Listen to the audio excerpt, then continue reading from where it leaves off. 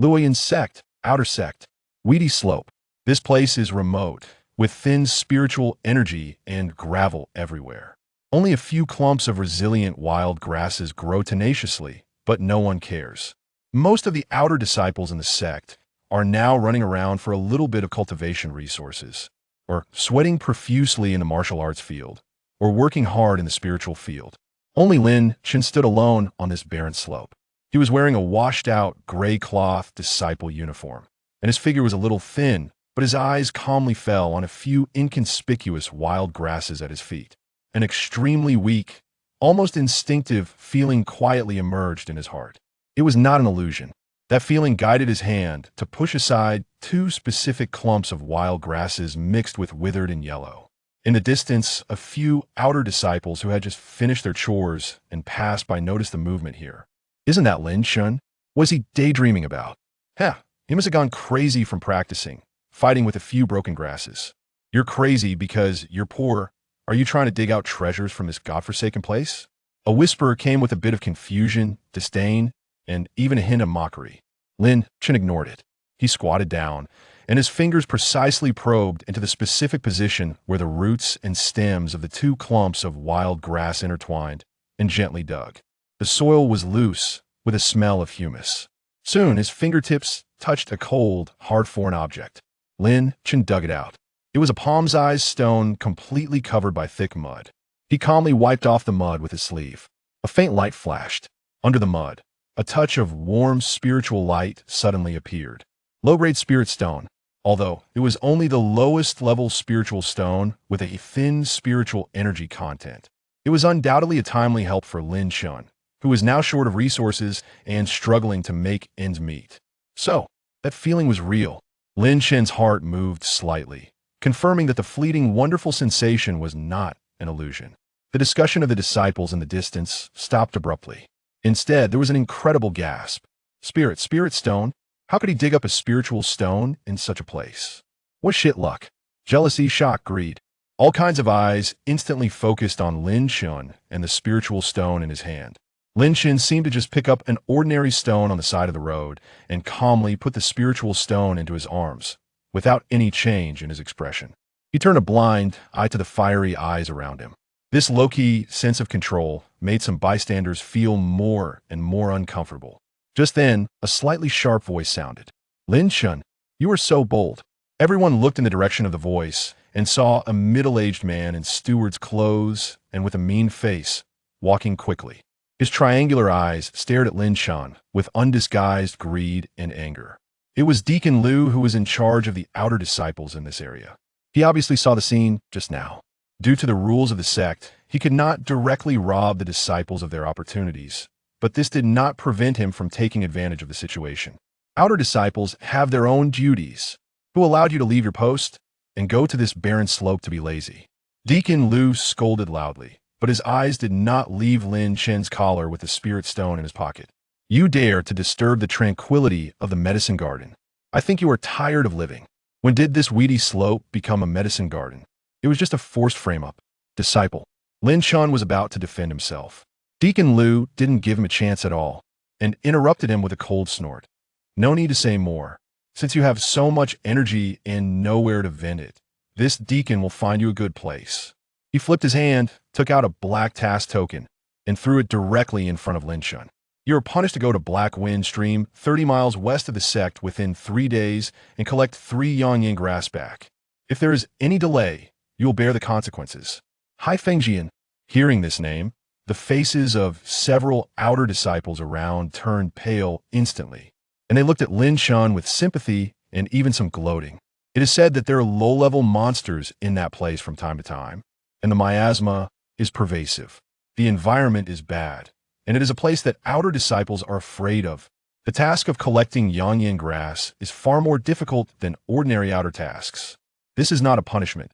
It is clearly a challenge, and it may even hide murderous intentions. This Lu Ba Pai, it's obvious that he wants to kill Lin Shun because he sees that Lin Shun has benefited. Someone whispered. Lin Shun looked at the black token on the ground in silence. He could feel the malice in Deacon Liu's tone. This mission was a life-or-death struggle, but he had no choice. Under the complicated gazes of the crowd, Lin Shin bent down and calmly picked up the cold task token. Yes, Deacon Liu. His voice was not loud, but it was extremely clear. When he raised his head, a subtle gleam of brilliance flashed quietly in the depths of his eyes. Crisis? Perhaps. It's also a turning point. Back in the simple residence that was standard for outer disciples and could only accommodate themselves, there was a faint smell of damp and mold in the air. Closing the creaking wooden door, the noise and prying of the outside world were temporarily isolated. Lin Shin leaned against the door and slowly exhaled. Black Wind Gorge, Yangyan Grass, 3 days limit. Deacon Liu's harsh face and undisguised malice flashed through his mind. With my current lowly cultivation level of the second level of Qi refining, forcing my way into the Black Wind Gorge is tantamount to committing suicide. Lin Chen's mind raced, his eyes as calm as water. The spirit stone on the weedy slope just now was a pleasant surprise and solved the urgent problem, but also brought greater trouble. The crisis has arrived and cannot be avoided. To break the situation, the only way is.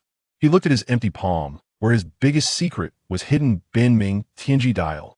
Before on the weedy slope, he only relied on a faint sense that was almost instinctive. And now, he needs clearer guidance. Is this the first time that you take the initiative to spy? Lin Shin whispered, his eyes flickering. He sat cross-legged on the cold ground and took out the low-grade spirit stone he had just obtained from his arms. The spirit stone is warm and emits a faint halo. It is the most basic fuel to drive this mysterious Tianji dial. Take a deep breath. Lin Shin concentrates his mind, holds the spirit stone in his palm, sinks his mind into the depths of his mind, and tries to actively and solemnly communicate with the mysterious Tianji dial. Buzz like the slight vibration of the rotation of an ancient star disk, it sounded in the depths of his consciousness. The light of the inferior spirit stone in his hand was slightly bright, and then it quickly dimmed. The spiritual energy inside was drained by some invisible force, turned into powder, and slipped through his fingers.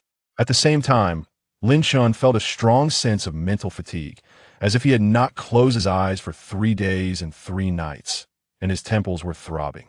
Sure enough, prying into the secrets of heaven has a price.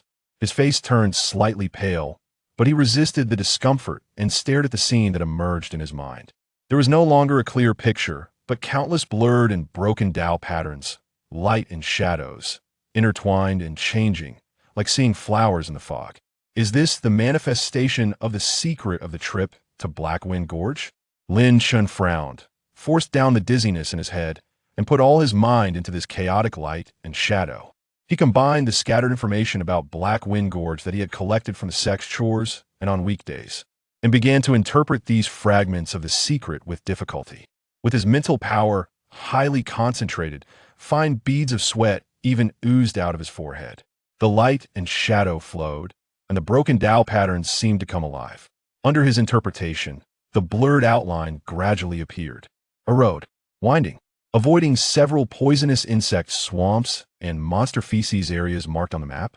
A black leopard, fierce breath, activity range, near the nest. 3/4 afternoon. Will it leave the nest to drink water downstream? Waterfall, steamy, cracks in the stone wall. 3 red grasses, Yangyan grass. The information was translated bit by bit with difficulty, and Lin Shin's heartbeat accelerated slightly. There is a way. Just when he thought the interpretation was about to end, a faint blue light flashed at the edge of his sight.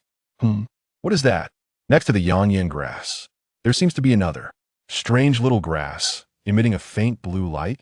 This discovery made him move in his heart, as if foreshadowing some extra opportunity. However, immediately afterwards, an inexplicable feeling of being secretly spied on also emerged, like a thorn in the back, but it was difficult to capture its specific source. Besides the leopard monster, are there other dangers? Who is in the dark? Lin Shin's heart was slightly alarmed, but Tianji did not give a clearer hint. The light and shadow dissipated, and his mind became clear again, leaving only a strong sense of fatigue. Lin Shin leaned against the wall, closed his eyes, and adjusted his breath for a moment, then slowly opened his eyes. Although it cost a price, the reward was huge. A relatively safe path, the habits of the monster, the exact location of the Yangyan grass, and even a potential surprise, as well as a vague risk warning. Enough. A detailed action plan quickly took shape in his mind. Use the secret path to sneak in. Calculate the time when the leopard monster leaves the nest at 3:30 noon. Quickly collect the yanyan grass. And then, by the way, explore the mysterious blue light grass. As for the sense of peeping, I can only adapt to the situation at that time and be more careful. Chapter 2. Seeking fortune and avoiding calamity. Time was of the essence, and he immediately commenced his preparations. He rummaged through his meager collection of silver fragments and ventured to an inconspicuous corner of the outer market, where he exchanged his coins for some fundamental pest-repellent powder. He then meticulously honed the well-worn hatchet on a whetstone until its edge gleamed with a hint of cold light. Just as he began to portion the repellent powder into small cloth bags, a gentle knock echoed at his door. Knock, knock, knock. Lin Chen paused momentarily, his gaze sharpening with curiosity. Who is it? Junior brother Lin, it's me, Wang Dafu, came a somewhat clumsy and timid voice from outside. Wang Dafu. The portly junior brother, generally amiable yet lacking in courage? Lin Chen approached and unlatched the door. Standing there was indeed the slightly rotund Wang Dafu, his face betraying a hint of concern. Junior brother Lin, you truly accepted the mission to Haifeng Gorge? Wang Dafu lowered his voice, glancing nervously around before inquiring softly. Indeed, Lin Chen replied with a nonchalant tone. Oh dear, how could you be so impulsive? Haifeng Gorge is no ordinary place. I heard that a senior brother entered last month and has never returned. Elder Lu, he clearly. Wang Dafu, in his agitation, began to pace, his words trailing off, but the implication was unmistakable. He leaned in closer, lowering his voice further. Moreover, I've heard that Elder Lu seems to urgently require a batch of yanyan grass. I wonder if that is urgently required? Lin Chen seized upon this information, pondering deeply. Yes, that is what I heard, but I cannot ascertain its truth. In any case, junior brother Lin, you must exercise utmost caution. If things go awry, just. Wang Dafu struggled to articulate his concern, unsure of how to advise him to abandon the mission. Thank you for your warning, brother Wang. I am aware of my own limits, Lin Chen replied calmly. Wang Dafu gazed at Lin Chen's serene expression, opened his mouth as if to speak, but ultimately sighed, then, take care. With that, he hurriedly departed, as if lingering a moment longer would invite trouble. Lin Chen closed the door, his gaze flickering. Elder Lu urgently needed yanyan grass? This could explain the harshness of his demands. Perhaps he sought a scapegoat to fulfill his own quotas? He resumed his preparations, securing the sharpened hatchet at his waist and carefully stowing the pest-repellent powder. As he turned to inspect his other belongings, a fleeting shadow at the corner of his eye zipped past the window. Lin Chen whirled around, yet outside, only the swaying shadows of trees danced in the dim light. Was it an illusion? No. The vague sensation of being watched, which he had felt while probing the mysteries, resurfaced. Was it Li Qinhua, with whom he had previously clashed in the market, or a spy dispatched by Elder Lu? Lin Chen's eyes hardened, his wariness intensifying. It appeared that this journey to Haifeng Gorge would prove more intricate than he had anticipated. He meticulously checked all his prepared items, took a deep breath, and pushed open the door, merging into the deepening night enveloping the outer gate of the falling clouds sect. The night was as dark as ink, shrouding the mountains of the outer sect in an enigmatic embrace. Lin Chen's figure glided through the dense forest like a wisp of blue smoke, moving silently and unobtrusively. Rather than traversing the well-trodden path familiar to outer disciples, he embarked upon a secret, winding trail. This path revealed itself as the first thread of crucial information granted by the destiny mechanism, after offering a low-grade spirit stone, a route of auspiciousness, and a means to avoid calamity. The earth beneath his feet was slick with moisture, littered with decaying leaves that exuded a rich, earthy aroma. Lin Chen held his breath, treading lightly, skillfully maneuvering around entwined vines and protruding tree roots. Not far ahead, a cluster of fungi emitting a ghostly green luminescence stood out starkly against the darkness, the area of the poisonous mist mushrooms. A silent incantation echoed in his mind, conjuring the vague glimmers of guidance from the destiny mechanism. Without hesitation, he circled around, maintaining a safe distance. After a short while, a pungent, acrid scent wafted through the air. Lin Chen's gaze sharpened as he spotted a pile of fresh, sizable animal droppings beside the path, markings of the black-spotted leopard demon.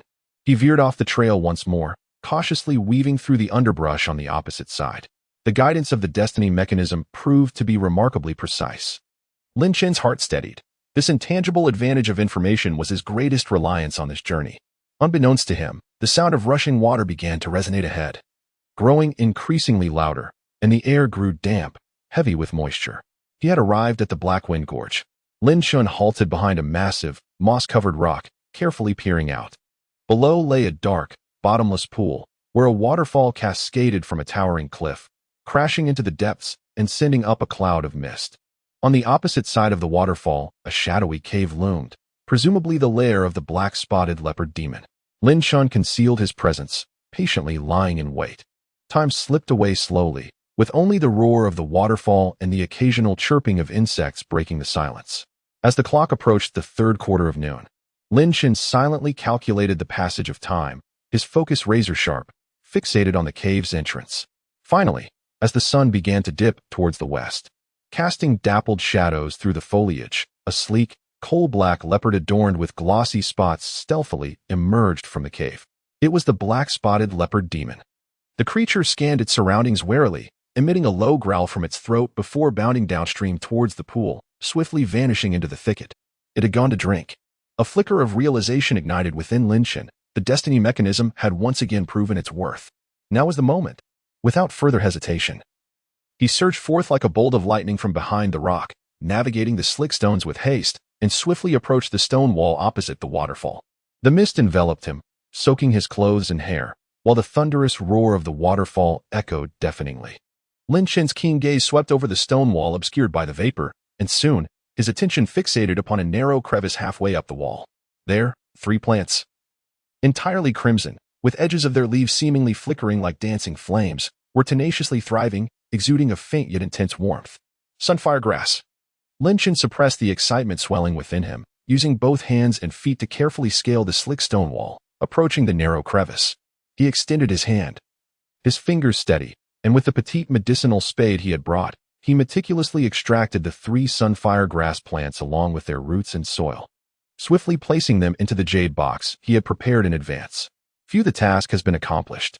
The weight that had hung over Lin Shun's heart was now halved. Just as he was about to retrace his steps, his gaze inadvertently swept past the sunfire grass. In another, more concealed tiny fissure in the stone wall, an extraordinary little plant was emerging. It bore only 3 leaves, radiating a translucent blue hue, with faint glimmers of light seemingly coursing through its veins. This is Lin Shun's pupils constricted. An intense intuition, clearer than when he sensed the spiritual stone earlier, surged within him. This object is undoubtedly extraordinary. Chapter 3. Desperate escape. Instinctively, Lin Shun reached out, intending to pluck the mysterious blue grass along with its radiant glow. However, just as his fingertips were about to graze the azure leaves, an unforeseen calamity struck. Hey, kid, leave behind what you have in your hands, as well as that bluegrass. A sinister laugh accompanied by the sound of rushing air echoed from above Lin Shun's head. A figure suddenly leaped down from a concealed area atop the cliff, bringing with it a gust of malice, landing heavily on the stone platform not far from Lin Shun. Splashing water in all directions, the newcomer wielded a gleaming short blade, and his face was that of Li Qinghua, the rival who had clashed with him earlier in the outer sect market. Indeed, someone had been following him. A chill ran through Lin Shun as he realized the source of the ominous feeling he had sensed earlier. Almost simultaneously with Li Qinghua's appearance, a deafening roar, filled with rage, erupted from downstream. The black-spotted leopard demon, which had just departed, had returned prematurely, clearly disturbed by the commotion caused by Li Qinghua. It now glared with crimson eyes, fixated on the 2 unwelcome guests on the cliff, its massive form surging forward with a foul wind. Caught between the greedy Li Qinghua in front and the bloodthirsty black-spotted leopard demon behind, Lin Shun found himself in an inescapable predicament. Cursed be this fool for his blundering. A wave of dread washed over Lin Shun, a chilling sensation coursing through his veins. In this moment of peril, a fierce determination flashed in Lin Shun's eyes, and he gritted his teeth resolutely. He would gamble everything. Without a second thought, he forcefully activated the destined time mechanism within his mind. Buzz. A sharp pain shot deep into his consciousness, the cost far heavier than before. Lin Shun's complexion turned as pale as a ghost, darkness clouded his vision, and a metallic taste filled his throat as blood uncontrollably seeped from the corner of his mouth. Yet, just before his awareness faded completely, a crucial fragment of life flashed vividly in his mind, a scene revealing Li Qinghua, overwhelmed by greed and anxiety in the face of the beast, instinctively retreating. The edge of the stone platform upon which he stood was slick with thick moss, exceedingly unstable. Moreover, from Li Qinghua's open attire, an almost imperceptible scent that attracted the demon beast wafted forth. Was that bait? In a heartbeat, the weighty revelation imprinted itself in Lin Chen's mind with clarity. The cliff's edge, bait, moss. Lin Chen's thoughts raced as he suppressed the metallic tang in his throat and the dizziness clouding his mind. The foul wind of the black-spotted leopard demon was nearly upon him, its claws glinting ominously. Li Qihua, grinning wickedly, thrust his short blade towards Lin Chen's face, his eyes gleaming with avarice. In this moment of life and death, Lin Chen suddenly sidestepped, narrowly evading the blade's lethal edge, and shouted fiercely at Li Qihua, "Fool! Look behind you." The sound, though not loud, reverberated like thunder, striking Li Qinghua's ears, already taut with tension from the demonic beast and greed. Indeed, Li Qinghua's expression shifted, a mixture of shock and fury crossing his face. Instinctively, he turned his head, not to truly observe the beast, but rather disrupted by Lin Chen's sudden shout. He hastily sought to adjust his position and seize the coveted blue herb. Yet, he forgot the precariousness of his stance and neglected the thick, slick moss, perpetually dampened by the cascading waterfall beneath his feet. Alas, his foot slipped. A tremendous force surged from behind, throwing his body off balance, and he plummeted in terror towards the unfathomable edge of the cliff. A piercing scream shattered the roar of the waterfall. Simultaneously, the rushing black-spotted leopard demon, already drawn to the faint scent of bait emanating from Li Qinghua and the unexpected presence of a human, recognized his misstep and unhesitatingly marked him as its primary target. With a ferocious roar, the shadow of the leopard flickered. Its gaping maw, reeking of blood, was now aimed directly at the flailing Li Qihua, who was desperately struggling against the sheer rock face. A once-in-a-lifetime opportunity. Almost instantaneously as Li Qinghua's scream echoed, Lin Chen sprang into action. Suppressing the piercing pain in his mind and the weakness coursing through his body, he swiftly reached into the crevice of the stone wall, uprooting the luminous three-leaf blue herb with utmost haste and cradling it carefully. There was no time to examine it further, not even a moment to catch his breath. Ignoring the chilling cries of Li Qinghua and the terrifying sounds of the leopard's assault behind him, Lin Chen turned and fled madly towards the hidden path from whence he came. His body, weakened from forcibly activating the celestial mechanism, felt as though he were treading upon cotton, each step a struggle, and his lungs burned painfully. Yet, he dared not pause. The dangers of the Black Wind Gorge extended far beyond a mere black-spotted leopard and Li Qinghua. He must escape this place swiftly. Lin Chen's form melded once again into the shadowy thicket, moving at an extraordinary speed, soon vanishing from the waterfall's vicinity. Time became a blur as he ran, until the sounds of rushing water and distant beastly roars faded into silence. Finally, he stumbled against a sturdy tree, gasping for breath. Sweat drenched his garments, his complexion pale and alarming, and the blood at the corner of his mouth starkly evident. Leaning against the trunk, he gradually sank to the ground, ensuring the surroundings were temporarily secure before cautiously retrieving 2 jade boxes from his breast. One contained 3 vibrant, fire-red sun flame grasses, a task accomplished. The other housed the enigmatic blue herb, its faint azure glow swirling in the dim forest, exuding an indescribable, ethereal rhythm that seemed to ease Lin Chen's weary spirit. Having paid such a hefty price, it was finally worthwhile. But what, indeed, is this extraordinary blue herb that possesses such wondrous properties? Lin Chen panted, his gaze intense, his heart brimming with curiosity and anticipation. He must recover swiftly and return to the sect to report to Elder Lu. Yet, one cannot help but wonder what expression Elder Lu will wear upon witnessing him return unscathed with the Yangyan grass. Furthermore, the death of Li Qinghua, could it herald new troubles? Lin Chen, dragging his weary body, finally made it back just before the external mission office was about to close. His complexion remained as pale as ever, his steps slightly unsteady, a lingering effect of forcibly activating the destiny mechanism. Inside the mission office, Elder Lu was idly perusing the records when he caught sight of Lin Chen entering from the corner of his eye, a barely perceptible cold smirk curling at the corners of his lips. "Humph, you know how to come back? I thought you had become the dung of some beast in the Black Wind Gorge." Before he could finish his taunt, Elder Lu's words abruptly ceased. His gaze was fixated on the jade box Lin Chen presented. As the box opened, 3 vibrant red Yangyan grasses, their leaf edges seemingly ablaze, lay serenely within, intact, and even carrying a hint of the mountain stream's moisture. This is impossible." Elder Lu gasped in disbelief, his eyes widening in shock as if he had seen a ghost. "Black Wind Gorge. Yangyan grass. How could you have possibly harvested it?" Chapter 4. The 3 layers of qi refinement. Elder Lu suddenly lifted his head, his gaze fixed intently on Lin Chen, his eyes brimming with incredulous shock.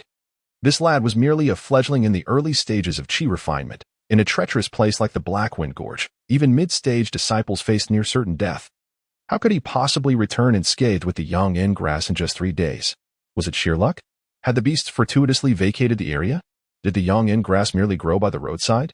An avalanche of thoughts surged through Elder Lu's mind. And after the initial astonishment came a deeper suspicion and an indescribable sense of wariness. This boy, he was peculiar. Lin Chen's expression remained composed as he simply stated, "This disciple has fulfilled the task entrusted by the elder, albeit through sheer fortune." Elder Lu's eyes flickered with uncertainty, a fleeting glimmer of greed flashing across his countenance. However, recalling the sect's regulations and Lin Chen's eerily calm demeanor, he forcefully suppressed any other thoughts that arose. Humph. Consider yourself lucky. Reluctantly, he rummaged through his storage bag, producing a few low-grade spirit stones and an identity token recording 10 points of sect contribution, which he tossed to Lin Chen. "This is your reward. Now be gone." Lin Chen accepted the meager spirit stones and token, the quantity pitifully scant, yet he refrained from voicing any complaints, calmly stowing them away before turning to leave. At the moment he pivoted, Elder Lu's dark gaze, akin to a venomous serpent, once again fell upon his retreating figure, imbued with a complex and inscrutable significance. This lad was far from ordinary. I must uncover the truth. A chill silently burgeoned within Elder Lu's heart as he contemplated this. Upon returning to his humble wooden abode, Lin Chen promptly secured the door. He first stored the low-grade spirit stones and mission rewards, then cautiously retrieved the jade box containing the mysterious blue herb. A gentle blue luminescence flowed within the dimly lit room. 3 translucent blue leaves seemed to pulse with the rhythm of life. Cradling it in his palm, Lin Chen attentively sensed its essence. A peculiar, refreshing energy emanated from the blue herb, akin to a gentle stream, gradually permeating his palm and flowing towards his sea of consciousness. Strands of this energy nourished his weary spirit, alleviating the piercing discomfort he felt from activating the celestial mechanism. The stinging sensation seemed to ease, albeit imperceptibly. This blue herb, could it truly nourish the spirit and mitigate the costs of activating the celestial mechanism? Lin Chen felt a mixture of astonishment and delight. Although its effects were subtle, this was undoubtedly a monumental discovery. It suggested that he might have found a way to diminish, or even one day negate, the backlash of the celestial mechanism. Though formidable, the celestial mechanism exacted a real toll. Lin Chen recalled the harrowing moments in the Blackwind Gorge, a lingering fear still gripping him. Relying solely on foresight was insufficient. Adaptability in crisis, leveraging circumstances, and personal strength were the true foundations for resolving perilous situations. His reverence for the destined celestial mechanism deepened. Yet he no longer held the naive belief that possessing it would guarantee his safety. At that moment, perhaps it was a fragment of the peculiar energy absorbed from the azure grass, or perhaps it was the culmination of a complete cycle of probing, action, and feedback. In Lin Chen's mind, the destined celestial mechanism trembled slightly upon the surface of its bronze face.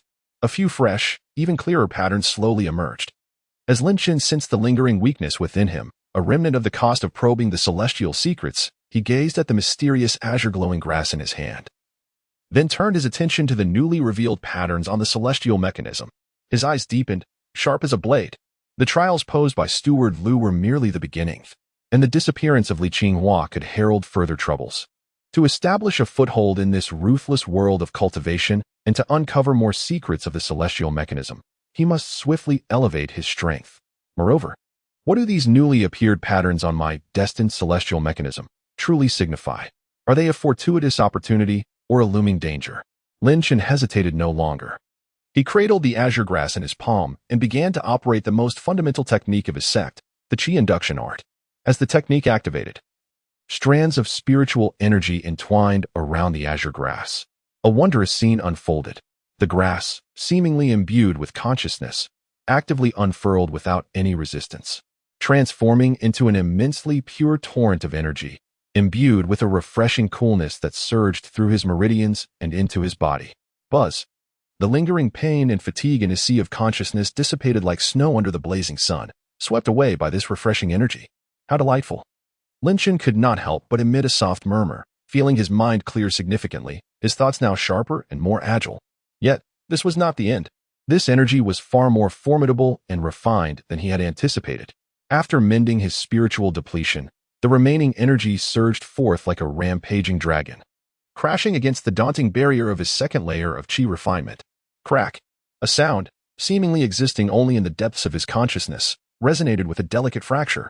An opportunity. Lin Chen's spirit soared. He immediately focused his mind and channeled the chi induction art with all his might, directing this powerful energy toward the newly formed crack in the barrier for one final assault. Boom. It felt as if something had been utterly shattered. An overwhelming sense of power flooded Lin Chen's limbs and bones. The vortex of spiritual energy in his dantian expanded abruptly, its rotation accelerating exponentially.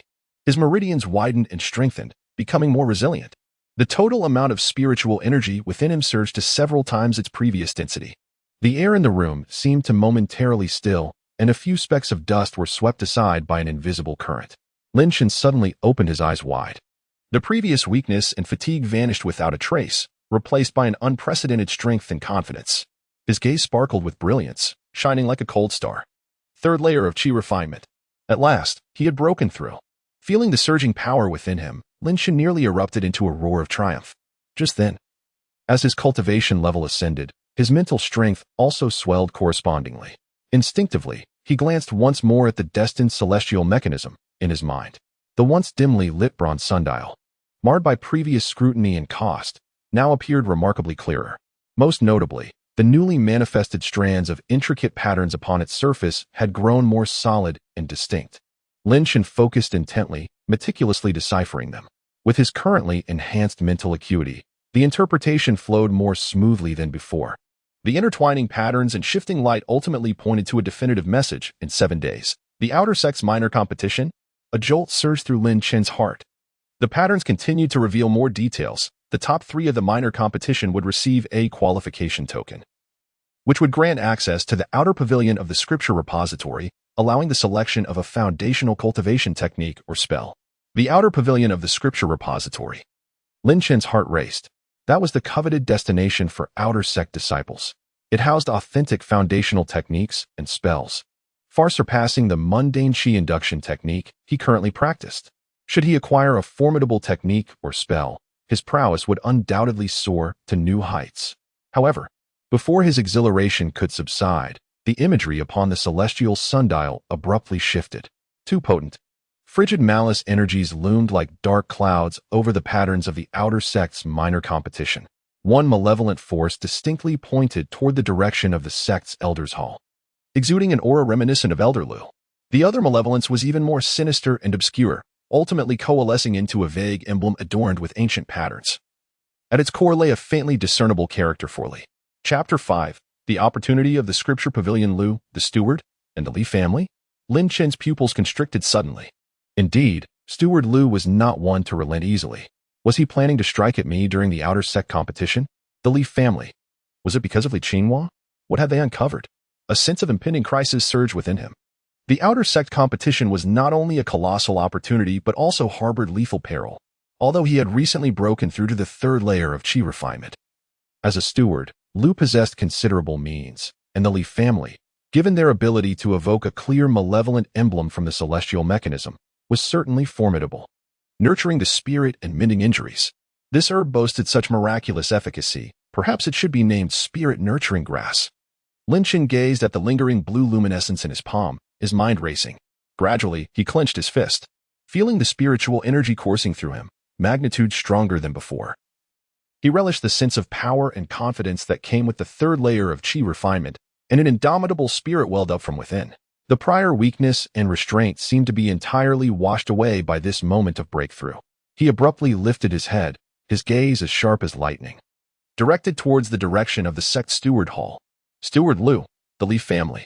Do they intend to thwart my quest for opportunity? Do they wish to strike at me during the competition? Let them try.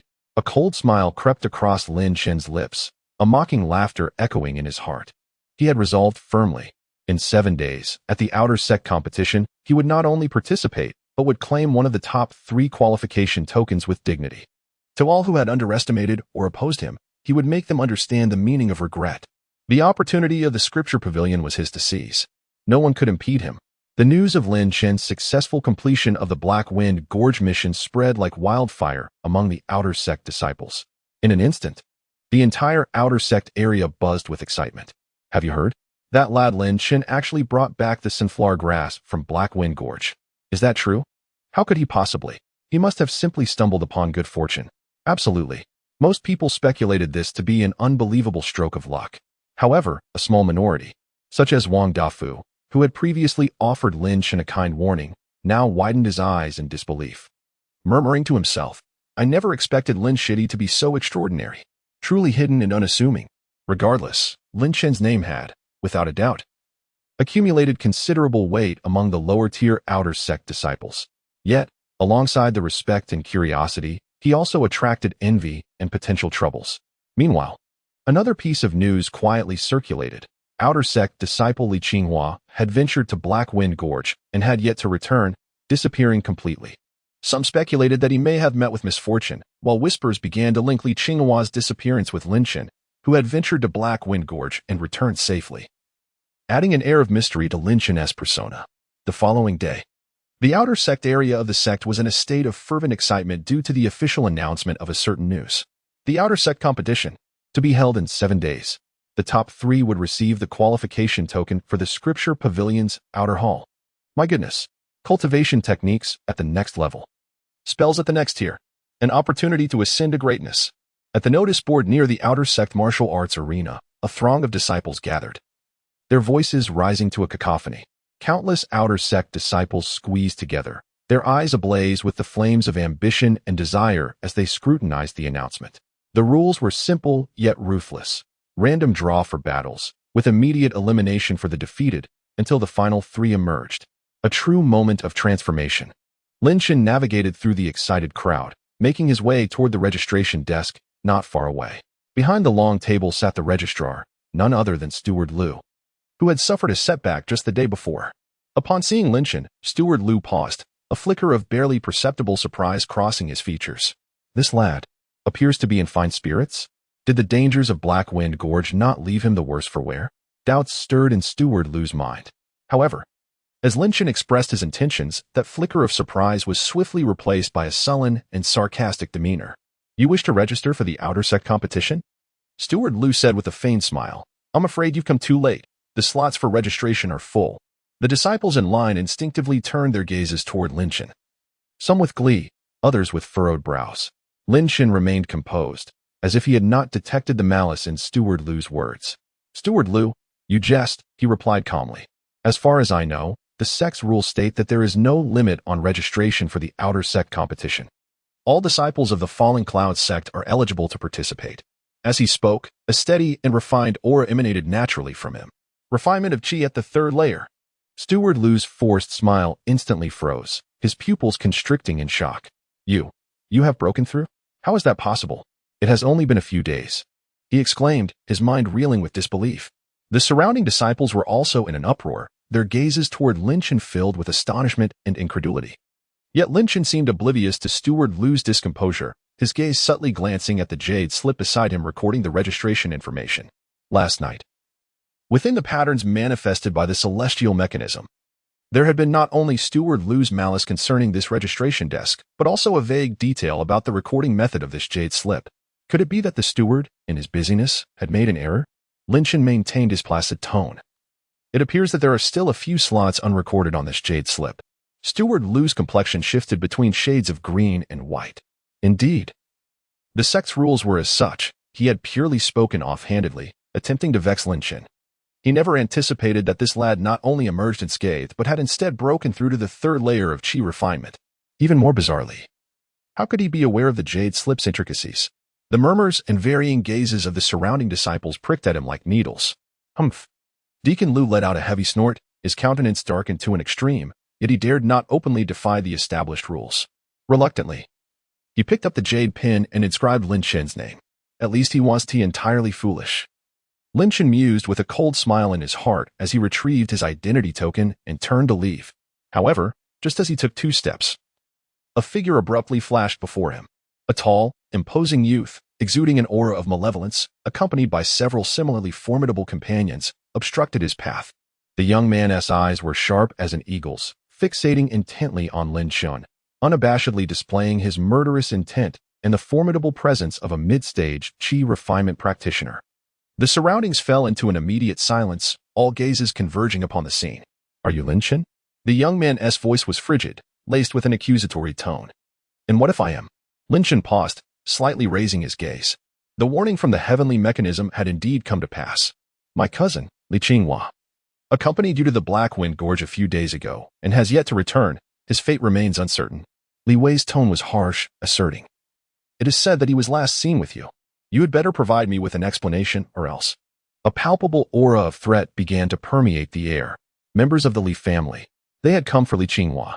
A sharp intake of breath echoed through the crowd. The Li family wielded considerable influence among the outer sect, and Li Wei was among the few elite within it. It seemed that Lin Chen was in deep trouble. Chapter 6. The Outer Sect Competition. A hint of derision appeared on Lin Chen's face as he contemplated Li Qinghua's intentions. Driven by a desire for the spirit herbs I had gathered, he sought to do me harm, engaging in conflict. His inadequacies led to his downfall. His misstep resulted in his own demise. His voice, though not loud, resonated clearly around us. If you seek vengeance, I, Lin Chen, shall oblige. Lin Chen's gaze suddenly sharpened, locking onto Li Wei with unyielding defiance. However, should you dare to wreak havoc here, do not blame me for being impolite. With a thunderous eruption, an aura far more substantial than Li Wei's, imbued with a faint yet palpable sense of mental pressure, exploded from Lin Chen's being. He had reached the third stage of qi refinement, his spiritual energy nourished by the divine herbs. Li Wei's complexion shifted dramatically, his figure instinctively swaying as a chill crept from the depths of his heart, as though he were being targeted by something dreadful. The followers behind him recoiled in unison, their expressions filled with terror. What? The third stage of qi refinement. He's also at the third stage. Such a formidable presence.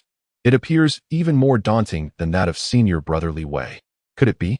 Wasn't this fellow merely at the second stage of qi refinement a few days ago?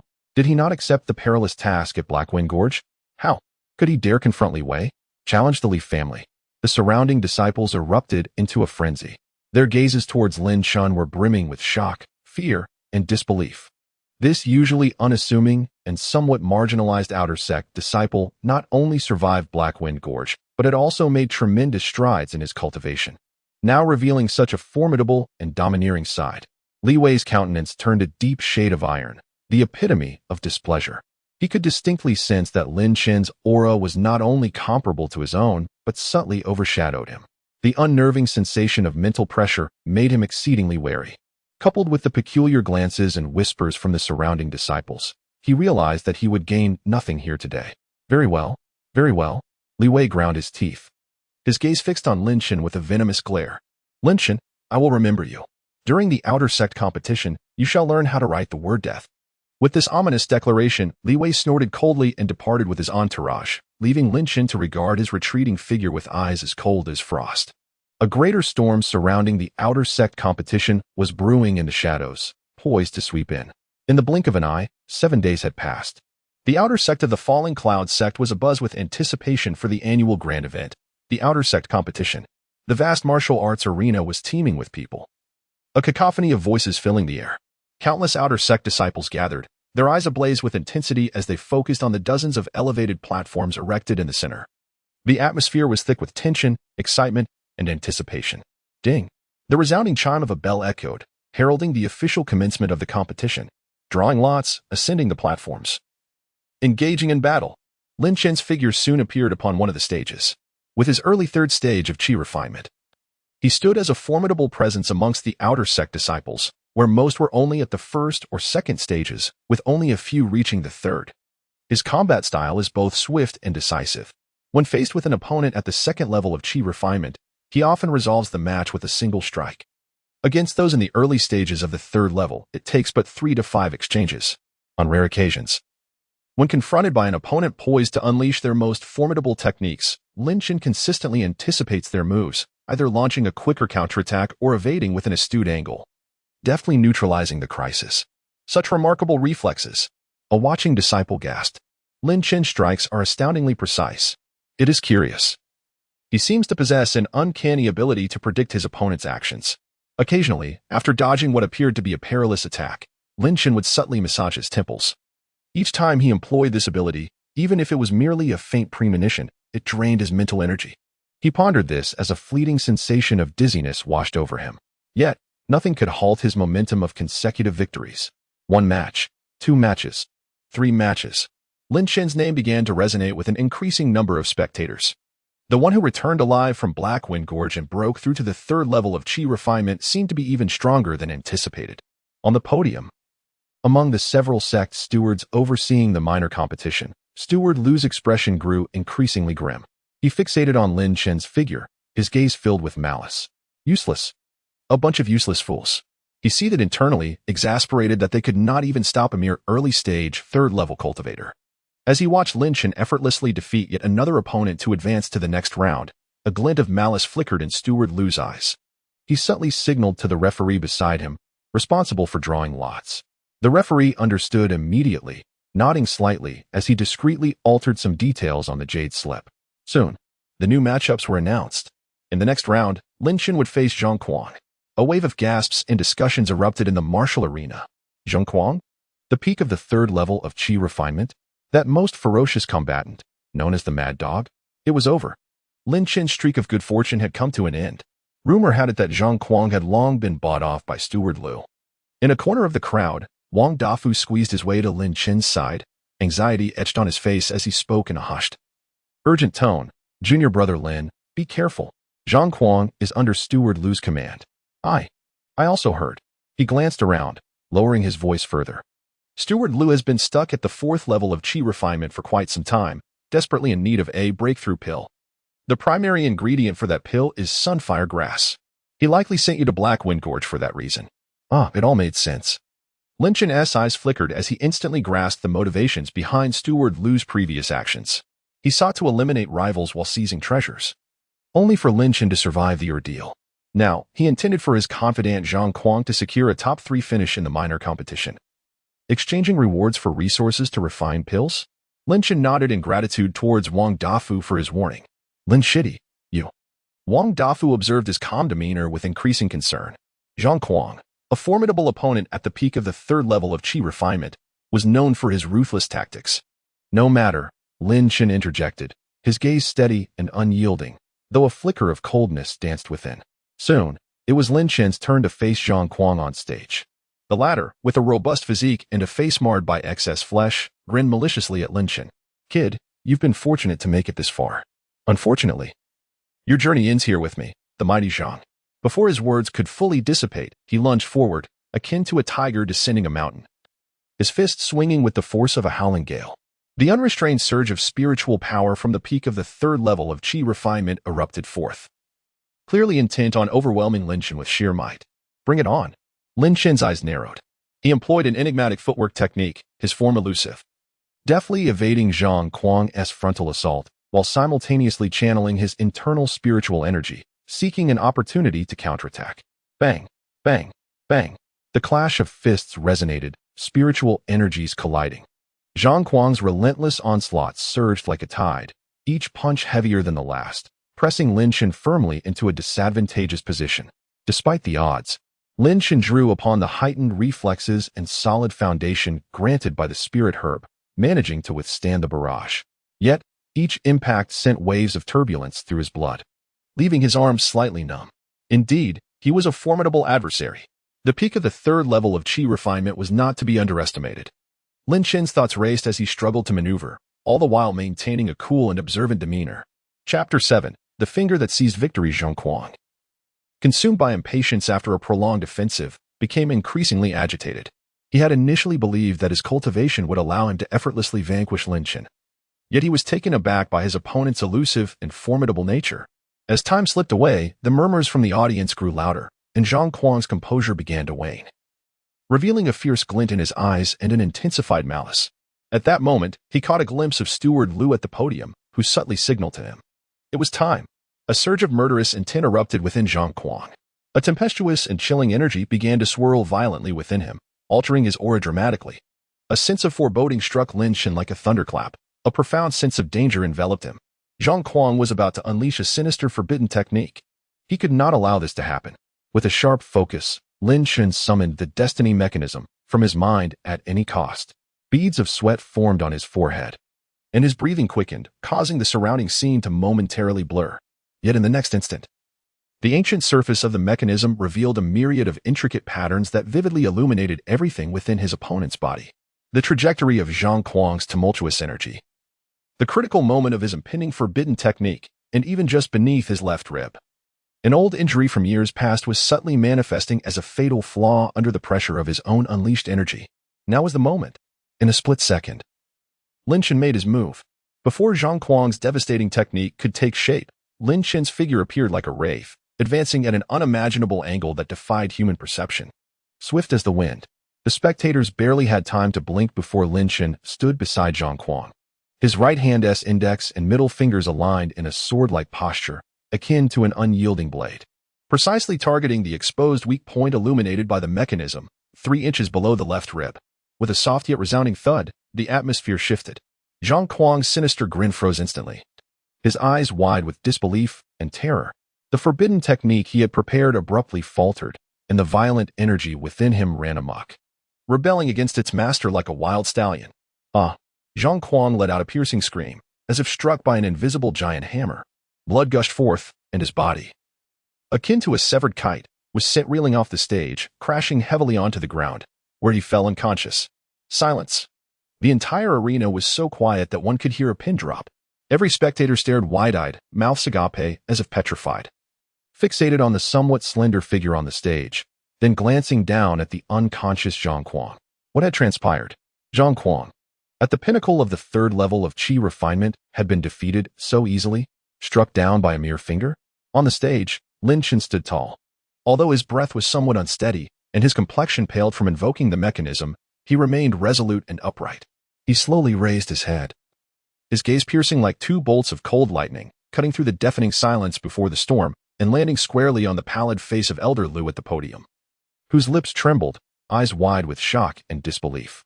A faint yet unmistakably clear curve of mockery graced Lin Chen's lips. After a brief moment of silence, an eruption akin to a volcanic explosion ensued. The entire arena erupted into a frenzy. How could he achieve this? With just a single finger. He was merely at the pinnacle of the 3rd level of qi refining. This Lin Chen undoubtedly concealed his true strength. Terrifying. Previously thought to be merely fortunate, it now appeared he was far more inscrutable.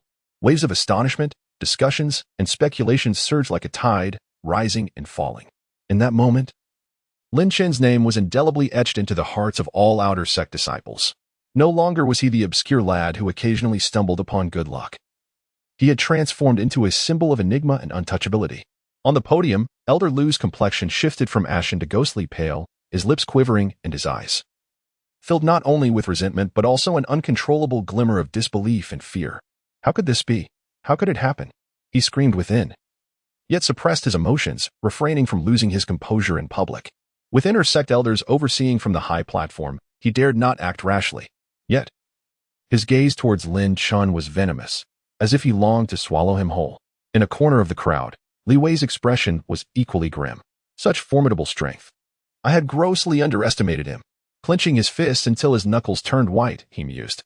My previous reckless pursuit of vengeance now seemed utterly ridiculous. However, the pressure from my family and the grudge against Chihuahua cannot simply be overlooked. His eyes darkened, temporarily suppressing his malice, yet the intent to kill lingered in his heart. On the high platform, an inner sect elder overseeing the tournament, whose demeanor was calm and composed, now directed his attention toward Lin Chen in the arena. A flicker of surprise and intrigue flashing in his eyes, he quietly inquired of the recording disciple beside him about Lin Chen's background. With Zhang Kuang's defeat, the top 3 positions had been firmly established. Soon, a simple awarding ceremony commenced. Amidst countless complex gazes of reverence, envy, and jealousy, Lin Chen ascended the platform with tranquility. The one responsible for the awards was the very inner sect elder who had previously observed him. The elder handed over a palm-sized token forged from dark iron. Cool to the touch, intricately engraved with complex patterns, subtly emanating a unique aura of spiritual energy. Outer sect disciple Lin Chen, 1st place in the minor competition. This is the entry token to the scripture repository. With this token, you may enter the repository once within a month to select one technique or spell. The elder's voice resounded clearly in the ears of everyone present. Lin Chen accepted the token with both hands, feeling its weighty significance. This was the key to greater power? His heart raced with uncontainable excitement, almost echoing the fervent thumping within his chest. Breaking free from the shackles of the qi manipulation technique, The true power that rightfully belonged to him was within reach. He could distinctly feel the piercing gaze of Steward Liu behind him, filled with a venomous malice that seemed almost tangible. "Old dog, your reckoning shall come." Lin Chen silently scoffed, maintaining an impassive faade. Meanwhile, he sensed a slight stagnation in the flow of his spiritual energy. The repercussions of forcibly activating the heavenly mechanism began to manifest, and a wave of mental fatigue washed over him like a tide. He must swiftly stabilize his cultivation, restore his mental fortitude, and seize the moment to enter the scripture pavilion. He resolved inwardly. At the instant his fingertips brushed against the intricate runes on the token, a faint tremor rippled through the depths of his mind, where the destined heavenly mechanism resided. It was not a clear vision, but rather a vague, intermittent sense of forewarning. A grand and ancient outline of the scripture pavilion, a shadowy figure strikingly similar to Steward Liu, and an elusive chill of hidden danger lurking within the depths of the pavilion. Is there an ambush within the scripture pavilion?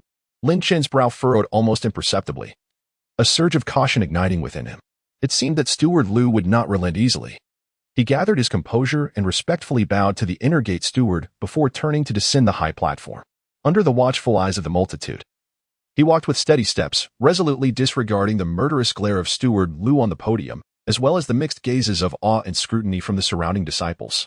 He lifted his gaze, piercing through the clamor of the crowd, directing his vision toward the depths of the falling cloud sect, where the ancient and mysterious scripture pavilion stood, embodying the hopes of countless disciples.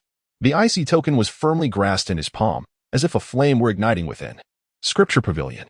"I am coming for greater power," Lin Chen exclaimed within, his eyes sharp as blades, brimming with unwavering determination. "No one can stop me." Chapter 8. Foundation of spiritual pressure. Returning to his modest abode, Lin Chen's fingertips caressed the cool surface of the scripture pavilion token. This was not merely a token.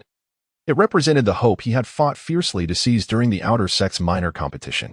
With only a cultivation level of the third layer of qi refining, practicing the most rudimentary technique, the qi induction method, he might barely maintain his ground in the outer sect. However, the venomous glare of Elder Liu, the veiled threat from the Li family, and the ominous warnings from the celestial sundial revealed a perilous reality. His current strength was woefully inadequate. Lin Chen's gaze deepened, his ambitions crystal clear. He must swiftly seek more potent techniques and offensive spells to bridge the gap in his abilities. Otherwise, he would find himself stranded in the outer sect. Taking a deep breath to quell the tumult within, he began to silently channel his spiritual energy, solidifying his recent breakthrough into the third layer of qi refining. The mental fatigue from the relentless exertion during the competition gradually subsided under the nurturing effects of the spirit-nourishing herb. He briefly assessed his resources. Aside from a few low-grade spirit stones and basic elixirs, there was nothing else of value.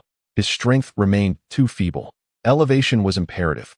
A sense of urgency surged once more. Without further hesitation, Lin Chen's eyes sharpened like those of a hawk.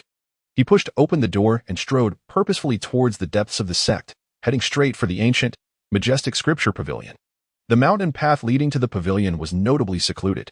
Lin Chen's pace was unyielding, yet his heightened spiritual perception, enhanced by the spirit-nourishing herb, keenly detected several pairs of prying eyes concealed within the thickets and shadows of the rocks. They belonged to Li Wei's lackeys. A cold smile crept upon Lin Chen's lips, but he did not falter. Their gazes were rife with unabashed malice and greed, evidently waiting for him to emerge from the pavilion, eager to snatch his treasures or exact revenge on Li Qinghua.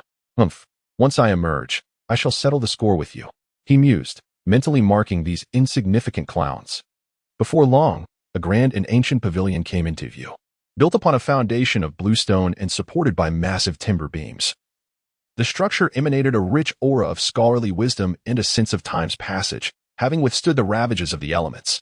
Ethereal spiritual light enveloped the pavilion, indicating an invisible formation of protection, exuding an extraordinary presence.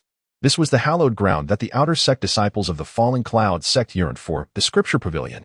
At the entrance, seated cross-legged on the stone steps, was an elderly man clad in a gray robe. His eyes were tightly shut, his energy contained, as if he were one with the stone steps around him, profound like an ancient well, obscuring the depths of his wisdom. Lin Chen steadied his mind and approached, halting 3 feet before the elder, respectfully offering the black iron token with both hands. The elder's eyelids flickered, slowly opening a narrow slit. His murky yet seemingly all-seeing gaze first swept over the token before settling on Lin Chen, as if he recognized him slightly. One method from the first layer of the outer sect. For 1 hour, the elder's voice emerged, raspy and low, akin to sandpaper scraping against wood. You may enter. As the words fell, the seemingly heavy attic door, through a silent mechanism, slowly slid open, revealing a deep passage imbued with a faint aroma of ink. Lynchen took a deep breath, suppressing the excitement and vigilance within, clearing his mind, and restoring a steadfast gaze as he stepped across the threshold that would alter his destiny. Upon entering the attic, he was greeted by a unique scent, a blend of the fragrant ink and aged paper dust. The space before him was unexpectedly vast, far more so than it appeared from the outside. Towering bookshelves stood like silent giants, reaching up to the ceiling, lined with an array of various carriers, jade slips glimmering with a soft light, yellowed animal skin scrolls, and thread-bound ancient texts countless in variety, exuding an air of mystery and solemnity. A few shafts of sunlight streamed through the high windows, casting mottled beams in the air, revealing fine dust particles floating within them. The two outer disciples who had qualified alongside Lin Chun, placing second and third in the competition, were already present. Upon seeing Lin Chun enter, they exchanged a complex gesture of greeting before eagerly dispersing, their expressions a mixture of excitement and gravity as they navigated between the shelves. Perusing the materials, clearly unwilling to squander this precious hour, Lin Chun cast a sweeping glance, deliberately bypassing the sections on foundational techniques and miscellaneous notes, and made his way toward the area designated for offensive spells. With only an hour at his disposal, he needed to swiftly locate an appropriate spell, preferably one that could serve as a substitute for the chi drawing technique. His mind raced, and he dared not indulge in even a moment's laxity. He paused before a shelf marked with inscriptions such as sharp metal and gung metal, scanning the jade slips before him. There were too many spells to examine individually. It would take too long. Lin Chun's thoughts shifted as he attempted to summon a thread of mental energy, subtly activating the destined celestial mechanism deep within his mind. A faint hum resonated, and a slight sense of dizziness enveloped him as his mental energy rippled outward like a stone cast into a lake, creating invisible waves that gradually dissipated. Simultaneously, the scene before him seemed to undergo a subtle transformation. The spiritual light emanating from the jade slips appeared altered in his perception. Some glowed brightly, yet carried an air of obscurity, while others, seemingly ordinary, subtly exuded a sharp essence. The faint light of the celestial mechanism served as an intangible guide, instinctively steering him away from spells that, while seemingly formidable, might possess flaws or not align harmoniously with his own spiritual attributes. Without pausing, he continued along the bookshelf, his gaze swiftly flitting over the titles. Soon, guided by the vague indications of the mechanism, his footsteps halted in a secluded corner before a less frequented shelf, coated with a thin layer of dust. This shelf held only a few jade slips, among which one radiated a faint yet pure spiritual light, seemingly aligning perfectly with his intentions. Lin Chun's heart stirred, and he reached out to take it. Just as his fingertips were about to graze the jade slip, an icy, piercing chill surged towards him from behind, akin to a venomous serpent. Immediately thereafter, an overwhelming and terrifying pressure, far exceeding the realm of chi refinement, descended upon him like an invisible mountain, ensnaring him in its grasp. A sense of alarm surged within Lin Chun. This aura was precisely the same frigid and ominous presence that the celestial mechanism had previously warned him about. He abruptly turned around, only to find a middle-aged cultivator clad in a deep blue Taoist robe standing silently behind him, having appeared without a sound. This man's countenance was stern, his gaze sinister, bearing a resemblance to the outer sect steward, Lu, yet his demeanor was far more profound and frigid, reminiscent of ancient ice. Lu Song's chilling eyes fixated on Lin Chun as if he were scrutinizing an insignificant insect. You, young one, this area is restricted. Who permitted your approach? What are you attempting to uncover? The pressure of his foundational chi was unleashed without restraint, causing the very air to feel as though it had solidified, constricting Lin Chun's breath and making his bones creak, as if he were on the verge of being crushed in the next instant. Chapter 9. The True Art of Xian Shui, Life and Death on the Line. Is it a trap? Or merely a coincidence? Lin Chun suppressed the terror and turmoil within, his mind racing with thoughts. Retreat? Explanation? Such actions would likely be futile. He resolved to fight. His gaze sharpened, teeth clenched. Buzz. This time, Lin Chun unleashed the full power of his destined celestial mechanism, without reservation. His complexion paled slightly, beads of cold sweat forming on his forehead, as his mental energy was consumed violently like a flood unleashed from a dam. He was not probing Lu Song's weaknesses, for the disparity in strength was far too great. Instead, He sought the cause of this man's presence here, the purpose of his stay, the treasures he guarded. In an instant, fragmented and indistinct information surged into his mind like a tidal wave. Protection. A fragmentary scroll of ancient water techniques. Personal cultivation. The waterway pass. Bottleneck. In the blink of an eye, Lin Chen grasped a glimmer of hope. Not only did he not retreat, but he also withstood the terrifying pressure, bowing deeply towards the direction of the empty bookshelf behind Lu Tsang, the core sensed by the celestial mechanism, and respectfully spoke. "Forgive me, Senior. I am Lin Chen, a disciple who did not intend to intrude upon this forbidden zone, but rather," he steadied his mind, striving to render his voice sincere and natural. "As I passed through this area, I faintly sensed an extraordinarily pure and unique flow of water spiritual essence, resonating subtly with the cultivation techniques I practice. It seemed as if I had some sort of epiphany and, lost in thought, inadvertently lingered here. I hope for your understanding, Senior." He deliberately emphasized the water spiritual essence and the epiphany, and while mentioning the latter, he casually adopted a tone of inquiry, referencing a particular subtle handling method regarding the flow of water attribute spiritual energy at specific meridian nodes. This was the critical piece of information Lin Chen had gleaned, subtly related to Lu Tsang's bottleneck. Upon hearing this, Lu Tsang's originally cold and sinister gaze flickered with a moment of incredulity. He was momentarily stunned. This boy, a mere outer sect disciple at the third level of chi refinement, could actually perceive the obscure spiritual essence he had veiled with secret methods? That was one matter. What truly shook him was that the subtle key point the boy had mentioned pointed directly to the core issue of the water technique barrier he had struggled to comprehend for months without breakthrough, just a hair's breadth away, as if separated by a thin veil of paper. And now, it seemed that this veil had been pierced by the boy's unintentional remark. Lu Tsang re-evaluated Lin Chen before him. Before him stood a youth whose complexion, though somewhat pallid, bore a clarity in his gaze. His form trembled slightly under the weight of his own aura, yet he remained steadfast, adorned with a perfectly measured respect and a hint of bewilderment at his insights, responding with composure and devoid of any semblance of panic. Such temperament and such discernment were undoubtedly beyond the grasp of an ordinary outer sect disciple. The anger that had ignited within him due to the intrusion into the forbidden grounds dissipated significantly, swiftly replaced by a profound curiosity and an ineffable admiration.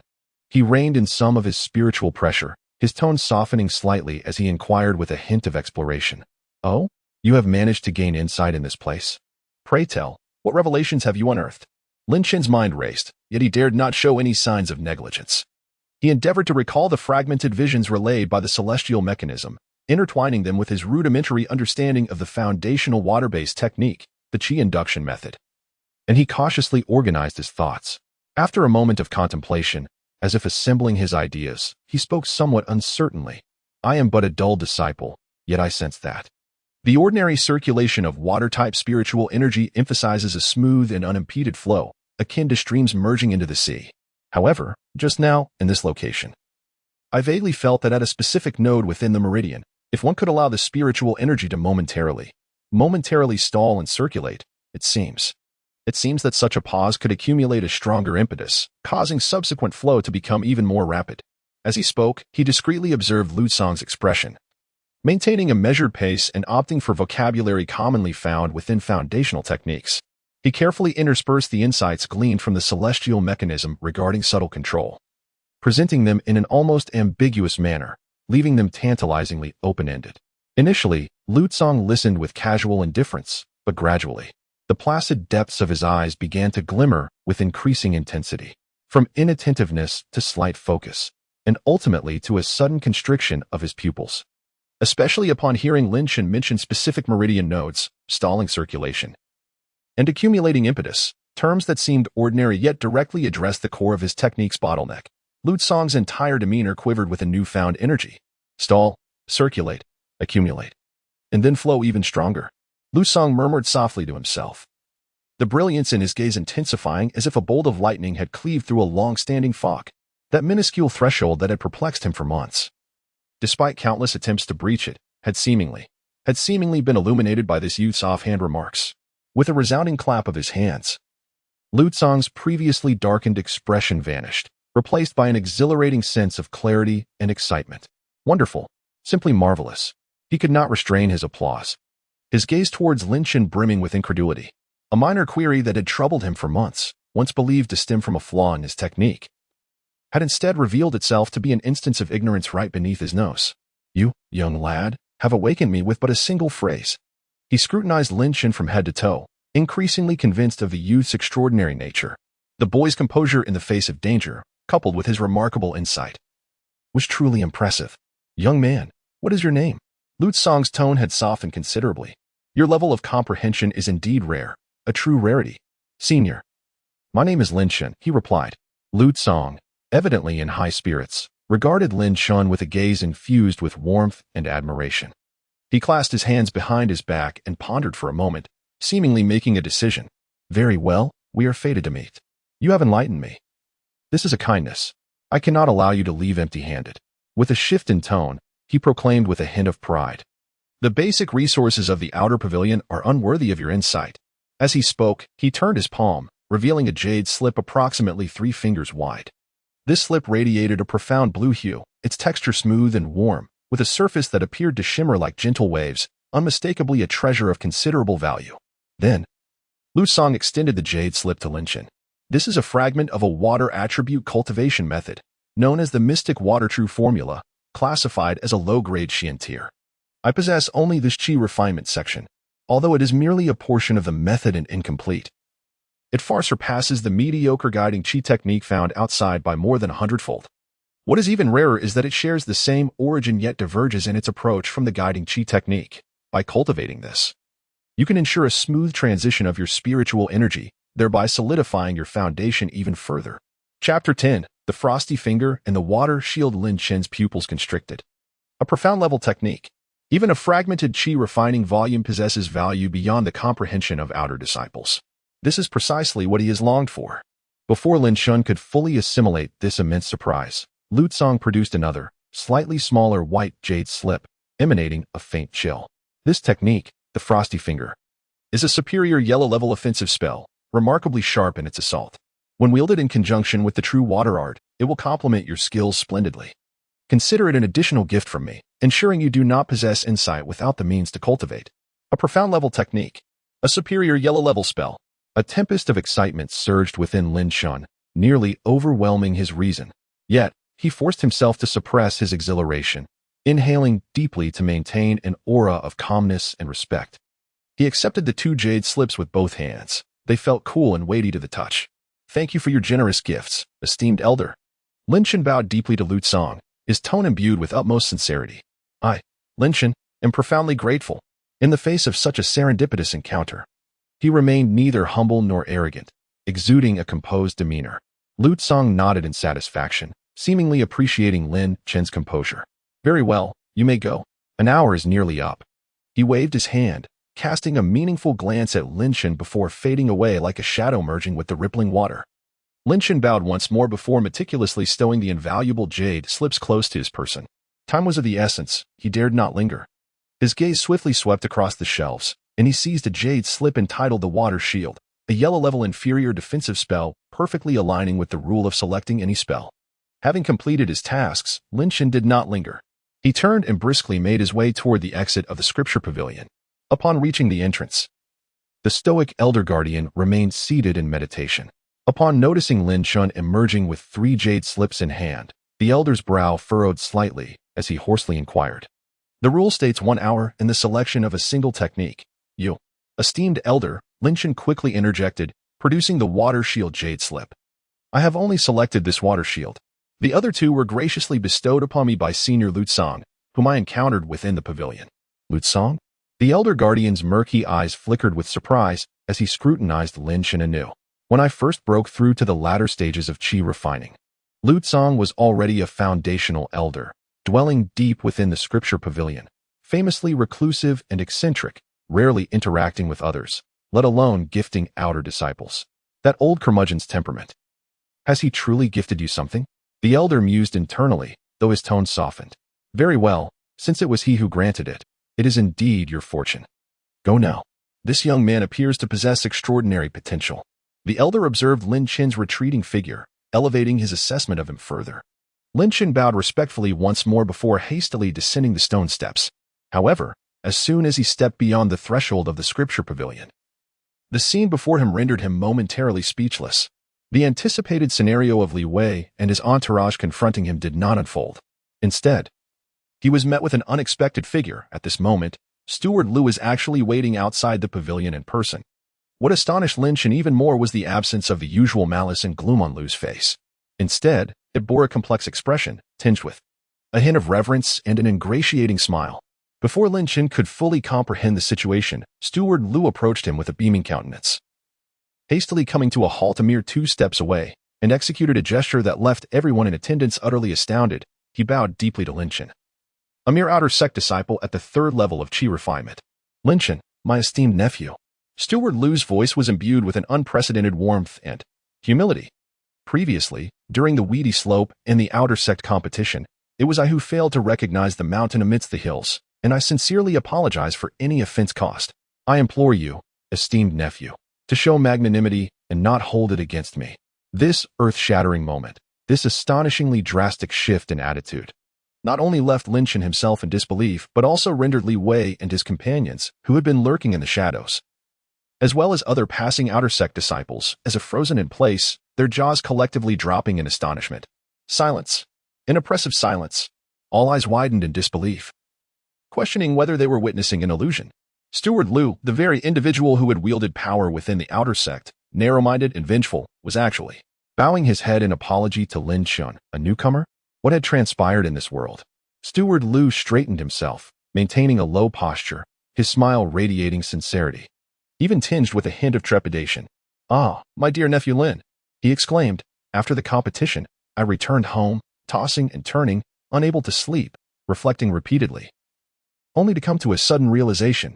Though your time in the sect has been brief, you have encountered numerous fortuitous opportunities, advancing your cultivation at an astonishing pace, and managing to turn the tide against formidable odds. Such encounters and such character clearly indicate that you are a prodigy of great fortune and ambition. As Steward Lu spoke with growing fervor, he even quoted an adage he had seemingly picked up from somewhere. The golden-scaled fish is not merely a creature of the pond. When faced with the winds and clouds, it transforms into a dragon. I was truly blinded by my own short-sightedness, nearly missing the chance to befriend such a potential dragon due to trivial grievances. Regret has come too late. Regret has come too late. As he continued, he carefully produced a delicate white jade pill box from his storage pouch. This here is a gathering chi pill, a total of 3 bottles containing 30 pills. A small token of my goodwill and an apology. While this pill may hold little value for me, at the 4th level of Qi refinement, it will undoubtedly serve you well in solidifying your 3rd level of Qi refinement, and even assist you in breaking through to the next level. Please, dear disciple, accept this as an opportunity for Lu to reform. Let us not hold past grievances against each other, shall we? Elder Lu, cradling the pill box with both hands, bowed slightly, his eyes brimming with anticipation and a hint of barely perceptible tension, awaiting Lin Chen's response. Faced with Elder Lu's almost obsequious demeanor and the proffered pill box, Lin Chen, though taken aback, quickly composed himself. Elder Lu has indeed demonstrated a capacity for humility and adaptability. He is a clever man. Having more allies is certainly preferable to having numerous adversaries, especially since he is an outer sect steward, which will undoubtedly alleviate future complications. Maintaining a calm facade, Lin Chen pondered for a moment before accepting the exquisite white jade pill box. Elder Lu, your words are rather weighty, he remarked in a tone devoid of overt emotion, making it difficult to discern his feelings. Your ability to recognize your missteps and return to the right path is commendable, indicating that you are not beyond redemption. I shall accept this pill. Let all prior matters be considered resolved. He paused, his gaze sweeping over Elder Lu's beaming countenance, yet his words carried a subtle authority. However, I trust that Elder Lu will remember the words spoken today and refrain from committing further misdeeds. One must understand that the world operates on the principle of cause and effect, and retribution is inescapable. Chapter 11. The Vice Deacon of the Outer Sect. Although Lin Chen was merely a 3rd-layer Qi refinement disciple addressing a 4th-layer Qi refinement deacon, his words emanated a natural air of authority, imbued with an undeniable strength that resembled a lesson being imparted. The surrounding disciples were left astounded, their expressions a mixture of shock and disbelief. Insanity. Lin Chen has truly lost his mind. How dare he speak to Deacon Lu in such a manner? Hush. Did you not see Deacon Lu's demeanor? It appears that he is intimidated by Lin Chen. Indeed, upon hearing Lin Chen's near admonitory words, Deacon Lu displayed no sign of anger. Instead, his expression transformed into one of overwhelming joy, as if he had heard divine music, repeatedly nodding and bowing. Yes, yes. Your teachings are most enlightening, esteemed nephew. I shall certainly keep them close to heart. In the future, I will restrain myself, practice self-discipline, and perform good deeds. Never to forget, truly a hidden dragon. Such poise, such insight. He is destined for greatness. I, Lu Qingfa, have firmly attached myself to this promising figure. Deacon Lu Qingfa felt a surge of elation, grateful for his swift change of attitude. Observing Lin Shen accept the elixir and seemingly relinquish his grievances, Lu Qingfa felt a sense of relief and seized the opportunity to press forward with an even broader smile. Esteemed nephew Lin, with your extraordinary talent, it is a grave misfortune for you to remain among the ordinary outer sect disciples. It is a waste of your brilliance. To be candid, my deacon's hall is burdened with numerous tasks and is in need of a capable assistant to manage the various affairs of the outer sect. Not only does the monthly stipend greatly exceed that of ordinary disciples, but the resources allocated for cultivation are also significantly more generous. His eyes gleamed with eagerness as he tentatively inquired, if you do not mind the humble nature of this position, would you be willing to join my deacon's hall and lend your strength to our sect? To assume the role of vice deacon of the outer sect? Vice deacon of the outer sect? Lin Shen's gaze flickered momentarily. Though the position was not high-ranking, it granted him a formal status and certain authority within the outer sect, which would undoubtedly benefit his understanding of the sect, resource acquisition, and trouble management. Deacon Lu certainly knows how to extend a favor. After a brief contemplation, he nodded and replied calmly, in that case, I thank Deacon Lu for your guidance. No need for such humility. It is your brilliance that shines upon us. Deacon Lu rejoiced, quickly stepping aside to lead the way. Please, esteemed nephew, allow me to escort you to the deacon's hall to complete the necessary formalities and familiarize yourself with the surroundings. On the surface, Lin Shun had become Deacon Lu's assistant. However, all discerning eyes present could clearly see that Deacon Lu's demeanor was exceedingly respectful, even tinged with flattery, indicating that Lin Shen was indeed in the position of authority. It was likely that from this day forth, the outer sect deacon's hall would look to the newly appointed vice deacon Lin as its guiding light. In a distant corner, Li Wei and his followers witnessed this entire spectacle, their faces darkened with fury and disbelief. Useless. Lu Qingfa is utterly useless. Li Wei trembled with rage, his teeth grinding audibly as he seethed at the audacity of Lu Qingfa to curry favor with Lin Shen. One would have thought that upon Lin Shen's emergence from the scripture pavilion, it would herald their opportunity for vengeance and restoration of honor. Yet, who could have anticipated such a breathtaking twist? Lin Shen's former arch-nemesis, Steward Lu, not only refrained from troubling Lin Shen but instead humbled himself, offering gifts in a bid for reconciliation, and even promoted Lin Shen to the position of assistant steward. This Lin Shen not only possesses enigmatic strength and extraordinary fortune, but now even Steward Lu has become his ally? A trembling lackey behind Li Wei stammered, Brother Wei, how can we take action now? Li Wei's chest heaved violently, his gaze filled with unbridled malice. He fixated on the retreating figures of Lin Shen and Steward Lu, his nails nearly embedding into his flesh. A forceful approach was undoubtedly futile. It seemed prudent to devise a long-term strategy. Perhaps it was time to report to the family. As this dramatically charged scene gradually drew to a close, the onlooking disciples, still enveloped in shock and confusion, began to disperse. From the path leading to the inner gate behind the scripture pavilion, a graceful and ethereal silhouette descended. It was a young maiden, adorned in a moon-white robe symbolizing her status as an inner gate disciple. Her figure was elegant, her beauty striking, and her demeanor as serene as the moonlight, untouched by the mundane world. A gentle breeze stirred, causing the exquisite pendant at her waist, engraved with the image of a bluebird, to emit a delicate chime. It seemed she had been drawn by the earlier commotion at the mountain gate, her crystalline eyes briefly scanning the scene, lingering momentarily on the figures of Steward Lu and Lin Shen, particularly on Lin Shen, with an extra glance.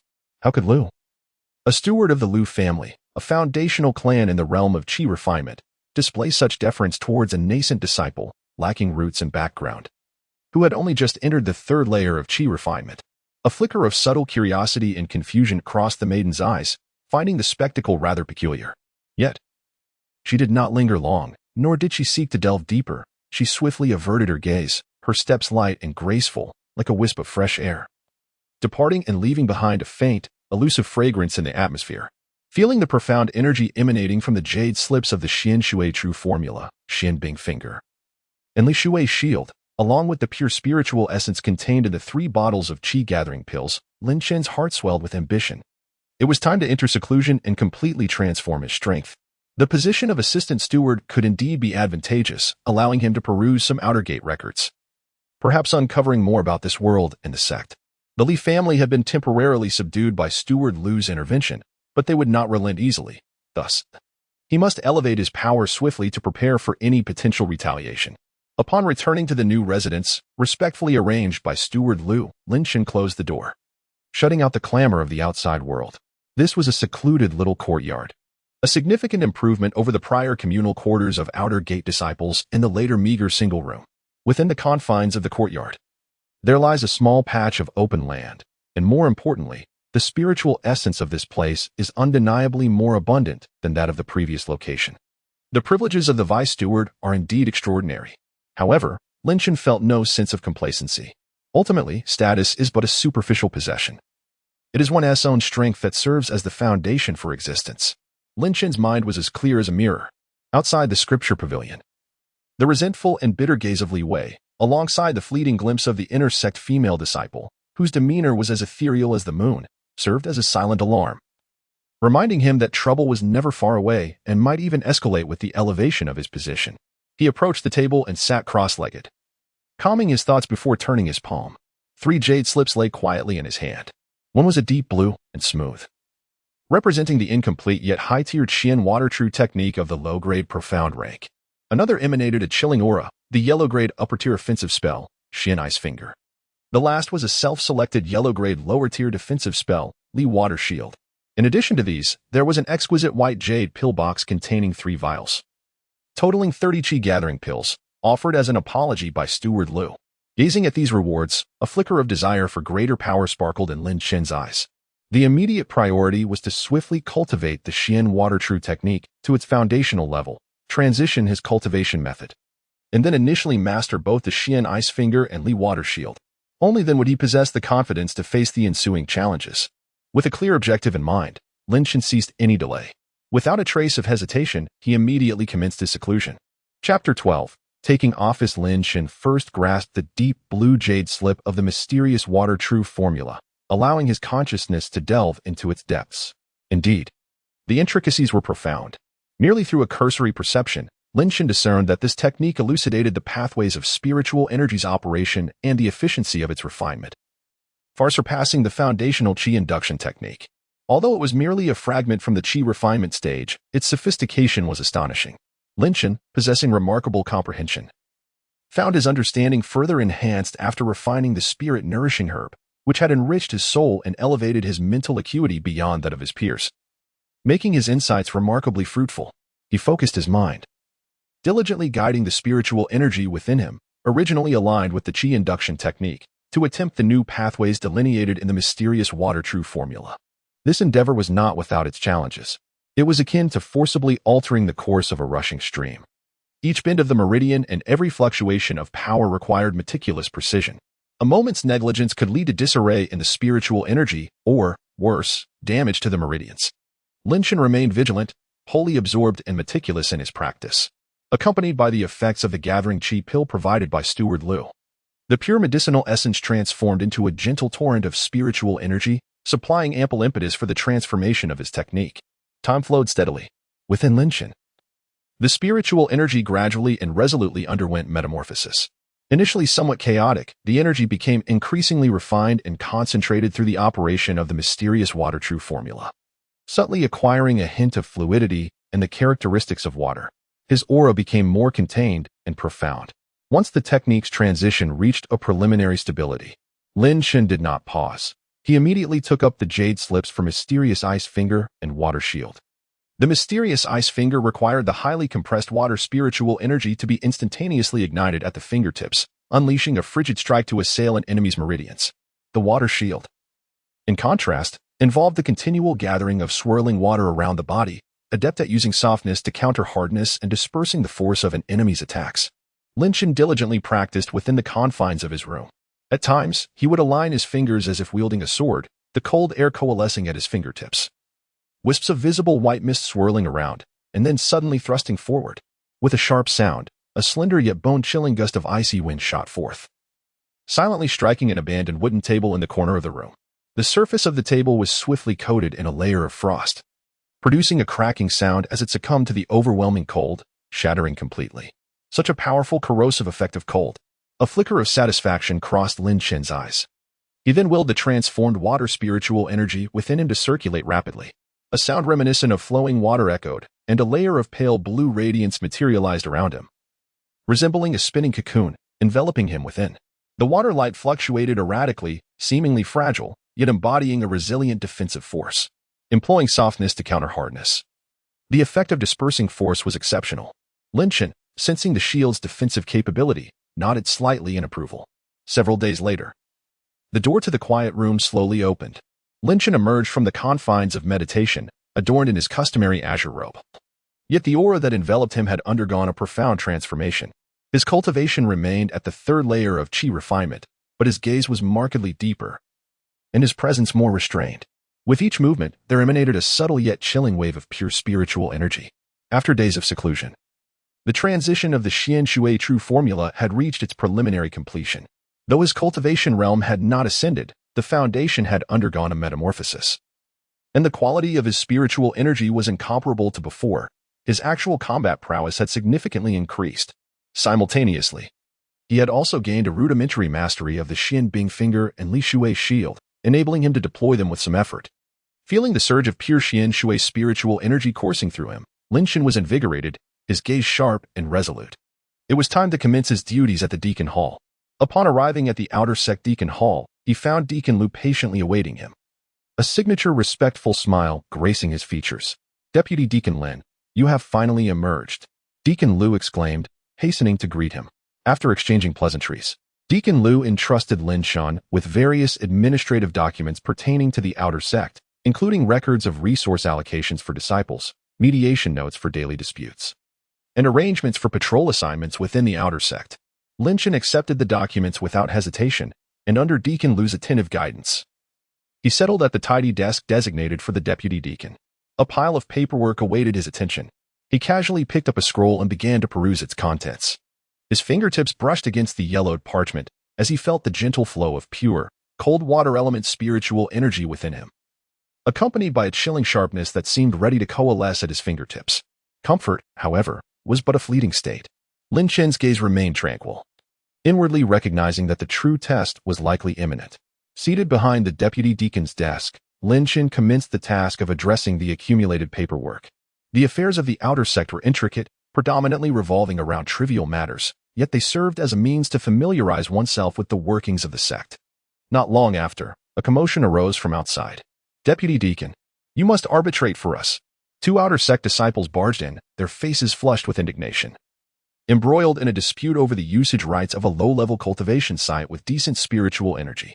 One disciple, slightly more robust and better dressed than the other, angrily accused his counterpart, inadvertently adding, "My cousin is from the Li family and often associates with Wei Gu and his crew. This cultivation site should rightfully be mine." Though his words were not loud, the veiled threat of his implied connections was unmistakable. The other disciple, flustered and anxious, dared not retort. "Oh, the Li family?" Lin Chen set down the scroll, lifting his gaze to calmly survey the two, and remarked, "The sect has its own regulations." He extended his hand to retrieve a jade slip from the nearby bookshelf, which recorded the rules for the allocation of resources and training grounds for outer disciples. His mind swiftly scanned through the contents, and he articulated clearly, according to the regulations. The Ding-grade training grounds are prioritized for disciples who have been initiated for over a year and have accumulated more than 50 contribution points. Sheng Xiangyu, you have been a disciple for 10 months with 42 contribution points. Yao Wenyu, you have been a disciple for 1 year and 3 months with 55 contribution points. Therefore, the Ding-grade training ground shall be allocated to Yao Wenyu. Lin Chen's voice, though not loud, resonated with an undeniable clarity. Sheng Xiangyu, a robust disciple, changed countenance and attempted to argue, but Lin Chen's gaze turned icy, interrupting him. "The affairs of the Deacon Hall are governed by the sect's regulations, not by one's background or the loudness of one's voice. Today, I shall overlook your initial offense, but should there be a next time, using force to intimidate and disrespecting the sect's rules will not only result in the permanent revocation of your application for a training ground, but will also be reported to the Discipline Hall for severe punishment." As he spoke, a subtle yet palpable aura emanated from Lin Chen. This aura, while not violent, bore the unique softness and purity of the Xian Shui true formula. Intermingled with a hint of the chilling essence from the nascent Xian Bing finger, enveloping Qing Xiangyu in a sensation akin to being thrust into an ice cellar. His complexion turned pale, and the words he intended to utter lodged in his throat, silencing him completely. The oppressive force he sensed was unmistakably that of one nearing the pinnacle of the third layer of qi refinement. Yes, I understand my mistake. I shall not dare again. Qing Xiangyu, terrified, bowed repeatedly and retreated with his companion, tail between their legs. Meanwhile, Deacon Liu observed silently from the side. And now hurriedly approached, nodding and bowing. Deputy Deacon Lin is indeed wise. This was handled appropriately. Such stringent enforcement of the law is essential to rectify the atmosphere of our outer sect. His respect for Lin Chen deepened further. Goodness, in just a few days. Lin's imposing presence was more authoritative than that of a deacon. Moreover, his spiritual energy seemed even purer than before. Chapter 13, Traps and Encirclements. The fair handling of the situation seemingly established Lin Chen's authority, yet the ominous shadow of the Li family lingered. Days later, Lin Chen, adhering to routine, patrolled the outer gate area. As he passed a low-grade medicinal herb garden near the back mountain, he witnessed several youths clad in outer sect disciple attire brazenly trampling and vandalizing the garden. This particular garden, nurtured with great effort by many ordinary outer sect disciples, including Wang Dafu, cultivated low-grade healing and energy-concentrating herbs, which were exchanged for meager contribution points. At that moment, the herbs lay in disarray, and the youths were laughing merrily. Among them, one, a confidentially way, arrogantly shouted at the nearby ordinary disciples, who dared not voice their anger. What are you staring at? This wretched place is now under the Li family's claim. It will belong to us from now on. If you know what's good for you, scram. This blatant provocation and destruction ignited a fierce rage within Lin Chen. His expression hardened as he prepared to intervene. Just then, a faint tremor resonated from the depths of his mind, where the enigmatic fate mechanism resided. A barely perceptible sense of mental fatigue swept over him, followed by a vague sense of warning. Something was amiss. Was this a trap? Lin Chen halted abruptly. Although the warning from the fate mechanism was obscure, it unmistakably pointed toward danger. These disciples from the Li family were intentionally causing a ruckus here, and it was likely that their intentions surpassed mere vandalism. Nearby, there was a strong possibility of a simple triggering trap being set, or perhaps others were lying in ambush, waiting for him to act in anger, only to accuse him of abusing his power for personal gain, or to launch a surprise attack. Their methods are becoming increasingly insidious. A cold smile crept across Lin Chen's lips as he swiftly altered his strategy. Instead of rushing forward, he raised his voice, imbued with spiritual energy, and bellowed, boldly. Who dares to make a ruckus here, vandalizing the sect's medicinal herb garden? His voice carried far and wide, instantly capturing the attention of nearby passing disciples and a patrol team not far off. Then, with eyes like lightning, Lin Chen fixed his gaze on the Li family's confidants. His tone authoritative and imbued with the weight of a vice steward. You lot, as disciples of the sect, dare to openly destroy the herbs painstakingly cultivated by your fellow sect members, showing utter disregard for the sect's regulations. Come forth. Seize these disciples who are damaging the sect's property and causing trouble, and adhere to the rules. Thoroughly inspect the scene for any other violations. With Lin Chen's command, the patrol team, drawn by the commotion, acted promptly. The Li family disciples, initially relying on their numbers and hidden arrangements to intimidate Lin Chen, were caught off guard by his unexpected call for support and the insistence on a thorough inspection of the scene.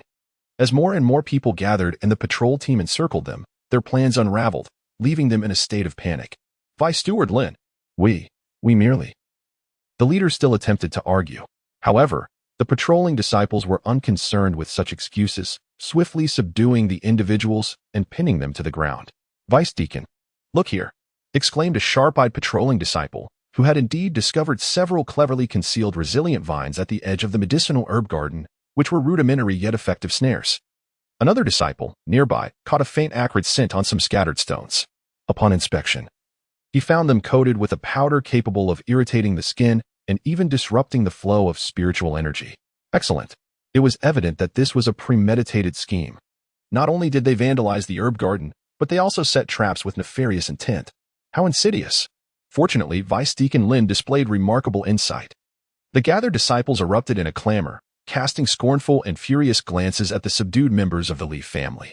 Lin Chen regarded the pallid faces of the Leaf family's confidants being escorted away by the patrolling disciples, then glanced at the devastated medicinal herb garden.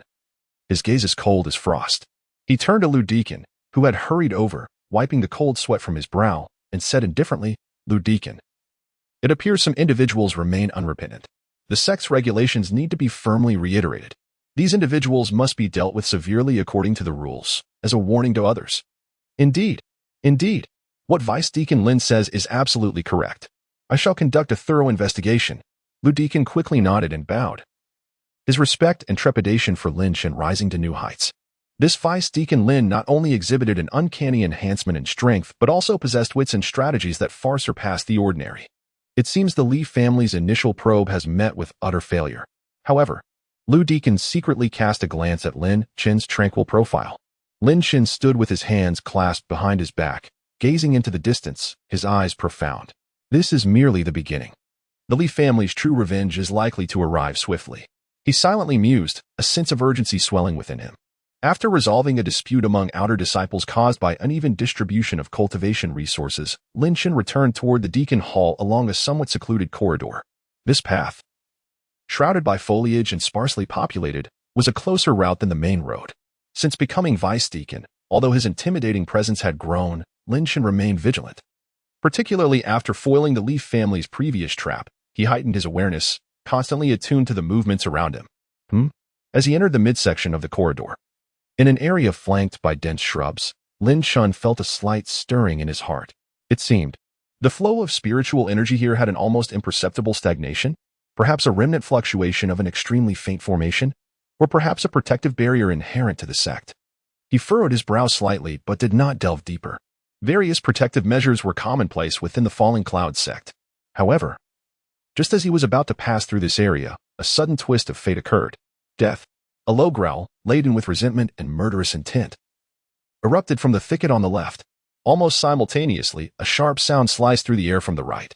Two figures, akin to venomous serpents lurking in the shadows, suddenly sprang forth to strike.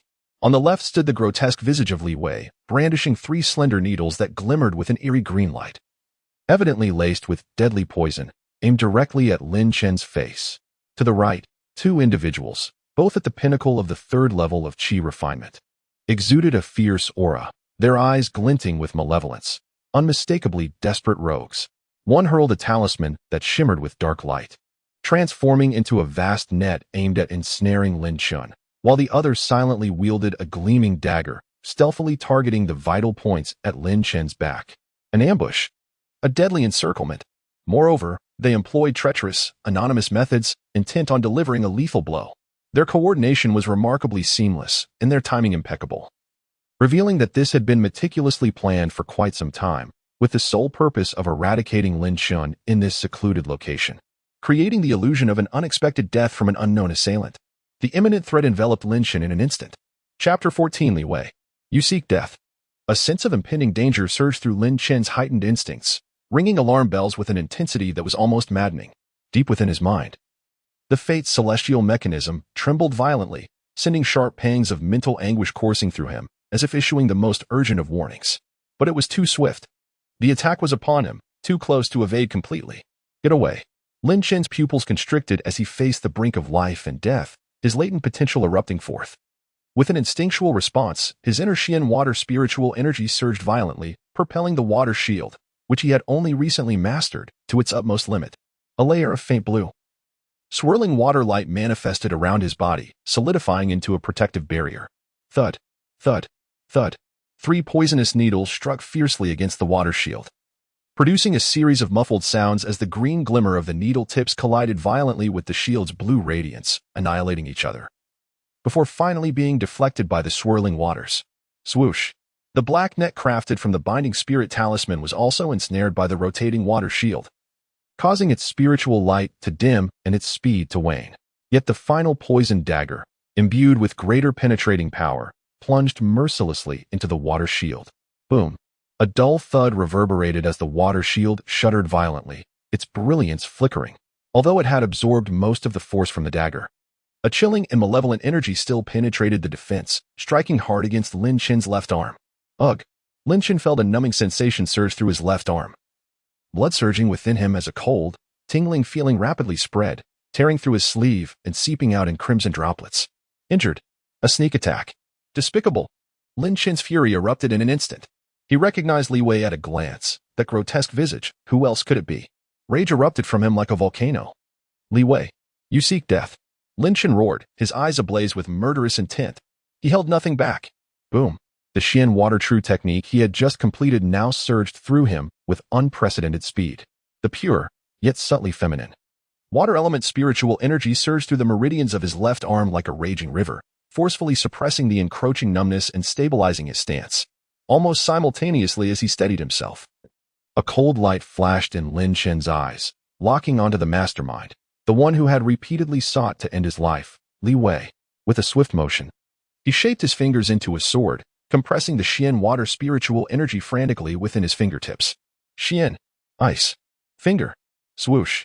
A fine, white beam of energy, more solid and bone-chilling than anything he had practiced in seclusion, tore through the air with Lin Chen's thunderous wrath and extreme murderous intent, hurtling towards the astonished Li Wei at a speed nearly impossible to perceive. Li Wei's malicious grin had yet to fade when Lin Chen's swift and ruthless counterattack sent shivers down his spine, catching him completely off guard. He had assumed this meticulously planned ambush would be foolproof. Even if it did not guarantee a kill, it would surely leave Lin Chen gravely wounded. To one's utter astonishment, Lin Chen's reaction speed was astonishingly swift. His defense was remarkably robust. His counterattack was not only fierce but also terrifying. No. In a moment of panic, Li Wei let out a frantic scream, hastily activating the defensive jade pendant at his waist. A layer of yellow spiritual light instantly illuminated, attempting to shield him. However, the potency of the Xianbing finger, particularly its terrifying penetrative capability and extreme cold attribute, far surpassed his expectations. Crack. That seemingly thick layer of yellow defensive spiritual light shattered before the slender white finger beam as if it were mere fragile ice. Splatter. Blood gushed forth. The white finger beam effortlessly pierced through Li Wei's right shoulder blade. Ah! Li Wei emitted a heart-wrenching scream, so ghastly it scarcely resembled a human cry. An indescribable chill, akin to a parasite burrowing into his bones, surged through the wound into his body, instantaneously freezing half of his meridians in blood. He coughed violently, blood spewing forth, even mixed with shards of ice. Half of his body rapidly became enshrouded in a thick layer of frost, and he fell backward, convulsing violently on the ground, blood mixed with ice fragments continuously spilling from his mouth and nose, his eyes filled with boundless terror and disbelief, utterly devoid of combat capability.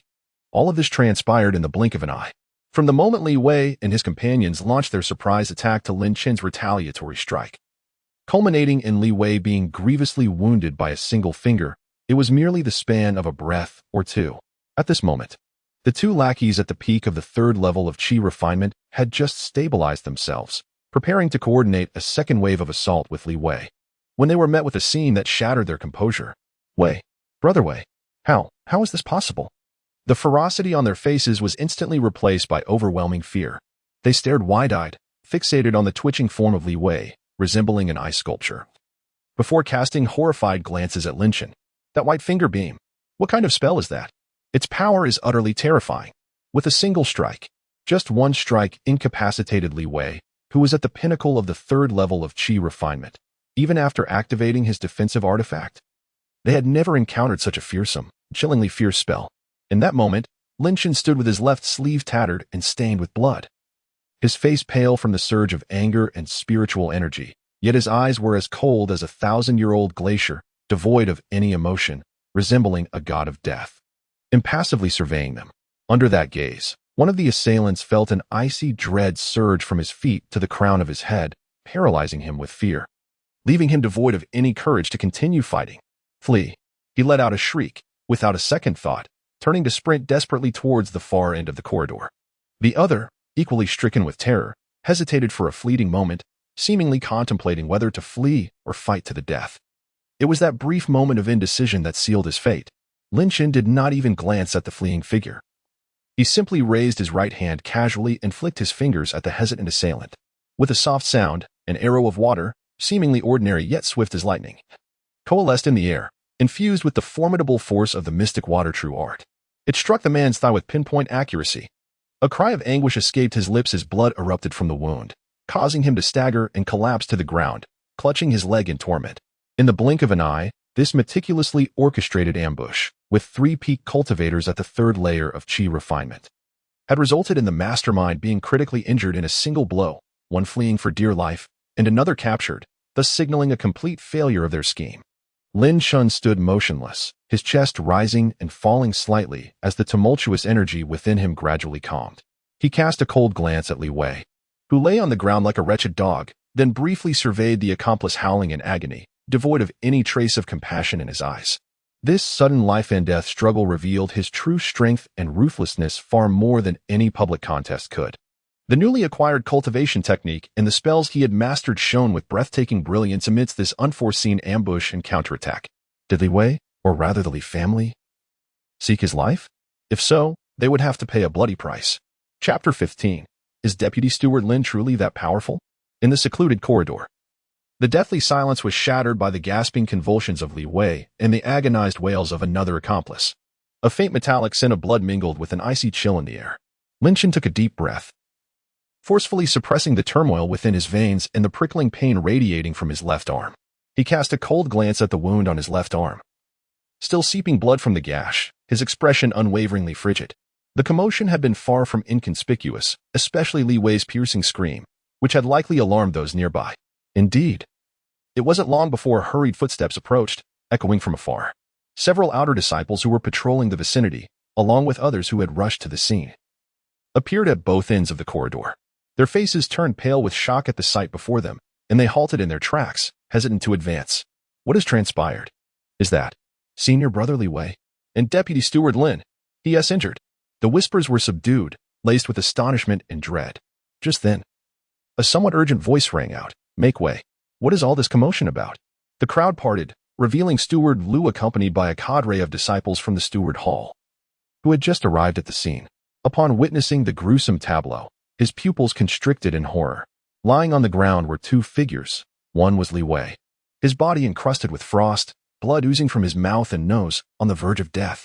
The other, cradling his leg and howling in agony, was also grievously wounded. As for Lin Chen, though his clothes were stained with blood and his left arm injured, he stood upright, exuding a chilling aura. Gasping inwardly, Steward Lu felt a shiver run down his spine. This Lin Chun, his methods were shockingly ruthless. Yet, indignation rapidly filled his countenance. Deputy Steward Lin, are you unharmed? Lu hastened forward, concern etched on his face, though his gaze swiftly scanned the scene, already forming conclusions. Lin Chen's expression remained icy, unresponsive to Lu's inquiry. Instead, he raised his bloodied left arm, gesturing to his wound. His voice calm yet imbued with an unmistakable chill. I had just concluded my business and was returning to the Steward Hall when I was ambushed here. He pointed to Li Wei, who lay on the ground like a lifeless dog, and the accomplice still wailing in agony. Li Wei conspired with 2 accomplices to lay in wait, intending to take my life. I fought back desperately, just managing to preserve my own. He then gestured toward the empty corridor at the other end. One more fled upon sensing the danger. His tone was flat, as if recounting a trivial matter, yet the underlying menace in his words sent a shiver through all present. By voluntarily displaying his wound, declaring the ambush, and identifying the mastermind, he laid everything bare. Steward Lu, observing the eerie aura lingering around Lin Chen's injury and gazing at the pitiful, almost frostbitten form of Li Wei, felt no doubt remain. Immediately, he followed Lin Chen's lead, reprimanding fiercely, "How outrageous! Li Wei, you possess a tremendous audacity. To dare to lay an ambush within the sect and brazenly assassinate the vice-deacon of the Deacon Hall is a crime beyond forgiveness." With a sweeping gesture, he commanded the disciples behind him, "Seize these 2 audacious criminals who have violated the sect's rules and attacked a fellow member. Guard them closely. Furthermore, dispatch someone immediately to pursue the fleeing accomplice. He must not escape the clutches of justice." At once, several disciples of the Deacon Hall stepped forward, cautiously lifting the unconscious Li Wei and the legless accomplice to take them away. Once this was accomplished, Deacon Lu turned to Lin Chen, his face a mixture of guilt and rage. "Vice Deacon Lin, this incident reflects my failure to supervise the Deacon Hall, causing you distress and injury. Rest assured, I shall thoroughly investigate this matter, report to the elders, and ensure that the perpetrators and their masterminds receive severe punishment, providing you with due recompense." His words resonated with authority, declaring his stance and announcing to Lin Chen and everyone present that Deacon Lu stood firmly by Lin Chen's side.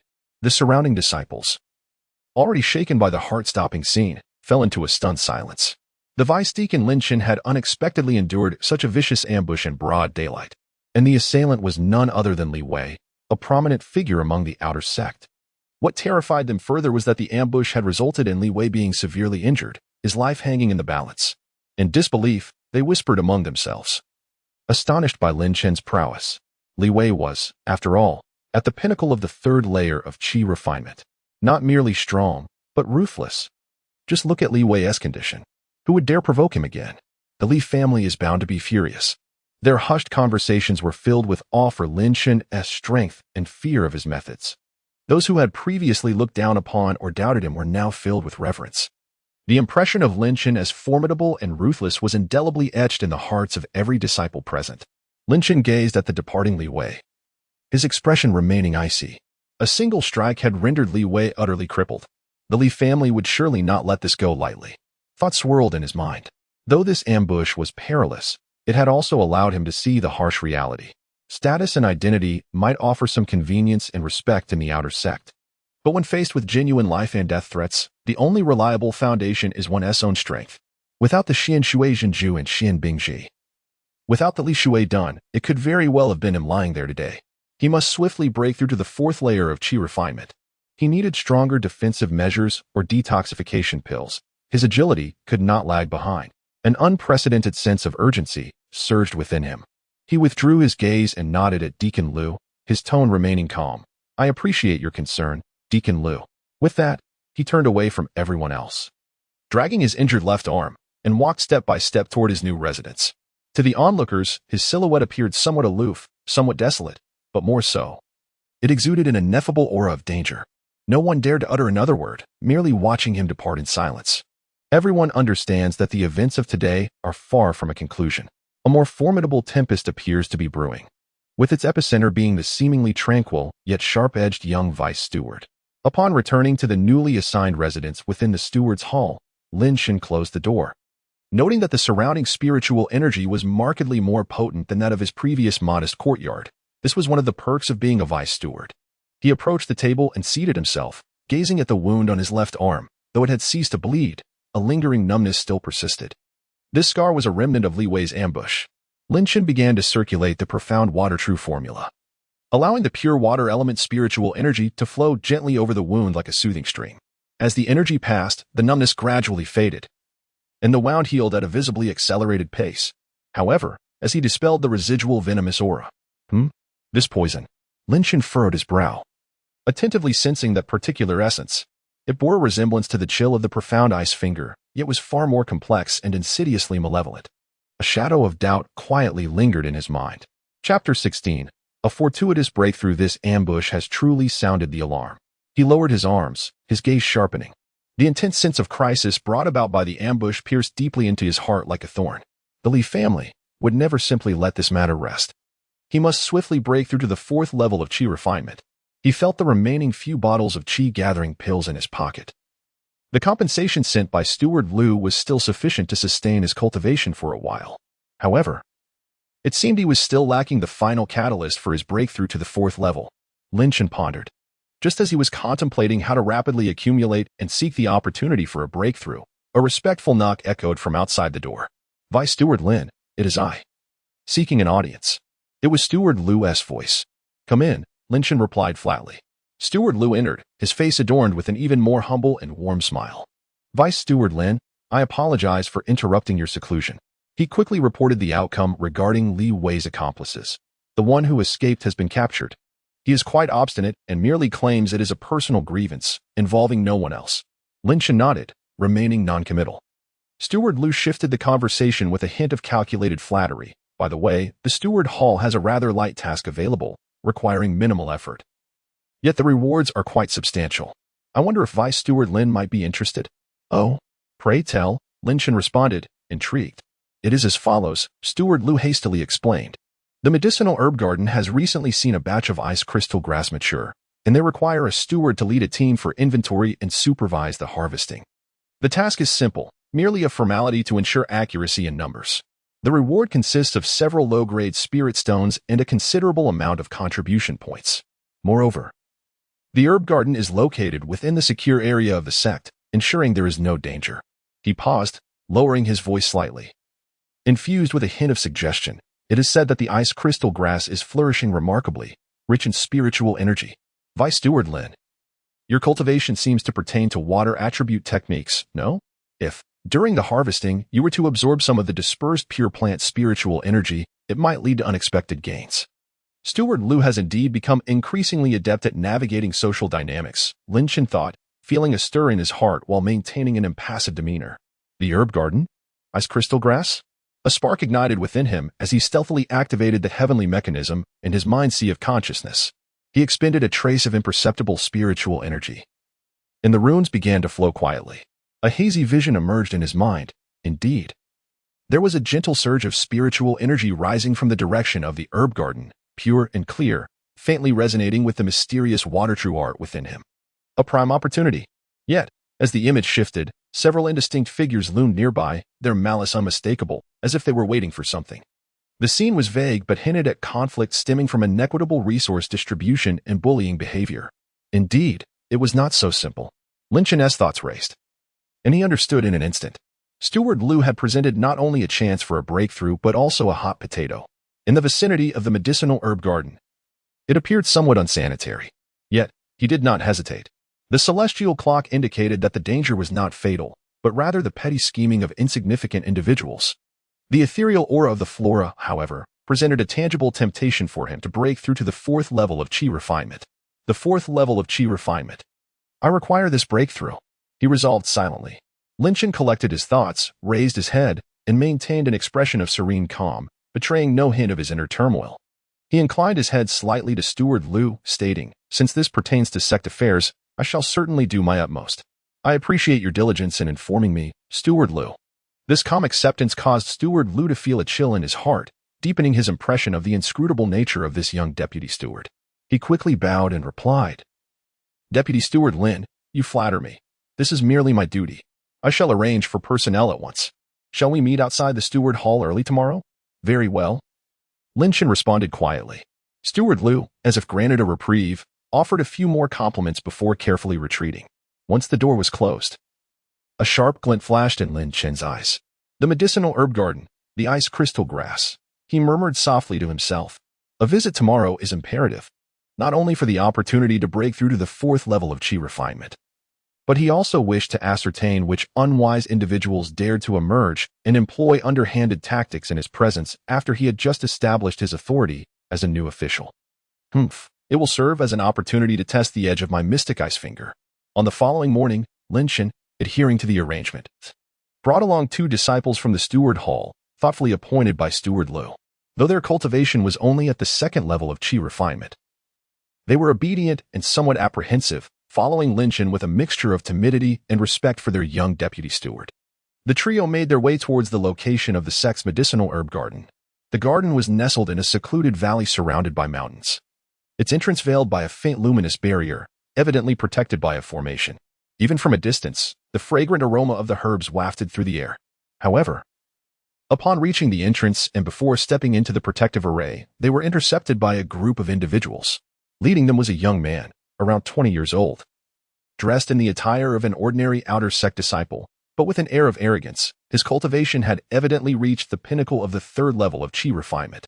Behind him trailed 3 or 4 similarly arrogant disciples, clearly following his lead. This young man was Wang Quan, one of the overseers of the medicinal herb garden.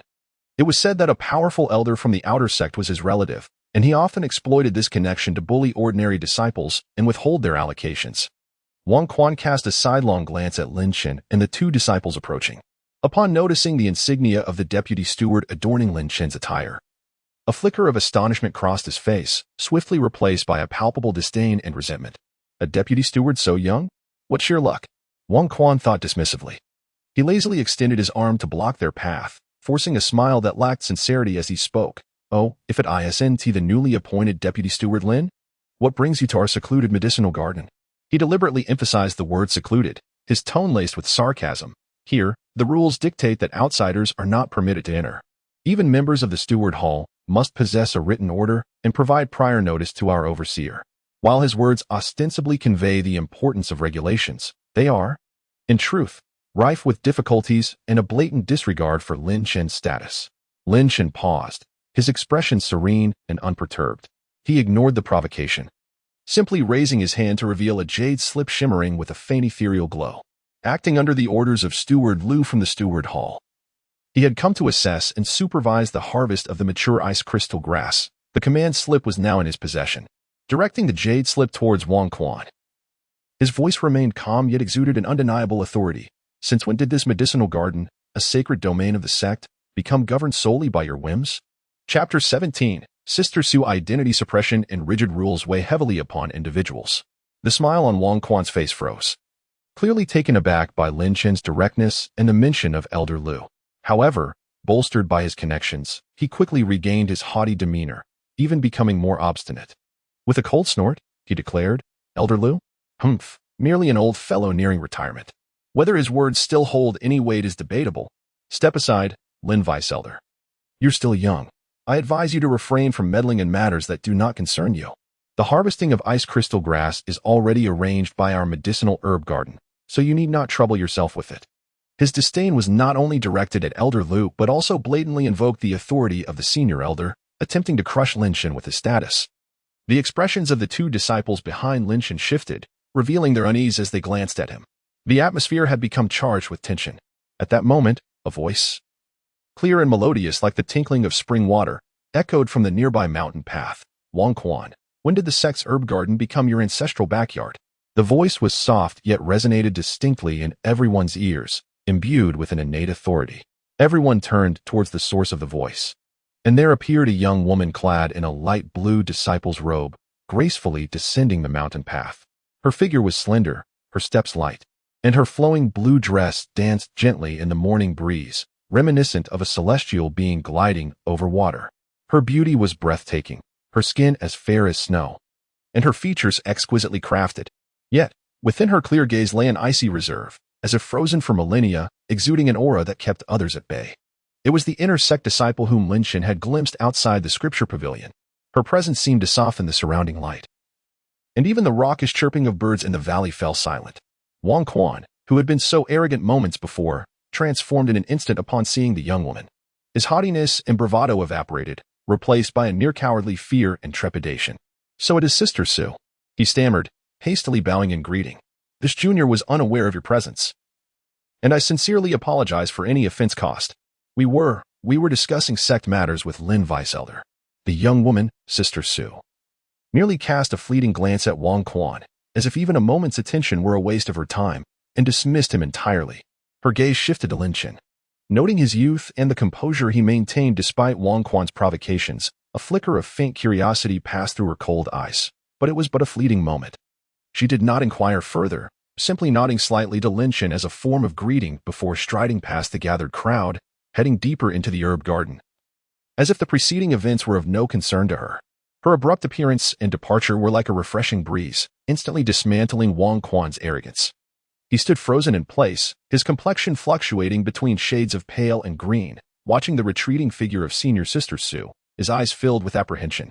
It was evident that her status far surpassed that of his elder relative. He dared not openly obstruct Lin Chen any longer. Yet the resentment and bitterness in his heart grew ever more intense. With a fierce glare directed at Lin Chen, as if etching his image into his memory, he reluctantly stepped aside, muttering under his breath, "Go ahead. Humph, I shall see what tricks you can muster. If any spiritual herbs go missing, you will be the first I question." Lin Chen observed Wang Quan's blustering demeanor with calm amusement, casting a contemplative glance in the direction of senior Sister Su's departure. A subtle smirk playing at the corners of his mouth. A mere clown, he mused inwardly. He paid no heed to Wang Quan's threats, signaling to the two disciples behind him before stepping forward confidently into the illuminated array of the medicinal garden.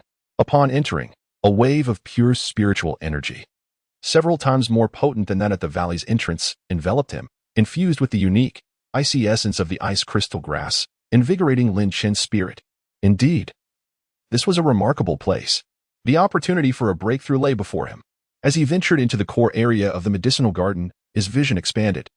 Vast expanses of ice crystal grass, nourished by a meticulously arranged gathering formation, shimmered with clarity, their leaf edges glinting with a faint, chilling glow. A mist of white. Frosty air wafted between the blades, creating an ethereal ambience. The rich and pure essence of the flora surged forth, bringing a refreshing coolness. Let us commence the inventory. Meticulously document the quality and age. Lynchen instructed the two disciples from the Deacon Hall, his voice steady. Yes, Deputy Deacon Lin. They replied respectfully, retrieving jade slips and specialized recording tools to begin their careful tally. Lynchen stood with his hands clasped behind his back, seemingly supervising the task, yet in truth, he had discreetly activated the Xin Shui Zhenju, threads of the exceptionally pure spiritual energy from the ice crystal grass, as if drawn by an invisible force, converged from all directions, seamlessly integrating into his being with each breath he took. This energy, imbued with natural icy properties, was a perfect match for the Xin Shui Zhenju.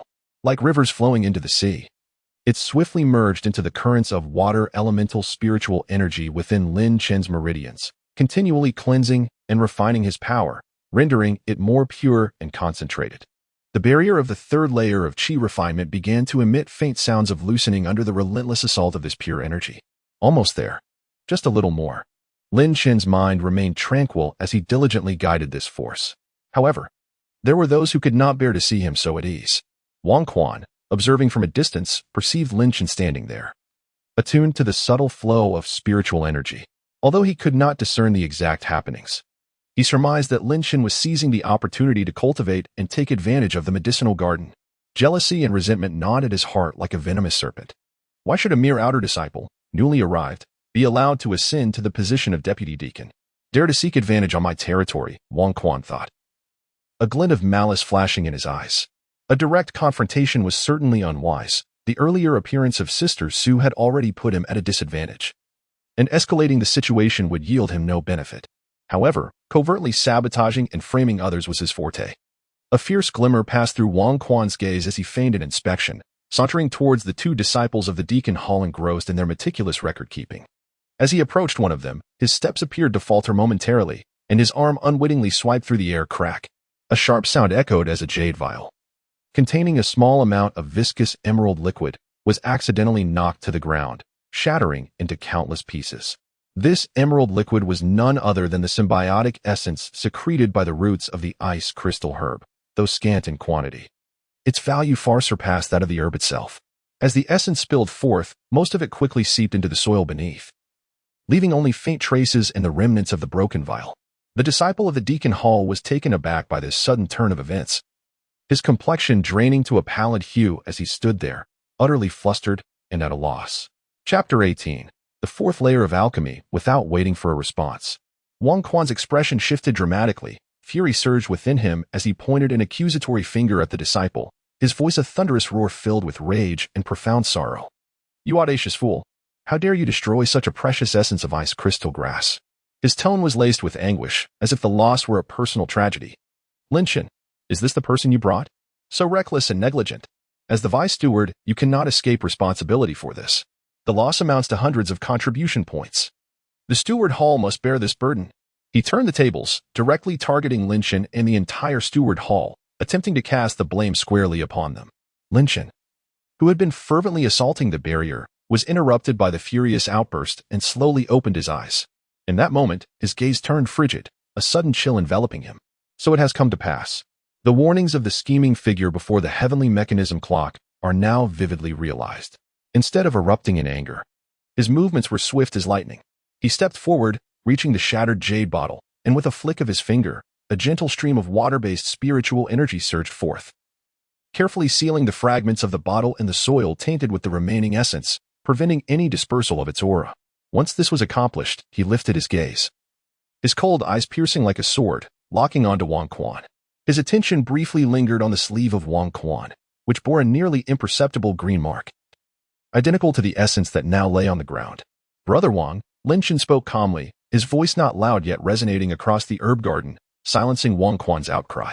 The shattering of this bottle raises numerous suspicions. He paused, logically articulating his points. Firstly, you, Brother Wang, were the closest to the bottle and exhibited the most significant movement. My two junior brothers remained focused on their task, scarcely shifting from their positions. Secondly, the placement of this bottle diverges from the customary practices of the herb garden.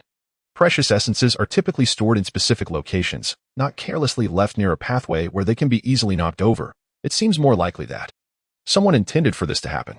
Lin Chen's gaze sharpened, fixing intently on Wang Quan as if he could pierce through the murkiness of his soul. Interestingly, I noticed that your sleeve was tainted with the same essence. If this was indeed an accident, why did you so hastily accuse others? Could it be that a guilty conscience betrays you? A barrage of inquiries struck Wang Quan like heavy blows, leaving him visibly shaken. You were slandering me. His face drained of color. He had never anticipated Lin Chen's keen observation and rapid response would redirect the blame back to him with such precision. His eyes darted in panic as he attempted to argue. I merely got too close, and it splashed. Yes, it was just a splash. The other disciples, who had previously been occupied in the distance, were now drawn to the commotion. Hearing Lin Chen's coherent analysis and witnessing Wang Quan's unmistakable signs of guilt, their gazes towards him were now filled with disdain and skepticism. Brother Wang often abuses his connections to bully others, and this time it is likely a deliberate act. Does he intend to frame the disciples of the Deacon Hall? Such audacity is truly astonishing. A low murmur of discussion ensued, intensifying Wang Quan's fury.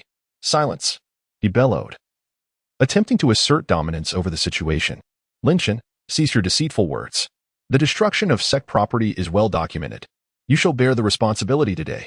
I will report this to the elders. He sought to leverage his background for intimidation. However, just as he was engulfed in rage and prepared to sever ties completely, a resounding explosion erupted. A force far more potent and refined, radiating an overwhelming aura, erupted violently from Lin Chen's body. The steadfast barrier of the peak third stage of Qi refinement finally shattered under the relentless assault of the ice crystal grass's spiritual energy. The air surrounding Lin Chen seemed to momentarily stagnate. The chilling aura of the ice crystal grass in the medicinal garden appeared to be irresistibly drawn toward him, swirling wildly to form a minuscule, visibly pale blue vortex of spiritual energy around him. Though this phenomenon lasted but an instant before Lin Chen forcibly reined it in, the immense pressure emanating from his breakthrough to the fourth stage of Qi refinement crashed like an invisible wave upon the hearts of everyone present. All disciples at the third stage of Qi refinement, including Wang Quan, felt a sudden pang of trepidation, their breaths caught in their throats. Fourth stage of Qi refinement. He actually broke through. The astonishment and fury on Wang Quan's face swiftly transformed into disbelief and horror. After his breakthrough, Lin Chen's aura became more profound and restrained. Yet his eyes were as cold as eternal ice, devoid of any emotion. Gazing at the trembling Wang Quan, he slowly raised his right index finger. At its tip, a more concentrated and perilous ice-blue gleam, flickering with an eerie chill, began to coalesce. This was the profound ice finger. Yet, the formidable coldness and lethality imbued within this technique, now powered by the fourth stage of Qi refinement, far surpassed its previous manifestation. Wang Quan. Lin Chen's voice was icily penetrating, as if it could freeze the very soul. You have engaged in self-theft, destroyed spiritual liquid, and attempted to frame the disciples of the Deacon Hall and the officials. According to the sect's regulations, how shall we deal with this? He did not strike directly. However, the ice-blue light radiating a lethal aura from his fingertip hung ominously above Wang Quan's neck, akin to the scythe of death. The chilling presence seemed capable of penetrating marrow, plunging Wang Quan into a state of dread, his hair standing on end, teeth chattering uncontrollably, his legs weakening. Thud. Faced with Lin Chen, who had just broken through to the fourth stage of Qi refinement, wielding undeniable evidence and a finger coalescing a deadly strike, Wang Quan's final line of defense crumbled completely. His previous arrogance, disdain, and malice evaporated in the face of overwhelming strength and the threat of death. He suddenly fell to his knees, tears streaming down his face. Desperately bowing before Lin Chen, incoherently pleading for mercy. Vice Elder Lin, spare me, please. It was my fault. All my fault. I was momentarily confused, misled. The spiritual liquid. It was indeed my accidental mishap. It has nothing to do with the Elder Hall. I will compensate. I am willing to reimburse tenfold for all losses. I implore you, I beseech you, Vice Elder Lin, in your magnanimity, grant me this one reprieve. I shall never dare again. Just moments ago, he had arrogantly invoked the name of the elders, exuding an air of superiority, yet now he resembled a lost dog, humbly pleading on the ground, his head bowing repeatedly like pounding garlic. This stark contrast left the surrounding disciples in stunned silence, their gazes toward Lin Chen filled with awe and astonishment. strength, intelligence, iron will. This newly appointed Vice Elder Lin, through a resounding counterattack and breakthrough, has firmly established his authority in the medicinal garden and indeed throughout the outer sect. Chapter 19. The graciousness of Deputy Elder Xie Lin for not taking a life. Gazing at Wang Quan, who knelt before him, tears streaming down his face in a pitiful display, Lin Chen felt the icy blue radiance that could freeze one to the bone gradually dissipate from his fingertips. A profound stillness enveloped the surroundings. All the disciples of the herb garden held their breath, gazing at this newly ascended and ruthless Deputy Elder Lin with reverence. To kill him? A fleeting thought crossed Lin Chen's mind, but it was swiftly suppressed. Within the sect, arbitrarily slaying fellow disciples was a grave taboo. Especially considering that this man posed no significant threat. Lin Chen let out a cold snort inwardly, maintaining an indifferent facade as he looked down upon Wang Quan, who resembled nothing more than a wretched mass on the ground, and coldly declared, "Given that you still possess a modicum of remorse, death can be spared. Yet you shall not escape your living punishment." His voice, though not loud, resonated with an undeniable authority. "You shall compensate tenfold for the damaged ice crystal herb spirit liquid. During your tenure overseeing the herb garden, I will thoroughly verify your embezzlement and malfeasance, duly reporting it to the Elder Hall and informing your family." Upon hearing the mention of informing his family, Wang Quan's face turned ashen as the last shred of hope shattered. Lin Chen paid no heed to his despair. Continuing with his judgment, effective immediately, your position as overseer of the herb garden is revoked, and you are demoted to a laborer. You shall toil here to atone for 3 years. Should you dare to offend again or show negligence, your life will be forfeit. This course of action was both justifiable and measured, delivering a severe punishment for Wang Quan's misdeeds while adhering to the sect's regulations. It even indirectly spared the dignity of Wang Quan's elder relative, granting him a reprieve from death. It showcased Lin Chen's formidable decisiveness coupled with prudence, embodying both valor and sagacity. "Thank you, Deputy Elder Lin, for your mercy." "Thank you, Deputy Elder Lin." Wang Quan, his face as pale as death, realized that his life was forfeit. Yet he felt fortunate to have retained it. He could only bow repeatedly in gratitude, his voice hoarse. Lin Chen waved his hand, signaling the 2 equally astonished disciples of the Elder Hall behind him, "Take him aside and keep watch," awaiting further instructions from the Elder Hall. "Yes." The 2 disciples promptly stepped forward, hoisting the dazed Wang Quan and dragging him to the side. The other disciples of the herb garden watched this scene in silence, their gazes toward Lin Chen filled with awe. If even a local bully like Wang Quan could be so easily subdued, who would dare to act recklessly in the herb garden henceforth? Many disciples who had previously suffered under Wang Quan's tyranny felt a secret gratitude toward Lin Chen. This Deputy Elder Lin, while fierce in his methods, appeared to adhere to the principles of justice. The events that transpired in the herb garden swiftly spread like wildfire back to the Elder Hall. Upon receiving a detailed report from his subordinate, Elder Lu was rendered speechless, particularly upon hearing that Lin Chen not only achieved a breakthrough to the 4th level of qi refinement, but also skillfully exposed a conspiracy and dealt with Wang Quan decisively. Goodness, the 4th level of qi refinement. How short a time has it been? And such methods, resolute and meticulous. Elder Lu's respect for Lin Chen soared to unprecedented heights, silently rejoicing in his astute choice. Indeed, he had not followed the wrong person. This young man was no ordinary talent. He immediately felt invigorated and promptly declared his intention to handle matters impartially, compiling a report detailing Wang Quan's various misdeeds to submit to the sect. Simultaneously, he extolled Lin Chen's astute and decisive actions in this affair. After resolving the issue with Wang Quan, the inventory of the ice crystal grass was nearing completion. Once Lin Chen confirmed everything was in order, he prepared to depart from the medicinal garden. Just as he turned, a flicker of movement caught his peripheral vision. Instinctively, he lifted his gaze. In the distance on the slope, a familiar pale blue figure stood elegantly. It was none other than Sister Su from the inner sect. She appeared not to have ventured far, her cool gaze fixed on him from afar, her autumn-like eyes reflecting a mixture of undisguised surprise and a hint of curiosity. Evidently, Lin Chen's recent breakthrough to the 4th layer of qi refinement and his decisive handling of Wang Quan had not escaped her notice. Their eyes briefly met in the air. Sister Su soon averted her gaze, as if nothing had transpired, her figure gliding away like a falling feather, vanishing behind the slope, leaving behind an enigmatic silhouette. Lin Chen withdrew his gaze, his heart stirred, yet he did not ponder deeply. Upon returning to his solitary courtyard, he immediately activated the simple restrictions of his cave dwelling, entering the quiet chamber to begin seclusion. His primary task was to thoroughly solidify his recent breakthrough to the fourth layer of Qi refinement. He sat cross-legged, circulating the mysterious water true method. Feeling the liquid spiritual energy in his dantian surge forth, now immensely more potent and pure than before, flowing through his meridians like a rushing stream.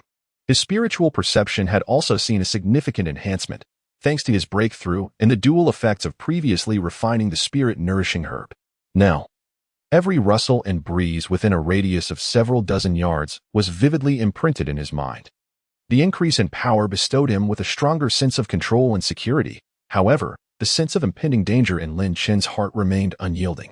The threat from the Li family loomed over him like a sharpened sword.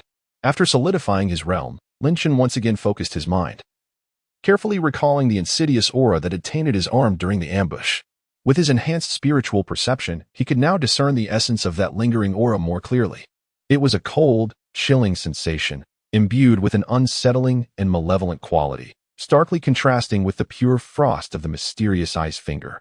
This did not resemble ordinary poison. Lin Chen furrowed his brow, pondering. It seemed more akin to the unique aura emitted by a cultivator who had practiced some form of sinister icy technique. Moreover, recalling the fleeing accomplice's movements, they did not appear to align with the basic techniques commonly seen among the outer disciples of the Fallen Clouds sect. Could it be that, beyond Li Wei, there were others behind the ambush? Cultivators of malevolent arts? Was the Li family colluding with such individuals? A cascade of questions flooded his mind, leading Lin Chen to sense that the situation was far more intricate than he had initially imagined. Days passed. Lin Chen slowly opened his eyes, a fleeting glimmer of brilliance illuminating his gaze. The aura of his fourth layer of Qi refinement had been thoroughly consolidated, harmonious and untroubled. He rose to his feet, stretching his limbs, and felt the surging power coursing through him, an unprecedented sense of strength welling within. Exiting the quiet chamber, he stepped into the courtyard and gazed skyward. The turmoil in the medicinal garden was merely a trivial episode in his outer sect life. Achieving the fourth layer of Qi refinement was but a new starting point on the path of immortality. The lurking peril within the Li family, the enigmatic senior sister Su, and the ominous clouds of ambush that loomed in the background. The road ahead remained fraught with thorns and obscurity. Only by continuously growing stronger, by becoming ever more formidable, could he truly seize control of his own destiny. Lin Chen's gaze was profound and serene, imbued with a clear awareness and an unwavering resolve. The true challenge, perhaps, was only just beginning. Chapter 20. The Ice Fiend Mine Within the Tranquil Chamber. Ethereal energy swirled gently. Lin Chen had been in seclusion for several days, and the turbulent essence of the Xian Shui spirit within him had finally settled, flowing effortlessly like a skilled conductor. His mastery had reached the fourth level of Qi refinement, as steadfast as a rock. He could distinctly sense that both the refinement of his spiritual energy and the range of his soul's perception had undergone a qualitative leap compared to before. The operation of the Xian Shui true art was notably smoother, and the chill of the Xian Bing finger seemed more manageable, its potency greatly enhanced. The defense of the Li Shui shield had also seen significant improvement. However, the elevation of his power had not entirely dispelled the shadows lurking in his heart. The doubts left from the previous ambush, along with that sinister and chaotic chill reminiscent of the Xian Bing finger, clung to him like a persistent pestilence. And then there was the Li family. Having suffered a substantial loss, it was inconceivable that they would let the matter rest. Their retaliation would surely be more ferocious and clandestine. Reaching the fourth level of Qi refinement was merely insufficient. Lin Chen slowly opened his eyes, his gaze calm and resolute. To secure his existence, and to even strive for the elusive foundation-building path that promised an extended lifespan beyond a century, he required more resources and greater strength. With determination set, Lin Chen rose and concluded his retreat. He proceeded directly to the disciplinary hall, seeking out Steward Liu. His purpose was twofold: to ascertain whether there had been any significant developments in the sect during his seclusion, and to actively seek pathways for acquiring contribution points and cultivation resources. Steward Liu, you have emerged from your retreat. Upon seeing Lin Chen, Steward Liu's face instantly lit up with a respectful smile tinged with a hint of trepidation. In just a short span, Lin Chen's aura seemed to have deepened, and the calm demeanor he exuded astonished even the seasoned Liu. Congratulations to Vice Steward Lin on your advancing cultivation. Steward Liu quickly offered fragrant tea, carefully attending to him. Lin Chen did not engage in idle chatter. He got straight to the point. Steward Liu, are there any suitable tasks available in the sect recently? Preferably with substantial contribution points. Upon hearing this, Steward Liu's eyes flickered, as if he had anticipated this inquiry. Vice Steward Lin, you have come at an opportune moment. There is indeed a task, albeit one of considerable difficulty, but the rewards are undeniably generous. He lowered his voice conspiratorially. On the outskirts of the sect lies the Ice Fiend Mine, which produces a special mineral known as the cold marrow crystal. This substance is a crucial ingredient for crafting certain foundation-building pills and holds immense value, with a single piece capable of exchanging for a vast sum of contribution points. However, Steward Lu's expression turned serious. The environment of the mine is exceedingly harsh, with bone-chilling cold and the constant presence of malevolent spirits known as Shaling, which are formed from the condensine energy. Their strength rivals that of mid to late-stage Qi refinement cultivators, making them quite formidable. It is said that within the depths of the mine lurk even more terrifying entities regular Qi refinement disciples would not dare to venture alone, which is why this task has remained unclaimed. The Ice Fiend Mine? The cold marrow crystal? Lin Chen's heart stirred slightly, for reasons unbeknownst to him. Upon hearing the term cold essence crystal, a faint yearning arose within his body, as if this object held great significance for his cultivation. It seemed to be the will of heaven. Lin Chen remained composed, subtly drawing upon the depths of his Dantian's energy sea, invoking the ancient destiny mechanism. The expenditure of mental energy appeared lighter than during his previous encounter in the medicinal garden as the runes emerged and the decoding process accelerated. Vague images interwove in his mind, flickering, a dim, frigid cavern. Within its depths lay glistening, translucent ores emanating a soft, gentle glow. It was indeed the cold essence crystal. This confirmed the presence of an opportunity. However, the scene shifted. In a shadowed location along the pathway leading to the cold essence crystal vein, a figure emerged, even more solid than the previous assailants, exuding a chilling and sinister aura. More potent than before, lurking stealthily like a venomous serpent awaiting its prey. Their objective seemed to be the very cold essence crystals. Indeed, it was them. Had the Li family employed even stronger hidden agents? A shiver ran down Lin Chen's spine.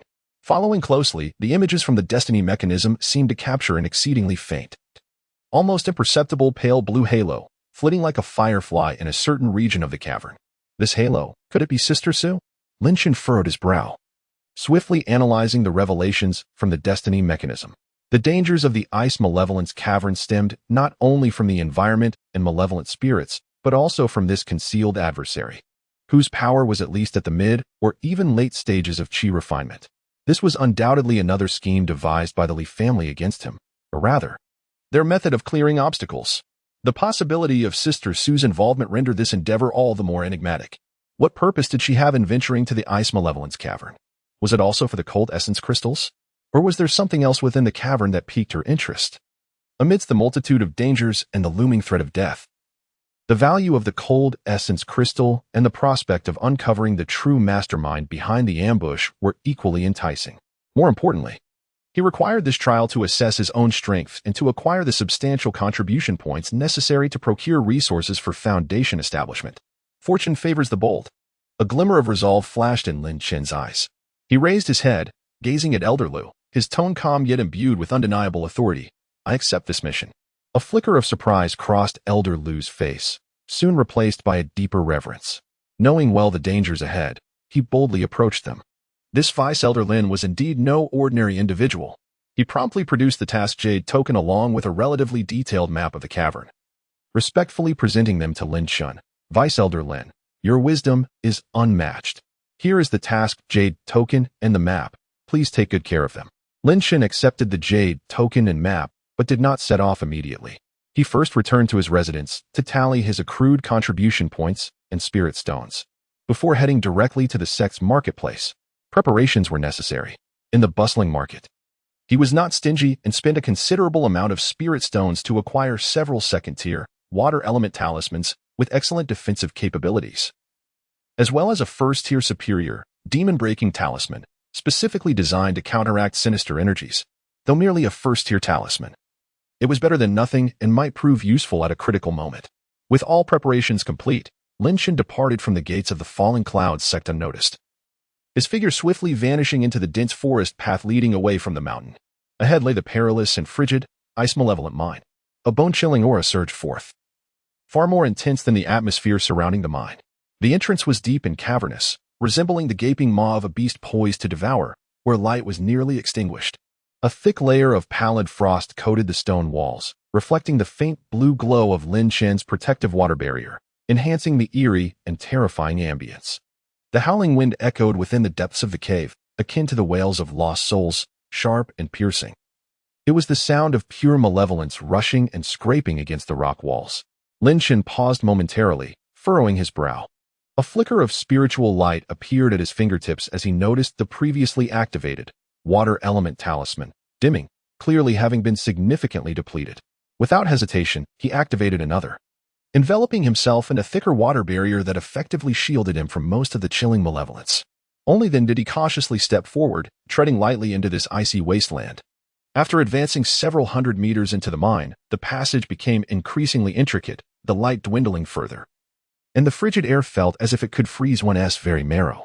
At that moment, in the darkness ahead, several indistinct human-shaped phantoms coalesced from pure chilling malevolent energy, emitted silent howls and suddenly lunged forward. Malevolent spirits. And they were equivalent to mid-stage chi refinement malevolent spirits. Chapter 21. The ghostly claw of Xianin Lin Chun maintained an unchanging demeanor, not even pausing in his steps. With a cultivation level at the 4th stage of chi refinement, and mastering the low-grade technique, the Xianshui true art, his strength far surpassed that of other mid-stage chi refinement practitioners who primarily practice the ordinary chi induction technique. Confronting these entities required little exertion on his part, he mused inwardly. With a flick of his fingers resembling a sword, he casually thrust forward. Whoosh, whoosh, whoosh. Several more condensed and rapid water arrows erupted forth, infused with the pure spiritual energy of the Xianshui true art, accurately piercing the cores of the malevolent spirits. The spirits emitted a soundless yet soul-piercing wail, their forms disintegrating abruptly, reverting to pure dark energy that gradually dissipated into the frigid air. The entire process unfolded swiftly and decisively. Lin Chen moved with grace, his spiritual energy flowing seamlessly, fully embodying the poise and strength of a 4th-stage chi refinement practitioner.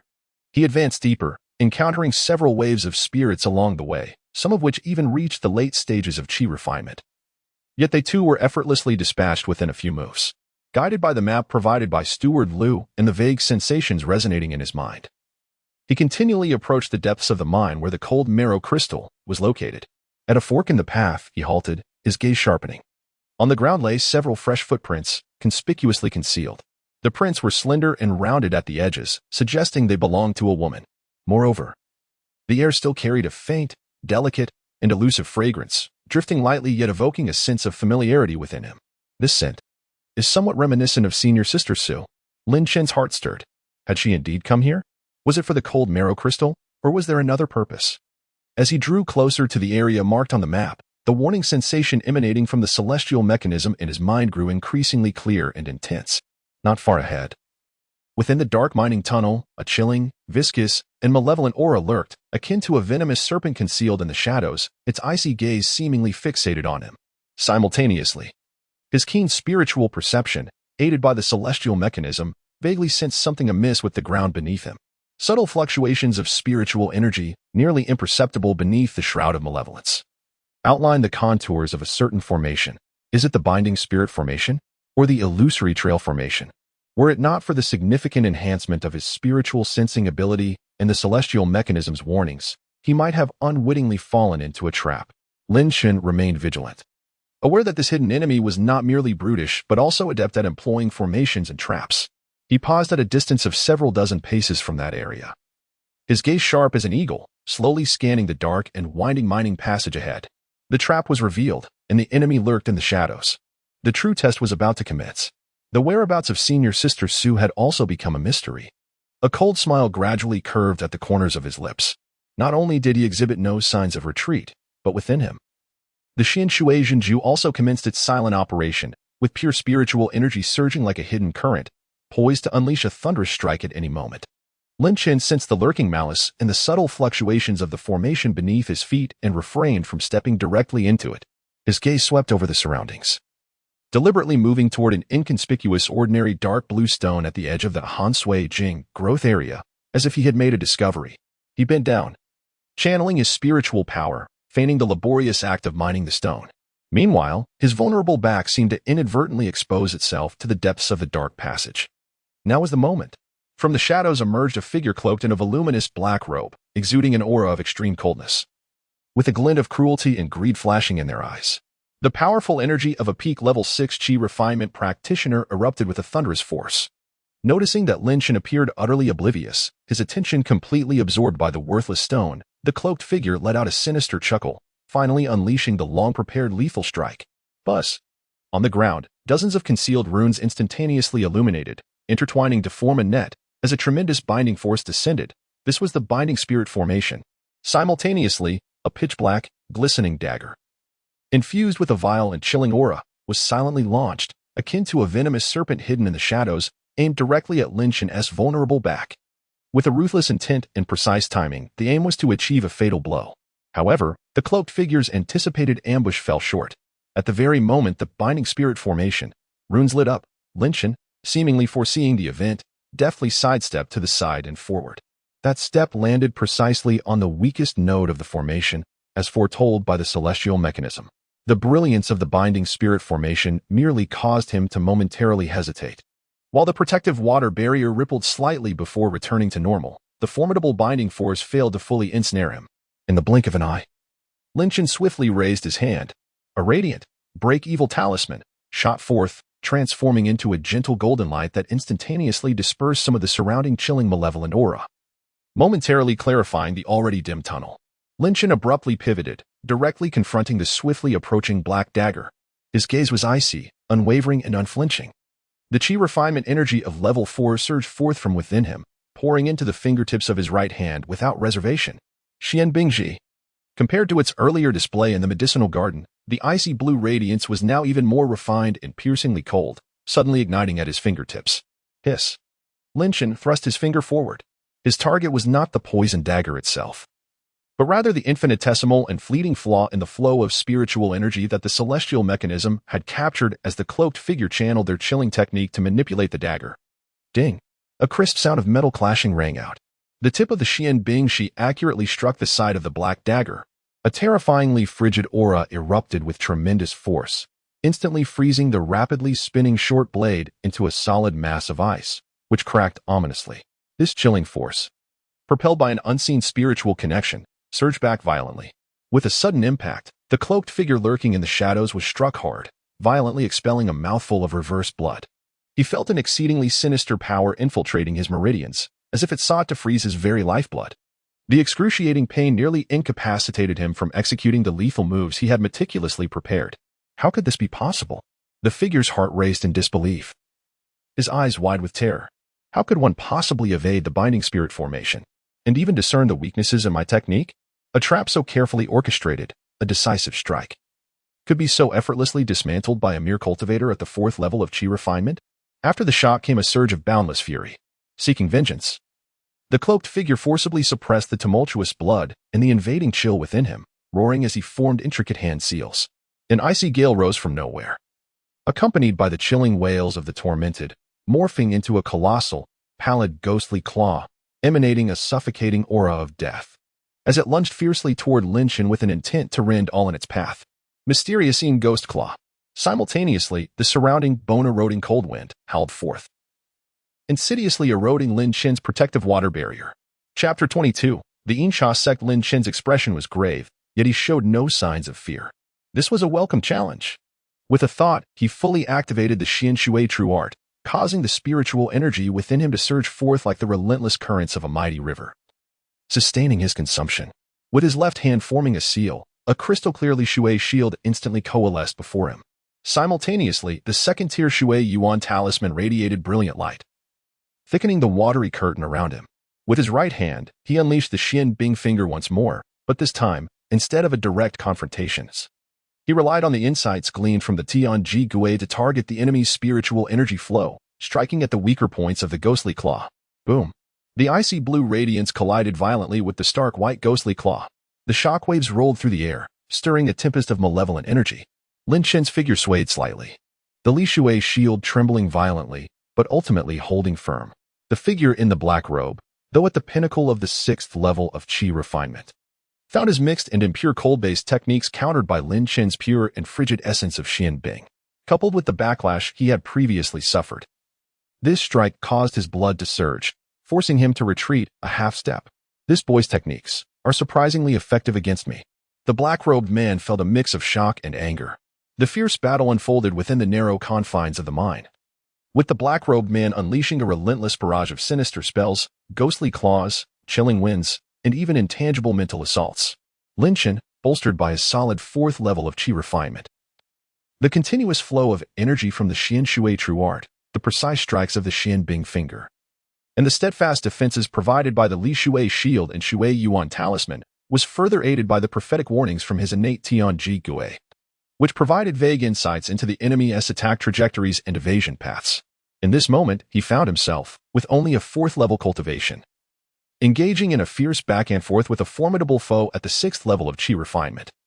And by virtue of his technique's advantages and the foresight granted by the Tian Ji, he seemed to gain a slight upper hand. Indeed, the same sinister aura permeated the air. As the battle intensified, Lin Chen's perception of the chilling and malevolent energy radiating from the black-robed man sharpened, dispelling any final doubts in his mind. This was undoubtedly linked to the residual toxins that had emanated from Li Wei during the ambush in the 4th act. The Li family. It was indeed you. Just as the black-robed man found himself being driven back, his eyes flashing with ferocity as he appeared poised to unleash some devastating secret technique to annihilate Lin Chen, an unexpected change occurred. Whoosh! A brilliant sword light, as cold and luminous as moonlight, shot forth from the depths of the mine without warning. It moved with unparalleled speed, surpassing even sound, arriving before it could be heard. Thud! The sword light flickered and vanished, piercing through the black-robed man's right arm, which he had been preparing to use to cast a spell. Ah! A piercing scream echoed through the mine. The black-robed man's secret technique was interrupted. Blood gushed from his right arm, and the tremendous impact forced him to stagger back, his breath thrown into disarray. Following this, a graceful and ethereal figure descended silently, resembling a celestial being under the moonlight. A figure approached, wielding a spirit sword that gleamed with a chilling light and emanated an aura of formidable sword energy, with hair flowing like silk and a countenance as frosty as ice. Her piercing gaze, clear and cold, swept over the black-robed man who bore a severed arm. It was none other than Senior Sister Su, concealing herself. She had laid an ambush. What was her purpose? Her voice, as pure and cold as jade beads falling onto a plate, carried an unsettling authority. The aura surrounding her was vast as the ocean, unfathomable in depth. It was unmistakably the Foundation Establishment stage. Foundation Establishment. You are an intersect disciple. Upon seeing Senior Sister Su and feeling the terrifying pressure that far exceeded that of the Qi refinement stage, the black-robed man turned pale, as if he had encountered a ghost in broad daylight, his face drained of color, leaving behind only boundless horror and dread. How could he dare to linger even a moment longer? He did not even muster the courage to utter a single word of pretense.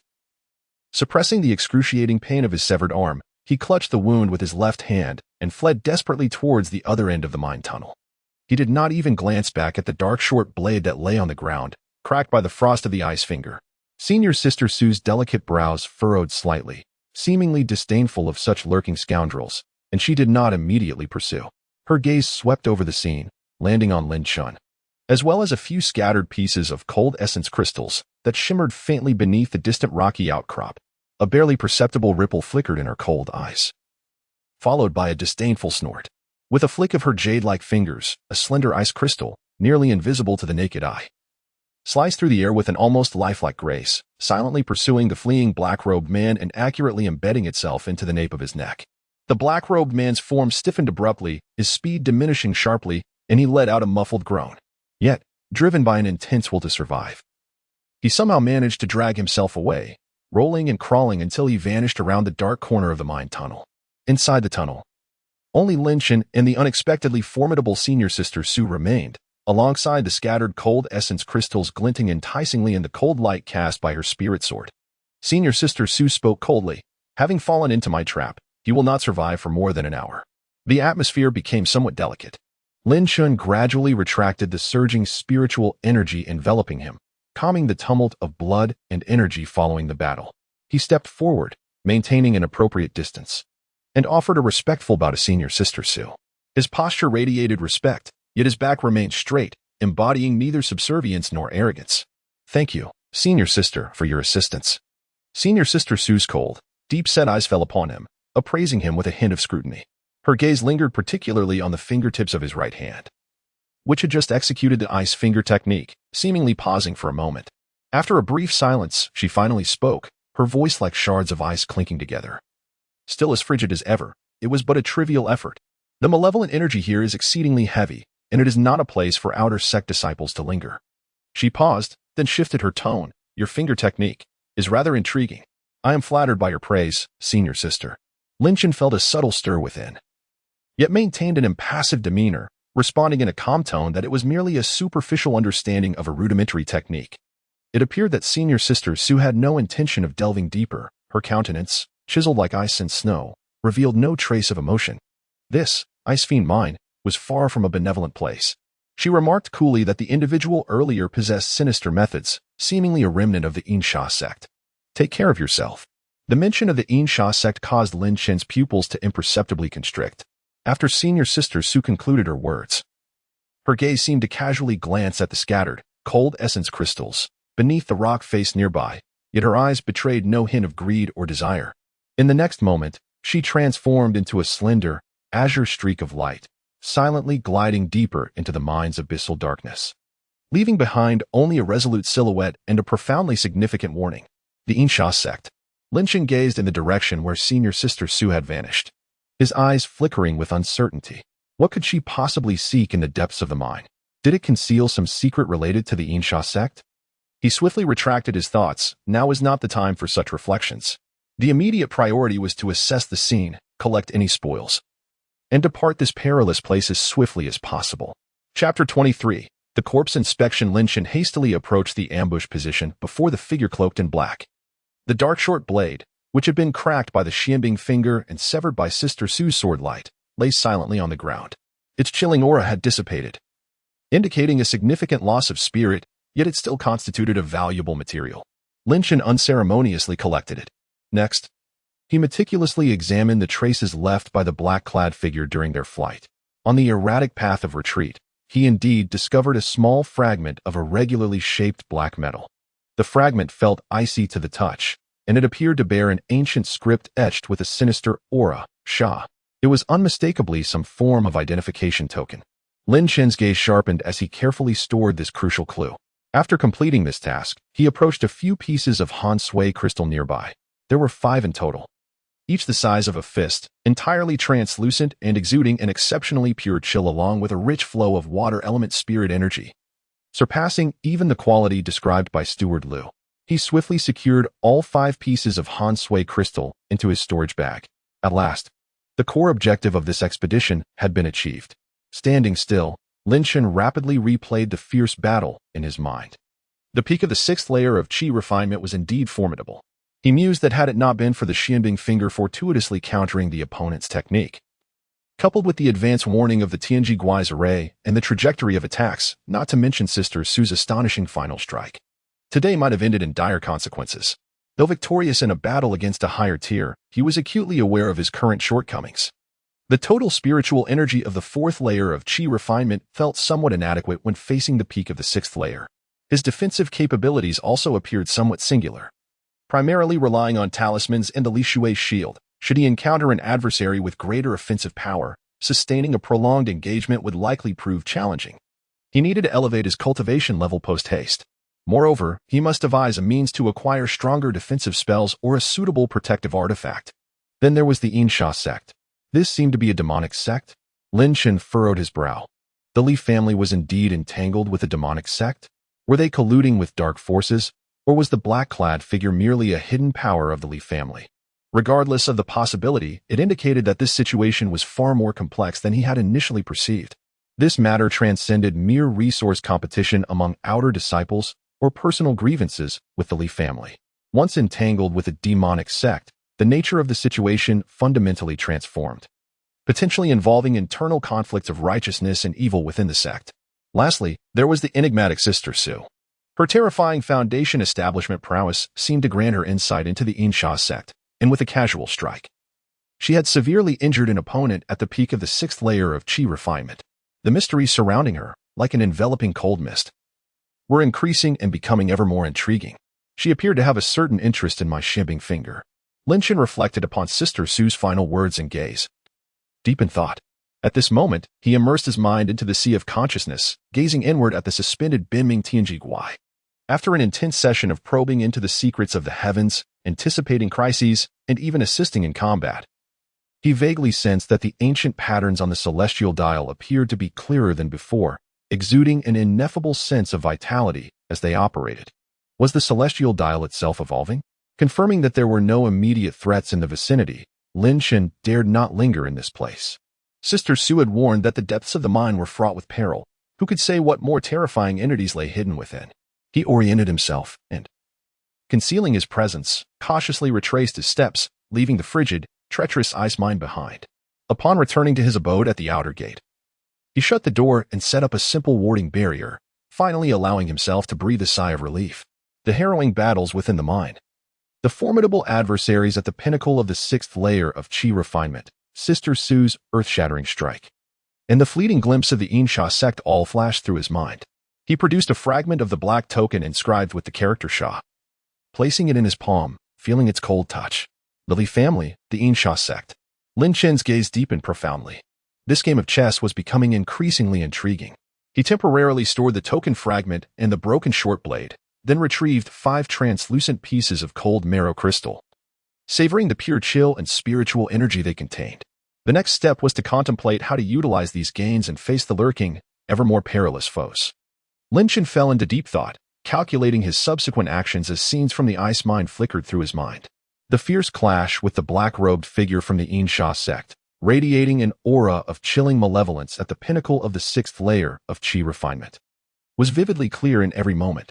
Were it not for the celestial dial's warning and the fortuitous compatibility of the mystic ice finger against his adversary's techniques, Lin Chen mused, I would likely have bled out on the spot, even though he ultimately gained the upper hand. The depletion of his spiritual energy and the inadequacy of his defensive measures were laid bare. Not to mention, Sister Su, that figure, descending like a celestial being from the 9 heavens, exuding a terrifying pressure at the foundational level. And that seemingly effortless strike that instantaneously incapacitated an opponent at the pinnacle of the 6th layer of Qi refinement, the shock from that moment resonated more profoundly than conquering a formidable foe. His strength was still too feeble. An unprecedented yearning surged within him. He must grow stronger. He must do so swiftly. After a long while, Lin Chen slowly opened his eyes, suppressing the tumultuous thoughts. With a flick of his hand, a radiant glow emerged from his storage pouch, revealing several items before him. 5 fist-sized crystals, entirely translucent, emanating pure coldness and rich water elemental spiritual energy, the fragment of the black token with its jagged edge and chilling touch, inscribed with the blurred character Sha, and the short blade, cracked by the mystic ice finger and discarded by the black-robed figure. This venture had yielded significant rewards but also raised even more questions. In the shadowy realm of the Insha sect, Lin Chen grasped the fragment of the token with a solemn expression. This shard was pivotal. It was imperative to discern its significance and the intricate relationship between the Li family and this malevolent sect. The 5 pieces of Han Sui crystal, should they be utilized to directly enhance his cultivation, employed for the refinement of the Xin Bing finger, or reserved for future foundational endeavors. The obsidian dagger, seemingly crafted from exceptional material, might be exchanged for spirit stones in the market. Then there was Sister Su. Was her appearance merely a coincidence? She appeared to possess knowledge of the Insha sect and exhibited a curious interest in my techniques. Was she a foe or a friend? The most pressing concern, however, remained with the Li family. Having lost a pawn at the pinnacle of the 6th layer of Qi refinement, their vengeance would undoubtedly be more ferocious. The next encounter would likely transcend the simplicity of the Qi refinement stage. My strength, the Li Shui shield, offers decent defense, yet it may prove insufficient against higher-tier assaults. And my offensive methods are regrettably too singular. A cascade of thoughts surged through my mind, ultimately leading Lin Chen's gaze to fixate upon the fragment of the Shazi token. To know oneself and one's adversary is to ensure victory in every battle. Unraveling the enemy's secrets is one of the most crucial tasks at hand.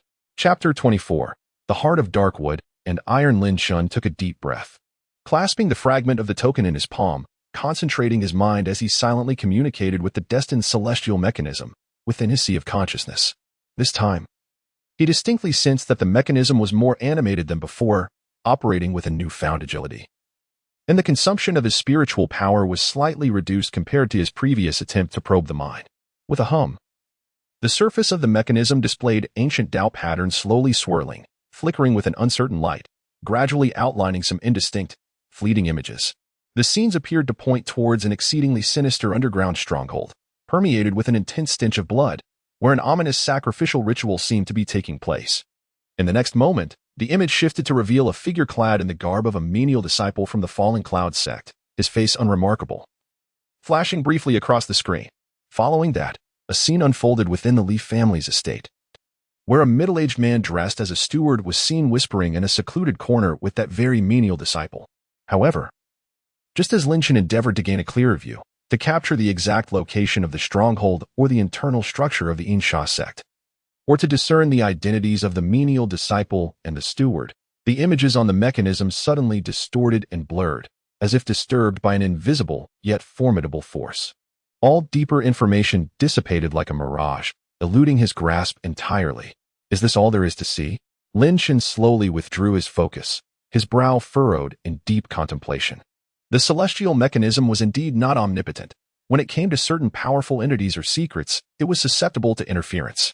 Yet, the fleeting glimpse of information it provided was sufficient to cast a shadow over his heart. The Lee family was undoubtedly in collusion with the Insha sect. Moreover, they had even planted spies within the sect, using menial disciples as pawns. This revelation sent a chilling wave through Lynchen. Should he directly investigate that menial disciple or the steward of the Lee family? No. He immediately dismissed the thought. Since they dared to conspire with the dark path, their actions would undoubtedly be secretive and ruthless. Any rash move on his part could easily alert them, potentially leading to dire consequences. Before he had sufficient strength, he must not reveal that he had acquired these clues. He needed to enhance his power first. Only by possessing the strength to protect himself and even retaliate could he gradually unveil the truth and confront the impending crisis amidst the turbulent undercurrents. Lynchen tucked away the cold fragment of the token, his gaze sharpening and turning icy. The evidence of the Lee family's collusion with the dark path had been preliminarily grasped. Yet, the lurking threat was far more terrifying than he had previously anticipated. His eyes finally settled upon the 5 alluringly radiant, cold essence crystals. They were no longer merely precious resources for cultivation. They were the key to enhancing his strength and navigating the current perilous situation. An intense yearning for power surged within him once more. Having made his decision, Lynchen no longer delayed. Although the obsidian dagger had shattered and lost much of its spirit, its material, dark wood and iron, still held some value. He donned a wide-brimmed hat to obscure much of his face and departed from his residence, making his way directly to the bustling marketplace. The market remained vibrant and lively, teeming with people.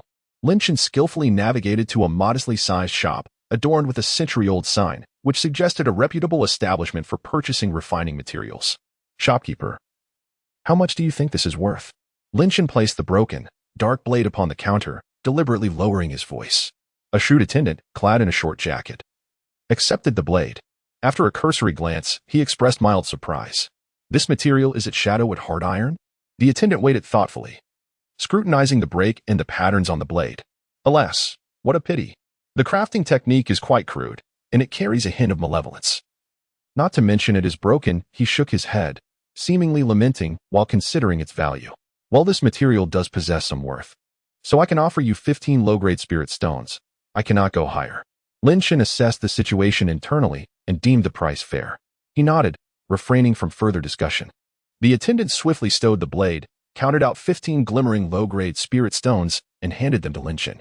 After placing the spirit stones into his storage pouch, Lynchen turned to leave the shop. With 15 low-grade spirit stones in hand, he had secured a modest sum to commence his plans. His thoughts shifted back to the 5 pieces of cold marrow crystal. Absorbing and refining them directly could enhance his cultivation somewhat. But he was still far from reaching the 5th layer of chi refinement, rendering it largely insignificant. Saving them for future alchemy seemed too distant. Unable to quench his immediate thirst, the only viable option remained, to temper the shimming finger. A glimmer of determination flickered in Lynchen's eyes. This finger technique possessed formidable power, particularly effective against cold-based martial arts. Should he be able to refine it with the precious cold marrow crystals, its potency would undoubtedly ascend to a new height. This was the swiftest and most effective method to bolster his combat strength in response to the threat posed by the Lee family. Resolutely, he decided to use 2 pieces of cold marrow crystal to attempt the refinement of the finger technique, reserving the remaining 3 for future considerations. Refining a technique was no small endeavor, and the chilling essence of the cold marrow crystals was particularly potent and domineering. His residence's array was rudimentary, likely to attract unwanted attention. He required an utterly serene environment, one that could obscure his aura and fluctuations of spiritual energy. The quiet meditation room. Lin Shan recalled that the sect seemed to possess dedicated spaces for disciples to enter seclusion or practice their techniques. Those rooms were fortified with isolation arrays, making them ideal for his purposes. He no longer hesitated and turned toward the direction of the deacon's hall. Upon encountering Deacon Liu once more, the latter's demeanor was even more respectful and warm than before. "Deputy Liu, you have returned." His face was adorned with a smile, but his eyes discreetly scrutinized Lin Shan, revealing a hint of cautious inquiry. "Regarding the previous task in the ice shale mine, might I ask if it proceeded smoothly?" "It went well enough," Lin Shan replied with a calm expression, downplaying his luck in completing the task and acquiring several pieces of cold marrow crystal. Upon hearing these words, Steward Liu's eyes sparkled with a glint of intrigue, and his smile broadened. Deputy Steward Lin is indeed blessed with profound fortune, and envy to all. The ice shale mine is notorious for its perilous nature. Ordinary disciples venture within at the risk of their lives, yet you emerge laden with treasures. He then shifted his tone, lowering his voice to convey a sense of measured concern. "However, Deputy Steward, there seem to be unsettling rumors circulating within the sect recently." "Oh?" Lin Shan remained composed. "It has come to my attention that a significant foreign affairs manager from the Li family has mysteriously vanished without a trace, neither alive nor dead." Steward Liu sighed, casting a furtive glance at Lin Shan. "Furthermore, some claim to have witnessed what appeared to be traces of demonic presence near the mine." He shook his head, his expression laden with worry. "Alas, these are tumultuous times. Though your prowess is formidable and you need not fear the petty, it is wise to exercise caution." Chapter 25. The Forging of the Frozen Ice Finger. It appears that the Li family is already aware of the failure of their dispatched personnel. Lin Shan understood in his heart that Elder Liu's words were both a friendly reminder and a veiled attempt to gauge his reaction. Maintaining an air of calmness, he cupped his hands and expressed his gratitude. "Thank you for the reminder, Elder Liu. I shall take note of it." He then stated his purpose directly. "Elder Liu, I wish to borrow a meditation chamber to cultivate a spell. May I inquire if it would be convenient?" "Convenient? Of course, it is," Elder Liu exclaimed, thumping his chest with great enthusiasm. "If Deputy Elder Lin requires a meditation chamber, it is an honor for the Elder Hall. I will arrange the best one for you. I assure you it will be secluded and free from disturbances." As he spoke, he swiftly produced a jade token and handed it to Lin Shan. "This is the token for the B-class meditation chamber, one of the finest in the outer sect. As for the usage fee, Deputy Elder Lin need not worry. Consider it a small token of goodwill from me, old Liu." Lin Shan accepted the token with a word of thanks and refrained from further comment. He was well aware of Elder Liu's intention to invest in goodwill. Meanwhile, deep within the Luoyun sect, at the Li family residence, a somber atmosphere pervaded a secret chamber, so dense it felt as if it could drip with moisture. At the head of the table sat Li Wei, currently in charge of the outer sect for the Li family. His face a stormy shade of iron as he glared at the extinguished soul lamp before him. Useless. At the peak of Qi refinement level 6. And equipped with tracking secret arts. To think he couldn't even handle a mere Qi refinement level 4 brat. And lost his life in the process. Li Wei slammed his hand on the table, causing teacups to jump, his eyes ablaze with fury. The few trusted subordinates standing below him fell silent, as if frozen in fear. "Chief, could that Lin Shan have someone backing him?" one subordinate inquired cautiously. This time even the death envoy. "Humph." Li Wei's gaze darkened. "Regardless of whether he has support, this boy has repeatedly thwarted the Li family's endeavors. He must not be spared." However, a flicker of ruthlessness crossed his eyes, only to be quelled by rational thought. After the previous ambush failed, and with the death envoy also having fallen, this boy exuded an air of mystery, until his background is clarified, and it is confirmed whether there truly is a powerful figure behind him. It is unwise to act recklessly. He contemplated for a moment before coldly instructing, send out orders to remain still for the time being. However, ensure that someone keeps a close watch on him. Every move he makes, whom he meets, where he goes, and what he cultivates must be thoroughly investigated. Understood. Another subordinate replied. Additionally, discreetly gather personnel and prepare several plans. Once we ascertain that he lacks support, or if we identify a foolproof opportunity, we must strike with thunderous force, leaving him no chance for resurgence.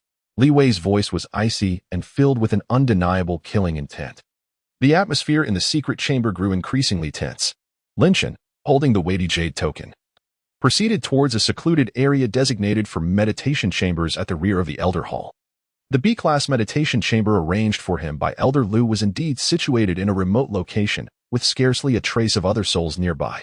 However, Linshan, with his keen intuition, was able to perceive several elusive gazes lurking in the shadows, like a relentless parasite that clings to the bone. Humph. The Li family's keen nose is indeed impressive. Linshan scoffed internally while maintaining an outwardly calm demeanor. He understood that from the moment he stepped out of his dwelling, he had likely fallen under the Li family's scrutiny. Within the sect, tranquility appeared to reign, yet turbulent currents surged beneath the surface. Nevertheless, his steps remained steady, each one firm and resolute. His gaze was sharp, devoid of any fear or hesitation. Time was of the essence. Linshan pondered. Knowing the Li family's next strike would undoubtedly be more ferocious and meticulously planned, he must seize this fleeting calm and swiftly harness the power of the cold essence crystal for himself. At last, he arrived before the door of the designated meditation chamber. It was a heavy stone door, crafted from a solid block of dark blue-black stone, inscribed with simple isolation runes that emanated a faint aura of spiritual energy. Linshan took a deep breath and pressed the jade token into the recess beside the door. With a deep rumble, the stone door emitted a low hum and slowly opened inward. Inside was a serene quietude, the light somewhat dimmed, yet the spiritual energy within was denser than outside. Carrying a hint of refreshing coolness, Linshan stepped inside. Behind him, the stone door gradually closed, severing all external scrutiny. It also isolated him from the impending storm. In this moment, he could distinctly sense the two cold essence crystals in his storage pouch, as well as the icy chill that stirred at his fingertips due to the ice finger technique. The meditation chamber was enveloped in silence. Linshan did not commence immediately. Instead, he first laid down a few simple warning runes around the stone chamber, insufficient, perhaps, but enough to provide some forewarning. Afterward, he took a deep breath and retrieved a cold essence crystal from his storage pouch. Upon grasping the crystal, an exceptionally pure coldness surged through his palm. As if seeking to freeze his very soul, he focused his mind, tightly holding the cold essence crystal in his right palm, and began to carefully channel the obscure special refining technique recorded in the ice finger method. The true essence of the ice water technique gradually activated as Linshan cautiously stirred the spiritual energy within him, attempting to guide the cold essence from the crystal, as if it were an ethereal chill emanating from the depths of the underworld. A mere thread, a single, silvery strand of cold was drawn forth, flowing through his fingertip meridians and gently merging into his index finger. The biting cold was far more domineering than he had anticipated. The cold energy surged like a living entity, instantly invading his limbs and bones, as if his very blood would solidify under such extreme temperatures. Linshan let out a muffled groan. His complexion paling, his veins throbbed upon his forehead. He exerted every ounce of effort to circulate the true essence of the ice water technique, his abundant spiritual energy flowing like a roaring river, fiercely resisting, enveloping, and refining the invading chill. His right index finger visibly transformed into a bluish-purple hue, soon covered by a delicate layer of translucent ice, the coldness threatening to penetrate to his very core. The meridians felt as though they were pierced by countless icy needles, inflicting unbearable agony. Yet, what was this minor suffering compared to the greater journey? Linshan gritted his teeth, his gaze unwavering, filled solely with an insatiable thirst for power. With an extraordinary willpower that surpassed that of ordinary beings, he bore this inhuman pain, meticulously guiding the energy within the cold marrow crystal, refining his bones and meridians. Time trickled by, each moment stretching into eternity. Eventually, the brilliance of the cold marrow crystal in his palm dimmed entirely, transforming into fine powder. Slowly, Linshan opened his eyes and exhaled a breath laced with distinct icy fragments. He raised his right index finger, and the once ethereal icy blue radiance now appeared even deeper and more substantial, akin to a polished sapphire, subtly emanating a hauntingly mesmerizing azure glow. Chapter 26, An Eye for an Eye, a Tooth for a Tooth. His gaze sharpened as he focused on a sturdy stone target in the corner of the quiet chamber, designed specifically for testing the potency of spells. Seemingly at random, he lightly tapped it. Contrary to his expectations, there was no resounding explosion. Instead, a faint sound reminiscent of ice succumbing to erosion broke the silence. The ethereal blue beam, refined to perfection, silently penetrated the thick stone target. In the next moment, a spine-chilling scene unfolded before him. Where the beam had vanished, a small hole, no wider than a finger, appeared, smooth as a mirror and unfathomably deep.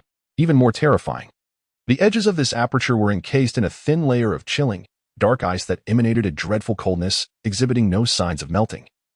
As if it possessed an almost eternal chill, such formidable penetrating power. And this freezing effect, along with its nearly imperceptible stealth, Lin Chen's heart was filled with awe. The potency of this single-finger technique surpassed anything he had previously encountered. Its penetration, freezing effect, and stealth had all achieved a qualitative leap. He even sensed, faintly, that within this ethereal blue light lay a terrifying property of corrosion and annihilation. Once more, Lin Chen's eyes gleamed with intensity. Without a moment's hesitation, he swiftly grasped a second piece of cold essence crystal, drawing from his first experience. Although the subsequent process of guidance and refinement remained excruciating, it proceeded with significantly greater ease. As the second cold essence crystal disintegrated into powder, the ethereal blue glow at his fingertips seemed to become even more restrained. Yet, the terrifying chill it contained caused the temperature in the entire meditation room to plummet several degrees, with frost forming upon the stone walls. He could distinctly feel that his understanding and control of mysterious ice finger had become far more adept. The technique's power had conservatively increased by at least 30%. Splendid.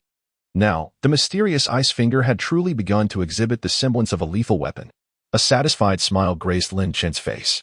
However, just as he reveled in the newfound power at his fingertips, preparing to solidify his gains, in the depths of his mind, the dormant destiny mechanism suddenly began to tremble violently without warning. The intensity of its vibrations was unprecedented, far more powerful than any prior alerts he had encountered. It felt as though it were striving to break free from the depths of his soul. This is bad. A warning bell rang in Lin Chen's mind as his expression shifted abruptly. He immediately focused his thoughts, channeling all his energy into sensing the disturbance. In an instant, countless chaotic, twisted, and menacing glyphs flickered wildly upon the surface of the mechanism. The light fluctuated erratically. Blurred and bloody images flashed rapidly like a revolving lantern. Finally, a scene crystallized. It was a crucial passage leading from the outer sect of the Falling Cloud sect to the back mountain area, Broken Cloud Gorge. Towering cliffs flanked both sides, the terrain treacherously steep. Li Wei. He stood prominently, his face a tumultuous blend of resentment and madness. Beside him were at least 4 formidable cultivators, whose vigorous aura unmistakably indicated that they were adept at the later stages of qi refinement. Each one bore a frigid gaze and wielded standardized magical artifacts, clearly indicating they were the meticulously trained or coerced assassins of the Li family. Behind the concealed cliffs flanking Duanyun Gorge, a layer of shimmering, rich earthy yellow light emanated from a formation, faintly visible. This was none other than one of the renowned trapping formations of the Li family, the Quicksand Formation. Once activated, this array would not only significantly impede the speed of enemies within its vicinity and weaken their spiritual energy, but also harness the Earth's power to create whirlpools of quicksand for execution. The celestial images vividly revealed that this entire setup would be completed by the early morning of the following day. Their target was precisely calculated. Anticipating Lin Chen's habitual route and fixed time for inspecting the outer disciples' affairs on the back mountain, the Li family, such ruthless and meticulous scheming. A chill surged from Lin Chen's feet to the crown of his head. In an instant, he comprehended the gravity of the situation. This was an exceptionally targeted, thoroughly prepared, and lethal trap designed for a guaranteed kill. The Li family had truly invested heavily this time, employing the most formidable forces available in the outer sect. Even resorting to the infamous quicksand formation, choosing the most opportune moment and location for ambush. They aimed to achieve their objective in one fell swoop, to utterly eliminate him. The thorn in their side, while he was still in his cradle. Within the quiet meditation chamber, a pervasive chill lingered. As if the very air had taken on a frigid texture, Lin Chen gradually reigned in the tumultuous emotions stirred by the celestial warning. The bloodthirsty intent flickering on the clock face indelibly etched in his mind. Yet at this moment, his gaze transformed into one of extraordinary calmness, sharp as an icicle. Li Wei, for late-stage qi refinement cultivators, and that accursed quicksand formation. Lin Chen's heart weighed heavily as he swiftly assessed the strength of both sides. This assembly was more than capable of effortlessly annihilating an ordinary peak qi refinement cultivator. Although I have recently refined the Xianbing finger, significantly enhancing my power, a direct confrontation would undoubtedly be a perilous endeavor, especially with that formation, which counters water with earth and can hinder my movement. It is truly my nemesis. The Li family has indeed gone to great lengths. It seems the losses they incurred last time have driven them to madness. A cold, Cutting smile curled at the corner of Lin Chen's lips, yet it also indicated that they remained wary of the sect's regulations, or rather, wary of my nebulous background, choosing not to act directly within the sect and instead opting for this Duanyan Gorge. Do they believe they have me cornered this time? How to break the stalemate? To evade? No, that won't do. Lin Chun immediately dismissed the notion. Since the Li family had laid out an intricate web, they would surely have contingencies. Merely avoiding them would leave him even more vulnerable, possibly providing them with an excuse to strike back. Seeking aid? From whom? Steward Liu? Lin Chun furrowed his brow. His strength was insufficient, and he might not be reliable. The sect elders? Their words carry little weight. Without proof, who would believe me? As for Sister Sue, a vision of her ethereal and exquisite form flashed through his mind, only for him to shake his head in denial. Their encounter was fleeting, her whereabouts unpredictable. It was simply not feasible. The ultimate conclusion remained singular. He must rely on himself, since they were intent on taking his life. Why should he await his demise in passivity? A glint of cold determination flickered in Lin Chen's eyes as a wild yet audacious thought surged within him. Knowing the time and place, aware of their arrangements, this was an opportunity handed to him on a silver platter. He would turn the tables and strike back. This was the choice that resonated most with his character. An eye for an eye, blood for blood. The quicksand formation, characterized by its earth attribute, was known for its ability to ensnare and suffocate. Lin Chen's mind raced as he calculated. He must identify its vulnerabilities. If he could instantaneously breach a corner of the formation, disrupt their encirclement, and harness the explosive power of his enhanced ice finger in conjunction with the predictive capabilities of the celestial mechanism. His gaze turned once more to the destined celestial mechanism within his mind. He needed to review it once again, with a focused thought. Lin Chen expended a modicum of mental energy, concentrating his intent on the quicksand formation, weak points, as well as the precise positions and movements of his 5 adversaries. Chapter 27. Surrounded by powerful foes, the killing game is set. Upon the surface of the celestial sundial, radiant light ebbed and flowed, rendering the intricate patterns of the formation ever clearer and more detailed. A jolt surged through Lin Chen's heart. He had discerned the trajectory of the formation's operation. Near the seemingly inconspicuous protrusion of rock at the eastern cliff base of the Duanyan Gorge, a fleeting yet almost negligible stagnation in the flow of spiritual energy would manifest. It was precisely there, the most fragile node of energy supply for the formation. Simultaneously, he spotted Li Wei's position. As anticipated, this cowardly individual had positioned himself in a relatively safe spot behind the formation, facilitating both command and self-preservation. The 4 late-stage Qi refinement cultivators were strategically stationed at the 4 critical positions in front of the formation, enclosing their adversary. Even their habitual attack initiations and simple coordination methods were meticulously captured by the celestial sundial. Excellent. A surge of murderous intent bubbled within Lin Chen as a complete counterattack plan swiftly took shape. At dawn tomorrow, he would feign ignorance and step into the trap. The moment they activated the formation, he would exploit the foresight of the celestial sundial, activating the agility talisman with utmost speed, and charge towards that eastern rock, breaking the formation, disrupting their rhythm, and then, his gaze turned icy to the core, he would slay Li Wei first. With the plan established, some additional preparations were necessary. Lin Chen promptly left the meditation chamber and stealthily made his way to the outer market once more, employing simple concealment to evade any potential prying eyes. Without hesitation, he exchanged the 15 low-grade spirit stones obtained from selling Ancientwood hard iron and the 23 low-grade spirit stones amassed from prior sect tasks, totaling 31 low-grade spirit stones, to procure 3 agility talismans to seize the initiative in breaching the formation, as well as 2 low-tier defensive talismans. Although their defensive capabilities were limited, the Vajra talisman might just withstand a lethal blow at a critical moment. The remaining 7 low-grade spirit stones were carefully stored away. Swiftly returning to his abode, Lin Chen meticulously inspected the talismans for integrity. Once satisfied, he kept them close to his person. He settled into a cross-legged position, gradually adjusting his state to its zenith. He felt no hint of panic or fear. Rather, there was a calm, yet exhilarating anticipation akin to a hunter poised to enter a meticulously set trap. The 3 Hansui crystals he had yet to use, along with the fragment of the Sha character token, were also kept securely at his side. Before fully succumbing to his meditative state, the ethereal and stunning figure of Sister Sue, with her formidable foundational strength, involuntarily surfaced in his mind. Sister Sue. He gently shook his head, swiftly suppressing that stray thought.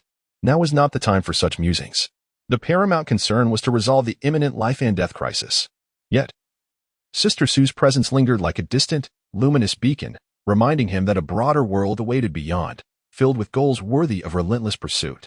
As night deepened, within the confines of his dwelling, an enveloping silence prevailed, pierced only by the steady and powerful rhythm of Lin Chen's breath, akin to a slumbering beast poised for action. His eyes were tightly shut, yet his mind was more focused than ever, meticulously replaying every detail of the impending encounter at Duanyan Gorge. He seamlessly integrated all the insights gleaned from the celestial mechanisms with his meticulously crafted counterattack plan, again and again, achieving a flawless synthesis. A chilling and piercing intent to kill simmered beneath his calm exterior, like a volcano on the verge of eruption, gathering momentum and potency. The Leaf family. Time and again, they have sought to bring about my demise.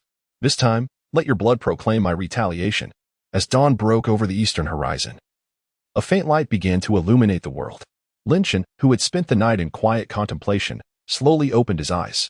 The ethereal blue glimmer forged from yesterday's trials, along with the accumulated murderous intent of the night, had quietly dissipated, leaving only a tranquil calm reminiscent of an ancient well. He rose, dusted off his garments as if merely preparing for a routine patrol. Pushing open the door, he stepped into the crisp morning light, each stride deliberate and steady. As he made his way toward the treacherous yet fated Duanyan Gorge, a place destined to become the grave for his enemies. The great battle was imminent. In the early morning at Duanyan Gorge, a thin mist enveloped the steep cliffs like a delicate veil. The air crisp and imbued with the unique moisture of the mountain flora. Yet beneath this serene facade lurked an insidious and palpable threat. Lin Chen walked with measured grace, his demeanor composed, his azure robes billowing gently in the morning breeze. He followed his habitual route to the rear mountain for training, traversing the narrow path of the gorge at a leisurely pace. His steps were unhurried, his gaze unwavering, as if he were merely indulging in an ordinary morning stroll. This extraordinary calm stood in stark contrast to the lurking icy murderous intent surrounding him. They have arrived. In a concealed nook of the cliff, Li Wei fixated on the approaching azure figure, his eyes filled with a venomous hatred that seemed to bleed, his lips curling into a cruel, twisted smile. Beside him, four cultivators clad in uniform black robes held their breath, each exuding a formidable aura. All at the late stage of chi refinement, 2 at the 7th layer and 2 at the 8th layer. Their gazes toward Lin Chen brimmed with a mocking delight. Reminiscent of a cat toying with a mouse, infused with unabashed confidence in their lethal intent. You shall meet your demise today, boy. Li Wei's heart screamed in madness. Daring to kill one of the Leaf family. Daring to seize the fortunes of the Leaf family. I will ensure that you cannot escape, nor seek death. With this, quaking sands formation, and 4 capable hands, you shall find no refuge. 1 step, 2 steps. Lin Chen appeared utterly oblivious to the dangers that surrounded him. His footsteps unwavering and resolute as he strode directly into the heart of Duanyan Gorge, the very core of the quaking sands formation. Now is the moment. Activate the formation. Li Wei's eyes blazed with murderous intent as he let out a suppressed yet fierce growl. In an instant, on both sides of it, the cliffs suddenly illuminated with countless pre-carved runes. A yellowish light surged skyward, intertwining like 2 colossal serpents, swiftly converging to form a vast luminous dome that enveloped the surrounding area for dozens of yards. The ground trembled violently, akin to the awakening of a slumbering dragon. Within the dome, yellowish quicksand materialized out of thin air, surging and rolling like a relentless tide. An overwhelming pressure and sense of stagnation descended upon Lin Chen, akin to the weight of 1,000 stones, instantly ensnaring him. He felt as if he had plunged into a viscous mire, where even breathing became an arduous task. Simultaneously, within the formation, countless sharp earthen spikes erupted from the ground, swirling sand blades rapidly coalescing in the air, emanating a spine-chilling aura of lethal intent. Whoosh, whoosh, whoosh, whoosh. Li Wei and the 4 black-clad cultivators emerged like phantoms from their hiding places, swiftly occupying 5 positions, effectively trapping Lin Chen in the heart of the formation. Each of their faces bore a triumphant grin, gazing at Lin Chen, seemingly immobilized within the array, as one would observe an ant on the brink of being crushed. The formation had been activated, formidable foes encircled, and a deadly trap was set. The situation was dire. Chapter 28. I've waited for you for so long, trapped in a perilous situation. Lin Chen found himself ensnared by the frenzied whirl of quicksand beneath his feet. The ochre glow of a formation overhead, and surrounded by deadly earthen spikes and sand blades, with 5 menacing foes glaring at him. Yet, contrary to expectations of panic. Lin Chen's expression remained composed. Not only did he exhibit no signs of fear, but a chilling smirk also graced his lips. Have you finally arrived? He lifted his gaze, calmly surveying Li Wei and the others, his tone nonchalant, as if reuniting with old friends. I've been waiting for you for a long time. This abrupt declaration left Li Wei and the four cloaked cultivators beside him momentarily stunned. Could this young man have known all along? A flash of unease surged through Li Wei's mind, unbidden. Before they could ponder further, the formation's attack was already unleashed. Whoosh, whoosh, whoosh. The quicksand surged violently, coiling around Lin Chen's legs like a living creature, while dozens of sharp earthen spikes shot forth from all directions, sealing off every possible avenue for escape. Lin Chen let out a low shout, azure light swirling around him. Water shield. The rotating curtain of water expanded instantly, resembling a rapidly spinning sphere, deftly deflecting most of the encroaching quicksand's force, sending it flying away. Simultaneously, he shifted his stance slightly, his body contorting at an astonishing angle to evade the most ferocious and cunningly angled earthen spikes. Swoosh, swoosh. Several spikes grazed the corners of his clothing, creating a sharp, slicing sound in the air. The power of the formation was indeed formidable, Lin Chen mused, feeling the immense pressure transmitted through his protective water shield. The swirling water light had noticeably dimmed, and its energy consumption was far greater than usual. His movements were, without a doubt, affected by the pervasive weight and sluggishness, rendering him less agile than normal. Still defiant even in the face of death. Attack. Li Wei, thoroughly incensed by Lin Chen's calm demeanor, suppressed his unease and barked a fierce command. Kill. The four late-stage Qi refinement cultivators no longer hesitated, striking simultaneously. The glint of their blades sliced through the air like a silken thread. The shadows of their swords struck like venomous serpents, aiming for vital points. Furthermore, two spells ignited. One was the Earth Spear technique, infused with the essence of earth, sharp and heavy. The other was the rapidly spinning Azure Wine Blade Gale Blade, possessing astonishing cutting power. For attacks converged from four distinct directions, weaving an impenetrable net of death that enveloped Lin Chen in an instant. You should consider it an honor to perish beneath our Li family's meticulously prepared quicksand formation, sneered one of the cloaked cultivators. How dare a mere fourth-level Qi refinement cultivator act so arrogantly? Today you shall learn how to write the word death, declared another, his voice laced with cruelty. Faced with this ferocious onslaught, Lin Chen's gaze sharpened like a bolt of lightning. Deep within his mind, the destiny mechanism trembled subtly, clearly reflecting the trajectory, speed, and sequence of each attack, as well as the minute fluctuations of the formation's spiritual energy at that moment. Now is the time. Lin Chen's heart stirred, and he swiftly made a judgment. The opportunity lay in the instant just before the four attacks would converge upon him. It had not fully coalesced. It was precisely at this moment that the force of the formation experienced a brief stagnation, creating a perfect gap in its operation. With a hum, Lin Chen abruptly struck his storage bag, instantly activating a talisman, diamond talisman. A faint golden shield suddenly materialized outside the water shield, as if encasing the water sphere in a robust metallic shell. Bang, bang. Two relatively weaker attacks, the glint of a blade and a fierce wind blade, smashed against the diamond talisman, producing a resounding thud. The golden talisman trembled violently, its brilliance dimming significantly, yet it ultimately endured the assault.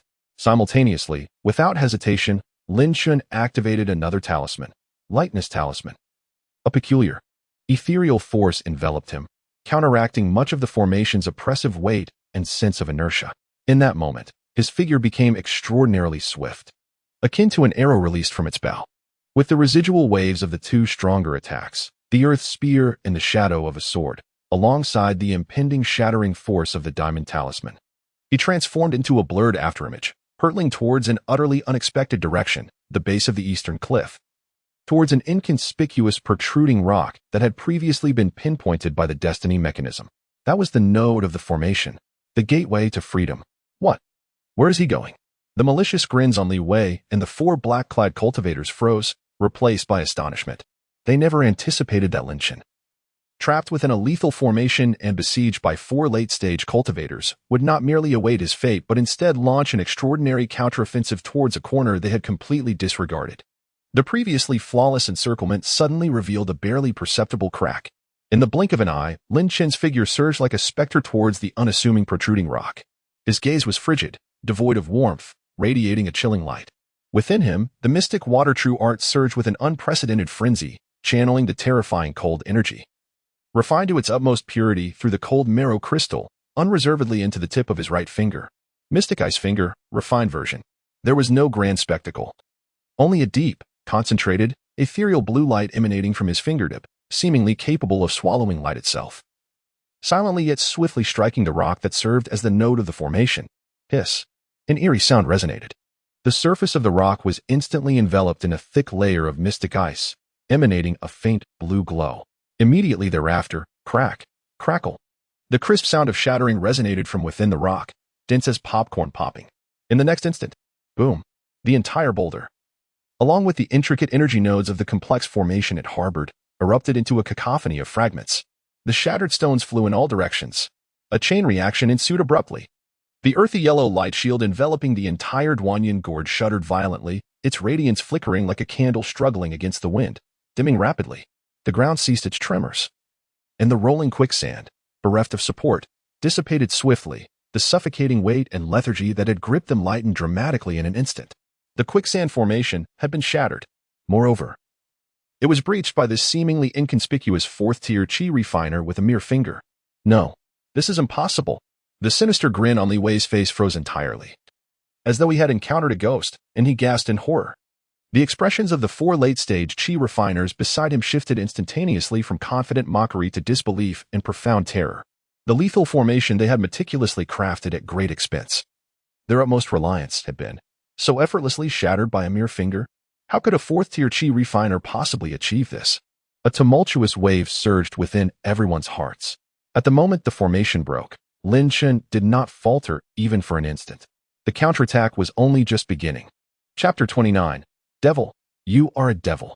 In Lin Chen's mind, the destined celestial mechanism emanated a brilliant light, precisely capturing the fleeting vulnerability of a nearby seventh-layer chi refinement practitioner, whose spirit was shaken by the disruption of the formation. In an instant, Lin Chen unleashed another talisman, the second, Lightness Talisman. His already swift figure accelerated further, leaving behind a faint afterimage as he traversed several zhang in the blink of an eye. Appearing before the seventh-layer practitioner. You. The practitioner's pupils constricted in shock as he retreated hastily, raising his hefty broadsword with all his might to strike down upon Lin Chen. The wind from the blade howled, powerful and forceful. Yet, it was far too slow. At Lin Chen's fingertips, the chilling azure radiance flickered once more. Ice Finger. Striking preemptively, the azure beam of light landed with unerring precision upon the descending blade.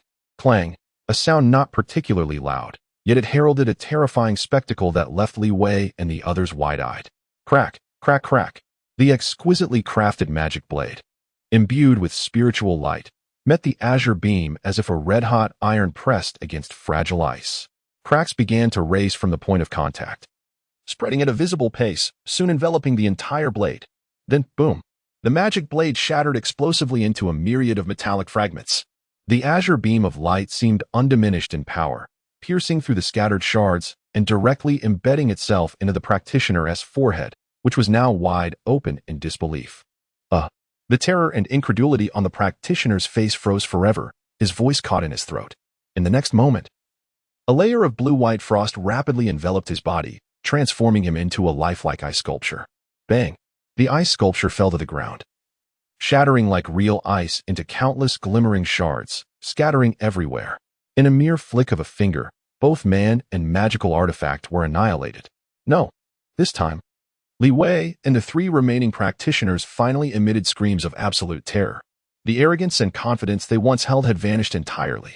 They realized that what they had provoked today was no mere lamb for slaughter, but a peerless beast cloaked in human skin.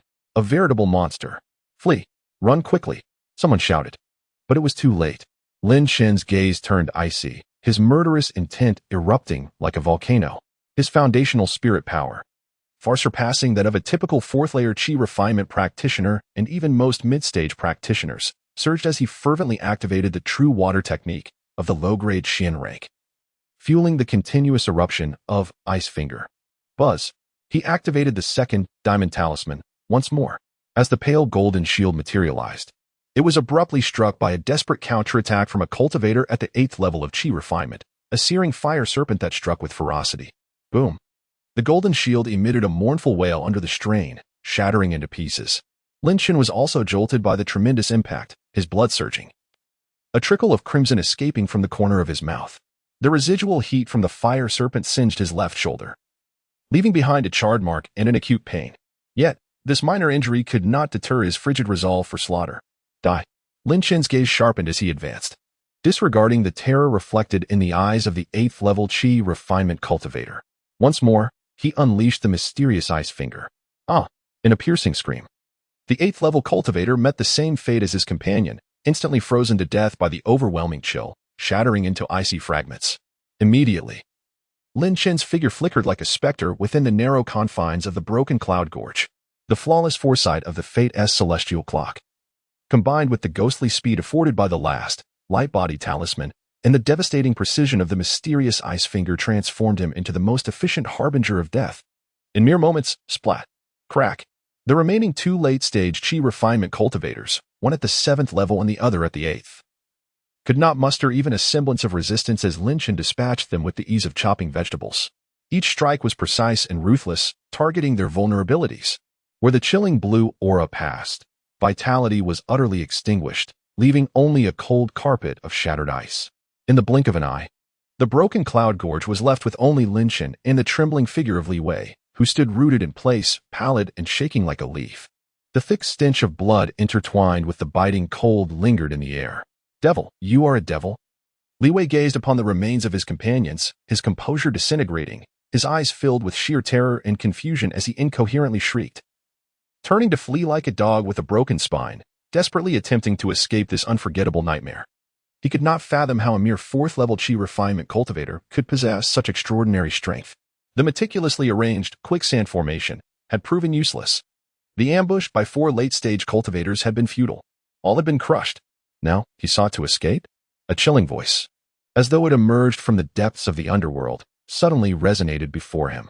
Li Wei, his soul shivering, looked up to find Lin Chen, like a specter, blocking his path, his gaze icy and laced with unmasked derision.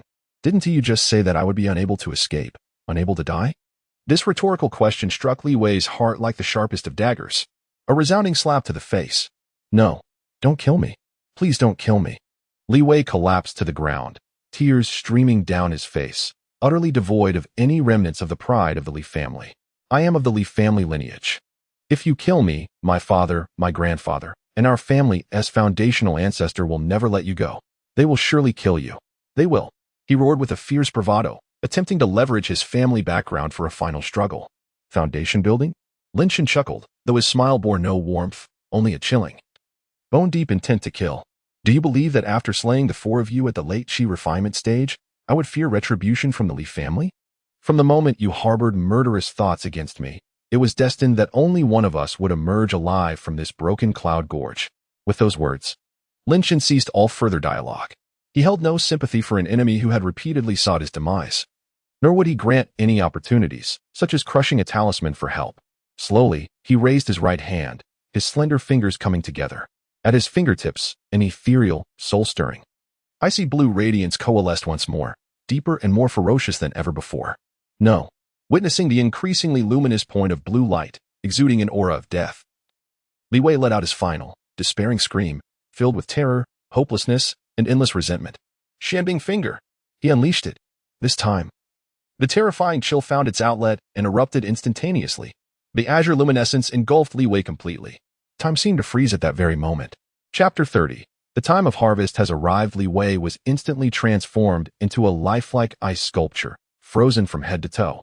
His face contorted in the ultimate expression of terror, anguish, and unwillingness as he faced his demise. Then, bang! A dull explosion resonated. The ice sculpture shattered violently, disintegrating into countless crystalline shards that sparkled with an eerie luminescence in the morning sunlight, cascading down like delicate snowflakes. Not a trace of flesh or blood remained. A body utterly unrecognizable. The Duanyan Gorge returned to a deathly silence. Only Lin Chen stood amidst the chaos and the cold fragments. The shattered remnants of the formation and 4 corpses turned to ice proclaimed that this meticulously orchestrated ambush had concluded in a manner that none could have anticipated. The previous arrogance, the confidence of assured victory, the mocking cat-and-mouse game, all had vanished. Only the victor remained, with a cold gaze and the lingering aura of chilling murderous intent in the air. At this moment, All the tension, anger, and frustration that had built up within Lin Chen were released with the shattering of Li Wei into ice shards, transforming into an overwhelming sense of exhilaration and shock. A gentle breeze stirred, lifting a few unmelted ice fragments, mingling with a faint scent of blood, wafting through the crisp morning light. The ground lay in disarray, scattered with fragments of the shattered formation, dark pools of blood covered with remnants of ice, silently narrating the brief yet intensely brutal slaughter that had just transpired. Lin Chen stood still, breathing lightly, his complexion pale from the significant expenditure of spiritual energy and minor injuries sustained from resisting the attack. Yet his gaze remained sharp as an eagle, calmly surveying the battlefield that had just entombed 5 formidable foes. He exhaled softly, suppressing the tumult of blood and the burning sensation in his shoulder. The battle had concluded, but now was not the time for relaxation. Without hesitation, he stepped toward the nearest pile of ice remnants. Cleaning the battlefield and tallying his gains were the most pragmatic tasks at hand. Skillfully, he sifted through the ice and blood, retrieving the first storage bag, then the second, the third, a total of 5 storage bags. A glimmer of excitement flashed in his eyes. The time of harvest had arrived. He meticulously wiped away the residual simple consciousness imprint of the original owner from each storage bag. The restrictions of Qi refinement stage cultivators were typically not very strong. He probed into the first storage bag, then the second, and upon completing his examination of all 5 bags, even Lin Chen's usually composed demeanor faltered, his breath quickening slightly. Spirit stones. An abundance of spirit stones. Li Wei, being a direct descendant of the Li family, was indeed affluent, contributing nearly 80 low-grade spirit stones all by himself. The other 4 late-stage Qi refinement cultivators collectively yielded nearly 100 low-grade spirit stones. In total, that amounted to a staggering 172 low-grade spirit stones. 172 pieces. Lin Chen silently contemplated. For him, it represented an astronomical sum, sufficient to sustain his cultivation for an extended period. In addition to the spirit stones, there were also numerous elixirs. Several bottles of healing potions were perfectly suited for tending to the injuries sustained in the recent battle. A considerable number of recovery potions for restoring spiritual energy, as well as 3 bottles of gathering spirit pills, which would aid cultivation during the later stages of Qi refinement. Regarding magical artifacts, most have been destroyed in the recent conflict due to the terrifying cold power of the Xianbing finger, leaving only 2 intact low-grade artifacts, a rather unremarkable flying sword and a small round shield, of mediocre quality, barely useful, yet could be sold for some spirit stones or kept as a backup. Although the mid-grade defensive armor worn by Li Wei had significantly lost its spiritual essence under the erosion of the cold energy from the Xianbing finger, the materials themselves still held considerable value. As Lin Chen probed the depths of Li Wei's storage bag, his consciousness brushed against an item that was cold and of peculiar texture. He retrieved it. It was a token, roughly the size of a palm, neither gold nor jade. Entirely black. The token felt icy to the touch, with a depiction of a swirling, distorted black flame on its front, at the center of which was a ghastly skull. The material, design, and the chilling, sinister aura it emitted were starkly different from the fragment of the evil character token he had previously received from the Cloaked Elder. Yet, the sense of malevolent chaos that emanated from the depths of the soul bore a subtle resemblance. What could this be? Lin Chen furrowed his brow and flipped the token over. On the back, he saw only a faint, ancient script inscribed with the character Tiang. Tiang? Lin Chen silently noted this discovery. It appeared that the Li family, or rather Li Wei, was indeed intricately linked to the mysterious Insha sect. And this connection seemed far more complex than he had initially imagined.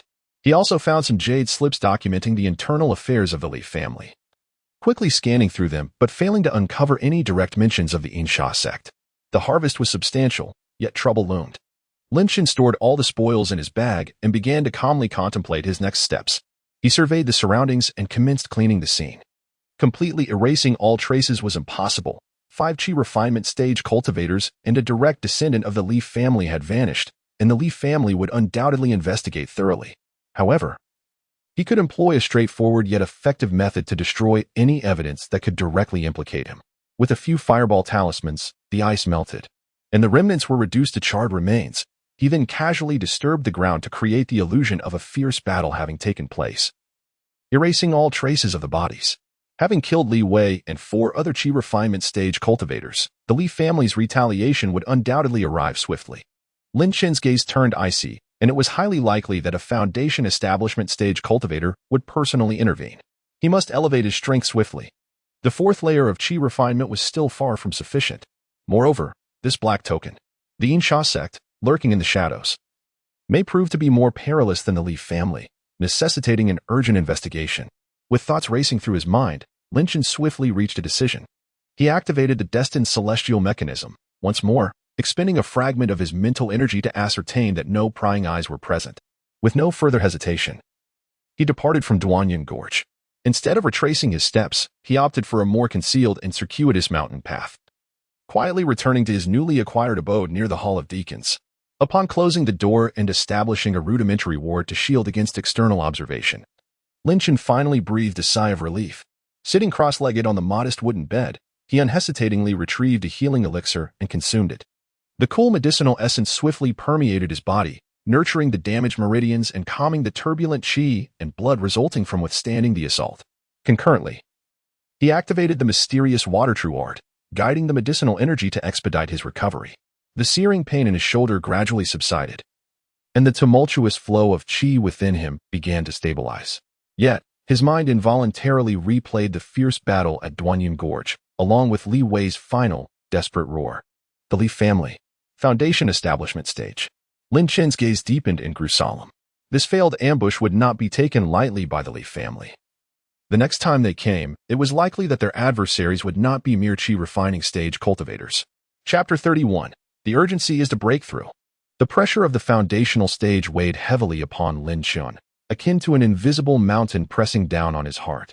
His strength, alas, remained insufficient.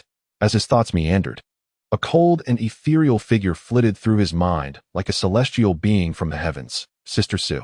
Her unfathomable prowess in the foundational stage, coupled with her apparent knowledge of the sinister Insha sect, stirred a fleeting desire for her assistance. Yet, this notion was swiftly suppressed by Lin Chen. Reliance on others is ultimately not a sustainable strategy. True strength must be cultivated from within, for it is the foundation upon which one can stand in the brutal realm of cultivation. Should the future bring him to the brink of despair, he might consider seeking this enigmatic sister for guidance. However, the immediate priority was to elevate his own power. His gaze fell upon the heap of spoils before him, a veritable mountain of treasures, 172 low-grade spirit stones, several vials of elixirs, a mid-grade armor of exceptional material albeit diminished in spirit, and 2 low-grade magical artifacts.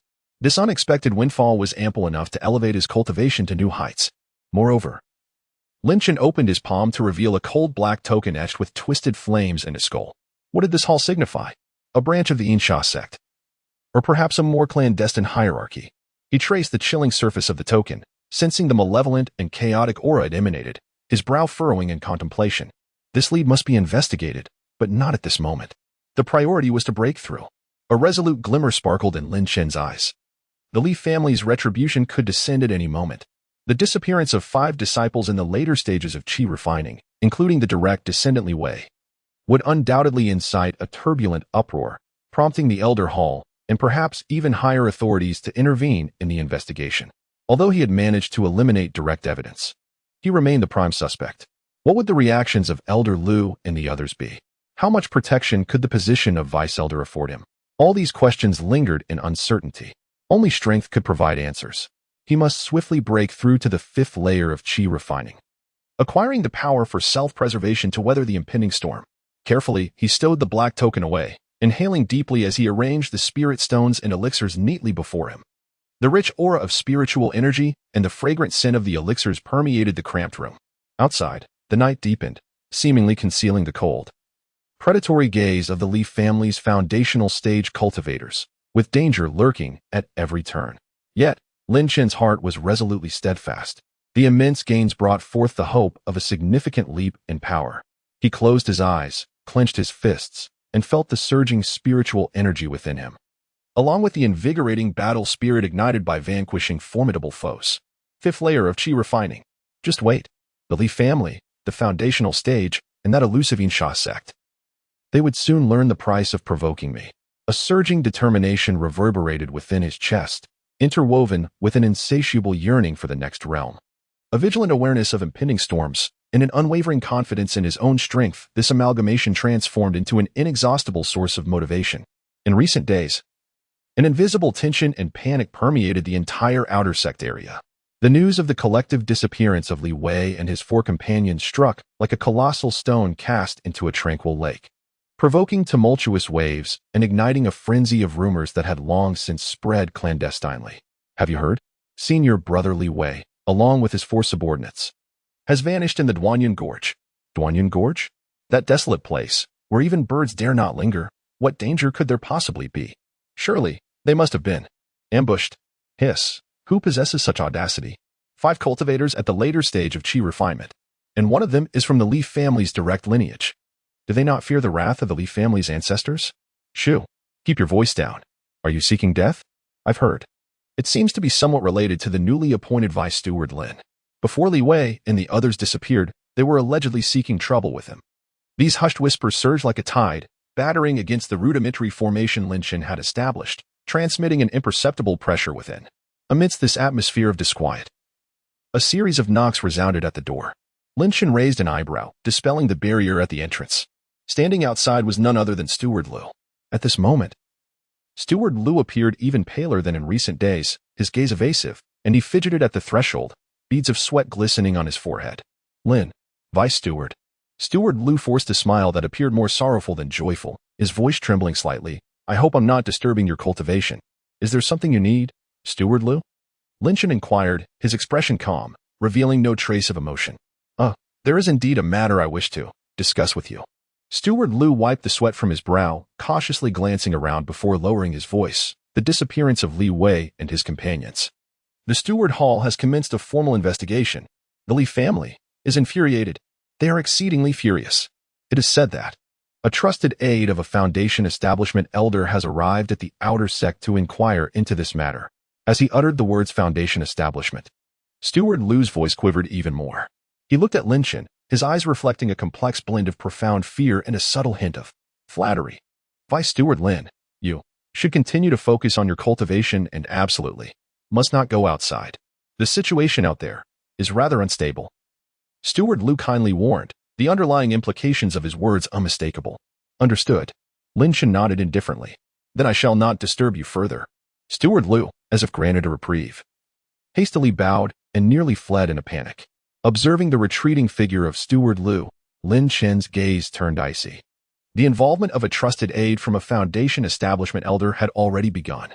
The Li family's retaliation had come swifter than anticipated. The imminent threat of life and death rang alarm bells in his heart. Strength. He must elevate his power without delay. Lin Shen fervently resolved within himself.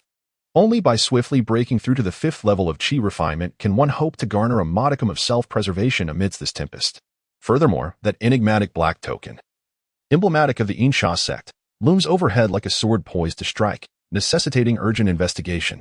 Yet, at this moment, the paramount priority remains the breakthrough to the 5th level of qi refinement.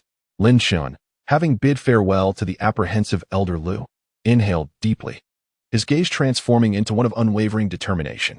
He resolutely shut the door behind him and retrieved several low-grade spirit stones from his storage bag, hastily reinforcing the defensive and isolation formations of his abode.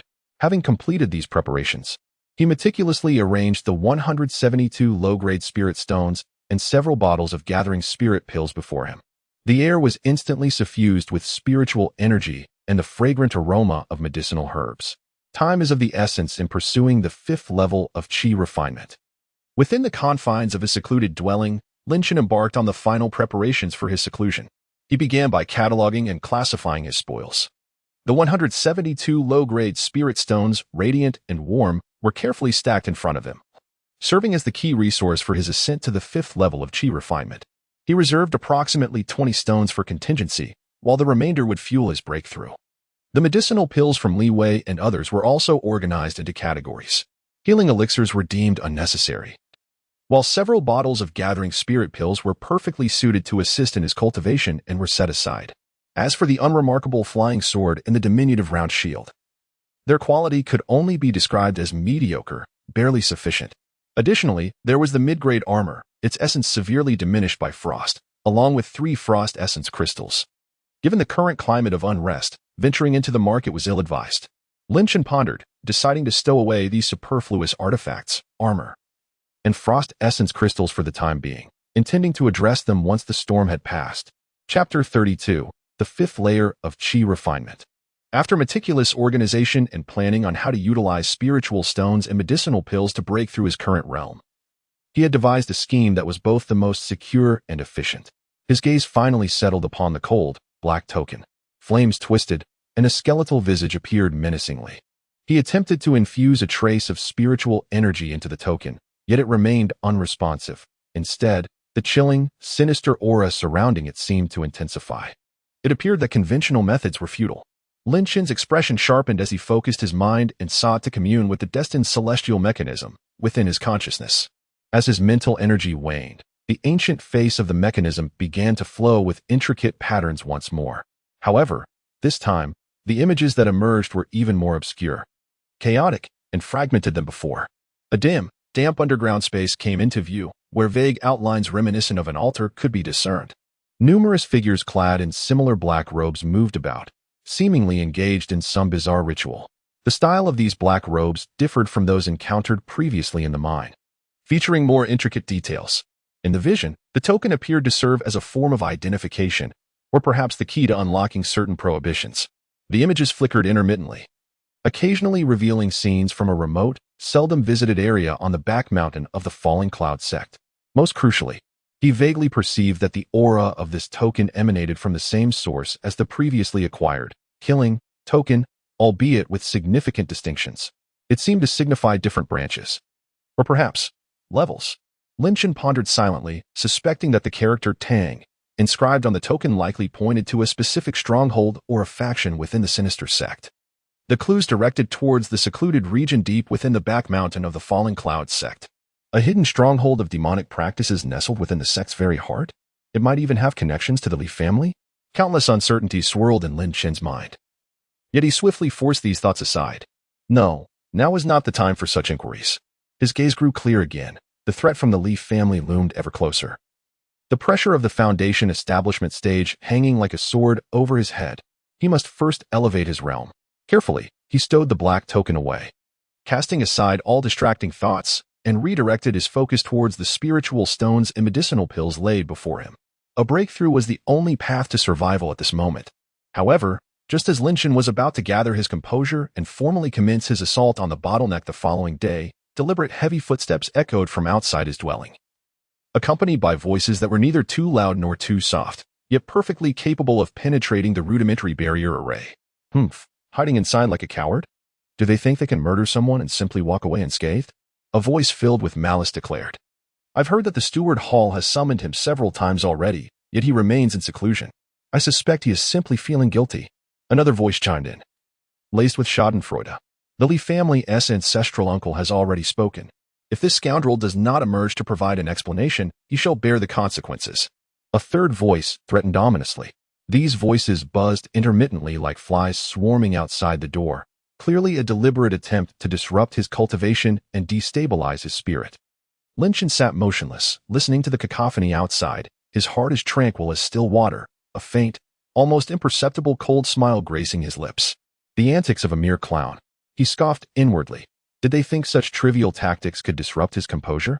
Rather than shaking his resolve, the external pressures and disturbances only solidified his determination to break through at the earliest opportunity.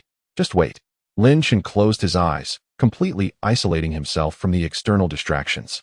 Once I reach the fifth level of Qi refinement, I shall ensure that you remain silent. The external clamor and threats seemed to reach a fever pitch, with a barrage of harsh words incessantly bombarding him. Yet within his dwelling, Lin Chen remained as steadfast as a mountain, unperturbed. He took a deep breath and began to formally activate the Xian Shui Zhenju, gripping several low-grade spirit stones in each hand.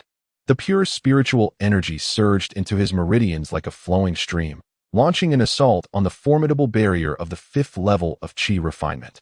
A challenge that had long eluded him. The breakthrough was about to commence.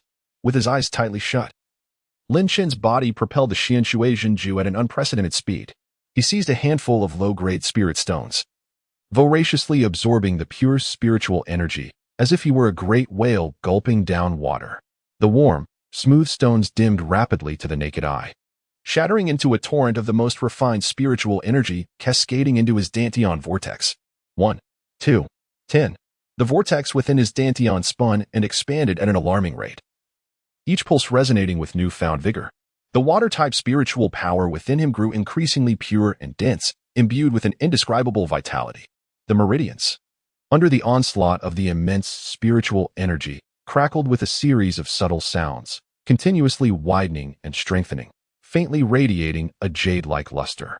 With over 100 low-grade spirit stones, supplemented by several gathering spirit pills, this extravagant accumulation of resources aimed at surmounting the mere 5th level of chi refinement was truly unparalleled within the outer sect of the Falling Cloud sect.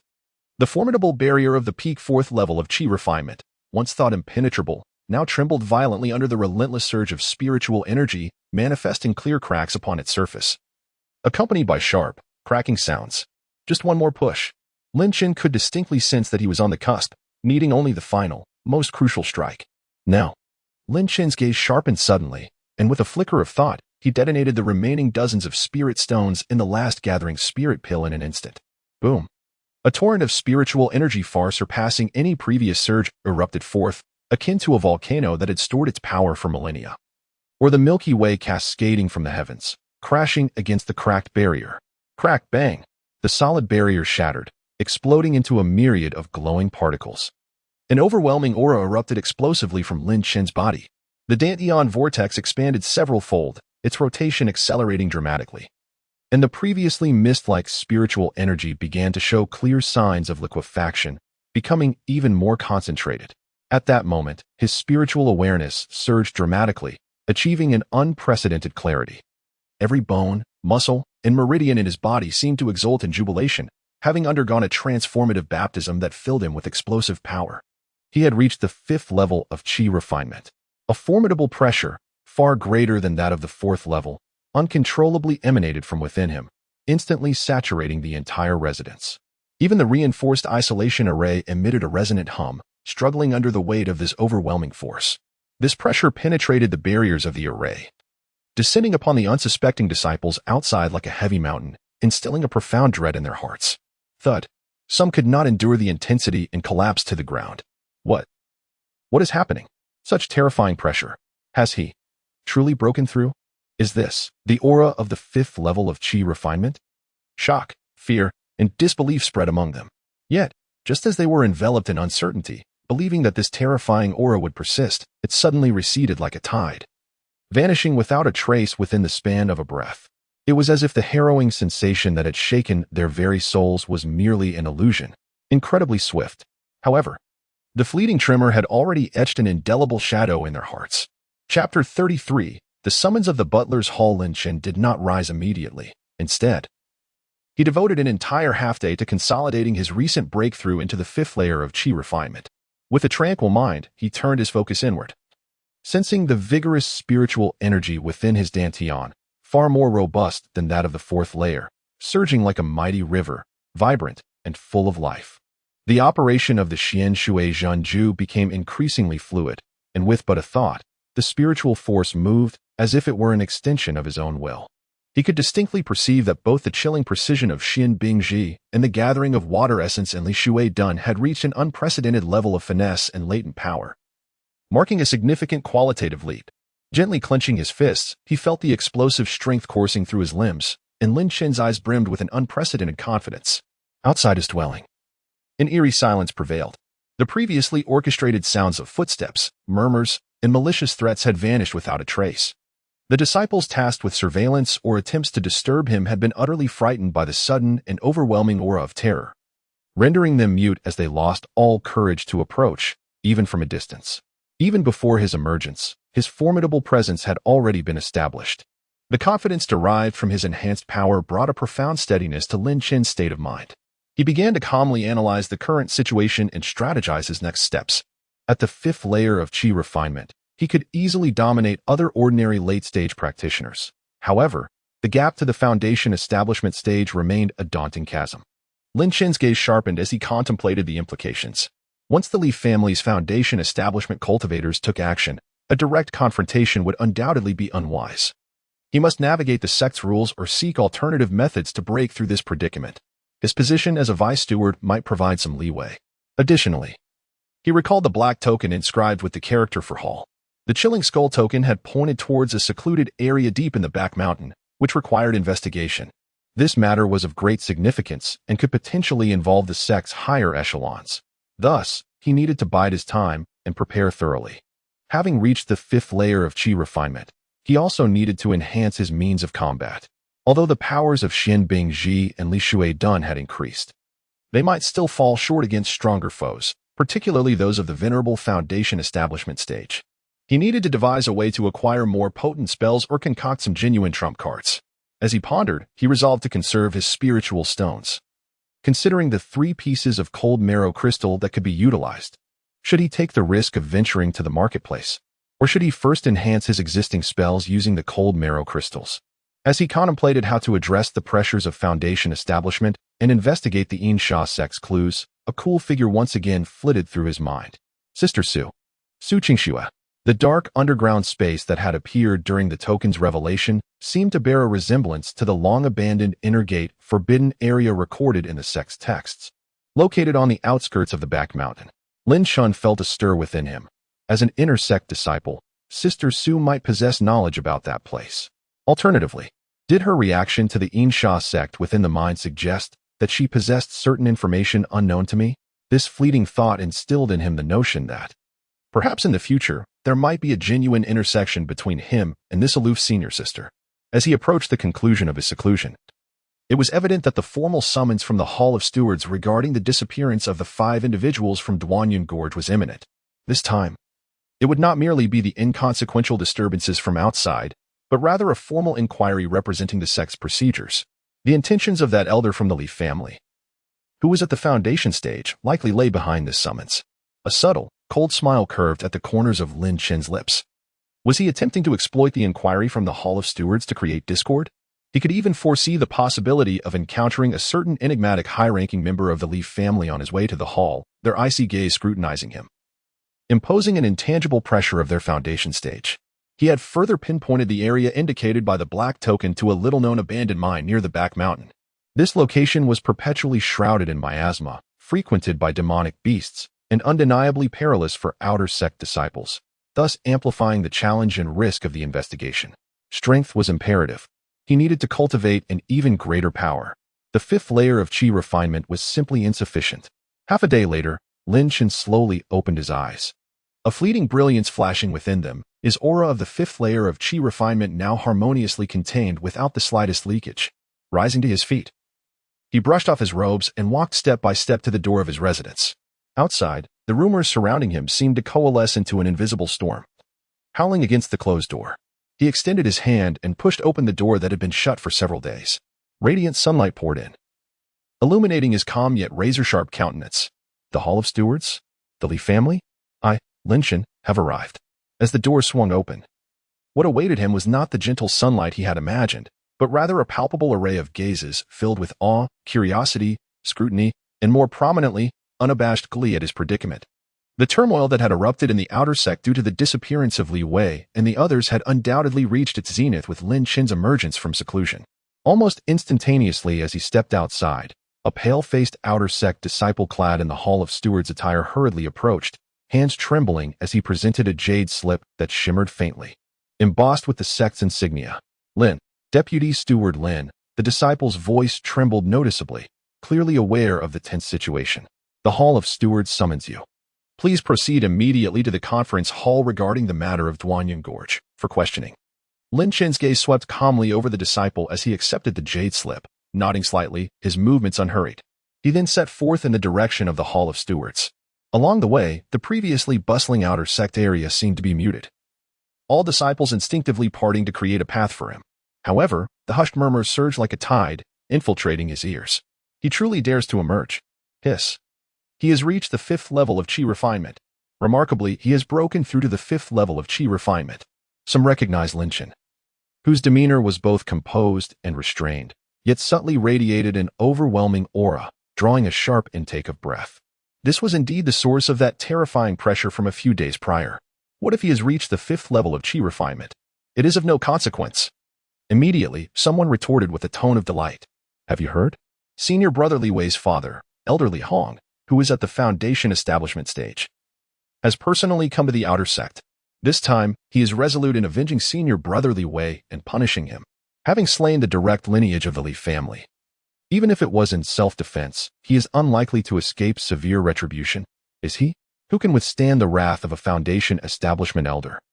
Just watch. Today he is doomed. The Deacon Hall shall be his burial ground. Malicious curses and gleeful whispers echoed in succession. Lin Chen remained indifferent, his step steady, his expression betraying not a hint of turmoil. Just as he was about to reach the towering edifice of the Deacon Hall, a chilling, immense, and terrifying pressure that scrutinized him as if he were an insignificant insect suddenly locked onto him from the direction of the Deacon Hall. Chapter 34. A Murder Among Peers?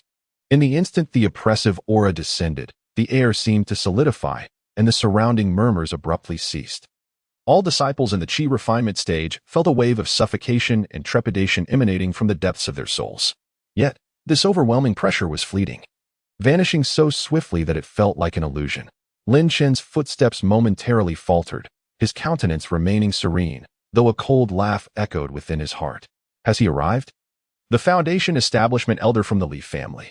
Is this the might of the Foundation establishment stage? Indeed. It is a realm far beyond that of the Qi refinement stage. He inhaled deeply, steadying his emotions, and his stride regained its firmness.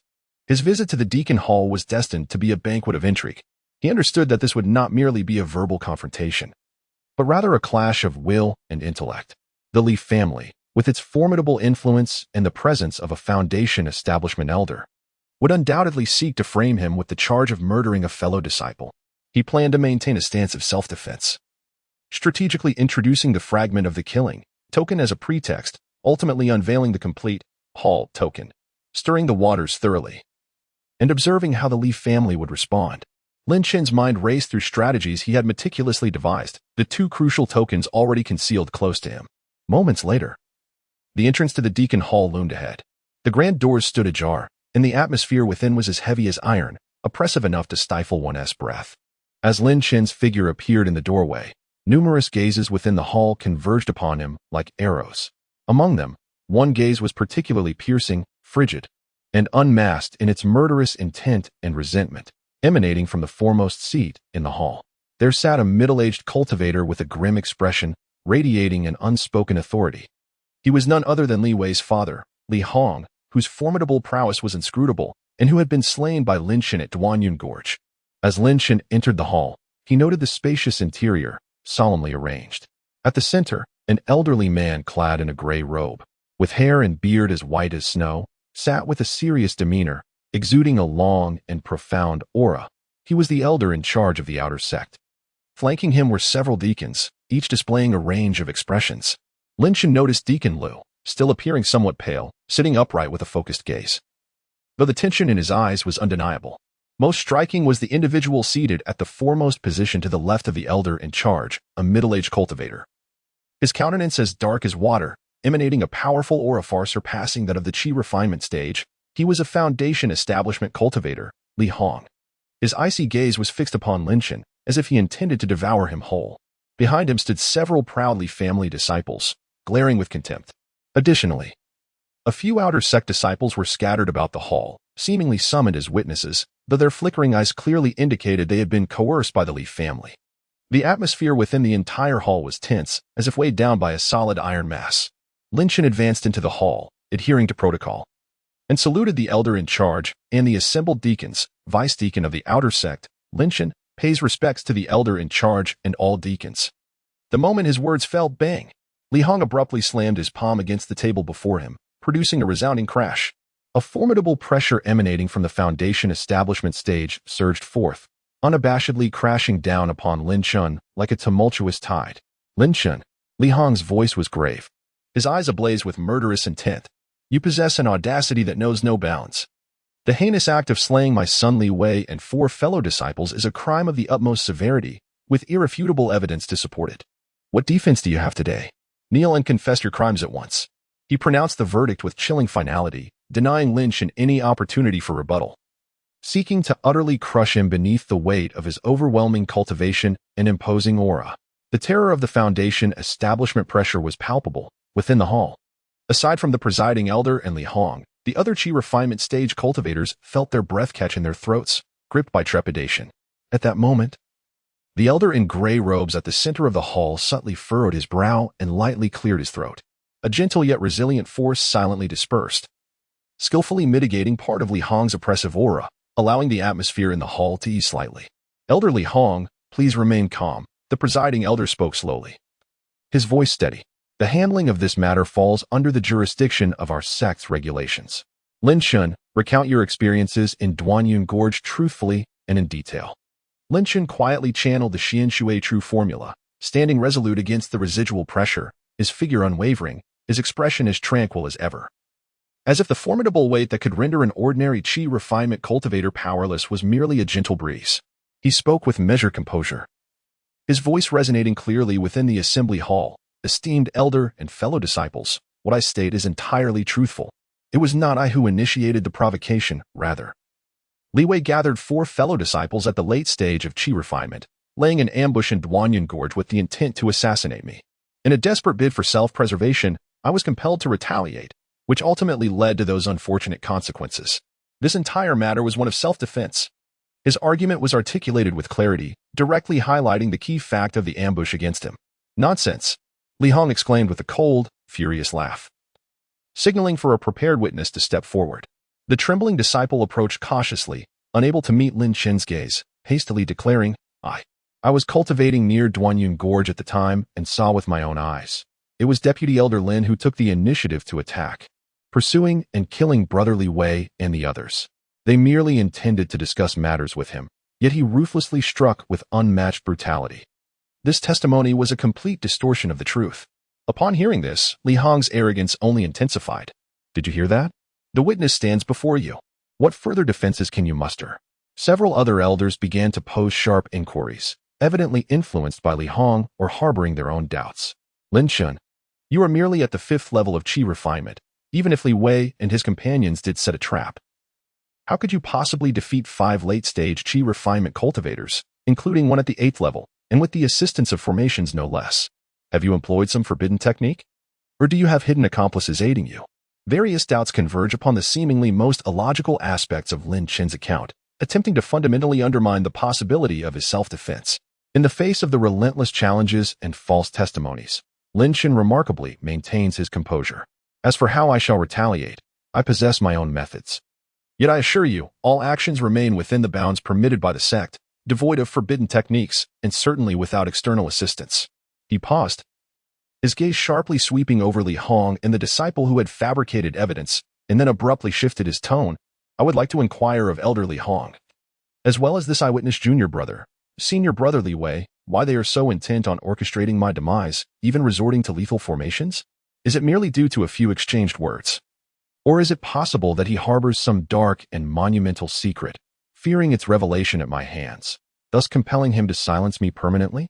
Lin Chen's voice, though not loud, resonated with clarity, imbued with a penetrating essence that began to direct the focus towards the true motives behind Li Wei's assassination attempt on him.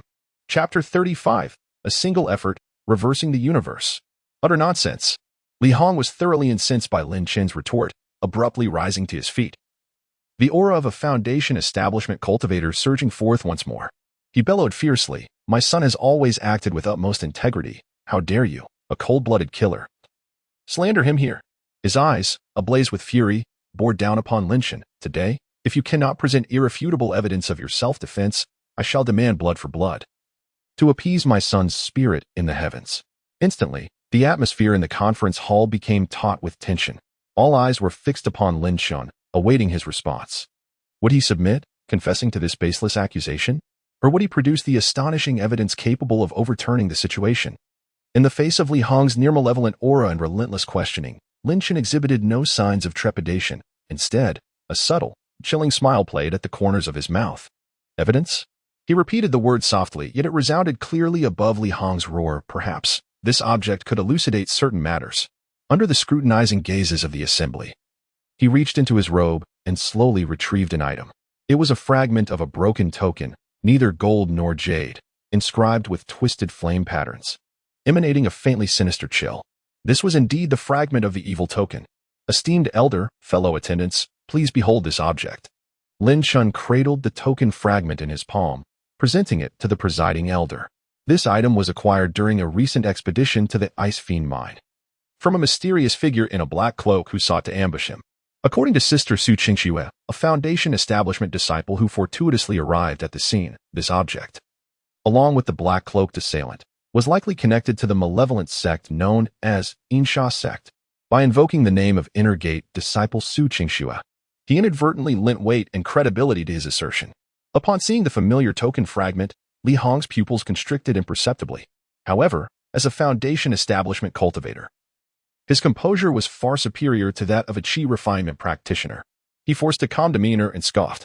Humph, merely old tales. What relevance do they bear to the matter of Duanyan Gorge? Are you attempting to obfuscate the truth and divert attention? This object alone might indeed fail to directly substantiate the events at Duanyan Gorge. Lin Chen's tone remained unperturbed, as if recounting a trivial matter. Yet his subsequent words struck like thunder in the conference hall. But what if? Lin Chen's gaze suddenly sharpened, piercing through Li Hong. This token was discovered within the storage bag of Li Wei, who attempted to assassinate me. Before the echoes of his words faded, he swiftly flipped his wrist. Another token materialized in his opposite hand.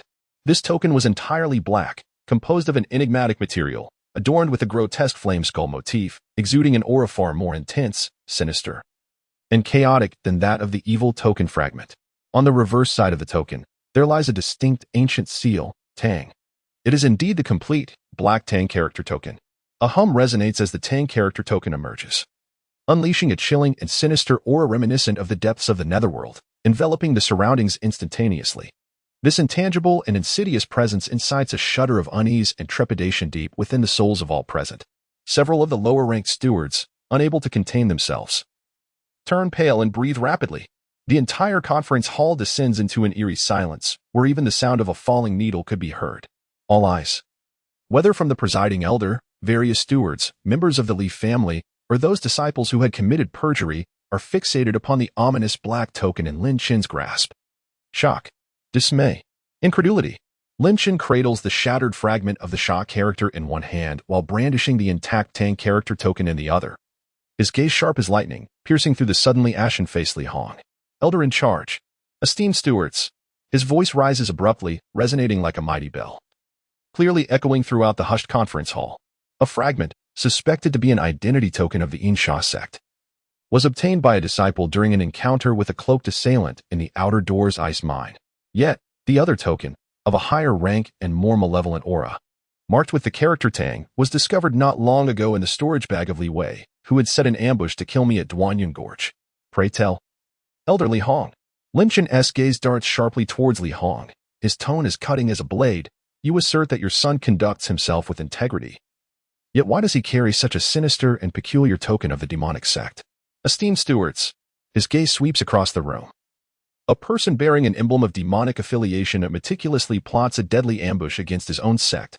Is this merely a matter of personal vendetta, or does he intend to silence me? Is his motive to eliminate me because I inadvertently uncovered his ties to the Insha sect? Or is there something within me that he, or the forces behind him, covets? Elder in charge. Lin Chen finally directs his gaze at the elder clad in gray robes, his voice reverberating against the walls. Now, with these two tokens before us, irrefutable evidence stands firm. What transpired at Duanyan Gorge? Who is guilty and who is innocent? Who is colluding with the demonic path, harboring ulterior motives that threaten our sect? A relentless barrage of inquiries, akin to a tempest, strikes with piercing clarity. The rigor of his logic and the sharpness of his words drive every doubt and accusation like the most precise arrows. Piercing directly into Li Wei and the Li family behind him, Lin Chen maintains a demeanor of almost cold tranquility. Yet beneath this calm lies an unparalleled pressure and confidence that sees through all. The previous slanders and difficulties are utterly crushed under the weight of this dual revelation and thunderous interrogation. You are talking nonsense. You slander me with falsehoods. Li Hong was utterly bewildered by the sudden and astonishing reversal, as well as the relentless barrage of inquiries. His complexion shifted from pale to green, and then to purple, as he pointed at Lin Chen, stammering incoherently, trembling with rage yet failing to articulate a single comprehensive rebuttal. The two tokens, one damaged and the other intact, emanated a similarly nefarious yet distinct aura, lying quietly in Lin Chen's palm like two immovable mountains, suffocating him with their weight. All the conspiracies, all the fabricated evidence, at that moment, appeared exceedingly feeble, absurdly laughable. Lin Chen, wielding the dual tokens, stood proudly at the center of the assembly hall, with merely the 5th level of Qi refinement cultivation. He confronted the enraged Foundation establishment elder and the immense pressure of the entire Deacon Hall, arguing his case with unwavering logic, his words sharp as blades, and his evidence irrefutable. With his solitary strength, he reversed the tides, rendering his formidable adversary speechless and astonishing the entire assembly. The pent-up frustrations, anger, and pressure he had endured previously were released in the most thorough and exhilarating manner. An ultimate slap in the face, an unparalleled sense of satisfaction, a consummate display of wits, captivating the entire scene. Chapter 36. Covert House Arrest. Open doubts. The silence in the assembly hall was as profound as death, finally shattered by the voice of the presiding elder. His aged gaze first swept sternly over the pallid and trembling Li Hong, then lingered thoughtfully on the calm and upright Lin Chen, before finally resting on the 2 tokens, his eyes sharp as an eagle's. Li Hong. The elder's voice resonated with an undeniable authority. The nature of this matter is exceedingly grave. The evidence provided by Lin Chen, particularly this hall token, implicates the demon sect, and such associations within our sect are intolerable. This matter must be thoroughly investigated. He paused, shifting his gaze to Lin Chen, and slowly announced, now? Regarding the accusations of murder against Lin Chen for the deaths of Li Wei and others, given that the deceased were suspected of colluding with dark forces and had actively set up a killing array to ambush their fellow sect members, Lin Chen's actions were clearly a defensive counterattack. Therefore, Lin Chen is exonerated. This verdict rang with resounding clarity, thoroughly cleansing Lin Chen of the slander thrown his way. Subsequently, the elder's gaze returned to Li Hong, his tone now frigid, laced with an unmistakable scrutiny. As for Li Wei, how did he come to possess such a token from the demon sect? Does your Li family have any connections with the Yinsha sect? This matter is of great importance, and the sect will immediately establish a special investigation team to conduct a comprehensive inquiry. During this period, Elder Li Hong, the presiding elder's voice bore an irresistible weight. You are requested to remain in the outer sect area and cooperate fully with the sect's investigation. These words struck like a thunderbolt. A covert house arrest, open suspicion. The reputation of the Li family in the outer sect, and indeed throughout the entire Fallen Cloud sect, would undoubtedly plummet to unprecedented lows, becoming the target of public scorn. Li Hong's complexion instantaneously turned ashen, then surged to a deep purplish hue. He clenched his fists tightly, his nails nearly embedding themselves into his flesh. A fervent murderous intent blazed in his eyes, fueled by boundless humiliation and overwhelming resentment. As he fixed a seething glare on Lin Chen, as if he wished to devour him whole and reduce him to ashes. However, under the frigid stare of the presiding elder and the subtle advance of several stewards nearby, he could only force out a suppressed grunt, stifling the fury and murderous intent that threatened to erupt. The other stewards cast their gazes upon Lin Chen, filled with an indescribable complexity. There was shock, wariness, and even a hint of barely perceptible admiration, appreciation for his courage, wisdom, and the calm composure he displayed amidst adversity. This young man is certainly no ordinary character, one steward mused. Meanwhile, in the corner, Steward Liu and the observing disciples regarded Lin Chen with profound awe and an uncontrollable fear. Their previous disdain and skepticism had long since evaporated, replaced by a sense of distance akin to gazing up at a towering peak. It was clear that Lin Chen, with his 5th-level Qi refining cultivation, had argued his case with conviction in the steward's hall, presenting irrefutable evidence that ultimately dragged the Li family into disrepute. Such astonishing rumors would undoubtedly sweep through the outer sect of the Fallen Cloud sect like a tempest. At the same time, within the inner sanctum of the Fallen Cloud sect, atop a mist-shrouded peak, in a tranquil abode, a communication talisman silently burned to ashes. Su Qingxue sat cross-legged on a meditation mat, a faint ripple stirring in her previously placid, cool gaze. The hall token. A token of allegiance for a branch of the Yinsha sect? Her fair, slender fingers unconsciously tapped lightly against her knee. It was astonishing that he could procure this from Li Wei, and dared to present it publicly in the disciplinary hall. It seems the waters of the outer sect are murkier than anticipated. The Li family. Su Qingxue paused momentarily, a glimmer of contemplation flickering in her eyes. Perhaps she could find a moment to coincidentally encounter this junior brother Lin? Within the disciplinary hall, Lin Chen carefully tucked the fragment of the shattered killing token back into his robe. This object was tied to his own experiences and, naturally, should not be relinquished. The complete hall token, however, was cautiously collected by the presiding elder, whose expression was grave, as it served as a crucial piece of evidence for the sect's investigation. Lin Chen once again bowed respectfully to the elder. "Thank you for your keen insight, elder, in restoring my innocence." Subsequently, under the watchful gaze of the assembly, some filled with shock, others with apprehension, reverence, or even malice, he turned calmly and walked steadily out of the disciplinary hall. It seemed as though he had merely completed a trivial task rather than narrowly escaping a life-threatening crisis that could have resulted in his ruin. Sunlight streamed into the conference hall, illuminating his upright figure. Behind him were the almost palpable, resentful glares from Li Hong and the lingering astonishment that filled the room. The immediate danger seemed to have been averted. Yet, Lin Chen was acutely aware that the appearance of the hall token heralded the onset of a greater, more clandestine and tumultuous storm. As Lin Chen returned from the disciplinary hall, he noticed a shift in the demeanor of the surrounding disciples. The previous scorn, jealousy, and curiosity in their gazes had quietly dissipated, replaced by profound respect, palpable fear, and even a more sinister enmity lurking in the shadows. He could sense that much of this animosity stemmed from the Li family's vassals or those who had once benefited from the Li family.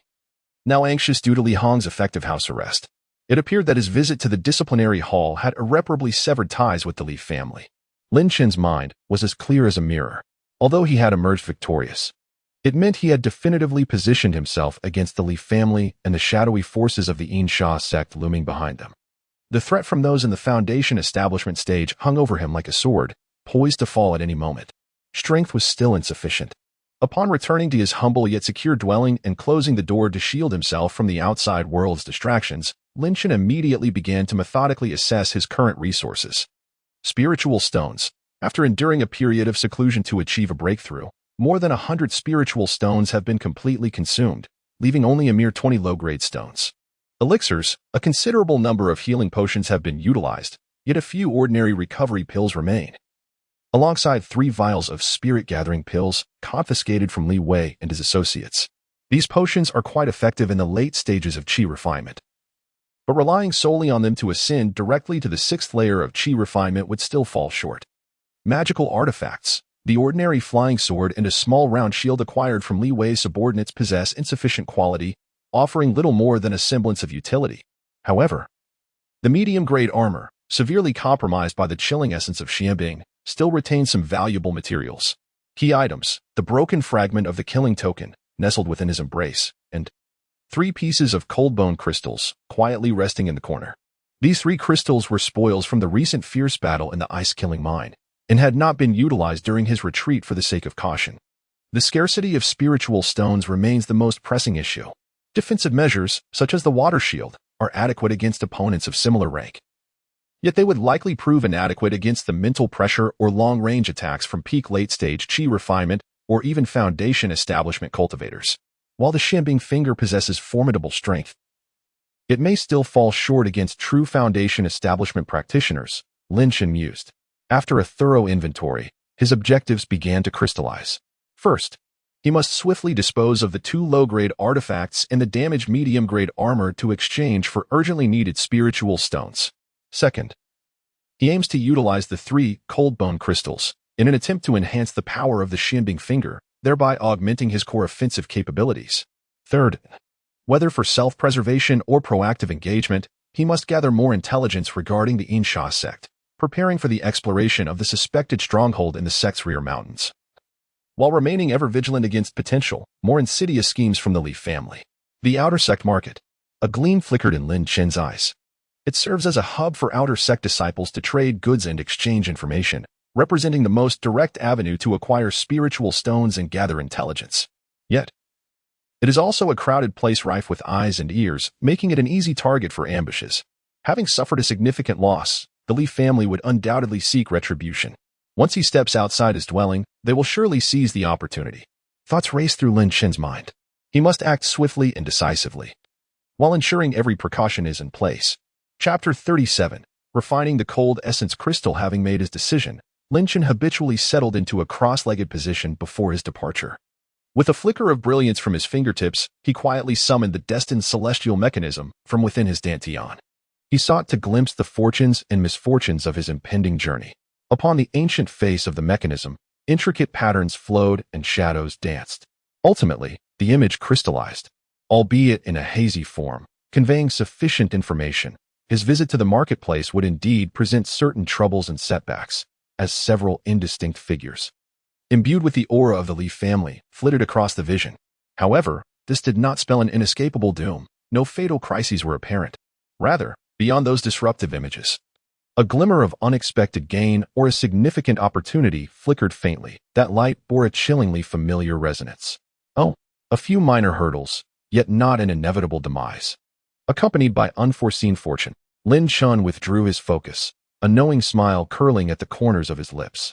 It seemed this trip to the marketplace was indeed imperative. Rising to his feet, he retrieved a set of the most ordinary gray outer sect disciple robes from his storage pouch and donned them. He then covered half his face with a simple black cloth, suppressing his aura to its utmost. With his modest disguise in place, Lin Chen's gaze sharpened like that of a hawk. He conducted a final check of his belongings, inhaled deeply, and pushed open the door. Beyond the threshold lay the turbulent currents of the outer sect. Ahead loomed a marketplace rife with both peril and opportunity. Fortune may not be a curse, yet calamity cannot be evaded. Lee family, I am eager to see what schemes you possess. A cold snort echoed in his heart as he stepped forward with resolute strides, swiftly merging into the throng of the outer sect, heading toward the marketplace. The outer sect marketplace buzzed with life, as lively as ever. However, the instant Lin Chen stepped inside, he keenly sensed an unusual tension permeating the air. Several veiled gazes, akin to hidden serpents, silently fixated on his masked figure, laden with scrutiny and unabashed hostility. Have you heard? Over at the steward hall, that deputy steward Lin produced 2 tokens from the Insha sect on the spot. Hiss. Is that true? The Lee family has truly bitten off more than they can chew. However, it seems the sect's investigation team has yet to make a move. Elderly Hong was merely invited to cooperate. Sigh, the Lee family's influence in the outer sect is so deeply entrenched, it won't be easily shaken. Low murmurs buzzed like flies, intermittently reaching his ears. Lin Chen maintained a stoic expression, his pace unwavering. It appeared that the sect's investigation had indeed commenced. Yet the Lee family's power was evidently not something that could be dismantled overnight. He casually wandered into a well-appointed artifact shop, placing an ordinary flying sword, a small round shield, and a dimly glowing mid-grade armor upon the counter. Shopkeeper, take a look at these. The shopkeeper was a shrewd middle-aged man, his gaze sweeping across the room, a flicker of understanding passing through his eyes before he donned a feigned smile. Dear friend, your armor is severely damaged. The inherent spirit of the mystic iron is nearly depleted. It is truly not worth much. He then picked up the flying sword and round shield, dismissing them with a wave. These 2 items are of exceedingly ordinary quality. I am afraid our humble shop cannot accept them. Lin Chen remained silent, gathering his belongings and moving on to another establishment. This time, the shopkeeper was more direct. With a glance, he offered an insulting price. This pile of junk. I can give you no more than 3 inferior spirit stones. That is my final offer. Humph. The Lee family certainly extends its reach far. Lin Chen snorted inwardly. Maintaining a facade of calm, he retrieved his magical artifacts, his icy gaze sweeping over the 2 shopkeepers, an invisible wave of spiritual energy brushing past them, causing an inexplicable chill to creep into their hearts, compelling them to avert their eyes. Disregarding these sycophants, Lin Chen scanned the market, ultimately settling on an inconspicuous grocery store nestled in a corner. The storefront was dilapidated, the interior dimly lit, with hardly any customers. Only an elderly man, his beard and hair completely white, dozed behind the counter, his breath so faint it seemed he might expire at any moment. Lin Chen approached, placing his items once more on the counter, this time including the unsold fragment of the killing token beside them. Shopkeeper, please take a look at these. The old man slowly opened his eyes, his murky gaze sweeping over the magical artifacts and armor. He picked up the battered armor piece, weighing it in his hand, then glanced at Lin Chen's masked face, a fleeting glimmer of sharpness flashing in his eyes. Mid-grade armor. The mystic iron is decent. It can be reforged. I can offer you 15 inferior spirit stones. He then pointed at the flying sword and round shield, adding, these 2, a mere 5 stones for the lot. In total, 20 stones. Though the price was modest, it was 100-fold more reasonable than the previous humiliating offers. Deal. Lin Chen succinctly agreed, accepting the payment and handing over the items. He now possessed a total of 40 inferior spirit stones. After the transaction concluded, Lin Chen secured the spirit stones in his storage pouch, preparing to turn away when his peripheral vision caught the old man picking up the fragment of the killing token that he had set aside. The old man's withered fingers unconsciously stroked the jagged edge of the token, In that fleeting moment, a complex and inscrutable expression flickered within his murky eyes, vanishing as quickly as it appeared, returning to his drowsy demeanor. Lin Chen hesitated briefly, intrigued. He did not turn back nor make a sound, silently committing this small detail to memory. This old man was not ordinary. Exiting the grocery store, Lin Chen merged back into the throng of people. Almost simultaneously, he sensed several furtive gazes fixed upon him from behind, akin to a parasite clinging closely. The dogs of the Leaf family? They certainly arrived swiftly. A cold smile curled at the corners of his masked mouth. Though his steps seemed leisurely, they suddenly quickened, his figure weaving through the crowded streets like a darting fish. Several seemingly casual turns led him into a narrow alley, and when he emerged, he had successfully shed any pursuers behind him. Having evaded capture, Lin Chen did not linger and swiftly returned in the direction of his residence. With the spirit stone secured, it was time to utilize the 3 pieces of cold essence crystal to truly enhance his strength. Upon safely arriving home, Lin Chen wasted no time. With a hum, he infused several spiritual incantations into the wall, fully activating the residence's defensive array, which shielded him from external energies. He took a deep breath, aware that refining spells with such rare treasures as the cold essence crystals would undoubtedly create a significant disturbance, and he needed to ensure absolute safety. 3 translucent crystals, seemingly carved from millennia-old ice, were placed before him, emanating a chilling aura that made one shiver. Beside them, 3 bottles of spirit-gathering pills and a collection of chi recovery pills were also prepared. Lin Chen settled into a meditative position, his gaze resolute. As he grasped one of the cold essence crystals in his palm, the true water technique began to operate gradually. With a hiss, an incredibly pure and overwhelmingly frigid energy surged forth like a torrent of icy waters, flooding into his meridians in an instant. Lin Chen stifled a groan, and his complexion turned ashen. The coldness was far more terrifying than any ice-type spiritual energy he had absorbed before, as if it sought to freeze his meridians, blood, and even the circulating spiritual power into shards of ice. Chapter 38. A visit on a moonlit night. A wave of excruciating pain surged forth like a relentless tide. Steady yourself. Lin Chen clenched his jaw tightly, veins bulging on his forehead. With all his might, he activated his cultivation at the 5th level of chi refinement, resolutely maintaining clarity in his spiritual platform. He desperately guided the ferocious cold energy, as if treading on thin ice, meticulously channeling it into the meridians of his right index finger. There, the magical imprint of the mystic ice finger trembled violently, resisting the invasion of this foreign energy. The fusion process was extraordinarily arduous, as the spiritual power within him drained away like a flood released from a dam. Without hesitation, Lin Chen seized a handful of chi recovery pills and swallowed them, followed by a spirit-gathering pill. The warmth generated by the elixir surged in, only to be swiftly neutralized and consumed by the terrifying cold energy. Time passed gradually. The luster of the first cold marrow crystal began to fade, ultimately disintegrating into ashes. Lin Chen was enveloped in a layer of frost, his lips turning purple, yet the icy essence at his fingertips grew ever more concentrated. He did not pause, immediately grasping the second cold marrow crystal.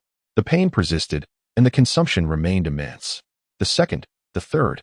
The vast cold energy contained within the 3 cold marrow crystals, along with the spiritual energy provided by 3 spirit-gathering pills and a multitude of chi recovery pills, was devoured and refined by Lin Chen at an astonishing pace. Finally, when the last trace of ice blue energy from the cold marrow crystal fully merged into the meridians of his fingertip, Lin Chen's right index finger trembled violently. The meridians at his fingertip seemed to undergo a profound transformation, as the original magical imprint was thoroughly refined, compressed, and sublimated. It became deeper, more condensed, shimmering with a chilling ice blue hue that was truly heart-stopping. It is complete. He could distinctly sense that his renowned attack spell had undergone a monumental metamorphosis in power. Lin Chen slowly opened his eyes, the ice blue radiance within them flickering momentarily. He raised his right index finger and pointed toward the stone pedestal, designed for testing power, which was harder than refined iron. There was no earth-shattering roar, no dazzling brilliance. Only a thin, almost imperceptible ice blue ray, like an illusion, flashed from the tip of his finger. Hiss. The surface of the stone pedestal showed no alteration. But the next moment, crack, a faint, crisp sound echoed. A slender, mirror-like hole appeared abruptly at the center of the stone pedestal, piercing it entirely from front to back. Around the hole, a thin layer of eerie frost began to spread slowly, exuding a chilling aura that seemed capable of corroding bone marrow. Lin Shun felt the more restrained yet deadly power at his fingertip, murmuring softly, "Such formidable, penetrating power. And this chill seems to pierce the very essence of life, freezing the soul. From this day forth, I shall name you Cold Marrow Finger." Lin Shin did not rise immediately.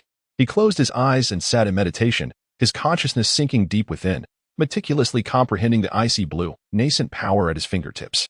The operational trajectory of the Cold Marrow Finger, the consumption of spiritual energy, the manner of its eruption. Each detail flowed through his mind with an intimate familiarity.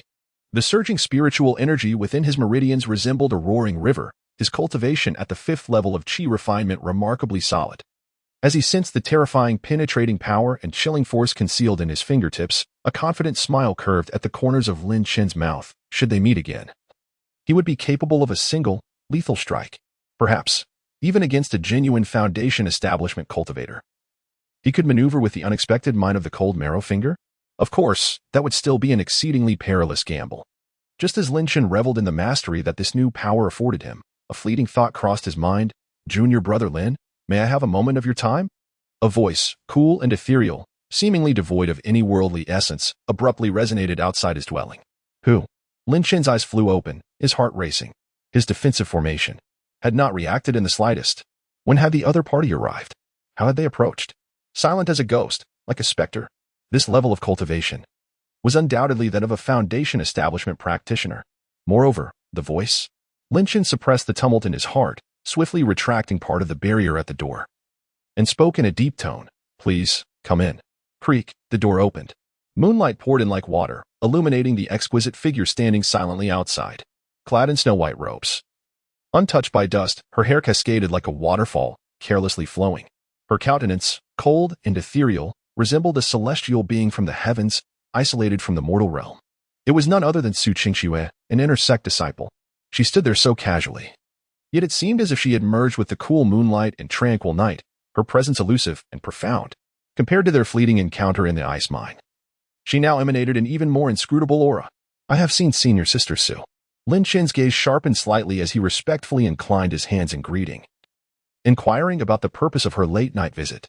Su Qingxue's calm gaze swept over Lin Chin, lingering on him for the briefest moment, as if sensing something.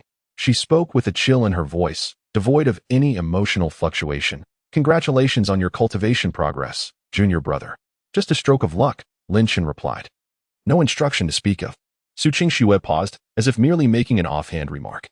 "I have heard a bit about the affairs of the Deacon Hall. The Li family's collusion with the Insha sect is likely deeper than we imagine. That Hall token is quite significant." Her tone was flat, yet it was like a stone cast into the lake of Lin Chin's heart, stirring ripples of concern. She indeed knew, and seemed to know even more.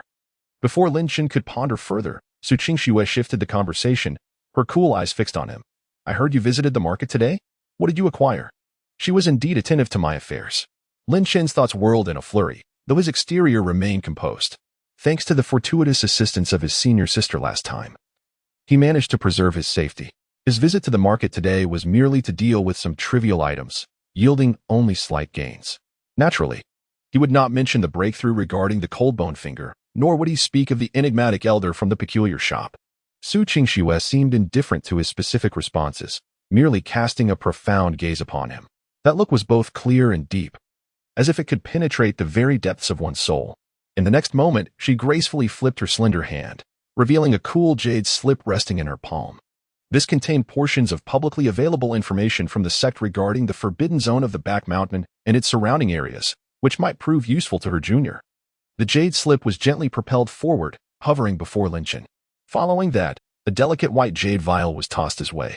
"Additionally, here is something for you. Inside are 3 calm heart pills, which can help still the mind and resist the encroachment of inner demons or malevolent energies." With that, before Lin Chin could utter another word, Su Qingxue's figure seemed to meld into the moonlight like wisps of azure smoke, vanishing silently from sight as though she had never been there. Only a faint, elusive fragrance lingered in the night breeze, gradually dissipating into the air. Chapter 39. The edge of the forbidden zone. Lin Chin held the cold jade slip and the warm jade vial, gazing intently in the direction where Su Qingxue had vanished, his brow furrowing tightly. This enigmatic senior sister Su, what is her true intention? Is she genuinely offering guidance, providing information and elixirs? Or is she hinting at something deeper? Perhaps she is using me to uncover the secrets of the Insha sect? How much does she truly know about the Insha sect? What is the information contained within this jade slip regarding the forbidden zone at the back mountain point 2? Is it mere coincidence or a deliberate maneuver? And this calming heart pill, why was it specifically this item? An invisible weight pressed upon Lin Chen. Unbeknownst to him, he had already become ensnared in a vortex far more immense and perilous than the grievances of the outer sect. The Li family, the Insha sect. The mysterious Su Qingxue. The depths of the Luoyun sect are far more profound than he had ever imagined. Standing at the threshold of his dwelling, Lin Shun watched as Su Qingxue's exquisite figure faded into the night, reminiscent of an unreal dream. He looked down at the cold jade slip and the warm, white jade vial in his palm, his brow instinctively knitting together. This senior sister Su. Lin Shun mused internally. Her sudden appearance was too abrupt, and her intentions remained entirely unclear. Although the items she left behind appeared precious, especially the jade slip containing information about the forbidden zone and surrounding areas, which likely correlates with that heavenly mechanism of destiny he had previously glimpsed regarding the Insha sect stronghold. Her motives were utterly perplexing. Was it goodwill, manipulation, or something more profound? Moreover, the humiliation suffered by the Li family, with elderly Hong of the Foundation establishment being effectively placed under house arrest by the sect, could not simply be brushed aside.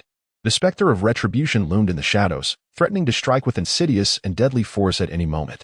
The fleeting sense of ease that accompanied his recent breakthrough to the 5th level of qi refinement had dissipated entirely, replaced by an overwhelming sense of impending danger as he inadvertently brushed against a deeper turmoil. Lin Chen collected his thoughts, his gaze settling on the jade vial in his hand. Inside were 3 smooth elixirs, exuding a faint, calming fragrance. Calming heart pill. If she intended to harm me, she need not go through such elaborate means. After a moment's contemplation, though he remained wary of Su Qingxue, he recognized that given her foundation establishment cultivation and status as an inner disciple, he would stand no chance against her should she choose to attack.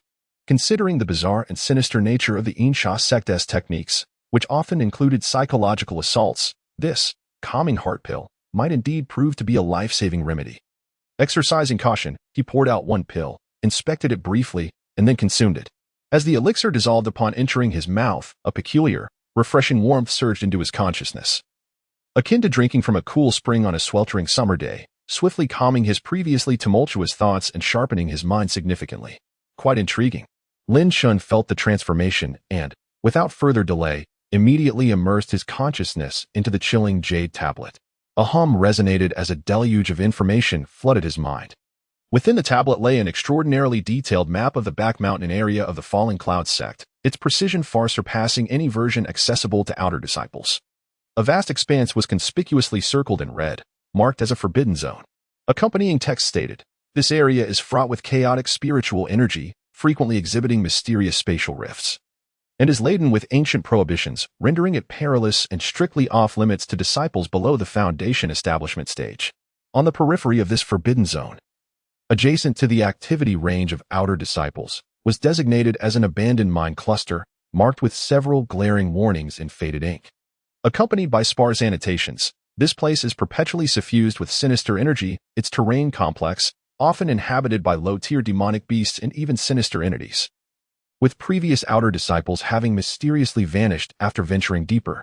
The abandoned mine cluster. Lin Chen's heart stirred as he meticulously deciphered the map's locations and environmental descriptions. This place bore an almost perfect resemblance to the dark, damp, and ominous underground space he had glimpsed when probing the token inscribed with the character Hall. It was indeed here. Lin Chen felt almost certain that the hidden stronghold of the Insha sect within the Falling Cloud sect was undoubtedly nestled within this abandoned mine cluster. Just as he prepared to delve deeper into the other information contained within the Jade Tablet, a supplementary note regarding the dangers of the abandoned mine cluster caught his attention. While the tablet mentioned the proliferation of sinister energy and the presence of malevolent entities, it also included a phrase, "deep within the mine." Where the sinister energy converges, there are occasional rumors of the existence of Xian in heavy water. This substance is characterized by extreme coldness and weight, making it an exceptional spiritual material for crafting high-tier water-based defensive artifacts or cultivating unique defensive techniques. However, its collection is exceedingly difficult, often guarded by formidable demonic beasts or sinister entities. Xian in heavy water? Crafting high-tier defensive artifacts? Lin Chen's eyes suddenly sparkled with excitement. His greatest shortcoming at present was his inadequate defensive capabilities. The Li Shui's shield was utterly fragile when confronted with late-stage qi refinement adversaries or even stronger foes. The emergence of this Xian in heavy water felt like a timely solution. He was able to analyze the Jade Tablet and confirm the approximate location and environment of the Insha sect stronghold, unexpectedly acquiring a pivotal clue to enhance his defenses. Xian in heavy water. Next, Lin Chen gradually withdrew his consciousness, his eyes gleaming with a fierce determination. The Insha sect stronghold, Xian in heavy water. It seemed he must venture into this abandoned mine cluster. However, before that, a cold smirk curled at the corners of his mouth. He must first deal with the sword-testing stones delivered by the Li family. Almost at the very moment this thought took root, his heightened spiritual awareness, sharpened by the consumption of the tranquil heart pill, distinctly perceived, outside his dwelling, several concealed auras, deliberately suppressed yet still betraying an undeniable, chilling intent to kill, approached stealthily like venomous serpents. The night was as dark as ink, thick and unyielding, enveloping the outer sect area of the falling clouds sect in profound silence. Just as Lin Chen's thoughts raced, 3 shadowy figures emerged from the darkness beyond his abode. Akin to phantoms, they skillfully evaded the occasional patrolling disciples, moving with grace and swiftness, silently advancing towards the walls of Lin Chen's courtyard. These 3 individuals exhibited a lean physique, their auras meticulously restrained, and their cooperation was seamless and soundless, unmistakably seasoned professional assassins steeped in their craft. The leader, slightly stooped, emanated a subtle, chilling presence, boasting a cultivation level of the 8th layer of qi refinement, particularly adept at concealment and stealth. The 2 following him were both at the 7th layer of qi refinement. One bore several short blades at his waist, their dark green glimmers flickering between his fingers. The other kept his hands tucked within his sleeves, his steps imbued with an uncanny rhythm, suggesting mastery of some form of interference or binding spells. The Li family, indeed, could no longer restrain themselves. Chapter 40. Instant Kill. The foremost cultivator at the 8th level of qi refinement did not attempt to forcefully break the restrictions of the courtyard gate. Instead, he retrieved an ancient compass, peculiar in shape and no larger than the palm of his hand. The needle of the compass did not point to the cardinal directions, rather, it trembled slightly as it directed itself toward Lin Chen's dwelling. He murmured an obscure incantation under his breath, and a drop of his essence blood fell onto the compass. Buzz! The compass trembled violently, emitting a slender yet remarkably concentrated stream of dark light, which accurately struck the simple defensive barrier Lin Chen had established. There was no violent explosion, nor blinding radiance. Where the dark light touched the barrier, it corroded it silently, creating a fist-sized breach as if ice and snow were melting away. What an eerie technique! The eyes of the 3 assassins flashed with a fierce glint, and without the slightest hesitation, they moved like shadows, slipping through the breach in a single fluid motion, their target clear, the tranquil room where Lin Chen resided. Inside the tranquil room, Lin Chen remained seated in a meditative posture, his eyes tightly closed, his breathing steady, seemingly oblivious to the unfolding events outside. However, within him, his spiritual energy surged like a torrent, reaching its zenith. At the tip of his right index finger, an almost imperceptible icy blue halo gradually coalesced, compressing and emanating an aura of chilling dread. It was the frostbone finger. Simultaneously, a faint blue watery shield, Li Shui's shield, enveloped him, activated to its utmost strength, safeguarding his vital points. Are they here? The Li family's patience is even thinner than I anticipated, Lin Chen scoffed inwardly. Bang! The door to the tranquil room was forcefully smashed open by an overwhelming force. 3 shadowy figures darted in like lightning. At the forefront was the cultivator wielding a poison dagger, now at the 7th level of qi refinement. Upon seeing the defenseless Lin Chen in meditation, a savage gleam appeared in his eyes, and he surged forward with blinding speed, transforming into a blurred afterimage. The dark green blade of his poison knife sliced through the air with a sharp whoosh, aimed directly at Lin Chen's heart. Simultaneously, another 7th level qi refinement cultivator thrust his hands from his sleeves, fingers dancing as he formed an unusual seal. Whoosh! A dense, gray mist began to manifest, rapidly spreading to obscure vision and attempting to disrupt Lin Chen's spiritual perception. Within the mist lurked a chilling, soul-targeting mental assault. Finally, the leader at the 8th level of qi refinement stood slightly behind, his hands coming together with force. Boom! An overwhelming pressure of spiritual energy, far surpassing that of the 7th level, descended like an invisible mountain, threatening to suffocate the air within the tranquil room. The trio of assassins executed their strategy with seamless precision, launching their assault from 3 different directions and layers, intent on delivering a fatal strike. Faced with this thunderous onslaught, the brilliance of Lin Chen's Li Shui's shield flickered wildly. Hiss! The gray mist surged forward first. Its chilling mental assault akin to invisible needles attempting to pierce Lin Chen's sea of consciousness.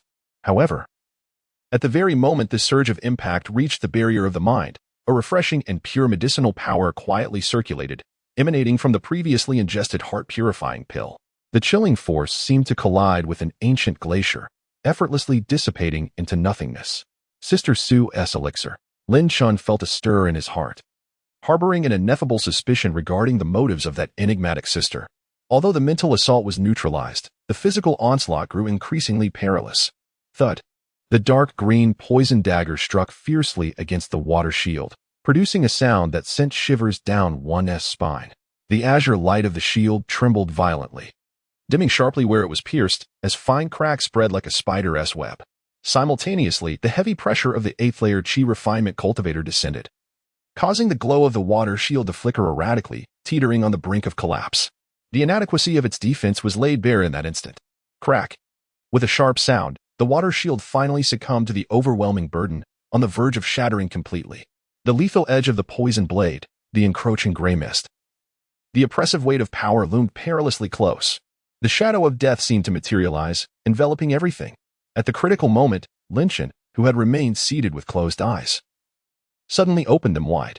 Within those eyes, there was no trace of panic, only a chilling intent to kill, seeking one's own demise. Just as the water shield was about to collapse and the poison blade was about to strike, in that moment thick with the shadow of death, Lin Chen moved. He did not even rise. He maintained his seated position, merely extending his right index finger, seemingly casually pointing forward. The target was none other than the swiftest assassin. Armed with the poison dagger, exuding the most ferocious aura amongst the 7th-layer Qi refinement killers. There was no earth-shattering roar, no dazzling brilliance. Only a slender icy blue glimmer, almost imperceptible, like a phantom transcending the confines of space, arrived bizarrely before its time. Swoosh! The twisted smile on the 7th-layer assassin's face instantly froze. The protective spiritual light he hastily summoned was as fragile as tissue paper against that delicate icy blue beam, silently pierced through. A chilling sensation, seemingly emanating from the depths of the underworld, surged through his limbs. It froze his meridians, solidified his spiritual power. Even his racing thoughts came to a complete standstill under this frigid aura. Maintaining his forward lunge, the astonishment and disbelief on his face were forever captured in time. As he transformed in an instant into a lifelike ice sculpture, adorned with a thin layer of frost. Silence. An eerie stillness enveloped the air. This silent, uncanny instant kill, akin to a chilling wind sweeping through the underworld, sent the other 2 assassins into a panic. The pervasive, almost imperceptible aura of coldness that filled the atmosphere chilled them to the bone, as if their very souls were being frozen. What sorcery is this? The cultivator who unleashed the gray mist was struck with a profound terror, his heart racing with an unprecedented fear. They had neither witnessed nor heard of such a dreadful spell before. Lin Chen, having successfully executed his strike, maintained a stoic expression and showed no signs of hesitation. His left hand continued to uphold the crumbling, precarious water shield, while his right index finger pointed decisively at another assassin of the 7th layer of Qi refinement. Launching another attack, with a swift motion, he unleashed a second finger. Whoosh! The icy blue beam of lethal cold shimmered once more. The cultivator enveloped in gray mist was already paralyzed with dread from the death of his companion, and as the chilling light approached, his fear escalated to new heights. With a desperate roar, he summoned his spiritual energy, conjuring a small, grayish shield before him, while simultaneously retreating frantically. However, the penetrating power of the frostbite finger far exceeded his expectations. Splat! The icy blue ray pierced through the defensive artifact, as if it were mere gossamer, striking directly at his chest. A piercing scream finally erupted. This individual did not meet the same instantaneous fate as the first assassin, becoming frozen in an instant, but a vast expanse of frost spread rapidly across his chest, visibly covering half his body. His movements became painfully rigid and slow. The blood he coughed up mixed with shards of ice, indicating a drastic decline in his combat capability. He would not survive for long. In the blink of an eye, both 7th-layer assassins had been vanquished. Lin Chen's icy gaze finally shifted towards the last remaining leader of the 8th layer of Qi refinement. Chapter 41. Plunder. At this moment, the leader was utterly paralyzed with fear. The scene before him had completely shattered his understanding. The instantaneous defeat was achieved with such effortless grace, an inexplicable and eerie swiftness. How could this possibly be the 5th level of Qi refinement? Devoid of any fighting spirit, a singular thought consumed his mind: escape. He turned abruptly, desperate to flee from the tranquil chamber. But now, he wished to depart? A chilling voice, akin to the whisper of death, echoed in the leader's ears. Too late. Lin Chen barked a command, his right index finger thrusting forth for the 3rd time. The 3rd strike of cold bone finger shot forth with lethal intent. Sensing the terrifying chill of death looming behind him, the leader of the 8th level of Qi refinement felt his scalp prickle, his soul recoiling in dread. He let out a primal roar, channeling every remaining ounce of spiritual power into an ancient jade pendant adorning his chest, an artifact bestowed upon him by the Leaf family for his protection. The jade erupted in a dazzling display of light, forming a robust shield. Simultaneously, he recklessly expelled a copious amount of his vital blood, scattering it before him, his hands forming intricate seals as he prepared to unleash a desperate blood escape technique. Hiss, hiss, hiss. The icy blue radiance collided with the defensive barrier activated by the ancient jade, producing a piercing sound reminiscent of metal scraping against metal. The brilliance of the protective artifact flickered wildly, managing to withstand the cold bone finger for a fleeting moment. Yet, the profound chill embedded within the icy light relentlessly eroded and infiltrated. The artifact's spiritual glow dimmed at a discernible rate. Crack, with a sharp sound. The exquisite defensive jade ultimately succumbed to the onslaught of the cold bone finger, shattering into countless fragments. No, the leader emitted a cry of utter despair. The residual force of the icy blue light swept over his body. Although much of its power had been mitigated by the artifact, the chilling essence still penetrated his being. He felt an arm lose all sensation in an instant, encased in a thick layer of frost, as if struck by lightning. The escape light he had just activated became exceedingly unstable, flickering dimly. In a state of panic, he screamed and crashed through the walls of the tranquil chamber, transforming into a twisting streak of light, fleeing desperately into the enveloping night. Inside the chamber, Lin Chen remained seated in stillness. Before him, a lifelike ice sculpture held its pose of attack. Not far away, another assassin lay half encased in ice, his agonized groans gradually fading into silence, eventually extinguishing altogether. Beyond the gaping hole in the wall, the leader of the 8th level of Qi refinement fled in haste, his escape light growing ever more distant. With 3 fingers pointed, 2 were dead, and 1 grievously wounded. The domineering, enigmatic, and formidable nature of the cold bone finger was laid bare in that moment. Instantly, he had annihilated 2 practitioners of the 7th level of Qi refinement and severely wounded the 8th level leader. This formidable achievement propelled Lin Chen's strength and intimidation to a terrifying new zenith.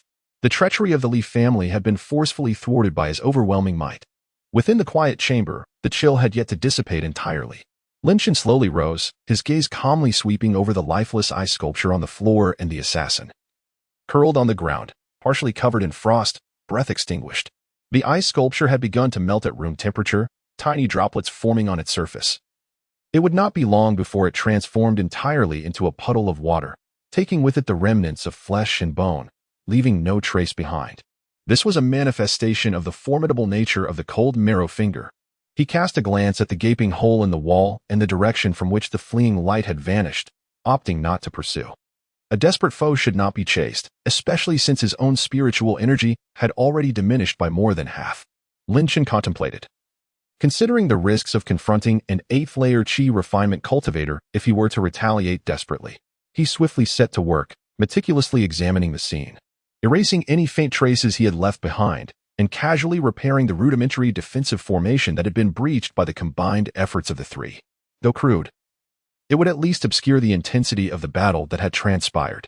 Sensing the waning spiritual energy within his dantian, now feeling somewhat empty, Lin Chen was exceedingly pleased with the potency of the cold marrow finger, yet he gained a clearer understanding of its significant consumption. The 3 fingers he had pointed out had nearly exhausted 60% of his spiritual energy. His gaze fell upon the dimly glowing, cracked remnants of the water shield beside him, and his brow furrowed slightly. Defense remained his greatest shortcoming. This thought was strikingly clear. The profound, heavy water must be procured at once. Alternatively, He needed to seek out more robust defensive spells or artifacts. He quickly rummaged through the belongings of the deceased assassins, yielding meager results. A few dozen low-grade spirit stones, several vials of obviously inferior poison and their corresponding rudimentary antidotes, and 2 low-grade offensive artifacts, none of which piqued his interest. Indeed, being an assassin was not a lucrative profession. The only item that captured his attention was the peculiar compass-like artifact that had previously been used to breach his defensive formation. It felt cold to the touch. Made of neither metal nor jade, inscribed with twisted and obscure runes that emanated a faintly sinister aura. This object, Lin Chen pondered as he caressed the compass. Perhaps it is related to the Insha sect? Or is it some nefarious item acquired by the Li family through dubious channels? It merits further investigation. He carefully stored the compass away. Meanwhile, in a dimly lit secret stronghold within the outer sect, a disheveled figure collapsed to the ground. The very 8th-layer Qi refinement assassin leader who had lost an arm and was barely clinging to life. At the head of the room, a middle-aged steward clad in a brocade robe, with a sinister countenance, glared at the wretched sight before him, his face turning ashen. As he slammed his hand down on the table, "Useless!" the steward bellowed, his voice strained and distorted, 3 against 1. An 8th-layer Qi refinement cultivator with 2 7th-layer cultivators. How could you allow 2 of them to be slain in return to me gravely injured? What sorcery did that Lin Chen creature employ? The leader of the assassins trembled uncontrollably, his eyes laden with an indelible terror as he hoarsely recounted the horror of that icy blue ray. That is not a mere spell, esteemed overseer. It is certainly not an ordinary incantation. It is the whisper of the devil. It is a frost capable of freezing one's soul. To touch it is to perish. To brush against it is to be wounded. The steward of the Li family wore a frighteningly sinister expression, his fingers clenched tightly, knuckles turning pale. A frost that can freeze the soul. At the 5th level of Qi refinement, he murmured softly, a glint of malice flickering in his eyes. It seems that ordinary methods have become ineffective against him. It is imperative to employ a greater force. He abruptly lifted his gaze. A flash of ruthlessness crossing his features, or perhaps he would strike at those around him. Within the quiet chamber, Lin Chen sat cross-legged, consuming a medicinal pill, beginning to restore his expended spiritual energy. After half an hour, he gradually opened his eyes, his internal energy nearly replenished, and his gaze regained its sharpness. He approached the window, casting his eyes upon the undulating mountains of the sect's rear, which loomed like a slumbering behemoth in the night. His determination was unwavering. The information contained within the jade slip provided by Senior Sister Su regarding the clues of Xianin heavy water, along with the subtle indications of the Insha sect stronghold, revealed by the celestial mechanism. All clues pointed to the same location, the depths of the abandoned mining area in the rear mountains. Chapter 42. The abandoned mining area of the Li family, having suffered a significant setback from their failed assassination attempt, would undoubtedly retreat for a time to reassess their strength. This, paradoxically, afforded him a moment of respite. Now was the optimal moment to explore the rear mountains. He needed to swiftly enhance his power, particularly his defenses. Only then could he truly establish himself amidst the Li family's impending and more frenzied counterattacks, as well as the increasingly perilous whirlpool of the Insha sect.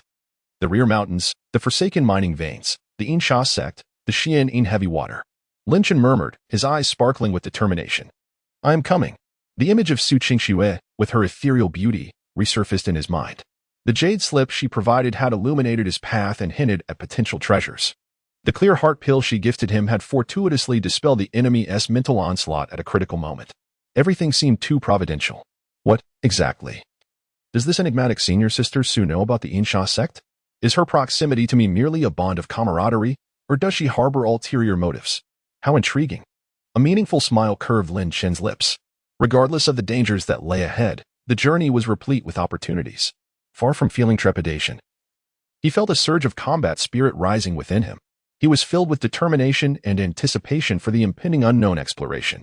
After a night of harrowing retaliation, Lin Chen did not succumb to impulsiveness. He first took a moment in the quiet chamber to reflect on the gains and losses of the battle. The peculiar compass he had seized from the leader of the assassins at the 8th level of Qi refinement lay in his hand, which he examined closely. It felt icy to the touch, composed of neither metal nor jade, with distorted runes engraved upon it exuding an aura of malevolence. He attempted to infuse a trace of spiritual energy into it, but it felt as if it had vanished into the abyss, and he sensed a faint backlash, hinting at some malevolent restraint contained within. This compass was indeed sinister, and its secrets remained impenetrable for the time being. Lin Chen carefully stowed it away. It might prove useful in the future. He assessed his resources once more. 40 low-grade spirit stones, his current liquid assets, a few healing and energy-restoring pills remained. But the gathering spirit pills had been entirely consumed during the last refinement of the cold bone finger. And the shattered fragment of the killing token lay quietly in the corner of his storage pouch. His most significant shortcoming remained his defenses.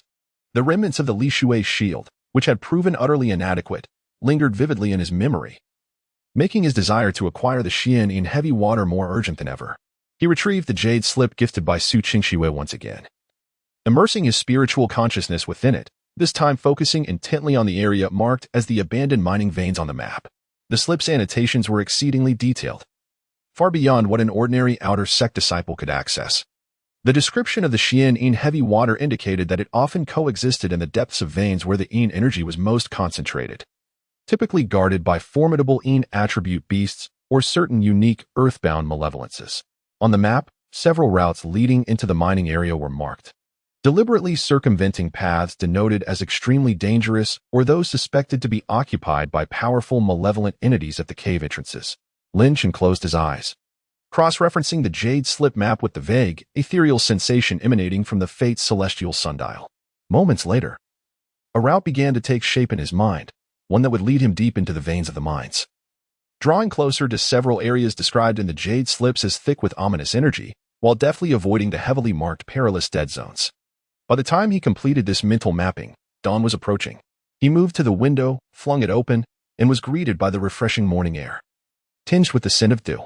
In the distance, the horizon was already painted in hues of pale dawn, while the sun struggled to break free from the embrace of the earth. Why this relentless pursuit of strength? He pondered, gazing at the sun ready to burst forth. It was not merely to survive the relentless pursuit of the Li family, but to liberate himself from the fate of being a mere pawn, to seize control of his own future. It was a yearning to explore the vastness of the world, to chase that elusive dream of immortality that drove countless cultivators to madness. Perhaps, deep within his heart, lay a faint desire, a longing to no longer be alone. I hope to one day possess the power to protect those cherished to him. Yet, at present, this yearning manifested primarily as an intense desire to grasp his own destiny. The ethereal figure of Su Qingxue resurfaced in his mind uncontrollably. Her mystery, her strength, and the seemingly indifferent yet perfectly timed assistance she provided, like a distant, enchanting goal, akin to a riddle awaiting resolution, propelled him ever onward. Taking a deep breath, he quelled the tumult of thoughts. Lin Chen donned a set of inconspicuous gray garments, veiling his presence, and silently departed from his dwelling. This time, he did not venture to the market, but followed the jade slip's guidance, making his way straight towards the depths of the sect's rear mountain. The further he progressed, the more treacherous the path became. The surrounding vegetation gradually thinned, turning dry and yellow. The air was no longer fragrant with the scent of grass and wood, but rather a damp, chilling atmosphere tinged with a faint earthy odor. A thin mist began to swirl among the trees, diminishing visibility. Occasionally, distant, suppressed roars from unknown beasts echoed through the forest, adding an air of oppression and danger to the region. At last, having navigated through a rocky terrain, Lin Chen found himself at the edge of a steep slope, halting in his tracks. Below lay a vast, undulating expanse of abandoned minefields. The gray-black aura of malevolence enveloped the entire area like a thin fog, rendering the sunlight dim and lifeless. Numerous dark mine entrances were scattered throughout the valley, resembling the gaping, sinister eyes of the mountains or the maw of a colossal beast, exuding an air of foreboding and desolation. The base of the Insha sect, the Xianin heavy water. Lin Chen murmured to himself as he gazed at this unknown territory. Was it truly hidden within? He inhaled a deep breath of the cold, damp air, his gaze sharp as a blade. No longer hesitating, he set forth, stepping towards the abandoned mine shafts below, officially entering this perilous and uncharted territory. Upon entering the realm of the mine, the chilling, damp atmosphere intensified, as if the very air had thickened, with wisps of dark, shadowy miasma visibly swirling in the low-lying areas. Not far ahead, a rustling sound emanated from a pile of rubble. A few creatures, entirely black and about the size of a palm, resembling beetles yet adorned with a layer of ghastly white chitin on their backs, swiftly crawled out with their segmented limbs. Their crimson compound eyes fixated upon Lin Chen, the uninvited guest, while a nauseating odor of decay wafted from their mandibles. Shadow Rot Corpse Bug, a first-tier intermediate demon beast. equivalent to a cultivator at the third or fourth level of chi refinement. Just perfect. Lin Chen's gaze sharpened. These low-tier demon beasts were the ideal subjects to test his mastery over Cold Bone Finger. Without breaking his stride, he discreetly flicked his right index finger at his side. Whoosh, whoosh, whoosh. Several slender, almost imperceptible icy blue rays of light, as if imbued with life, shot with unerring precision towards the rushing shadow-wrought corpse bugs. Chapter 43. Leaving behind this time, the chilling radiance did not unleash the terrifying power that had once frozen everything in an instant during the battle with the assassins. Instead, it resembled an exquisitely condensed ice needle, silently piercing through the hardened shell of the corpse-like creatures, directly obliterating the feeble core of demonic energy within them. With a soft hiss, the movements of several decayed corpse-like creatures abruptly halted as if they had been paused, their bodies stiffened and then helplessly collapsed to the ground. A thin layer of white frost swiftly covering their surfaces, extinguishing all remnants of life. Indeed, the power could be precisely controlled. Lin Chen nodded inwardly. Thus, the consumption was significantly reduced compared to when he exerted his full strength.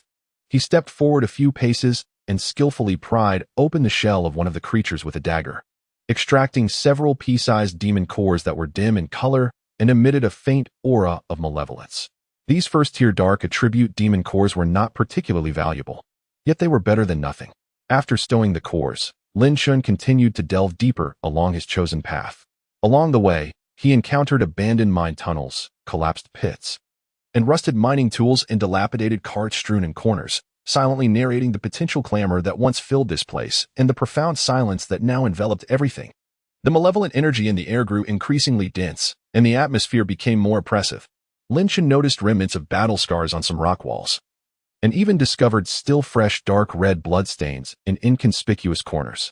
It seemed that a number of outer disciples had recently ventured into this forsaken mine cluster.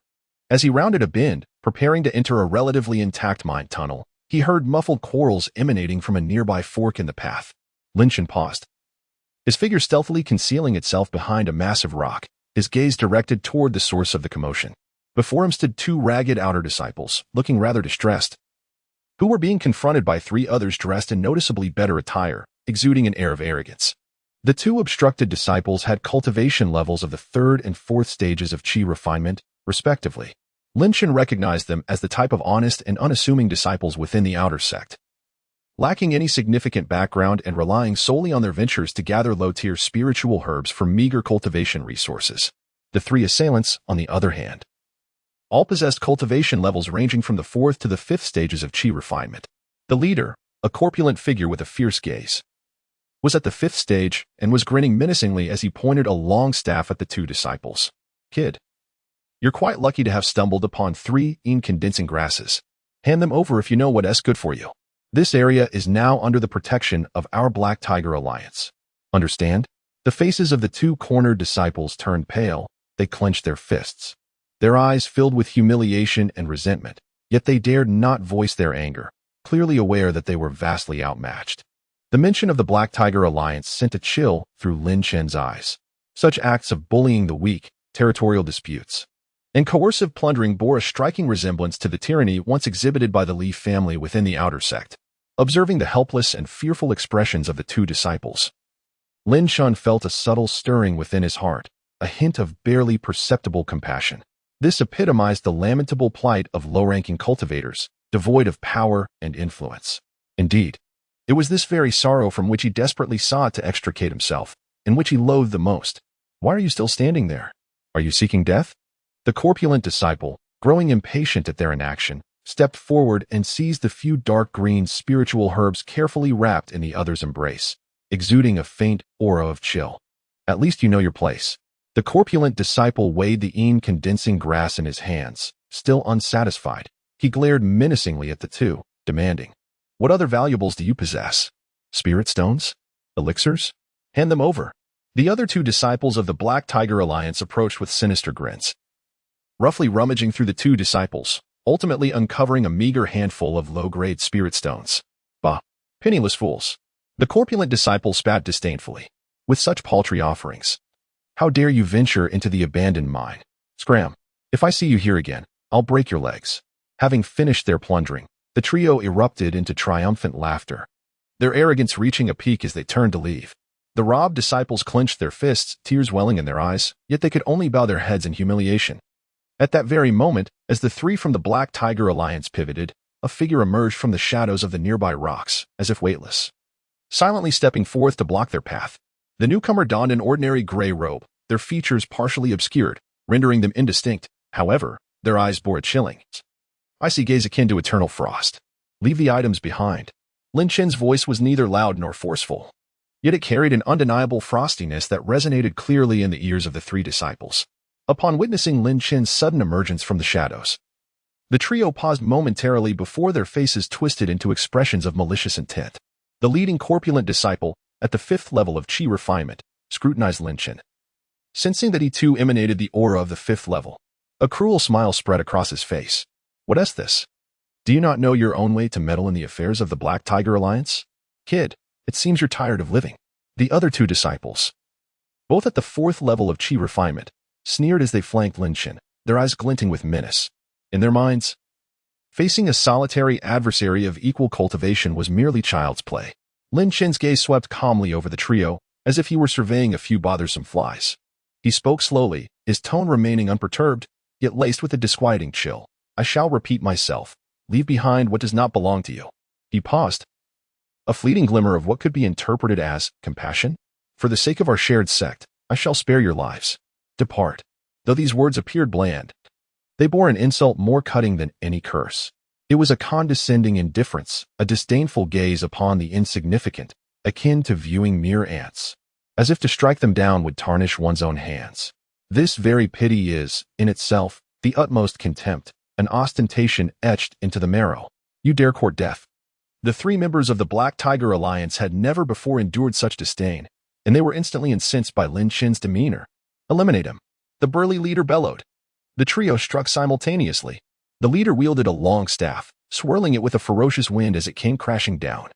One disciple of the 4th level of Qi refinement drew forth a long knife from his waist, its blade glimmering as it slashed directly towards Lin Chen's face. Another disciple, the most vociferous and the first to charge, formed a seal with his hands, conjuring a low-tier fireball the size of a fist, radiating a searing heat as it hurtled towards Lin Chen's chest. 3 assaults simultaneously sealed off all avenues for Lin Chen to evade. In the face of this onslaught, Lin Chen's gaze grew suddenly frigid. With that seemingly unremarkable index finger of his right hand, he lightly pointed at the disciple of the 4th level of Qi refinement, who was at the forefront, casting the fireball spell. Chapter 44. Senior, spare me. Whoosh. A barely perceptible ice-blue glimmer traversed the boundaries of time and space, vanishing in an instant. The grotesque grin on the face of the 4th-layer Qi refinement disciple froze in place. His forward momentum abruptly ceased. The fireball that had been hurtling towards him seemed to lose all its energy, extinguishing silently in midair. He did not even manage a single scream before being swiftly enveloped by a layer of frost, transforming in the blink of an eye into a lifelike ice sculpture. Standing motionless, the malevolent expression on his face was forever immortalized. In contrast to his previous encounter with the Li family assassin, Lin Chen had deliberately controlled the explosive force of the cold this time, opting not to shatter it, but rather leaving behind an intact ice sculpture. This chilling figure, exuding a terrifying frost and maintaining an aggressive posture, loomed before the dimly lit mine tunnel, delivering a visual shock and silent intimidation far more harrowing than outright destruction. Oh, S-san. The remaining 4th-layer Qi refinement disciple and the corpulent leader of the 5th layer, upon witnessing this bizarre and extraordinary scene, were paralyzed with fright. The ferocity etched on their faces was instantly replaced by boundless terror. The chilling aura emanating from the ice sculpture seemed to freeze their very blood, numbing their souls. They watched in horror as their companion was transformed into a frigid statue in the blink of an eye. A wave of cold surging from their feet to the crown of their heads. Demon Star. They finally realized that the seemingly ordinary 5th-layer Qi refinement individual before them was not someone they could provoke. He was undoubtedly a cunning predator, a ruthless killer who would not blink an eye while taking a life. Lin Chen slowly retracted his finger, his icy gaze slicing through the remaining 2 like a blade. His tone still calm yet imbued with a suffocating murderous intent. Who else wishes to test their luck? Thud. The remaining 4th-layer disciple collapsed in terror, his pants damp with warmth, the scent of fear permeating the air. The 5th-layer leader, though desperately holding himself together, was already as pale as a ghost. his lips quivering, legs trembling uncontrollably. He glanced at the deathly aura of the ice sculpture just within reach and then at Lin Chen's eyes, which seemed to harbor endless depths of frozen despair. In an instant, all his arrogance, ferocity, and greed were obliterated by sheer terror. As Senior, spare me, Senior. The corpulent leader fell to his knees with a thud, his voice cracking with desperation, entirely devoid of the earlier bravado. We were wrong. We were truly mistaken. We failed to recognize your greatness. Please, great Senior, spare us this once. He frantically raised the 3 stalks of incondensation grass and the 7 or 8 low-grade spirit stones he had just seized, presenting them before Lin Chen with both hands held high. Fearing it would not suffice, he trembled as he rummaged through his storage bag, pulling out a dozen more low-grade spirit stones and several unfamiliar yet seemingly decent low-tier spiritual herbs, hastily piling them together. These are offerings we present to our elders. They constitute all our possessions. We beseech you, esteemed elder, to spare our lives. Another disciple, paralyzed by fear, finally reacted, disregarding his shame as he crawled to his knees beside his companion, repeatedly bowing and pleading for mercy. Lin Chen's gaze did not linger a moment on the spirit stones or herbs. Instead, he fixed his icy stare upon the 2 supplicants. His lips parted slightly, uttering a single word, leave. As if granted a reprieve from death, the portly leader and the other disciple felt as though they had heard divine music. They dared not assist their incapacitated companion, scrambling away with frantic urgency, not daring to glance back at Lin Chen or the ice sculpture. They fled with all their might, abandoning even the long staff and blade that had fallen to the ground. In the blink of an eye, the intersection was left with only Lin Chen's composed figure, the chilling humanoid ice sculpture radiating an eerie aura, and the 2 disciples, who had been saved, now wide-eyed and awestruck as though they had encountered a specter, their faces reflecting both reverence and gratitude. The once arrogant members of the Black Tiger Alliance fled in disarray, leaving behind an unmistakable display of overwhelming power and a silent intimidation. Lin Chen calmly regarded the still menacing ice sculpture, his fingertips stirred slightly. Rather than invoking the lethal force of the cold core finger, he released a gentler stream of spiritual energy. With a resounding crash, the ice sculpture shattered, transforming into a flurry of crystalline shards that drifted like snowflakes in a winter's breeze, slowly descending within the dimly lit mine tunnel, ultimately vanishing into nothingness. Retaining the ice sculpture served only to augment the strangeness of the scene and could potentially invite unnecessary trouble. A subtle thought flickered through his mind. Perhaps this was a form of unconventional mercy for the departed. Having completed his task, he slowly turned to face the 2 outer disciples, who remained ensnared in shock, still not fully recovering from their astonishment. Scattered upon the ground were the spirit stones and herbs that the members of the Black Tiger Alliance had offered, alongside several incandescing herbs that had been seized earlier. Lin Chen bent down, collecting all the items, and approached the 2 disciples. He first handed them the 3 incandescing herbs, along with the 7 or 8 low-grade spirit stones that rightfully belonged to them.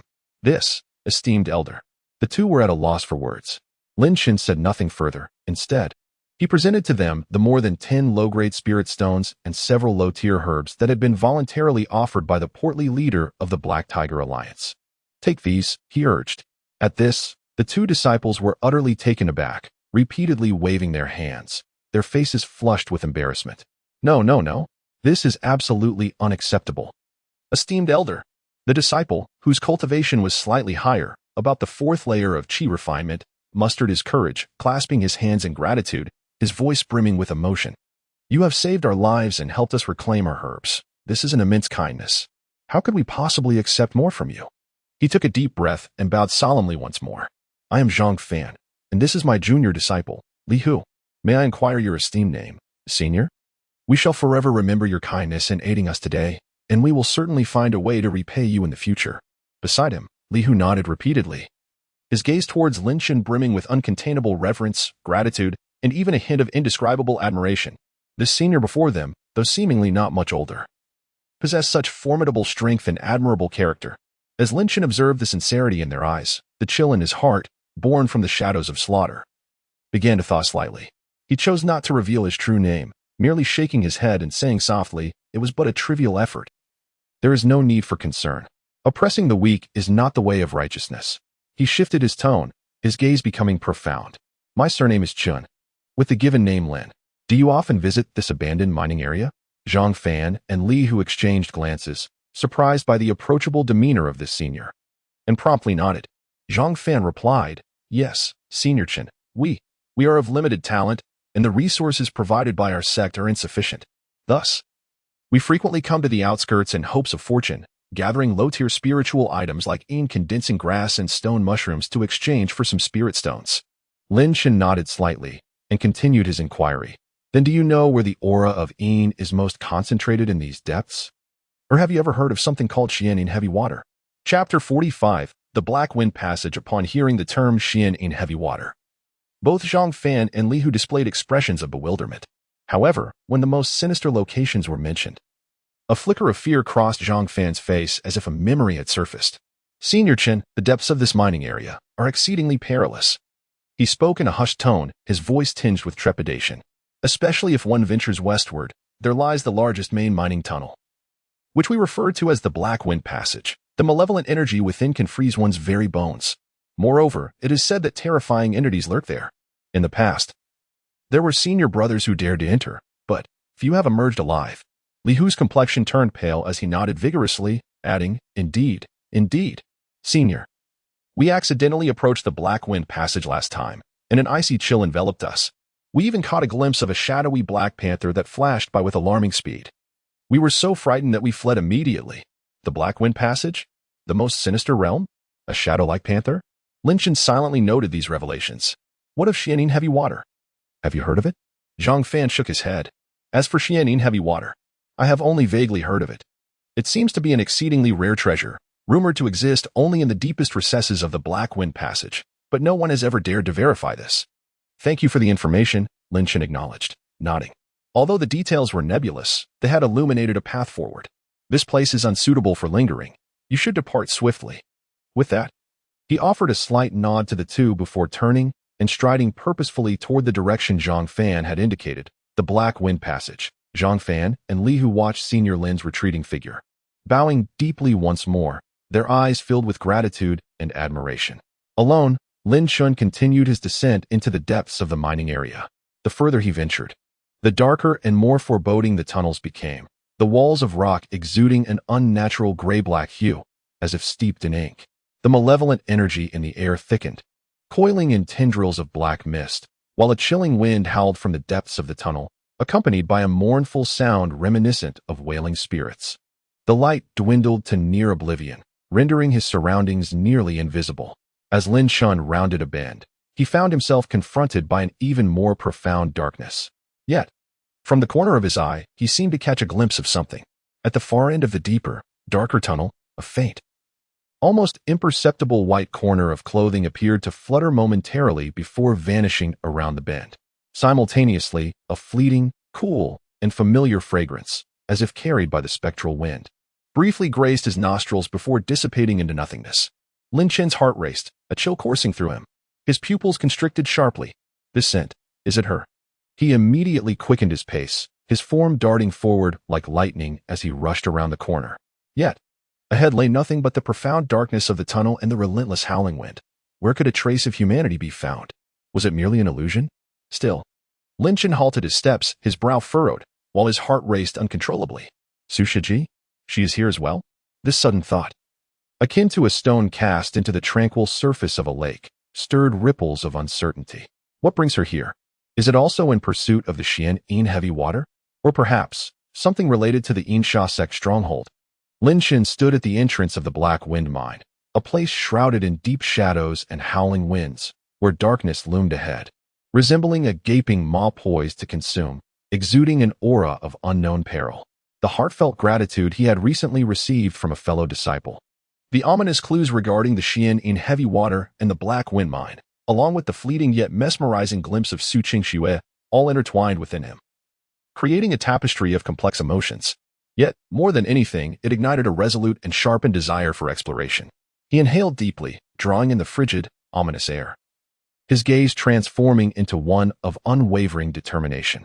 Regardless of whether the path ahead led to a dragon's lair or a tiger's den, he must venture forth. In a fleeting moment of contemplation, Lin Chen cast aside his hesitation, took a deep breath, and resolutely stepped into the main tunnel of the Black Wind Mine, which resembled the gaping maw of a colossal beast. Upon entry, an oppressive wave of chilling, malevolent energy far more intense than the outside world, assaulted him.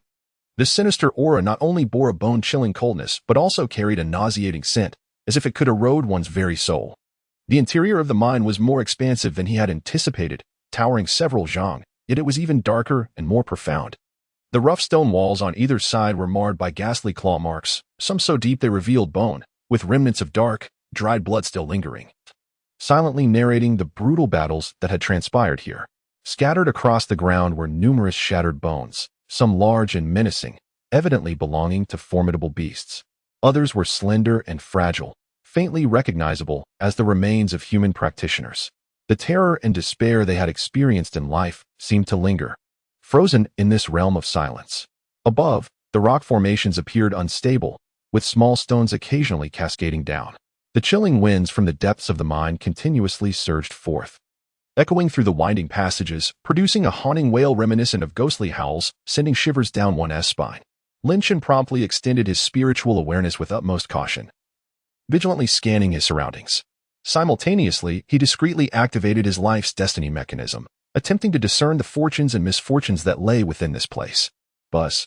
The destiny mechanism within his sea of consciousness trembled gently, the once clear patterns on its surface becoming somewhat blurred and chaotic, with the feedback brimming with restlessness and ominous signals of danger.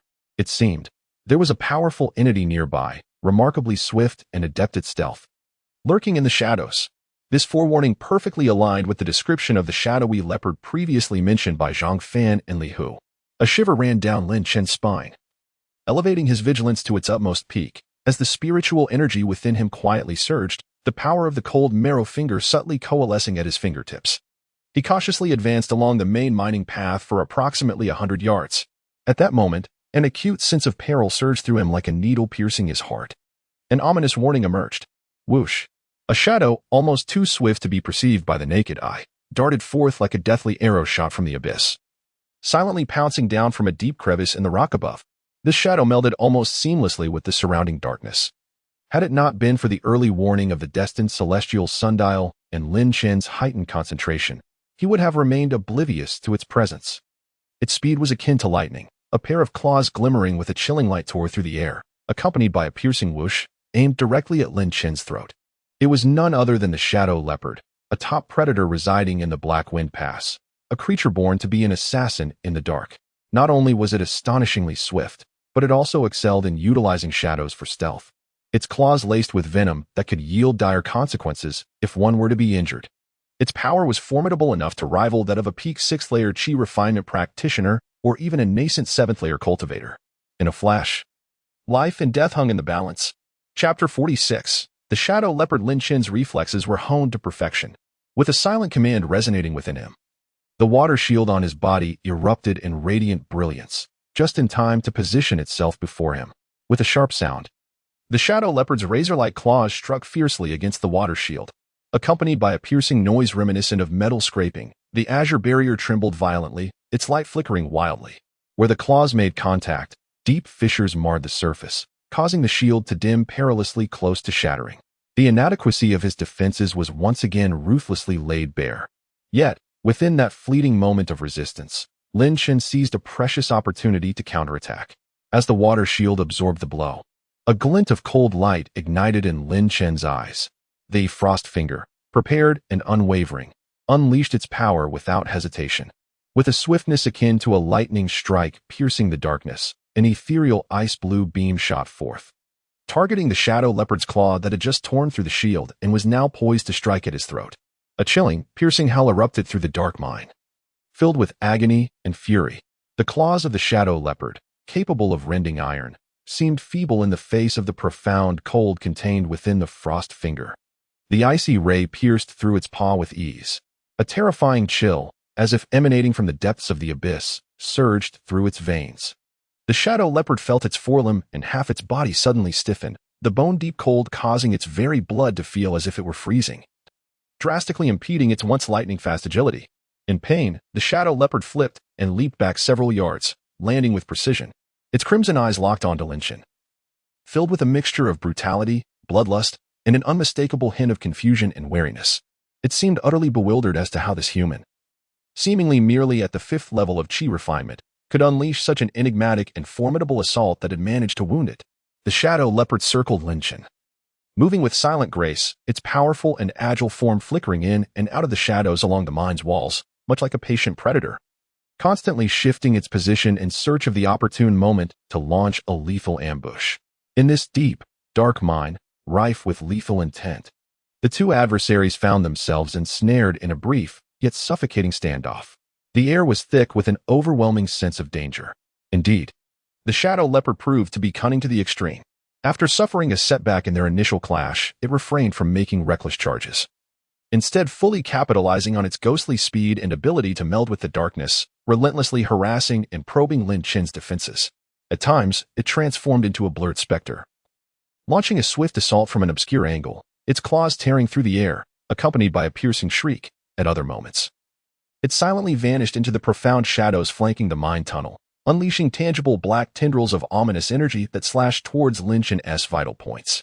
Lin Chen dared not let his guard down for an instant.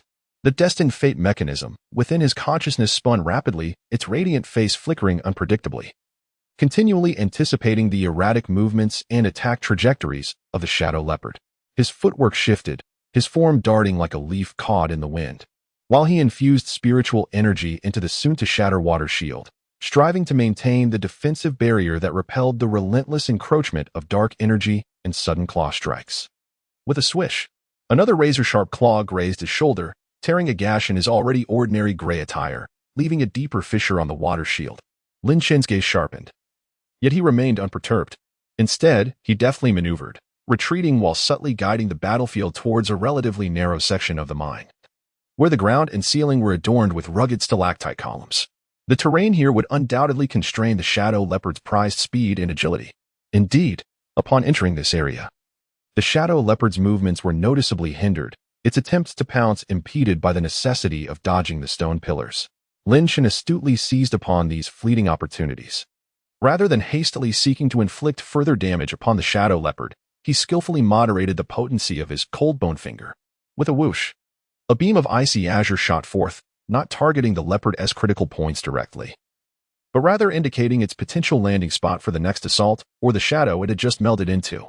The chill spread, coating the rocky ground and stalactite columns with a thin layer of frost, not only lowering the temperature but more crucially compelling the shadow leopard to alter its attack trajectory or reveal its form, thereby sapping its patience and stamina. Lin Chen repeatedly unleashed the cold bone finger, the icy blue energy at his fingertips growing increasingly refined and pure. His mastery over this newly acquired divine ability was rapidly enhancing through the rigors of battle. Of course, such a combat style exacted a significant toll on his spiritual energy, particularly the formidable cold bone finger. Each invocation drained a considerable portion of his internal reserves. Lin Chen was unreserved, occasionally retrieving a qi restoration pill from his storage pouch and swallowing it whole. The elixir transformed into a stream of pure spiritual energy, swiftly replenishing his expenditure and ensuring he maintained a relatively abundant combat prowess. The skirmish persisted within the dim confines of the mine. The shadow leopard's assaults became increasingly frantic, evidently incensed by this elusive, peculiarly aggressive human. Once more, it launched a ferocious pounce. Lin Chen barely managed to sidestep, as the leopard's sharp claws struck the mine wall beside him. With a swish, the resilient rock was effortlessly gouged with deep furrows, as if it were mere tofu. At the very moment when the shadowy leopard abruptly unsheathed its claws, an unexpected scene unfolded. From the fissures in the rock, torn asunder by its lethal talons, there slowly seeped forth a viscous liquid, as dark as ink and as thick as tar. The emergence of this liquid precipitated a sudden drop in the surrounding temperature by several degrees.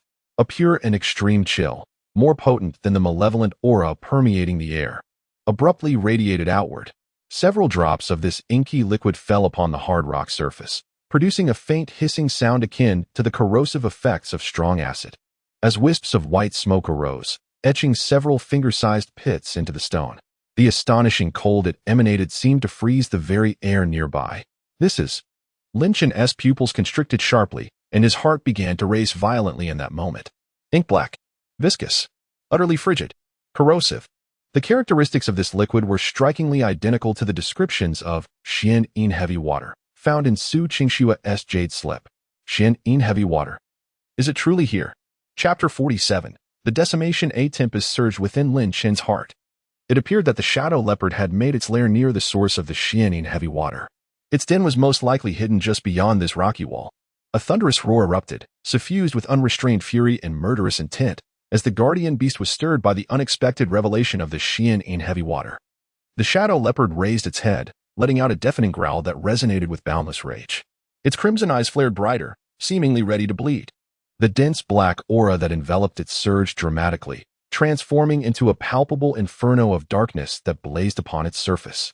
It had completely abandoned its previous tactics of skirmishing and harassment, revealing its ferocity in full.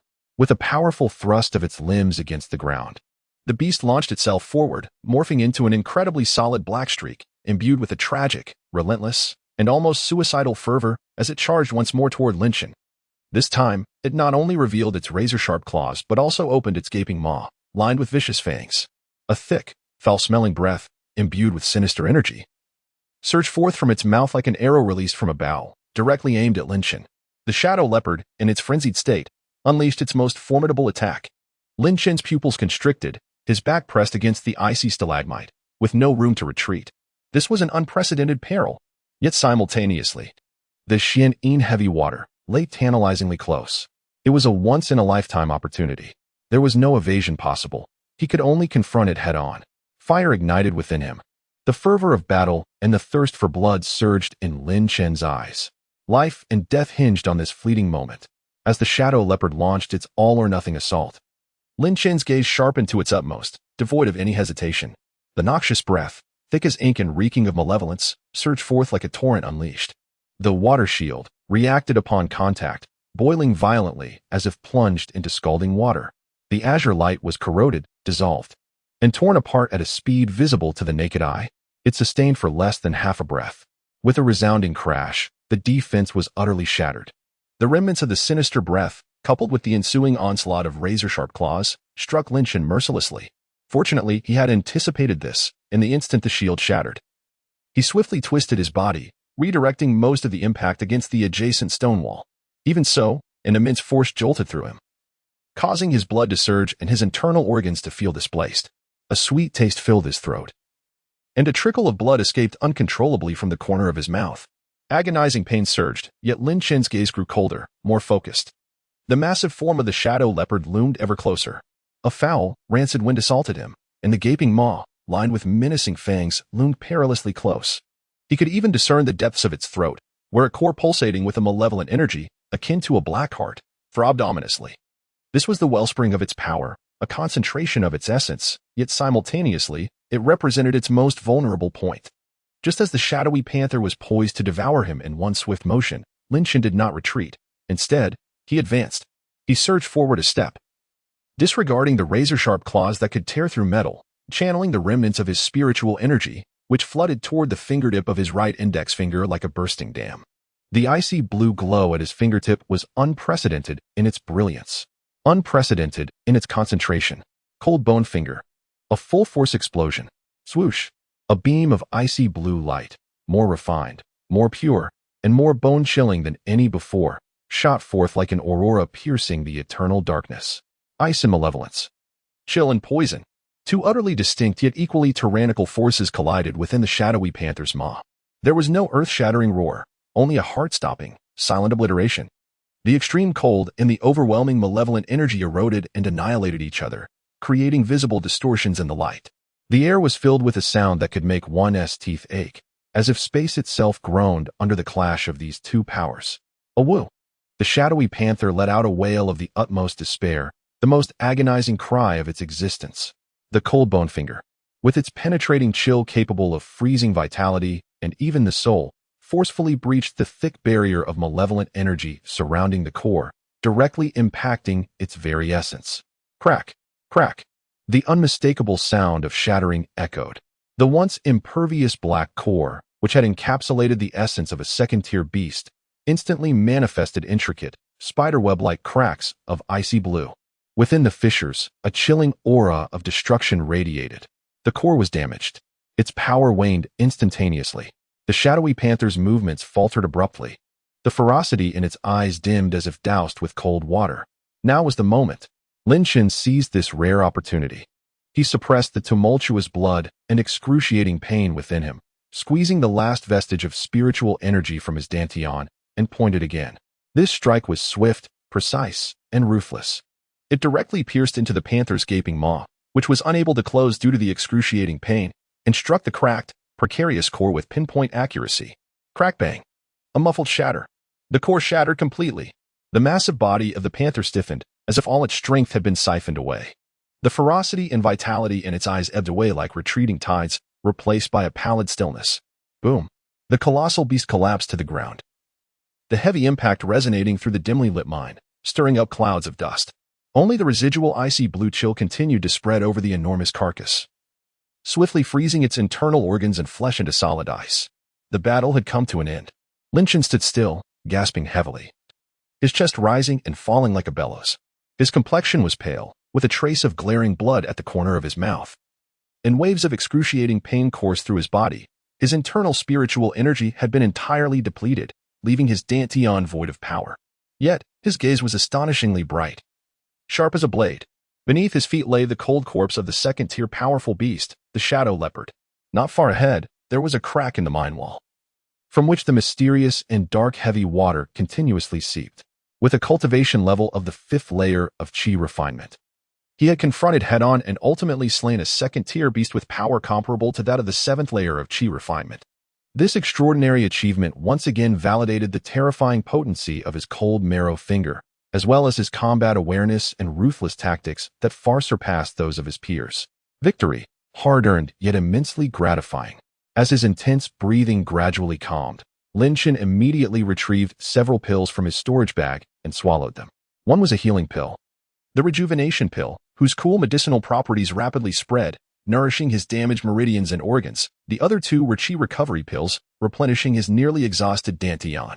As the pills settled in his belly, a warm current surged, restoring a hint of color to his pale face. He did not rush to examine the alluring dark heavy water. Instead, he approached the fallen shadow leopard's corpse and began swiftly processing the spoils of battle. Chapter 48. Abyssal heavy water. The second-tier demonic beast before him was a treasure in its own right. Its fur, as dark as ink and smooth to the touch, was not only remarkably resilient but also possessed a natural ability to meld into shadows, making it an excellent material for crafting inner armor, soft armor, or specialized robes. Its razor-sharp claws, glimmering with a chilling azure light, harbored a sinister poison. If refined by a skilled craftsman, they could yield several formidable low to mid-grade magical artifacts. However, the most precious of all was undoubtedly the second-tier demon core, which, though fractured, continued to emanate a pure aura of sinister energy. Despite its diminished value due to the breakage, the energy it contained remained vast, capable of fueling unique cultivation techniques, alchemical endeavors, or fetching a handsome sum of spirit stones if sold. With deft movements, Lin Shen meticulously harvested these valuable materials. Once he had completed this task, his gaze shifted towards the fissure in the mine wall, carved by the shadowy leopard. He approached with caution. The rocks surrounding the crack exhibited an extraordinary depth of black, reminiscent of stones steeped in ink for centuries. A fissure, no thicker than a finger, meandered downward, from which a viscous, pitch-black liquid slowly dripped, resembling thick tar. The intensely cold aura radiating from the liquid seemed to freeze the very air around it. This dark liquid dripped along the fissure, pooling in a naturally formed stone basin below, roughly the size of a bowl. After countless years of accumulation, the basin now held a mass of this liquid, approximately the size of a fist, dark, viscous, and exuding an extreme chill, heavy as refined iron. Although he had yet to touch it, its dripping form hinted at its true nature. This was indeed the abyssal heavy water he had sought tirelessly. Lin Shen's heart raced uncontrollably, though to high-ranking cultivators, this small pool might seem insignificant. For him, currently at the 5th layer of chi refinement, it was an unimaginable treasure, one that could catalyze a qualitative transformation in his strength. Elation surged within him, yet he remained level-headed. The process of collecting abyssal heavy water proved far more challenging than he had anticipated. This substance not only radiated a terrifying coldness that impeded the flow of spiritual energy upon approach, but its weight also surpassed that of any material of equal volume. Taking a deep breath, Lin Shen summoned the meager amount of spiritual energy he had recently regained. cautiously extending it in an attempt to envelop and absorb the liquid using his magical power. However, the moment his spiritual energy made contact with the pitch-black liquid, it was as if snow had met a hot iron, rapidly freezing and eroding under the overwhelming chill. After several unsuccessful attempts, which drained a significant portion of his spiritual energy, Lin Chen furrowed his brow. He retrieved a palm-sized, warm-to-the-touch jade vial inscribed with gathering runes from his storage bag, one of the spoils he had obtained from raiding the Li family's assassins. This vial, crafted from a special material, seemed capable of isolating fluctuations in spiritual energy and unique auras. He expended considerable mental effort, channeling the residual spiritual energy within him in an exceedingly gentle and skillful manner, akin to unraveling silk from a cocoon, gradually drawing the mysterious in heavy water from the stone basin into the jade vial. The entire process was slow and arduous, taking the duration of an incense stick before he, drenched in sweat, successfully contained all the mysterious in heavy water within the vial, swiftly sealing it with a stopper and affixing several sealing talismans. Even through the jade vial and the talismans, a faint chill emanated from within. Throughout the collection, Lin Chen remained acutely vigilant. His spiritual awareness spread like a tide, enveloping a radius of several dozen zhong, while the fate's celestial mechanism continued its operation, guarding against any potential dangers, be it other demonic beasts attracted by the scent of blood, the enigmatic practitioners of the Insha sect, or even the lurking yellow sparrows, poised to reap the benefits. Fortunately, no unforeseen incidents occurred until he had safely secured the mysterious in heavy water. Lin Chen let out a long sigh. A heavy weight lifted from his heart. However, just as he prepared to turn and leave the stone basin, his gaze inadvertently swept across the edge of the basin, landing on an exceedingly concealed corner near the inner rock wall. His pupils suddenly constricted. There, quietly embedded, was a needle as fine as a hair, crystalline and translucent, seemingly forged from the purest ice crystal. The needle measured merely an inch in length. Nearly blending with the rock's texture, had Lin Chen not observed closely, it would have been nearly impossible to discern. More importantly, this ice needle emanated an extremely faint yet strangely familiar chill. It was cool, pure, imbued with an ineffable ethereality. This aura, the material of the ice needle. Lin Chen's heart raced. He cautiously picked up the ice needle, feeling a familiar, chilling wave of spiritual energy emanate from his fingertips. Sister Su. This thought flashed through his mind like lightning. He recalled the details of the battle with the shadow leopard. It seemed that at the critical moment when he unleashed Cold Bone Finger to collide with the shadow leopard's core, the beast's movements appeared to momentarily falter, almost imperceptibly. At that time, he had assumed it was the coldness of Cold Bone Finger that had affected it, but now, reflecting on the situation, the location of the ice needle's insertion was precisely at the inner side of the stone basin. If the shadow leopard's paw or body had approached this position, could it be that Sister Su had truly intervened from the shadows during their recent battle, holding the ice needle that still bore the familiar chill? Lin Chen was profoundly shaken, a torrent of thoughts flooding his mind, complex and bewildering. Why had she chosen to assist him? Was it merely the bond of camaraderie? Or was it a matter of convenience? Or perhaps, did she harbor ulterior motives towards him? Or was it some sentiment even she herself had yet to recognize, an ineffable affection? Lin Chen's thoughts were more tumultuous than ever before. As he sheathed the ice needle and composed his thoughts, his consciousness instinctively swept past the corpse of the shadowy leopard, landing on a small cave entrance obscured by rocks, seemingly the lair of the beast. Suddenly, his gaze sharpened. Deeper within that cave, he detected an exceedingly faint, yet distinctly artificial fluctuation. Unlike the natural malevolent aura of this place, it was the breath of a man-made restriction. What weighed heavily on his heart was that alongside this restrictive aura, there lingered a sinister vibration remarkably akin to that of the Hall token, yet even more subtle and obscure. Indeed, this place was undeniably linked to the Insha sect. Lin Chen's expression turned gravely serious. Although he yearned to delve deeper into the mystery, he assessed his nearly depleted spiritual energy and his injuries that had yet to fully heal, restraining his impulse. Having just endured a life-and-death struggle, his condition was dire, and the situation within the cave remained uncertain. Recklessly venturing forward would be folly. The immediate priority was to swiftly vacate this location, find a safe haven to recuperate, and investigate how to harness the precious Xian in heavy water to enhance his strength. Lin Chen cast one last glance at the profound cave entrance, firmly imprinting its location in his mind. He held tightly to the jade vial containing the Xian in heavy water in one hand, while the other clenched the enigmatic ice needle. With treasures secured, formidable foes vanquished, the potential aid of a divine entity, and the shadow of the Insha sect beginning to loom. Crisis and opportunity coexisted, gains entwined with enigmas. All of this filled Lin Chun with an intensified anticipation for the path that lay ahead. Chapter 49. Seclusion to exercise caution. Lin Chun did not retrace his steps directly back to the outer gate area. He cautiously exited the ominous, black wind mouth, relying on the faint guidance of the destined celestial sundial to navigate toward a safer location. Drawing from his memory of the terrain surrounding the abandoned mine clusters, he sought out a hidden entrance in a secluded area far from the main mining path. This small, forsaken cavern, with its entrance cleverly concealed and a relatively sparse aura of spiritual energy, was unlikely to attract the attention of high-tier cultivators.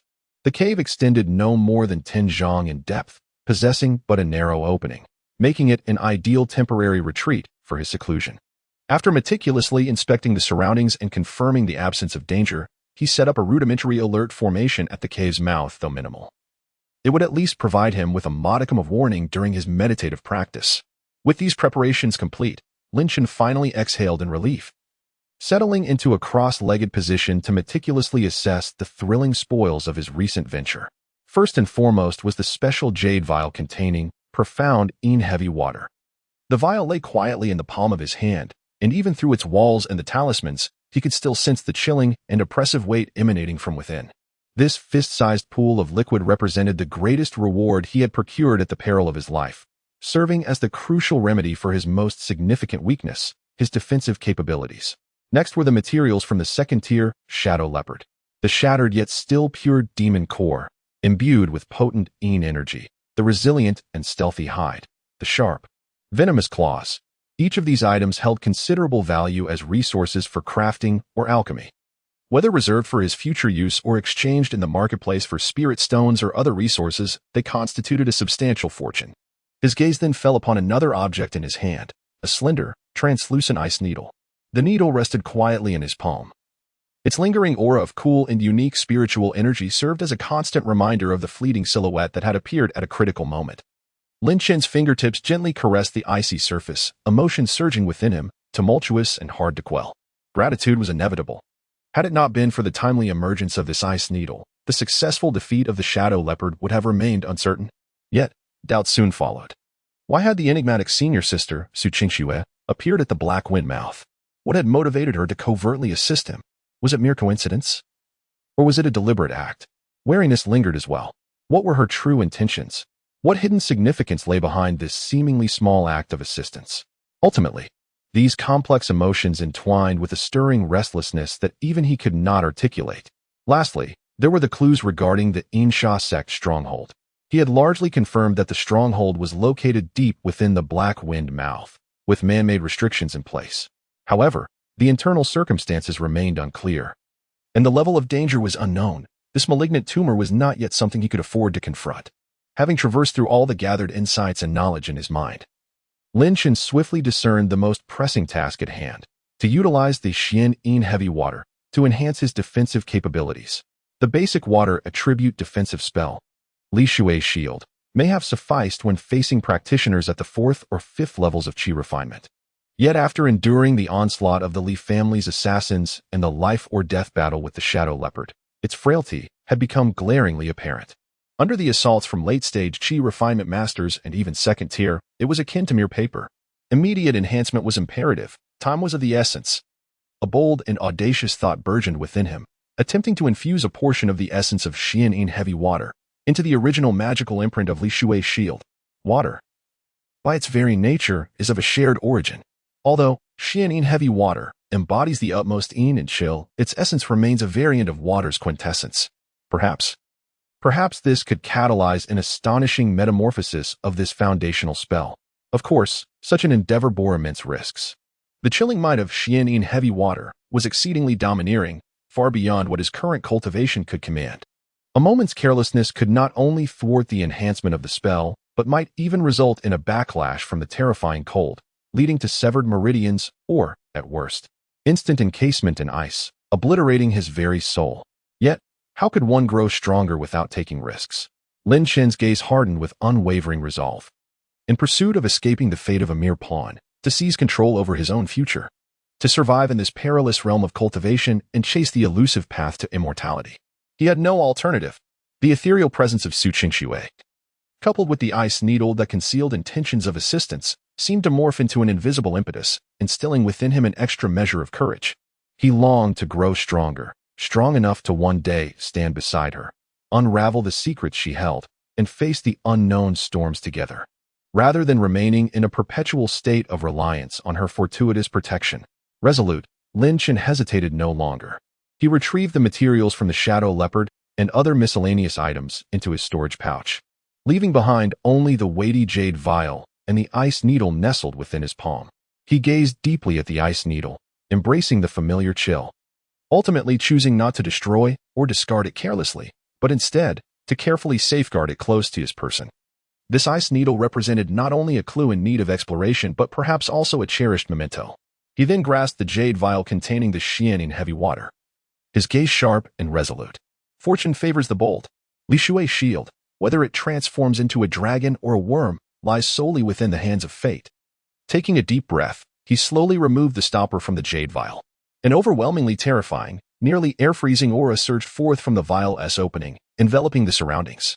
Thus began a perilous journey of defensive transformation, rife with both risk and opportunity. Refining Xianing heavy water was no trivial task. A single misstep could lead to irrevocable consequences. Lin Chen was acutely aware of the dangers that lay ahead, and he would not act recklessly.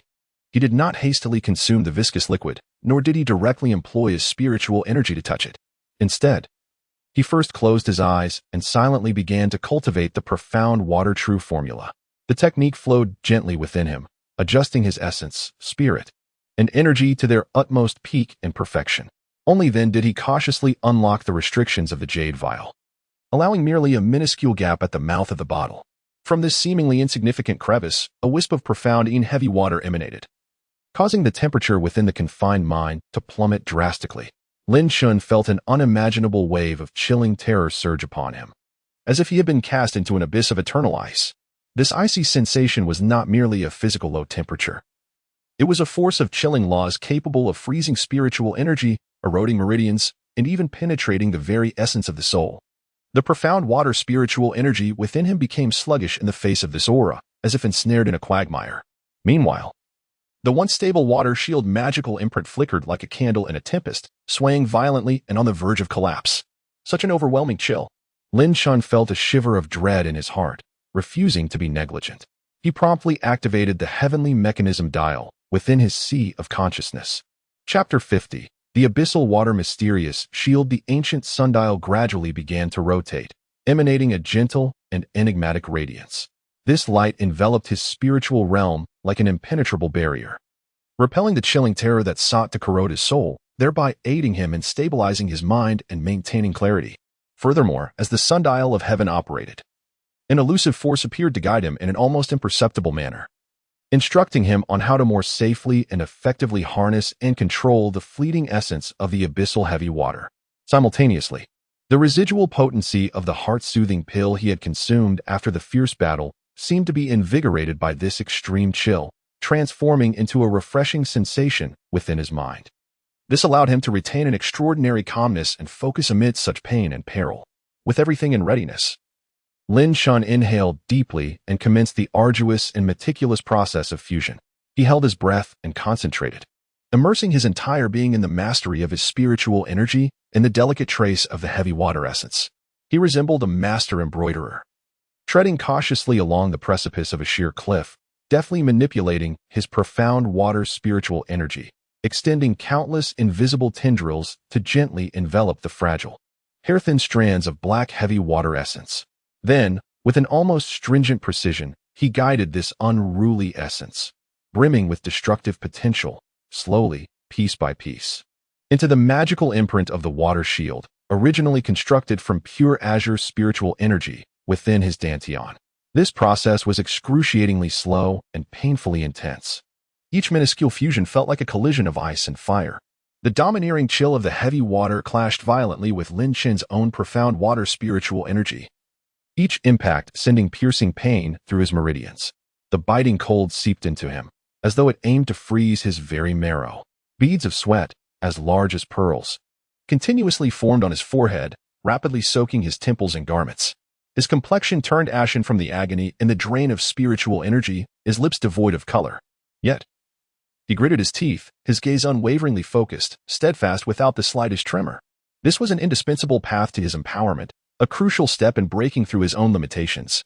Time flowed by, marked by the trembling of his fingertips and the suffocating pain, second by second. Outside the cavern, the world did not cease its motion due to one person's seclusion. Though Lin Chun was ensconced in a remote location, wholly absorbed in his refinement, the turbulent currents of the outside world seemed to convey ominous signals through various channels. In the marketplace, rumors began to circulate about the Li family's recent unusual reticence. It was said that after their failure to dispatch a master to pursue a certain outer disciple, the Li family had not retaliated with grandiosity. Instead, they had significantly tempered their actions. Yet beneath this extraordinary calm, a greater storm appeared to be brewing. Simultaneously, reports indicate that the Li family has intensified scrutiny and pressure on certain disciples within their sect, particularly those who have had contact with Lin Chun, such as Zhang Fan, Li Hu, and even the seemingly inconspicuous elder Lu from the Foreign Affairs Hall, all of whom appear to be under some degree of scrutiny. An invisible pressure is quietly spreading. Moreover, the higher-ups of the sect are not oblivious to the recent anomalies emerging in the Haifengkou region. It is said that an investigative team has been established and has commenced its inquiries. However, progress seems sluggish, with much noise but little substance. Failing to penetrate the core areas of Haifengkou, there appears to be internal resistance at play, whether from the Li family covertly undermining efforts, or from higher-level infiltrators sent by the Insha sect subtly influencing the sect's decisions.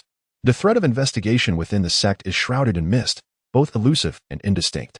These external ripples are of little concern to Lin Chun at present. His entire focus is concentrated within the depths of his dantian, on the rapidly transforming magical imprint. Time is ambiguous, perhaps several hours have passed, or maybe an entire day. When the final trace of the guided, Xian-in heavy water essence trembles and finally merges completely into the originally azure Li Shui shield magical imprint, a resonant hum reverberates. The magical imprint shudders violently. The once pure azure light instantly deepens, subtly intermingled with faint yet striking shades of ink black. A wave of extraordinary depth and weight, colder than before, capable of freezing all, suddenly emanates from the metamorphosing magical imprint. The transformation is on the brink of completion. The most critical and perilous step has finally arrived. Lin Chun's heart races in his throat. Success or failure hinges on this moment. His gaze sharpens intensely, seizing the perfect opportunity amidst the turbulence of the magical imprint, where the old and new powers blend. He holds nothing back, allowing his Xian Shui Zhenju to operate with unprecedented fervor. Within the dantian, the recently restored Xian Shui spiritual energy surges forth like a flood, roaring and rushing, pouring entirely into the Li Shui shield magical imprint undergoing drastic transformation. Simultaneously, he forms an intricate gesture with his left hand, pointing towards the suspended jade vial before him. A hum resonates. The vial trembles gently as the remaining essence of Xian-in heavy water, of which Lin Chun had previously only guided the most refined portion, remains within. Seemingly drawn by a mysterious force, transforming into a jet-black thread that does not fly out directly. Instead, it's supremely pure. Weighty primordial power continuously flows into Lin Chun's body through the jade vial, merging flawlessly into the metamorphosing magical imprint. In an instant, a dreadful aura, deep as the abyss and heavy as ancient mountains, erupts explosively from within Lin Chun.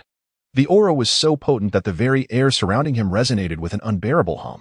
In the next moment, an extraordinary shield manifested before him, emerging as if by natural instinct.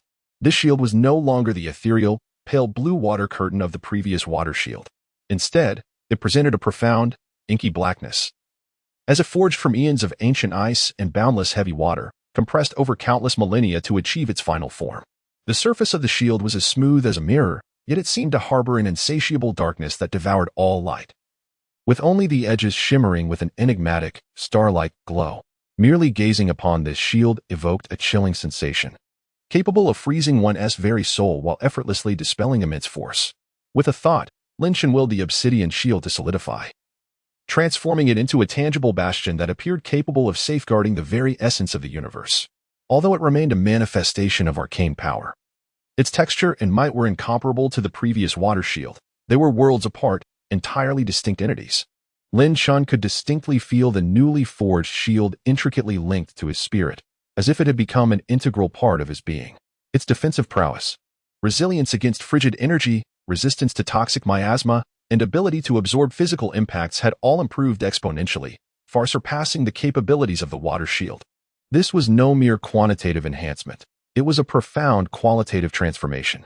Even more delightfully, this reborn shield seemed to possess a new, formidable attribute, an overwhelming counterchill. Any assault directed at the shield would not only be neutralized by its formidable defense, but would also trigger the latent cold energy within, rebounding upon the assailant. Immersed in this unprecedented sense of security, a genuine smile finally graced Lin Chen's pale visage. He extended his hand, gently caressing the obsidian shield before him. Feeling the surging power it contained, and murmured, "The water has departed, the heavy water is reborn. Henceforth, I shall name you Dark Water Shield."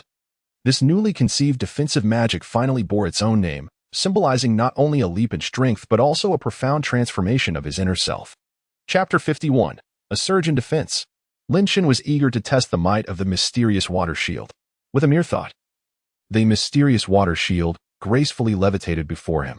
He raised his right hand, the tips of his fingers shimmering with an icy blue radiance, and casually unleashed a frost essence finger that had its power diminished by 70 to 80% against the shield's surface. Whoosh! The icy blue light struck the obsidian shield with precision. Yet, contrary to his expectations, no impact or collision ensued. The icy blue brilliance, capable of piercing through the claws of second-tier beasts, evaporated upon contact with the mysterious water shield.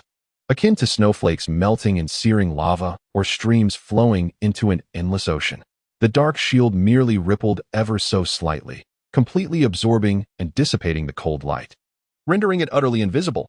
Furthermore, after absorbing the icy essence, the shield's surface glimmered faintly, rebounding a wave of cold air that, though weak, was undeniably present. Such formidable defense! Even the chill of frost essence finger was effortlessly neutralized, and it could even rebound. Lin Chen's eyes sparkled with excitement, his heart brimming with joy. He surveyed his surroundings and picked up a rock the size of a human head, its edges sharp and defined. Channeling all his strength, he hurled it fiercely at the mysterious water shield. Whoosh! The rock whistled through the air with the sound of rushing wind.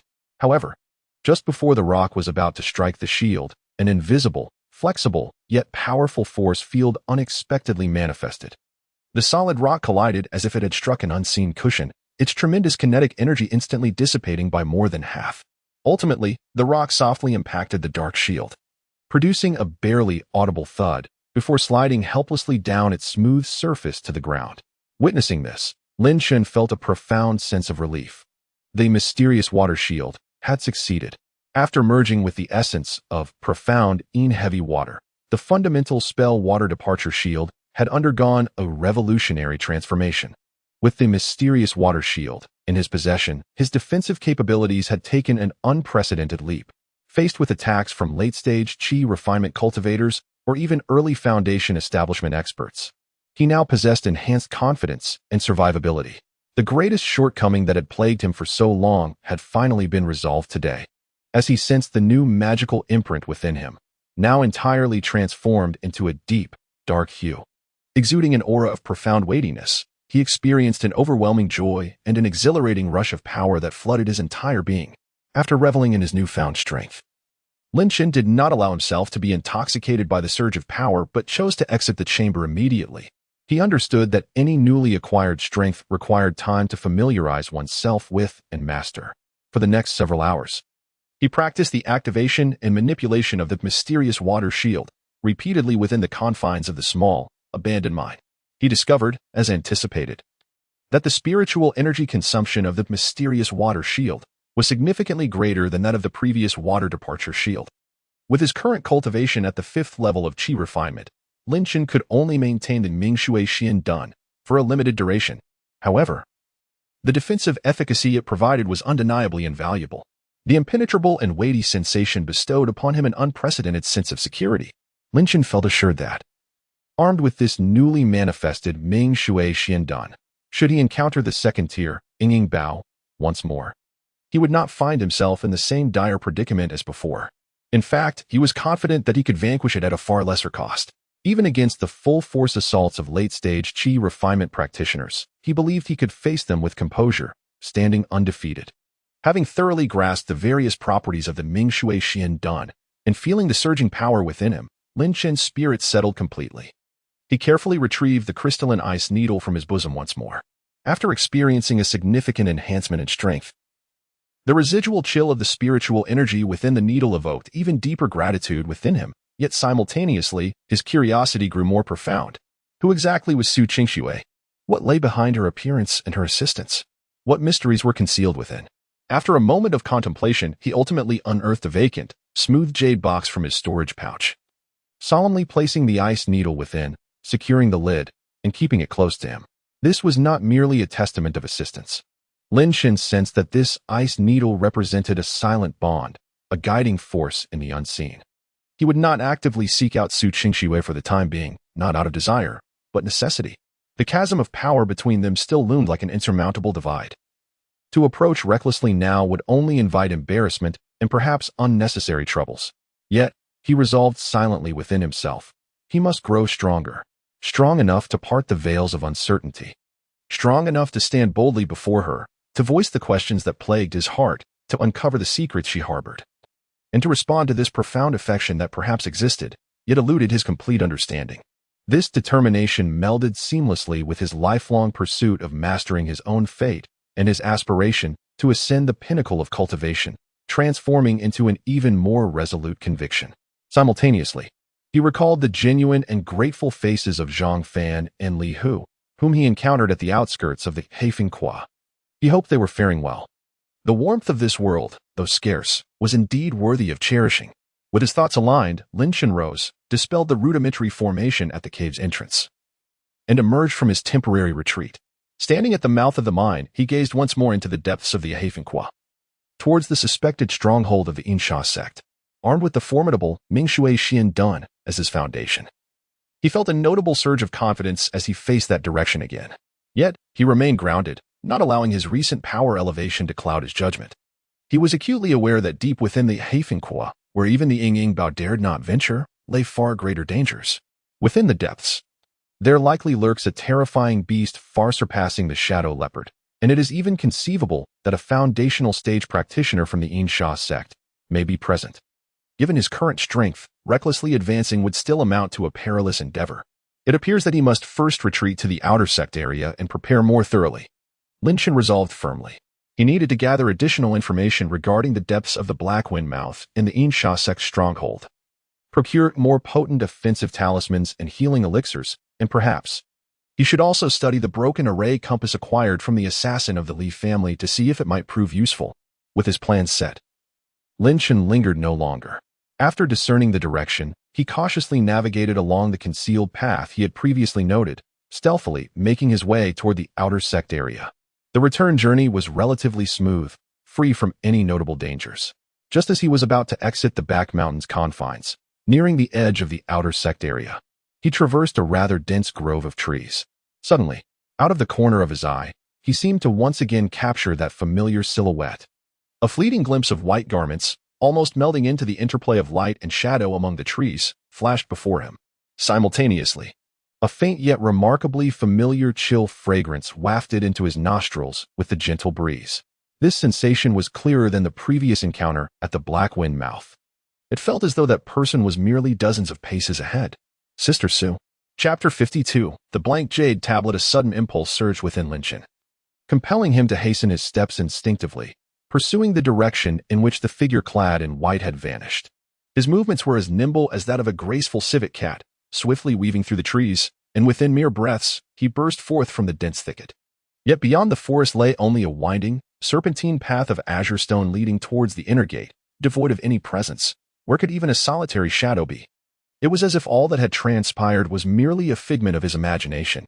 However, Lin Chen's gaze abruptly fixated on the edge of the path. Near the spot where he had last glimpsed the white silhouette, nestled among the grass, lay an ancient and unadorned blank jade tablet, approximately 3 fingers wide. He approached swiftly and picked up the tablet, feeling its warm, smooth surface, clearly not an ordinary item. Yet, the tablet bore no inscriptions or patterns, nor did it emanate any trace of spiritual energy. It was simply a blank jade tablet? Had it been deliberately left by Su Qingxue? Or was it an inadvertent loss during her hurried departure? What secrets lay concealed within this enigmatic jade tablet?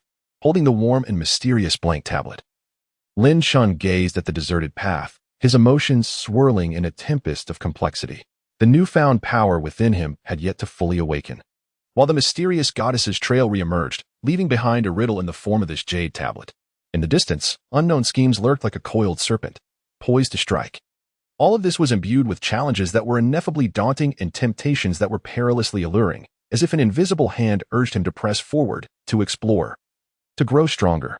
With a firm grip on the smooth, blank jade tablet, he felt its delicate texture beneath his fingertips, as if it still held a faint trace of a chilling presence. He forcefully suppressed the tumult of emotions and countless questions within him, discerning the direction, and following a relatively obscure and concealed path etched in his memory, he finally stepped once more into the long-forgotten outer gate area. The clamor of voices and familiar structures greeted his eyes, yet Lin Shin felt no sense of relief. He refrained from returning to the conspicuous residence of the vice steward, after the turmoil in the steward's hall and the subsequent assassination attempts. It had likely become a focal point of attention, far too conspicuous. Instead, on the fringes of the outer disciples' quarters, he casually selected a vacant and exceedingly ordinary disciples' dwelling as a temporary refuge. Upon entering the throng, Lin Shin's heightened perceptiveness, far surpassing that of his peers, immediately detected an unusual atmosphere. The ambience of the outer gate felt more oppressive and peculiar than before his departure. The gazes of passing disciples towards him were imbued with a complexity that had shifted from the previous indifference or disdain. Now, they harbored unmistakable fear, incredulous curiosity, and even in some eyes, a deeply buried, almost fervent admiration, or perhaps unabashed hostility. Evidently, the rumors surrounding his confrontation with the elder of the Li family in the Deacon Hall, as well as his seemingly profound connection with the enigmatic and formidable Sister Su of the inner sect, have gained considerable traction over time, stirring a considerable commotion among the outer disciples and placing him squarely in the eye of the storm. The influence of the Li family seems to have been somewhat restrained due to the intervention of the sect's investigative team, resulting in a notable reduction in their overt actions. However, Lin Chun can still sense the chilling undercurrents targeting him, relentless and surging beneath the surface, never ceasing. Upon entering the humble abode and closing the door to shield himself from prying eyes, the first thing Lin Shin did was to retrieve the mysterious blank jade slip once more. He settled into a cross-legged position, attempting to infuse a strand of pure Xian Shui spiritual power into it. Yet, the spiritual energy sank like a stone into the ocean, eliciting not a trace of response from the jade slip. He concentrated deeply, cautiously probing the interior of the slip with his consciousness. It remained a vast emptiness, akin to delving into an unyielding stone, utterly impenetrable, let alone extracting any information. Curious, Lin Shun furrowed his brow, even discreetly activating the destiny mechanism, attempting to glean insights from the trajectory of fate. Yet, the outcome remained unchanged. The radiance of the mechanism was obstructed by an invisible force upon contact with the jade slip, slipping away without revealing even the slightest detail. This seemingly ordinary blank jade slip appeared to be entirely shielded by some extraordinarily sophisticated power, resembling an ordinary object while exuding an air of the extraordinary. No response. Does it require a special method of activation? Or could it be a test or a hint in itself? Lin Shin caressed the smooth surface of the jade slip, growing increasingly intrigued and perplexed by Sister Su's intentions. Sister Su, what exactly do you wish to convey to me? Unable to unravel the mystery of the jade slip for the time being, Lin Shin did not dwell on it. He stowed the slip away safely and began to calmly strategize his next course of action. The Insha sect base, deep within the Black Wind Gorge, was a venture he felt compelled to pursue, as it potentially held deeper secrets regarding the Xianin heavy water, which pertained not only to the safety of the sect, but might also be connected to certain karmic ties related to himself. However, the risks there were immense, and he could not afford to act recklessly. Thorough preparations were essential. The more advanced attack talismans he possessed, the better. He also needed several stronger defensive talismans. Talismans or artifacts for concealing his presence were indispensable. In addition, healing pills, and those for restoring spiritual power of the highest quality possible. Furthermore, the broken array compass obtained from the Leaf family's assassin warranted thorough study, as it might prove invaluable at a critical juncture. Yet all these preparations hinged on one fundamental and crucial element: an ample supply of spiritual stones. Lin Shen assessed his current assets. Apart from that exceptionally rare bottle of Xianin heavy water, which was not advisable to use at the moment, the only resource he had that could quickly be exchanged for a substantial quantity of spiritual stones was the materials from the second-tier Shadow Leopard within his storage bag. The resilient hide, the sharp claws, and the second-tier Demon Core, though shattered, still exuding pure malevolent energy. These items, once taken outside, would undoubtedly fetch a handsome price. It seems a visit to the sect's mission hall is in order, Lin Shen resolved within himself. Compared to the chaotic marketplace frequented by the Leaf family, the mission hall, as an official institution of the sect, might offer a more equitable price for the materials harvested from demonic beasts, with procedures that are relatively standardized. Of course, the bustling crowd there presents the potential for unforeseen complications. At this thought, a glimmer of sharpness flickered in Lin Shen's eyes. He meticulously arranged the Shadow Leopard's hide, claws, and the fractured Demon Core, securing them within an ordinary satchel. Then, he subtly adjusted his muscular contours to present an appearance that was more commonplace. Donning an inconspicuous gray robe and pulling up a hood to obscure much of his face. Having completed these preparations, he pushed open the door, his gaze calm and unwavering, akin to a drop of water merging into the flowing river of the thronging crowd in the outer gate area. Making his way toward the bustling mission hall nestled halfway up the mountain, this journey may not be devoid of turbulence. The Leaf family's spies are pervasive in the outer gate, and it is quite possible that someone has already set their sights on him. However, perhaps this serves as an excellent opportunity to test the true power of the Ming Shui Xin Shield. Chapter 53. Provocation within the task hall of the sect. The atmosphere remained as bustling and vibrant as ever. Before the towering task board mounted on the high wall, disciples crowded in search of suitable assignments. While on the opposite side, a lengthy queue formed at the resource exchange window. The air was filled with a cacophony of voices as contributions were claimed, tasks submitted, and private bounties announced, creating an ambience brimming with activity and energy. Lin Shen, cloaked and with his head bowed, navigated silently through the throng. He keenly sensed the occasional glances cast in his direction, imbued with a myriad of complex emotions. Whispers began to ripple through the crowd, though the voices were deliberately hushed. Lin Shen's heightened hearing allowed him to catch fragments mentioning the duty hall, Elder Li, and Sister Su, among others. Clearly, the rumors surrounding him had already permeated the outer sect. As he approached a window designated for the acquisition of beast materials, the attending steward looked up, momentarily taken aback. Before his demeanor shifted to one of marked respect, noticeably more courteous than towards other ordinary disciples. He promptly rose to greet Vice Steward Lin. "It is a pleasure to see you." The tales of Lin Shen's confrontation with the foundational elders had already granted him a certain renown within the outer sect. Even though he currently held the title of Vice Steward, none dared to underestimate him any longer. Lin Shen responded with a slight nod, placing the package containing the materials from the Shadow Panther upon the counter for processing. The steward responsible for appraisal was an elderly man with hair and beard as white as snow, yet his gaze was remarkably sharp. He unwrapped the package, initially maintaining a neutral expression, but as his eyes fell upon the well-preserved, glimmering black pelt and the array of sharp, venomous claws, his movements slowed. Ultimately, when his gaze settled upon the fractured yet still potent black demon core, a flicker of undeniable astonishment crossed his features. "This is material from a second-tier Shadow Panther?" The old steward examined the broken demon core with meticulous attention, then lifted his gaze to Lin Shen, his tone laced with curiosity. "This beast is exceedingly cunning, remarkably swift, and adept at concealment, making it a formidable quarry. The quality of this pelt is exceptional. The claws are razor-sharp, and particularly, this core, despite its damage, exudes pure energy, truly a rare find. My friend, could it be that you hunted this alone?" The steward's voice was not particularly low, instantly drawing the attention of several onlookers. "A second-tier Shadow Panther," they murmured in disbelief. "That creature is comparable to a late-stage Qi refinement cultivator. Hunting it alone? How could that possibly be?" Skepticism and intrigue mingled in the gazes directed at Lin Shen. At that moment, a voice, dripping with sarcasm and an unmistakable edge, abruptly pierced the air from the side. "Oh, Is this not our illustrious Vice Steward Lin? What a stroke of fortune you've had in just a few days. Lin Chen's brow furrowed ever so slightly. To claim he had single-handedly hunted a second-tier shadow panther? How audacious. What trickery might have been employed to acquire such a prize?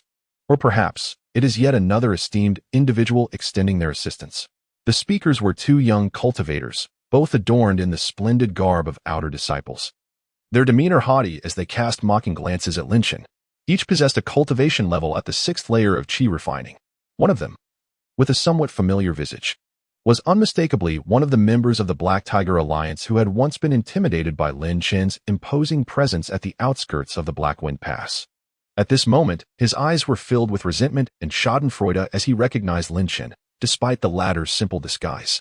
Beside him stood another, a youth with a slightly sinister countenance, whose cultivation had reached the pinnacle of the 6th layer, exuding an even more formidable aura.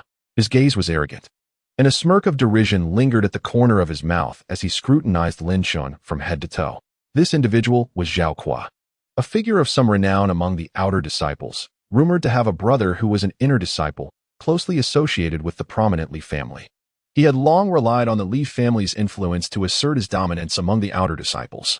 At this moment, witnessing Lin Chen produce such precious materials from the shadow leopard, their hearts brimmed with jealousy and hatred. Coupled with the humiliation of having been frightened away by a member of the Black Tiger Alliance, and possibly spurred on by some insinuation or directive from the Li family, they could no longer restrain themselves and brazenly stepped forward to provoke him openly. Zhao Kuo took a step forward, positioning himself between Lin Chen and the counter, and spoke in a tone laced with disdain. Lin Chen, I've heard you've managed to escape punishment by distorting the truth through your connection with senior sister Sue. What is this? After a brief lull, you've emerged once more to flaunt your deceit? His voice, neither too loud nor too soft, reverberated clearly throughout the Hall of Missions. Materials from a second-tier shadow leopard? Is this truly something you deserve to possess? Who knows where it came from? Perhaps it was pried from the corpse of some unfortunate fellow disciple. Zhao Kuo's words were laced with malice, directly accusing Lin Chen of relying on a woman, committing murder and thievery, and attempting to ruin his reputation while publicly humiliating him in front of a large assembly. An immediate silence enveloped the Hall of Missions. All eyes converged on the confrontation between Lin Chen and Zhao Kuo. After a brief pause, hushed murmurs arose like a rising tide. It's Zhao Kuo. I've heard his brother is the inner disciple Zhao Feng, who has a strong rapport with Li Ming of the Li family. Hiss. Zhao Kuo is adamant about causing trouble for Lin Chen. It seems the Li family has no intention of letting him off the hook. This will be entertaining. Zhao Kuo is at the pinnacle of the 6th layer, just a step away from the 7th. The one beside him is also at the 6th layer. Even if Lin Chen is extraordinary, this time he may. I believe Lin Chen was merely lucky before, relying on senior sister Sue's name to intimidate others. When it comes to a real fight, he may not stand a chance against Zhao Kuo. Various opinions filled the air, some expressing concern, others reveling in misfortune, while some simply sought amusement. However, at the center of this storm, Lin Chen appeared as if he were impervious to the surrounding turmoil. He did not even turn his head, remaining steadfastly facing the old steward behind the counter, and spoke in a tone devoid of emotion. Steward, please settle the bill quickly. I have other matters to attend to. Such utter disregard. This extreme, deeply ingrained contempt was far more piercing to the heart than any angry retort or heated quarrel. Zhao Kuo's expression of smugness and mockery instantly froze, his face flushing with rage, as if he had been dealt a resounding slap in public. An uncontrollable wave of humiliation and fury surged to his head. Lin Chen, Zhao Kuo's voice, tinged with anger, took on a sharp edge as he exclaimed, How dare you ignore me? Very well. It seems that without a lesson etched into your memory, you truly do not comprehend the extent of my power. Just as his words fell, Zhao Kuo lunged forward with a sudden step.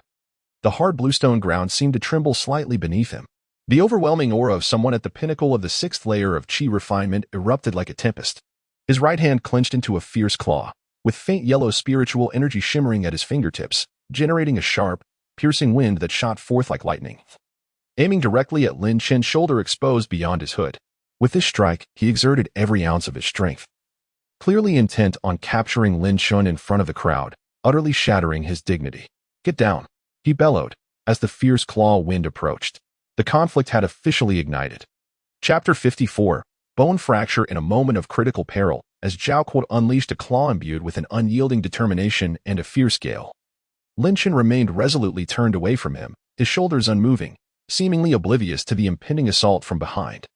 Just as the pale yellow shadow of the claw was about to tear through the air and make contact with Lin Chen's form, a low, resonant hum erupted, as if it emanated from the very depths of the underworld, echoing unexpectedly through the atmosphere. In an instant, a shadowy shield, entirely black as ink, its surface shimmering with an enigmatic, dark radiance, exuding an air of icy chill and a weight akin to mountains, abruptly materialized behind Lin Chen. Ming Shui Xiandan. This shield had not fully coalesced into a solid form, it merely manifested as an ethereal outline. Yet the formidable pressure it radiated, capable of freezing souls and crushing all, momentarily stilled the air within the entire mission hall. With a sharp sound, Zhao Kuo's determined claw struck firmly against the unexpectedly manifested shadowy shield. However, the anticipated scenario of seizing Lin Chen's shoulder and pinning him to the ground did not unfold. Zhao Kuo felt as if his claw had latched onto an impossibly slick, bone-chilling, and extraordinarily hard surface of ancient ice. The immense force he had channeled into his strike dissipated like a drop in the ocean, swiftly neutralized by the peculiar ethereal light flowing across the shield's surface. The remnants of his strength were entirely absorbed by the profound darkness, leaving not even a ripple in its wake. He returned empty-handed. Yet, this was not the end. What horrified Zhao Kuo further, sending chills down his spine, was the terrifying force that surged from the shadowy shield at the very moment his claw met empty air and his power was nullified. This chilling, domineering force, akin to that from the depths of the abyss, struck back with ferocity, coiling around his arm like a venomous serpent. The backlash was swift, frigid, and brutally unyielding. With a faint crack, almost imperceptible yet resoundingly clear in the hushed hall, the sound of a bone fracturing echoed. A piercing scream escaped Zhao Kuo's lips, filled with unspeakable agony. His entire being felt as though it had been struck by an invisible hammer, causing him to lose balance and stagger backward. Collapsing onto the ground after several frantic steps, he clutched his right arm tightly, beads of cold sweat forming on his brow, his face paling to the color of parchment. Severe pain radiated from his wrist, and he distinctly sensed that his wrist bone had been grievously injured by that eerie recoil. It was even possible that a slight fracture had occurred. All this transpired with but a single contact, and his opponent had not even turned to face him. Silence reigned supreme. The entire mission hall descended into a profound stillness, where even the sound of a falling needle could be heard. All the onlooking disciples, whether they had previously gathered to spectate, reveled in misfortune, or harbored animosity towards Lin Chen, now stood as if ensnared by an immobilizing spell, their mouths agape, eyes wide with disbelief. The scene before them utterly shattered their preconceptions. What had transpired? Lin Chen, he had not even turned around. It seemed he had not even lifted a finger. Yet Zhao Kuo, brimming with aggression and at the pinnacle of the sixth layer of qi refinement, had launched a full-force ambush, only to find that he had not even grazed the opponent's garment. Instead, he had been repelled by an ethereal shield that materialized on its own, injuring his wrist in the process. What manner of defensive spell was this? Why had they never heard of it? It was so bizarre, so formidable. The dark shield exuded an aura so terrifying. How much power did Lin Chen truly conceal? The rumors of his confrontation with the Foundation establishment elders in the Hall of Affairs, could they not only be true but also woefully underestimate his capabilities? Countless questions and astonishment surged through the minds of all present like a tempest. Their gazes towards Lin Chen were instantly filled with reverence, fear, and profound trepidation. Only at this moment, amid the profound silence, did Lin Chen slowly turn around, as if he had just concluded a trivial matter. His gaze was calm, devoid of any turbulence, and lightly rested upon the distorted faces of Zhao Kuo, who was contorted in agony and shock, and his companion, who trembled like a leaf in a storm, drained of color. There was no trace of anger, no hint of triumph in Lin Chen's eyes, only a pure indifference. He appeared as a deity, looking down upon two noisy and foolish insects. Is there something else? He inquired softly, his tone serene yet imbued with an invisible, suffocating pressure.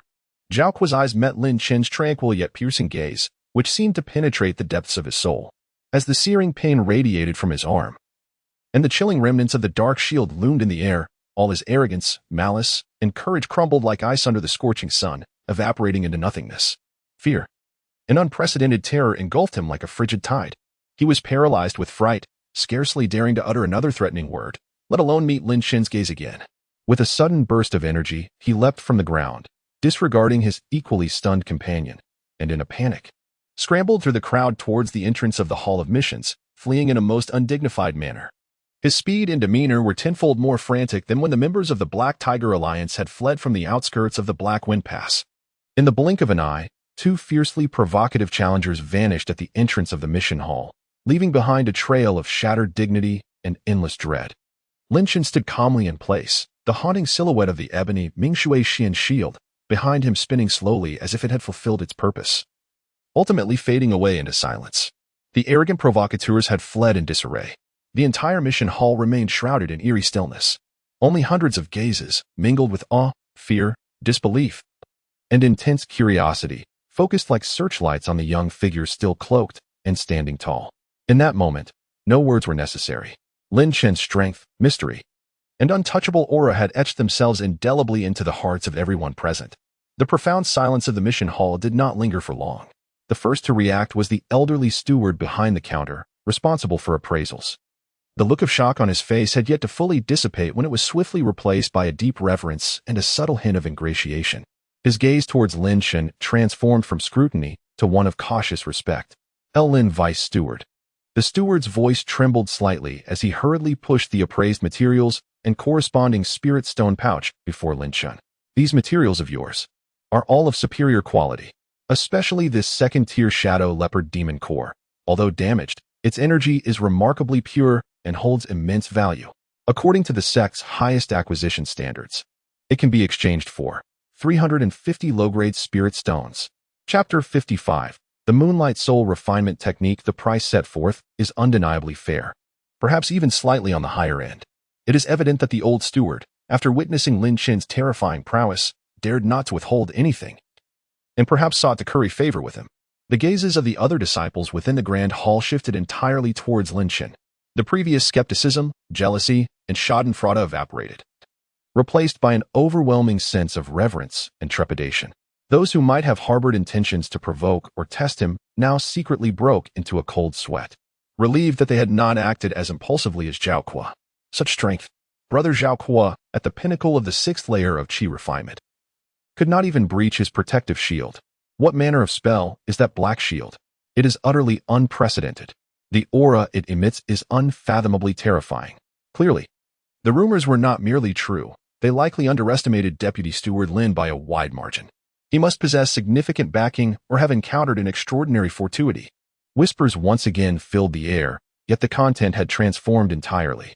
Lin Chen's reputation, or perhaps his fearsome name, undoubtedly ascended to a new pinnacle at this moment. In this ruthless domain of the outer sect, strength is eternally the swiftest path to garnering both respect and fear. Lin Chen remained impervious to the gazes and discussions surrounding him. He accepted the storage bag containing 350 low-grade spirit stones, weighing it thoughtfully. With the remnants he possessed, his total now approached 400 stones, sufficient for his forthcoming preparations. He offered a slight nod to the old steward in gratitude, then, under the scrutiny of awe and complexity, maintained his composure and tranquility as he departed the bustling mission hall. Upon returning to his modest temporary abode and closing the door, Lin Chen's emotions remained largely unaffected by the brief yet overwhelming confrontation. Individuals like Zhao Kuo were, to him, akin to mere insects by the roadside, easily brushed aside, unworthy of excessive concern. What occupied his thoughts now was of another matter. He once again retrieved the mysterious blank jade slip from his bosom. This time, he refrained from hastily infusing it with spiritual energy or probing it with his consciousness. Instead, he recalled the unique aura of Su Qingxue, cool, pure. Like the luminous moon high above, yet beneath that extreme chill lay a barely perceptible warmth that was nonetheless genuine. He also remembered the lingering essence upon the ice needle. Equally cool but imbued with an indomitable sharpness and an ethereal quality that was almost insubstantial. Coolness, purity. Lin Chen pondered thoughtfully. He gradually began to circulate the Xianshui true technique within him. This technique, inherently inclined towards the soft and fluid nature of water, seemed to resonate subtly with Su Qingxue's ice-attribute spiritual energy in certain aspects. He endeavored to control his mystical water spiritual power, no longer pursuing its inherent richness or impact, but striving to emulate and approximate that ethereal, pure quality. He then focused his mind, extracting a thread of exceedingly faint spiritual energy, imbued with a trace of his mental imprint.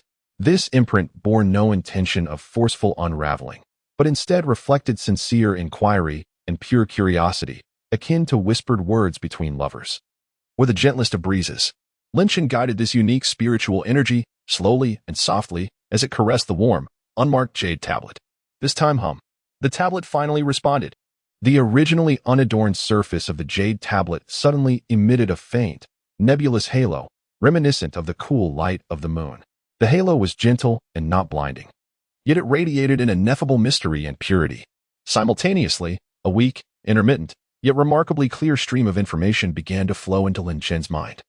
Following the touch of that spiritual energy, this stream of information was not complete, seemingly obstructed by some form of restriction, requiring him to continuously infuse spiritual energy in this special manner to gradually decipher its meaning.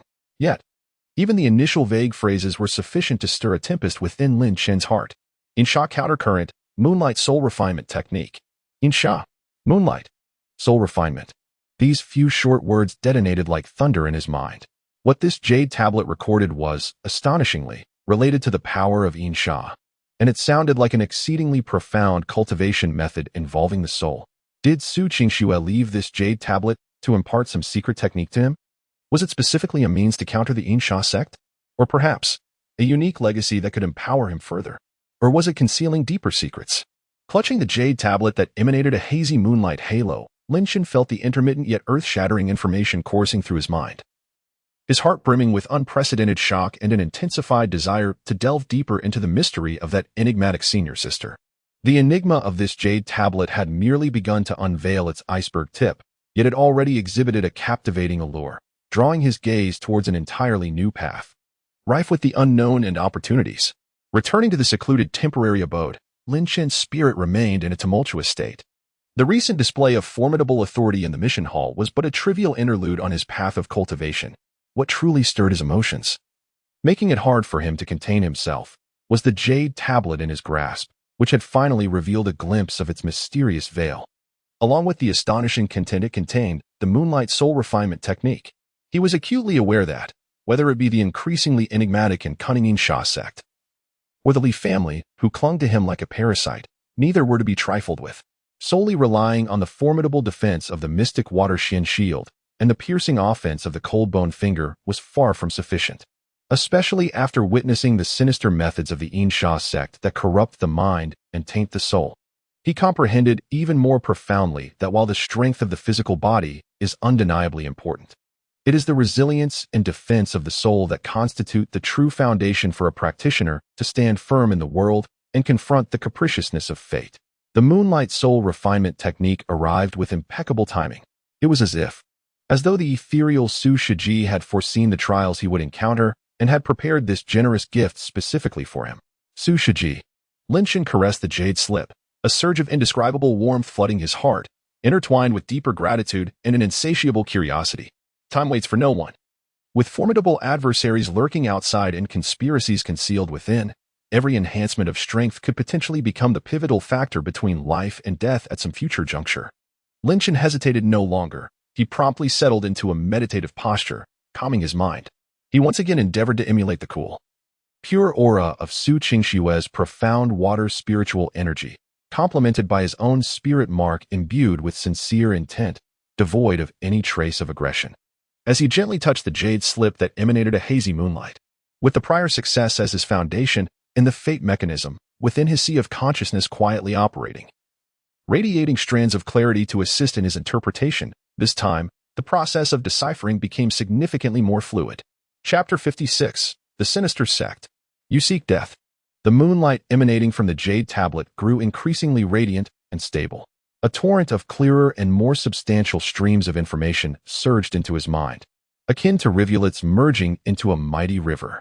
The moonlight soul refinement technique. Indeed, this was an exceedingly profound and enigmatic method of soul cultivation. Unlike the majority of techniques known to Lin Chen, this one did not directly enhance a cultivator's spiritual prowess. Rather, it focused on the most fundamental and mysterious realm of a cultivator, the soul. The essence of this technique lies in harnessing the pure and pristine lunar energy from the heavens above, skillfully refining the cultivator's soul, purging impurities, nurturing the essence, and ultimately fortifying the soul. Once perfected, the benefits are immeasurable. The most immediate advantage is a significant enhancement in the cultivator's resilience against various illusions, mental assaults, soul stealing, and even the most dreaded soul possession techniques. A fortified soul is impervious to myriad evils.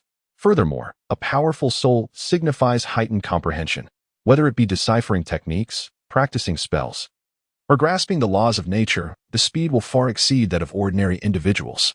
In the long run, this technique can lay an exceptionally solid foundation for future breakthroughs into foundational realms and golden core stages, coalescing a soul consciousness far superior to others of the same level. Most crucially, and what delighted Lin Chen the most, was that the Moonlight Soul Refinement technique seemed to encompass a force derived from moonlight itself, possessing an extraordinarily potent natural counter to all negative energies, such as sinister spirits, phantoms, and malevolent forces. It was as if this technique was tailor-made for him. Lin Chen's heart raced with excitement. Though the technique is remarkable, its cultivation conditions are rather stringent.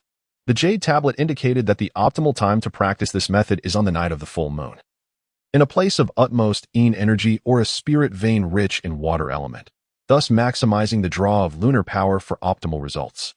The abandoned mine where he currently resided, while rich in yin energy, was unfortunately chaotic and rife with malevolence, making it less than ideal for such practice. However, the alignment of his own cultivation method, the mysterious water true formula, with the water element can somewhat mitigate the environmental shortcomings. Better than nothing, indeed. Time waits for no one. He must commence his practice immediately. A brilliant gleam ignited in Lin Chen's eyes. This technique not only perfectly compensates for his most significant weakness, soul defense, but also effectively counters his greatest adversary, the sinister sect. It may even expedite his ascension to higher realms. He envisioned a golden pathway leading to greater power and mastery over his own fate. Even a preliminary practice, an entry into this technique, is bound to yield tremendous benefits. Yet, just as Lin Chen took a deep breath, preparing to immerse himself entirely and attempt to channel the first wisp of moonlight energy to refine his soul, buzz. In the depths of his consciousness, the fated celestial timekeeper trembled violently without warning. The ancient face of the timepiece spun wildly, emanating an unprecedented and blinding scarlet radiance. A powerful sense of impending crisis surged through him like icy water, engulfing his entire being in an instant. Simultaneously, his heightened spiritual awareness, sharpened by the impending practice of soul techniques, detected an incredibly terrifying fluctuation emanating from the depths of the Black Wind Port. A subtle yet profoundly malevolent energy wave was rapidly gathering, escalating, and intensifying at an astonishing pace. It felt as though an ancient slumbering evil deity was awakening, or like a dark vortex poised to consume all in its path. The Yin Sha sect was undoubtedly engaged in some grand and critically important nefarious ritual or scheme. What weighed heavily on Lin Chen's heart was the faint yet eerily familiar presence he discerned amidst the rising malevolence. Was it Zhang Fan, Li Hu, and several other ordinary disciples he had encountered in the outer sect? These familiar auras now flickered like dying candles in the wind, ensnared and drawn by the wicked energy, as if they were on the verge of being completely devoured. This is dire. Yin Sha sect, you seek your demise. Lin Chen's eyes flew open, a terrifying killing intent igniting within his pupils. An overwhelming fury obliterated all thoughts of cultivation. While practicing the lunar essence soul refinement technique was undoubtedly important, it could wait. He could not stand by as the Yin Sha sect rampaged unopposed, nor could he bear to watch his fellow disciples, innocent and unknowing, meet a tragic end at the hands of malevolent practitioners. With a swift motion, he sprang to his feet, his movements as quick as lightning. He promptly secured the jade slip radiating lunar essence close to him, while his thoughts raced, channeling his spiritual energy to elevate his state to its zenith. The magical imprint of the Netherwater mystic shield was poised for action, and the chilling intent of the cold marrow finger coalesced at his fingertips. His gaze sharpened like a blade, the murderous intent as frigid as ice. In the next moment, he transformed into a blur, bursting through the crude stone door of his temporary abode without hesitation, racing towards the source of the malevolent energy at the Black Wind Port. A sudden and fierce battle was about to unfold. With his spiritual energy surging, Lin Chen's speed reached an unprecedented peak. He darted like a shadow skimming the ground, swiftly traversing the treacherous and convoluted paths of the mines and forests. The fated celestial timekeeper, in his consciousness, spun rapidly, emitting a soft glow, continuously guiding him along the safest route. steering clear of lurking low-level beasts and potential hidden sentinels of the Insha sect. At the same time, the nascent perception he had just begun to grasp from the lunar essence soul refinement technique, though feeble, proved remarkably effective in this critical moment. It heightened Lin Chen's spiritual perception, enabling him to discern more clearly the ever-rising waves of malevolent energy ahead, interspersed with faint yet familiar threads of vitality. With a clear direction and a locked target, the depths of the Black Wind Mouth, near the vicinity of the abandoned Shadow Leopard Den. As he approached, the chilling, bloody, and vengeful atmosphere thickened, becoming almost unbearable. At last, in a secluded hollow of the mountains, Lin Chen stumbled upon a newly excavated entrance leading underground. The source of that malevolent energy fluctuation lay just beneath. He suppressed all his presence, employing a technique of breath concealment, and silently crept into the opening like a gecko. The passage descended for several dozen yards, eventually opening into a vast underground cavern, roughly 100 yards in circumference, hastily carved out. The scene at the center of the cavern made Lin Chen, hidden in the shadows of the entrance, feel an overwhelming surge of rage, as if his very vision was about to burst. In the heart of the cavern, an enormous and enigmatic mystical formation was inscribed with unknown black or in crimson liquid. Each rune of the formation writhed and twisted, exuding a heart-pounding aura of blood and vengeance, as if it were a conduit to some indescribable realm of evil. Chapter 57. The malevolent ritual at the heart of the array, 3 feet above the ground, hovered a magic sphere the size of a human head. Its surface an inky black, pulsating rhythmically like a heart. Upon its surface, countless agonized and contorted faces could be discerned, writhing and wailing, as if they were the amalgamation of countless wronged souls. With each pulse, a more potent aura of malevolence emanated from it.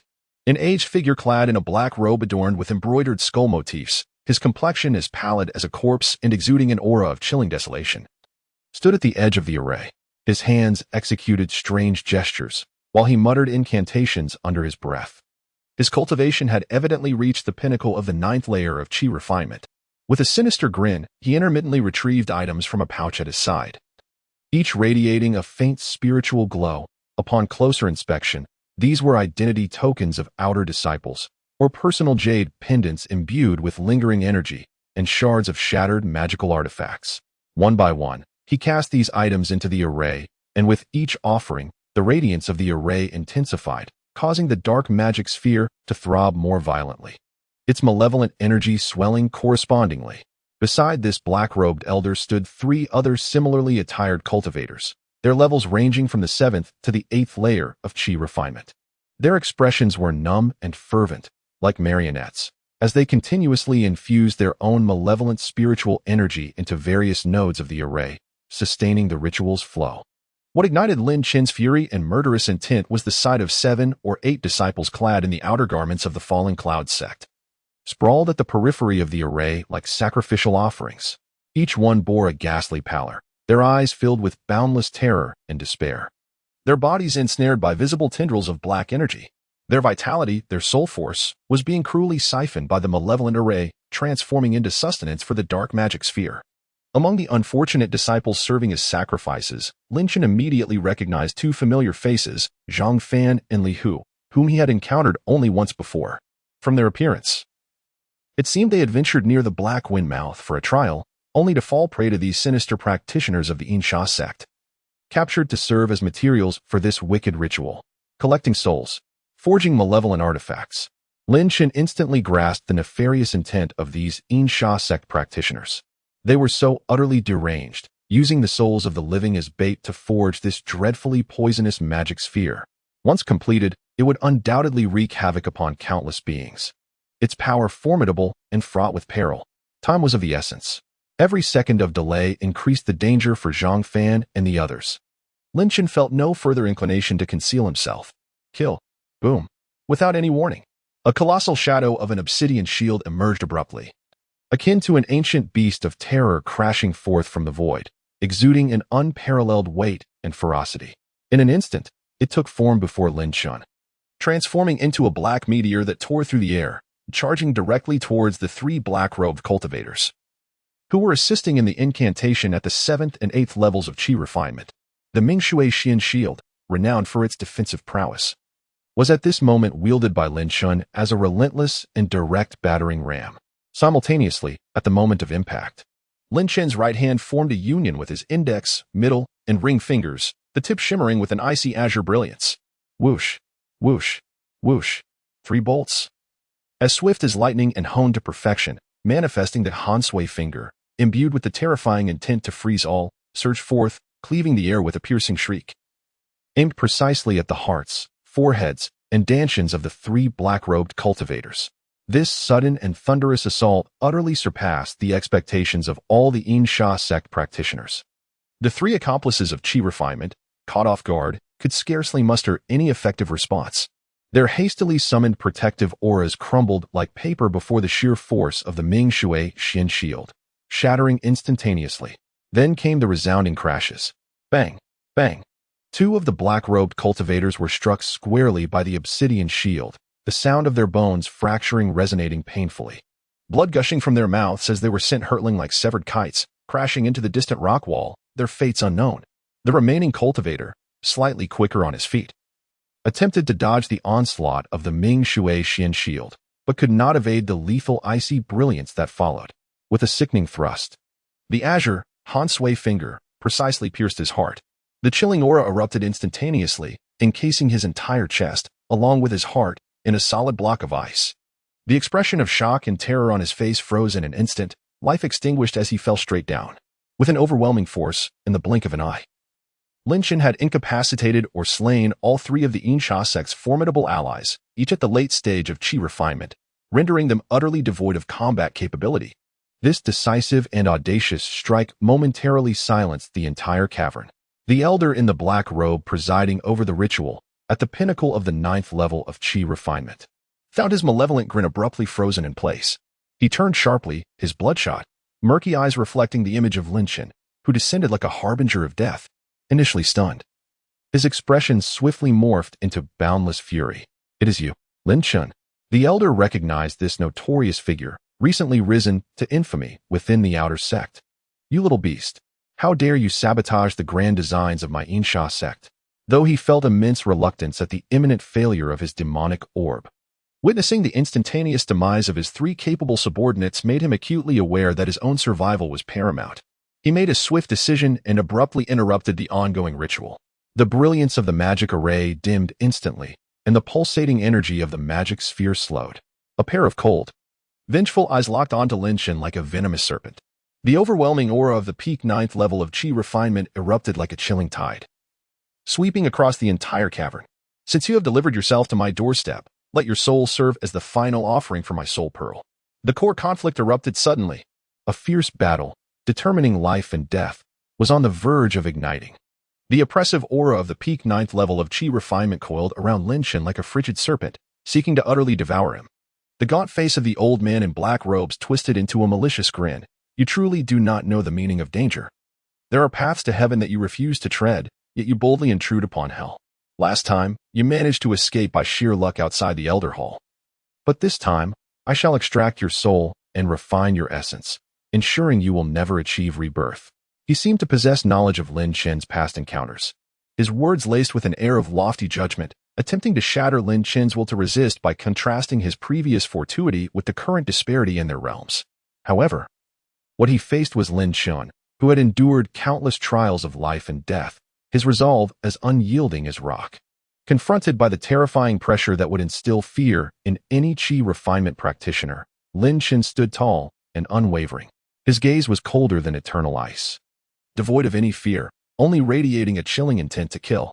The obsidian, dark water mystic shield hovered silently beside him, its surface shimmering with a dark luminescence that seemed to connect with the depths of the abyss, exuding a terrifying pressure even more daunting than that of the old man in black. "Do the minions of the Insha sect presume to make noise before me?" Lin Chen's voice, as frigid as the northern winds in the dead of winter, swept through the entire cavern, forcefully rebounding the old man's chilling pressure. "Today, this place shall be your burial ground." Chapter 58, Annihilation, Dominance, Arrogance. With the cultivation of the mid-stage Qi refinement, Lin Chen faced the pinnacle of the Qi refinement realm without an ounce of trepidation. Instead, he exuded an even more formidable and domineering presence, issuing a death decree. This was nothing short of blatant contempt. Seeking death, the black-robed elder was utterly incensed by Lin Chen's audacious demeanor, his body trembling with rage. The veins on his gaunt face bulging ominously.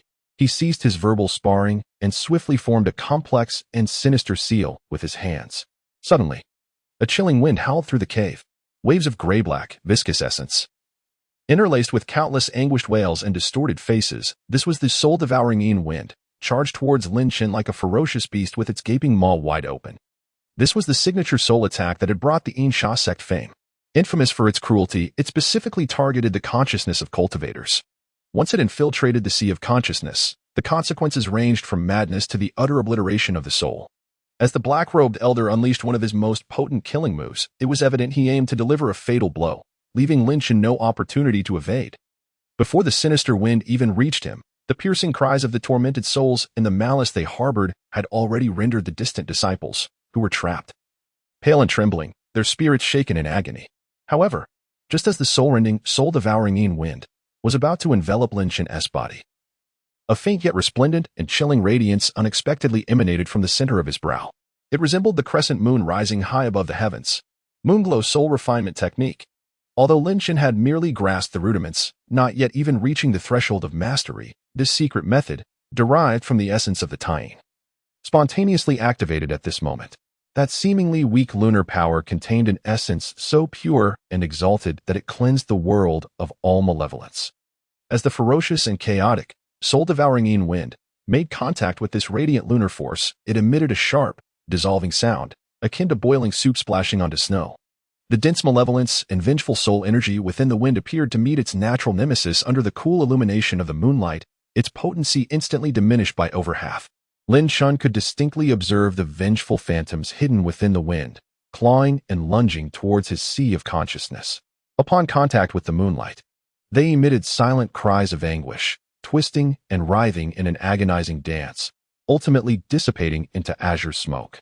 Although a remnant of the chilling soul energy still assailed his sea of consciousness, it merely caused a slight tremor and a mild sting.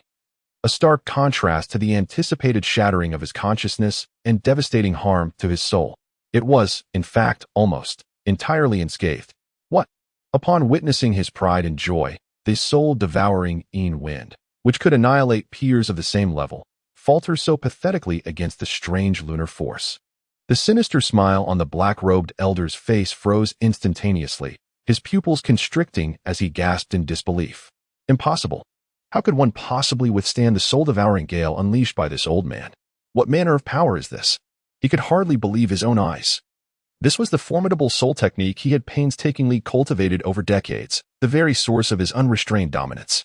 At that moment, while the black-robed elder was engulfed in disbelief and shock, Lin Chen sprang into action. He astutely seized the fleeting opportunity for battle and launched a fierce counterattack. Death. The chilling words echoed like a decree from the Grim Reaper. Boom, boom, boom. The black-robed elder, despite being a peak 9th layer Qi practitioner, was startled yet not entirely unfocused. His reflexes were lightning fast. He waved his hands repeatedly, unleashing a torrent of sharp spells that rained down upon Lin Chen like a tempest. Enormous, pallid bone claws cleaved through the air. The foul, viscous aura of blood transformed into venomous serpents. Several bone needles, glimmering with eerie green phosphorescence, shot toward Lin Chen's vital points with ruthless precision. However, in the face of this ferocious onslaught, Lin Chen stood resolute, unyielding. Ming Shui Xian Shield. The obsidian shield radiated a brilliant glow, steadfastly positioned before him. Bang, bang, bang. The relentless barrage of spells hammered against the Ming Shui Xian shield, erupting in a cacophony of thunderous roars.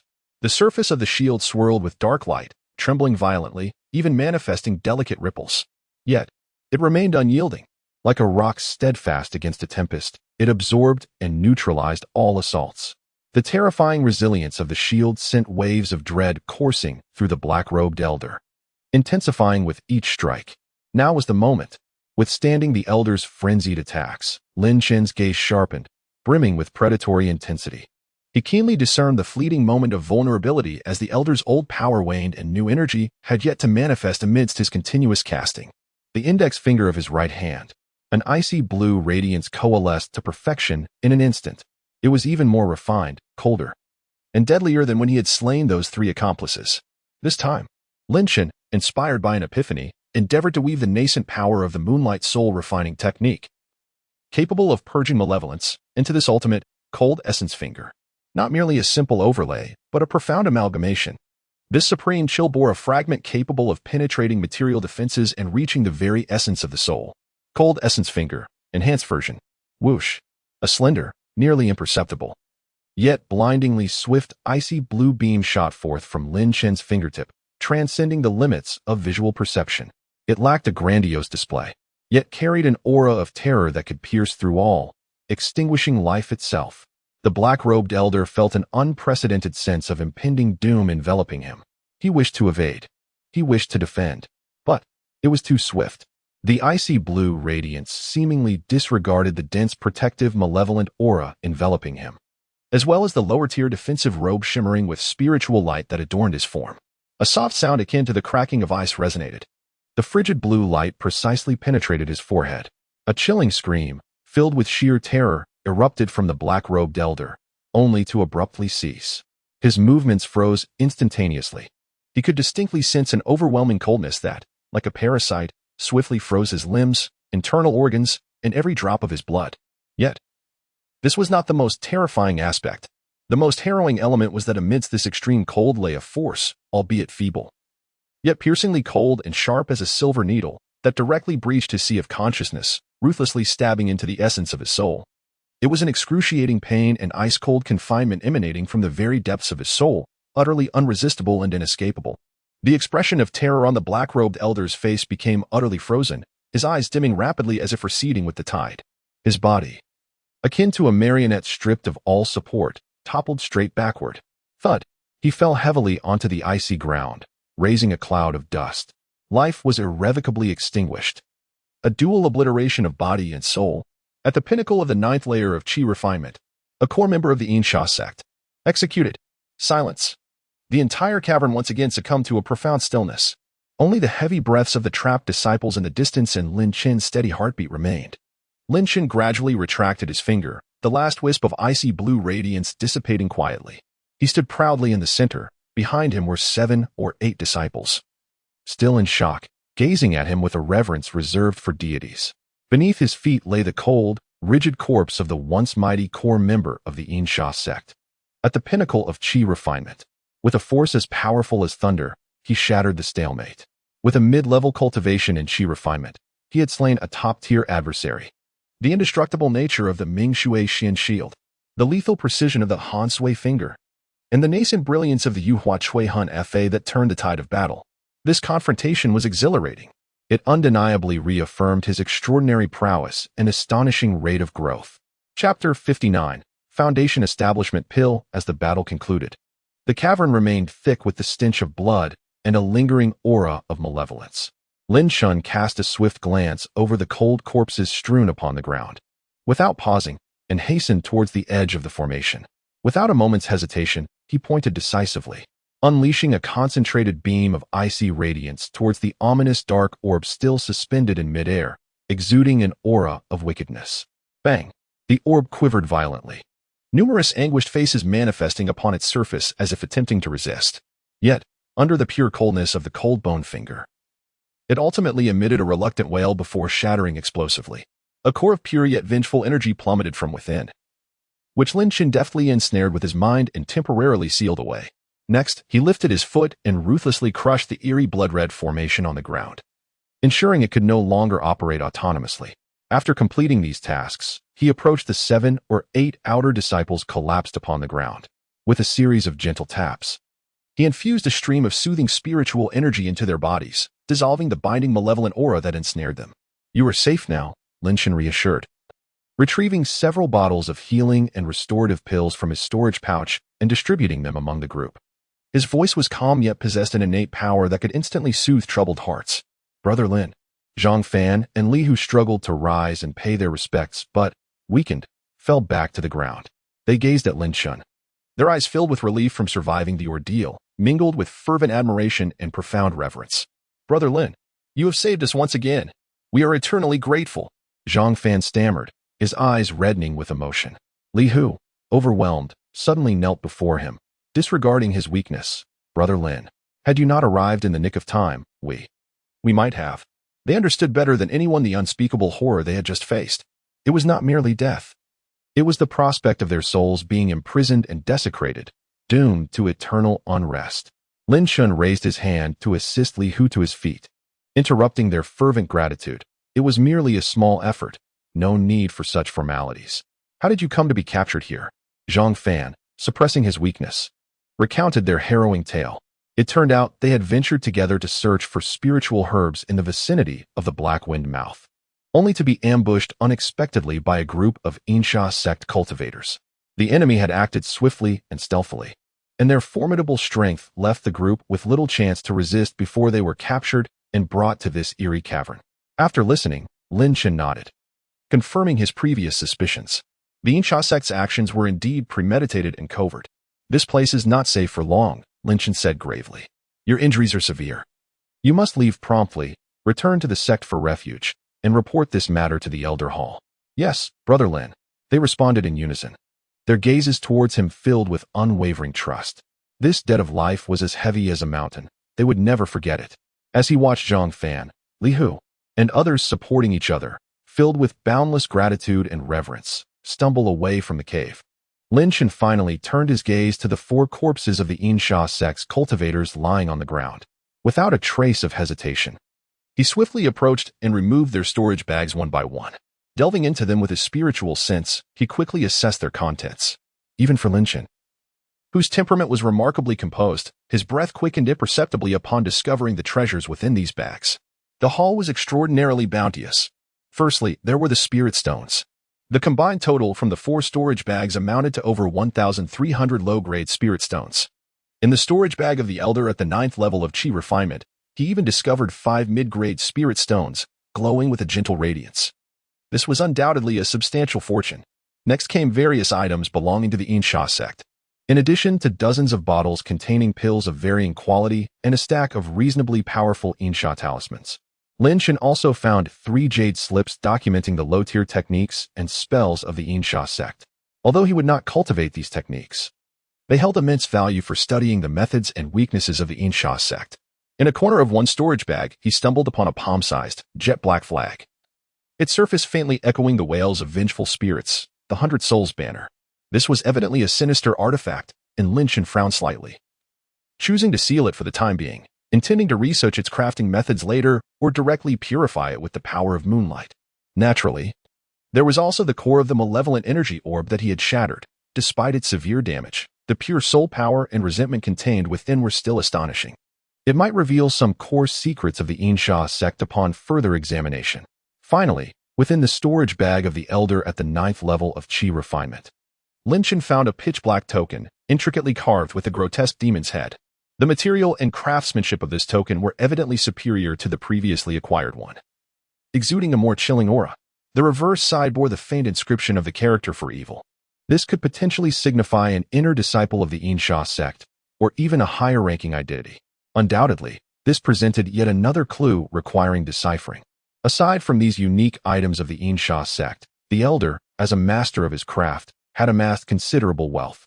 Lin Chen also discovered 2 exceptionally fine magical artifacts, a razor-sharp short blade capable of unleashing bloodthirsty energy, and a robust black inner armor adorned with skull runes. Additionally, there were some rare materials for refining weapons and concocting pills. However, when Lin Chen's spiritual sense penetrated the deepest corner of the Elder's storage bag, his heart skipped a beat. There lay an unassuming white jade vial. Yet, as he retrieved it and uncorked the stopper, an intensely rich and refreshing fragrance of medicinal essence instantaneously enveloped him. Inside the vial rested 3 pills, each the size of a longan, perfectly round and adorned with peculiar patterns, emanating a hazy spiritual light.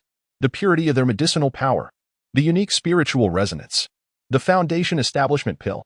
To his astonishment, he had acquired 3 Foundation Establishment pills, an unexpected stroke of fortune. Although the quality of these pills did not appear to be the utmost pinnacle, with their intricate and somewhat chaotic patterns, there was no doubt that they were authentic Foundation Establishment pills. Such treasures could drive countless Qi refinement stage cultivators into a frenzy, some even willing to risk their lives to seize them. With these 3 pills in his possession, his chances of breaking into the Foundation Establishment stage had undoubtedly increased significantly. Lin Chen tightly grasped the jade vial in his hand, feeling the warm spiritual energy emanating from the pills, his heart ablaze with excitement. At that moment, The blank jade slip he had partially deciphered seemed to resonate with his turbulent emotions, subtly radiating a faint, cool moonlight. Lin Chen withdrew the jade slip, caressing its smooth surface, recalling the stunning display of the Moonlight Soul refinement technique that had countered the soul-devouring Yin Wind during the recent battle. His gratitude towards the mysterious Sister Su deepened, and his curiosity surged ever stronger. In the depths of his being, he sensed that this serene, moon-like sister had been watching over him in a manner he could not comprehend, guiding him along his path. This sensation was akin to a warm ray of sunlight on a winter's day, bringing an indescribable warmth to his once cold heart. Taking a deep breath, Lin Chen steadied his racing emotions. Clutching the jade vial containing the 3 foundation establishment pills, he felt the surge of vitality within him, heightened by the fierce battle and the preliminary operation of the Moonlight Soul refinement technique. He sensed the subtle touch of spiritual power brushing against the threshold of the 6th level of Qi refinement. His eyes brimming with an insatiable yearning for the future and an unwavering resolve to seize his destiny firmly in his grasp. The threats from the Insha sect and the Leaf family's watchful eyes did not instill fear within him. Instead, they became the very stepping stones to accelerate his growth. He was determined to grow stronger at an even swifter pace. Chapter 60. The intent to establish a foundation. The jade vial in Lin Chen's palm radiated a gentle warmth, cradling 3 plump foundation establishment pills that lay quietly, emitting a rich medicinal fragrance and pure spiritual energy. It seemed to recount the thrilling battle that had just transpired and the unexpected delight that followed. Lin Chen gripped the vial tightly, sensing the turbulence within his dantian. Stirred by the fierce combat and the initial operation of the Moonlight Soul refinement technique, the nearly boiling essence of the mystic water spiritual energy brought him tantalizingly close to breaking through the barrier that led to the 6th level of Qi refinement. Within his consciousness, clarity reigned supreme, his thoughts racing with unprecedented speed. Excitement, elation, a tempest of emotions crashed upon his spirit, refusing to subside. Ascension to immortality. This thunderous aspiration spurred him relentlessly, urging him to advance with a fervor 100-fold, 1,000-fold. The Qi refinement stage was merely the inception of his journey. He must establish his foundation swiftly. Only by entering the foundation establishment stage could he truly possess the roots to stand firm in this brutal world of cultivation. To explore the vast, tumultuous, yet perilous realms ahead, and to amass the strength necessary to safeguard himself and the warmth and bonds he wished to protect in the future. Time. It was the one thing he lacked most. Lin Chen inhaled deeply, forcing his tumultuous emotions to subside, his gaze sharpening with an unparalleled clarity and calmness. He must immediately convert all resources into the most direct form of power. He opened his palm, gazing at the mountain of spirit stones within his storage bag, over 1,300 low-grade spirit stones, along with 5 mid-grade spirit stones of even greater purity and value. Additionally, he had acquired a significant quantity of high-quality medicinal pills from the 4 practitioners of the Insha sect, particularly the elderly man at the 9th level of Qi refinement, whose potency was far beyond that of ordinary outer sect pills. To the market? To the task hall? Too slow. A flicker of determination crossed his eyes. Right here, within this makeshift cave, at this very moment, he resolved to employ the fastest, most direct, and even the most audacious method to forcefully elevate his cultivation. Simultaneously, the practice of the Moonlight Soul refinement technique must not cease. This enigmatic soul technique, gifted by Senior Sister Su, not only effectively countered the bizarre tactics of the Insha sect but also enhanced comprehension and nourished the soul, offering immeasurable benefits to aid in his cultivation breakthroughs. His techniques and cultivation must advance in tandem, the goal, pinnacle of the 9th level of Qi refinement, before utilizing those 3 invaluable foundation establishment pills. He aimed to elevate his Qi refinement accumulation to unprecedented heights. Armed with this vast reservoir of cultivation resources and the wondrous assistance of the Moonlight Soul refinement technique, he held absolute confidence that in a remarkably short span, perhaps merely a few days, or even just 1 or 2, he could achieve this seemingly impossible feat. However, just as Lin Chen resolved to embark on this audacious seclusion plan, plunging all his thoughts into cultivation, buzz, deep within his sea of consciousness, the ever-quiet, fate's celestial sundial erupted without warning, unleashing an unprecedented, hysterical alarm. Upon the ancient surface of the sundial, all the markings flickered rapidly, while the pointer spun wildly as if possessed, ultimately fixing its relentless gaze upon a distant direction beyond the sect. In that very direction, a profoundly terrifying crimson radiance emerged. Thick and unyielding, akin to an abyssal maw poised to devour, emanating an aura of death that sent shivers down the soul. A calamity of bloodlight. An unparalleled, lethal crisis. Almost simultaneously, a frigid, bone-chilling aura of divine consciousness, far surpassing that of the previously encountered peak elder of the ninth layer of chi refinement, surged forth. Filled with brutal and destructive intent. Like an invisible shadow of death, it tore through space with an unimaginable speed, racing towards the direction of the fallen cloud sect. Or more precisely, towards the very vicinity where Lin Chen stood, advancing with fierce determination. The oppressive force contained within that divine consciousness, sensed from afar, raised every hair on Lin Chen's body and nearly froze his blood. The revenge of the Insha sect was upon him, and it arrived with alarming swiftness. With overwhelming strength, the adversary may have even employed some extraordinarily sophisticated tracking technique, perhaps linked to the ninth layer operative he had slain, or perhaps originating from the spoils he had seized from the Insha sect, precisely locking onto his general location. Foundation establishment. Lin Chen's pupils abruptly constricted to a perilous pinprick. Foundation establishment. A true practitioner of the foundation establishment stage. With his current strength, even if he were to immediately break through to the sixth layer of chi refinement, facing an enraged assassin of the foundation establishment would be tantamount to a mandish trying to stop a chariot, utterly futile. Escape? Though the falling cloud sect was vast, where could he flee under the all-seeing gaze of a foundation establishment practitioner's divine consciousness? He would likely be caught before he could even exit the outer gate area. Easily crushed. A dead end. This was a genuine dead end. The only path to survival seemed to lie in completing the ultimate accumulation and breakthrough of the chi refinement stage before the terrifying killing intent descended. On the edge of death's blade, he sought that faint glimmer of life. He must race against the specter of death. A flicker of near-mad resolve flashed in Lin Chen's eyes. Flight was not an option. Gritting his teeth, he acted without a moment's hesitation, his hands moving swiftly to arrange layers of simple yet effective defensive formations and breath-concealing arrays around his temporary cave dwelling. Utilizing materials seized from the Insha sect practitioners along with his own spiritual power. Having accomplished this, he did not pause for even a moment, instead sitting cross-legged. With a flourish, he emptied his storage bag, spilling forth all his spiritual stones and elixirs into a small mountain before him. Spiritual light shimmered, and the fragrance of medicine wafted through the air. You wish to kill me? Lin Chen raised his head, his gaze piercing through the stone walls of the cave, as if he could perceive the chilling shadow of death rapidly approaching. A manic and defiant smile curled at the corners of his lips. Let us see then, whether your blade is swifter, or if my breakthrough shall outpace it. Before the last word had escaped his lips, he seized a medium-grade spirit stone emanating a gentle radiance, clasping it tightly in his palm. Within him, the Xin Shui true art surged with fervor as his Dantian's Qi Si roared like a tempest, voraciously absorbing the pure and abundant spiritual energy contained within the stone. Simultaneously, he forcibly concentrated his mind, and even under the bright sun, he deftly invoked the esoteric resonance of the moonlight soul refinement technique, channeling the elusive power of the lunar essence from the heavens above, integrating it into his being. The spiritual energy and lunar radiance surged forth in unison, elevating both his cultivation and spirit simultaneously. An extreme trial of cultivation ensued, a desperate race against death, boldly igniting on the eve of impending peril. Within the cave, the only sounds that remained were the howling rush of spiritual energy and the palpable tension of a do-or-die struggle, where every fleeting moment counted. Chapter 61. Ascending to the ninth level of Qi refinement. Within the tranquil cavern, a tumultuous vortex of spiritual energy swirled violently. Lin Chen sat cross-legged, his eyes tightly closed. His countenance serene, yet an imposing aura emanated fiercely around him. The medium-grade spirit stone clasped in his palm was visibly dimming at an astonishing rate.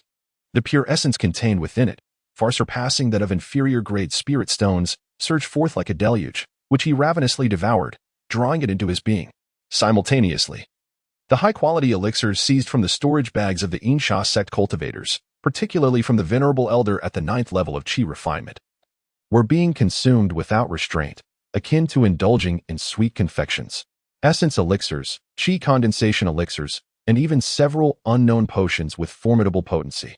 These precious resources, capable of sustaining ordinary outer sect disciples for months or even longer, were now burning and transforming within him at an unprecedented speed. The mystic water true technique was being propelled to an unparalleled zenith. The pathway of the technique was vividly etched within his meridians, and the pale blue mystic water spiritual power surged and roared, repeatedly cleansing his limbs and bones. amidst this frenzied onslaught of spiritual energy. The profound mysteries of the moonlight soul refining method were concurrently in operation deep within his consciousness. The luminous, frigid power of moonlight, though faint, stood resolutely like the most unyielding rock, safeguarding the essence of his soul, allowing him to maintain clarity, composure, and focus even as he endured the violent impact of the spiritual energy. The speed of absorption, the efficiency of refining spiritual energy, both transcended the limits of what ordinary cultivators could fathom. More importantly, as the moonlight soul refining method operated, his comprehension was subtly elevated. New insights regarding the mystic water true technique continuously emerged, and the once formidable bottlenecks now felt precariously fragile. Under this opulent and extreme stimulation, merely half a day had elapsed. Boom! It was as if something within Lin Chen shattered explosively. A force, far more potent and refined than before, erupted from him like a volcanic eruption. He achieved the 6th level of qi refinement, but this was merely the beginning. Lin Chen showed no signs of pausing, relentlessly absorbing spirit stones and swallowing elixirs. The barrier he had just breached seemed as trivial as a mere layer of paper. Boom! Another muffled sound echoed. The 7th level of qi refinement. The flow of spiritual power within his meridians accelerated, its quality becoming even more pure and refined. He officially crossed the threshold into the late stage of qi refinement. The raging spiritual energy continued to wreak havoc within him. Boom! The 8th level of qi refinement. Like a bamboo shoot breaking through the ground. In just half a day, he had shattered 3 realms. From the pinnacle of the 5th level of qi refinement, he soared to the 8th level. Such a pace of cultivation, if disseminated, would undoubtedly astonish the entire Fallen Cloud sect. It could even upend the fundamental beliefs of countless cultivators. As Lin Chen's cultivation soared uncontrollably, the blood-red light emanating from the faded celestial sundial within his consciousness, a harbinger of imminent peril, not only failed to diminish but intensified, becoming ever more blinding and profound. The distance displayed on the sundial was shrinking at an astonishing rate. That frigid and piercing presence, imbued with a savage intent to kill, was drawing closer and becoming increasingly distinct.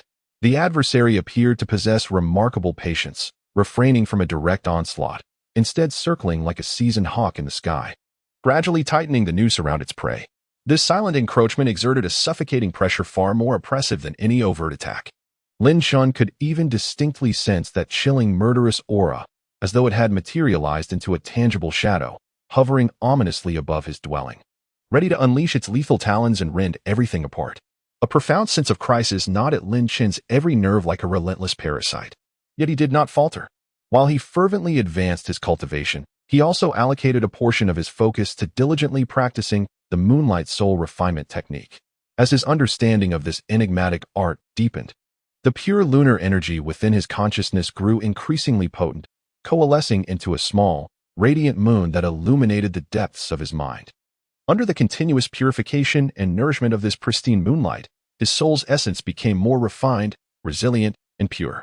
He even sensed an unprecedented enhancement in his perception and insight. His 5 senses and 6th sense sharpened remarkably. Furthermore, it seemed that he could vaguely discern things that had previously eluded his awareness. It was an exceedingly subtle and ephemeral phenomenon, akin to dust suspended in the air or the illusions formed by the interplay of light and shadow. Was it a shadow on a soul level, or perhaps a manifestation of the mind? This extraordinary revelation stirred something within Lin Chen. Could this be the special ability bestowed by the moonlight soul refinement technique? Might it prove invaluable in the impending battle for survival? Just as Lin Chen immersed himself in the profound insights gained from his soul technique. And while the breath of his 8th layer of qi refinement had yet to fully stabilize Buzz, the faded celestial sundial in his consciousness erupted with a frenetic hum. Reaching an urgent crescendo, the blood-red light threatened to saturate the entire surface of the sundial.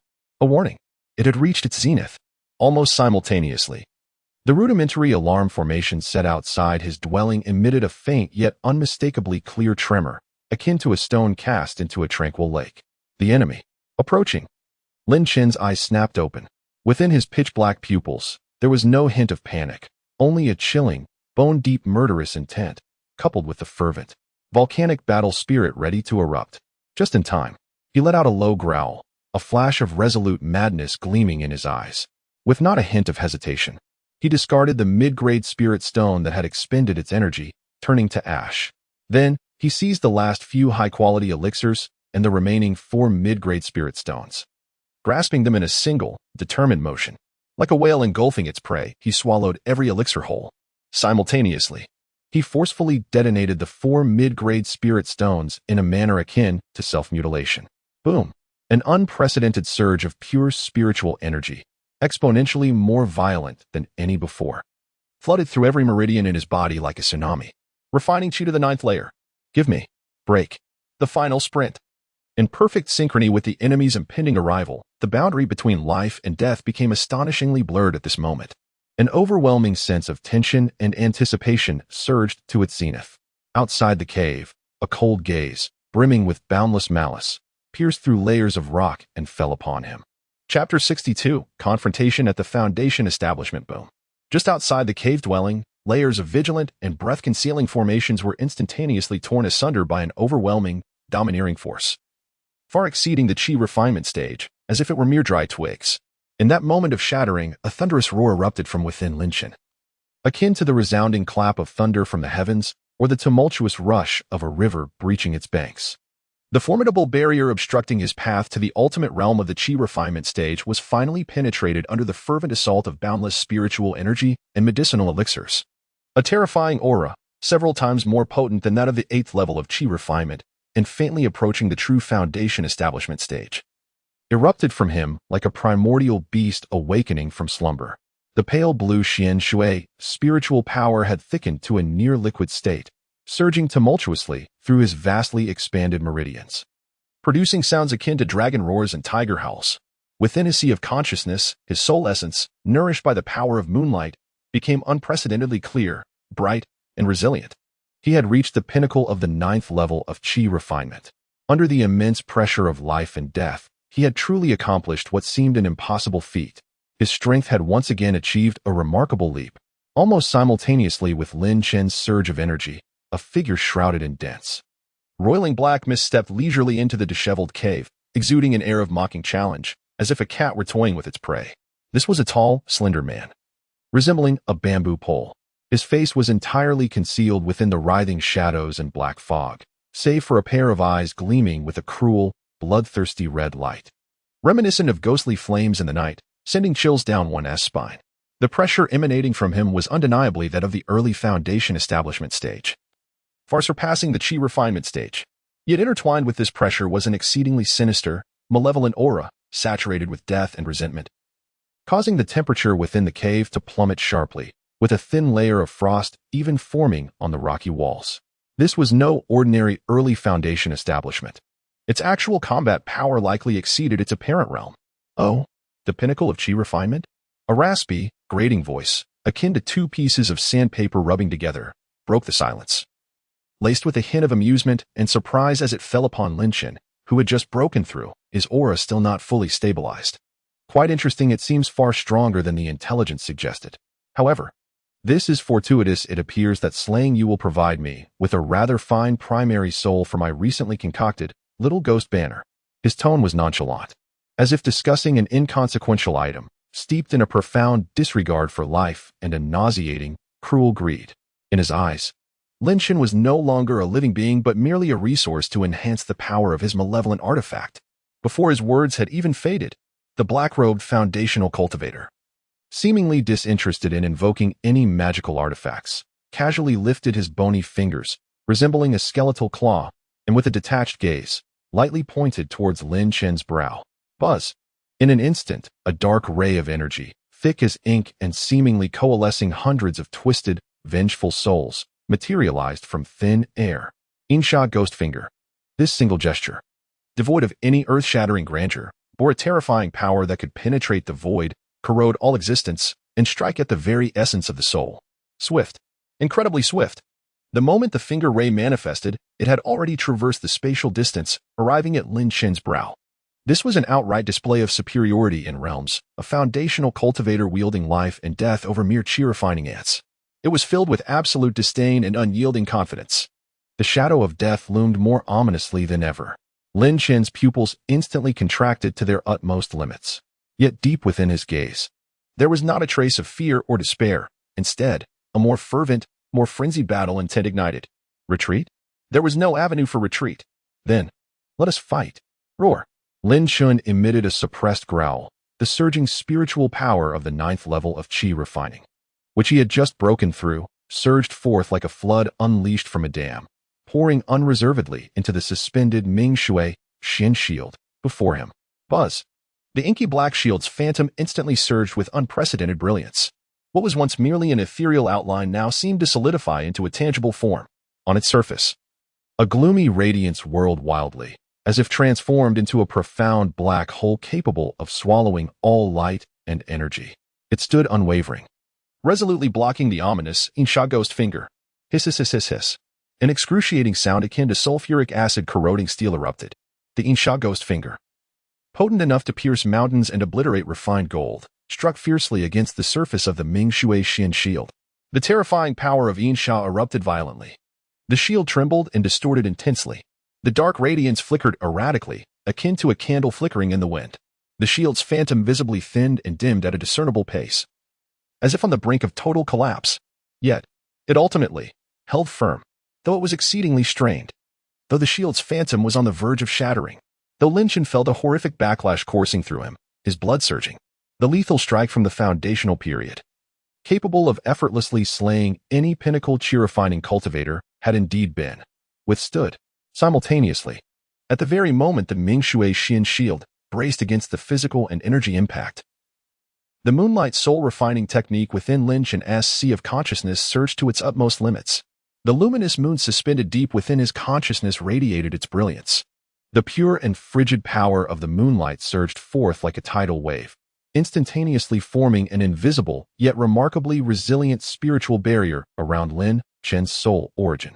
The malevolent soul force contained within the Insha ghost finger, capable of penetrating material defenses and assaulting the very essence of the soul, encountered this layer of moonlight barrier and was, as if meeting its nemesis, gradually weakened, purified, and dissipated. Lin Chun merely felt a sharp, needle-like pain in his soul. A slight disturbance in his sea of consciousness, however, compared to the anticipated terror of soul tearing and consciousness collapse, it was utterly negligible. What? The eyes of the black-robed foundational cultivator, glimmering with a cruel red light, exhibited a violent fluctuation for the first time. The face obscured by the black mist revealed an incredulous shock and astonishment. A mere qi-refining stage youth could actually withstand his Insha ghost finger, a technique capable of obliterating any opponent of the same level? Not only were physical and energy-based assaults thwarted by that bizarre black shield, but even the soul-targeting malevolent force seemed to be neutralized by some mysterious power. How could this be possible? What grade of defensive artifact did this youth possess? How could his soul's strength be so formidable? For an instant, he even doubted whether his haste had led to an excessive consumption of energy, resulting in an abnormality in the power of his strike. And just as this black-robed foundational cultivator's mind was in turmoil, engulfed in disbelief for that fleeting moment. Chapter 63, Cultivating Qi to Counterattack and Establishing Foundations.